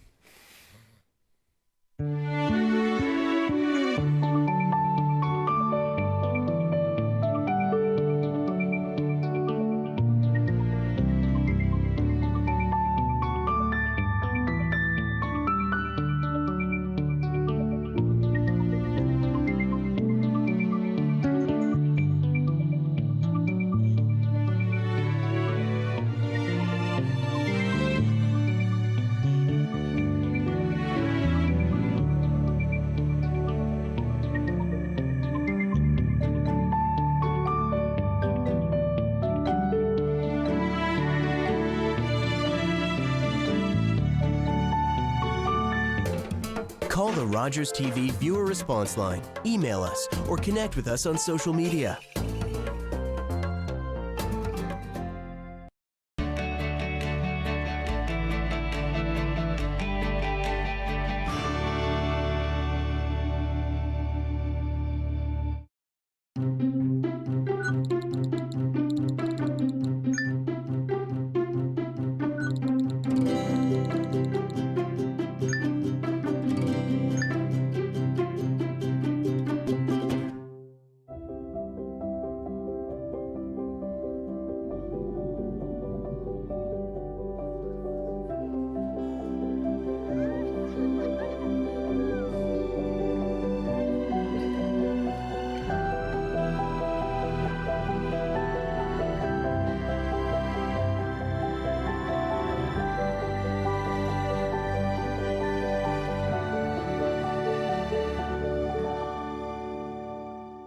Monsieur de Champlain, when I finish paddling through this wilderness and reach China, I shall greet them wearing this.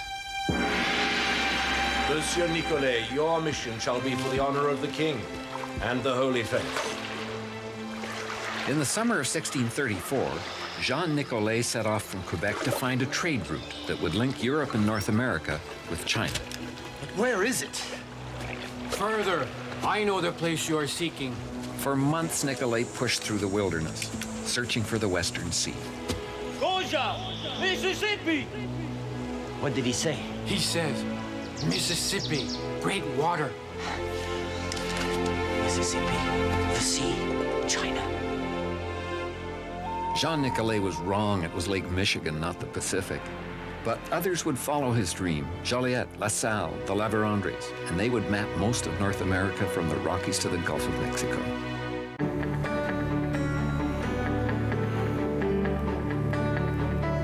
You're watching Rogers TV. The opinions expressed in the following program are those of the participants and do not necessarily reflect those of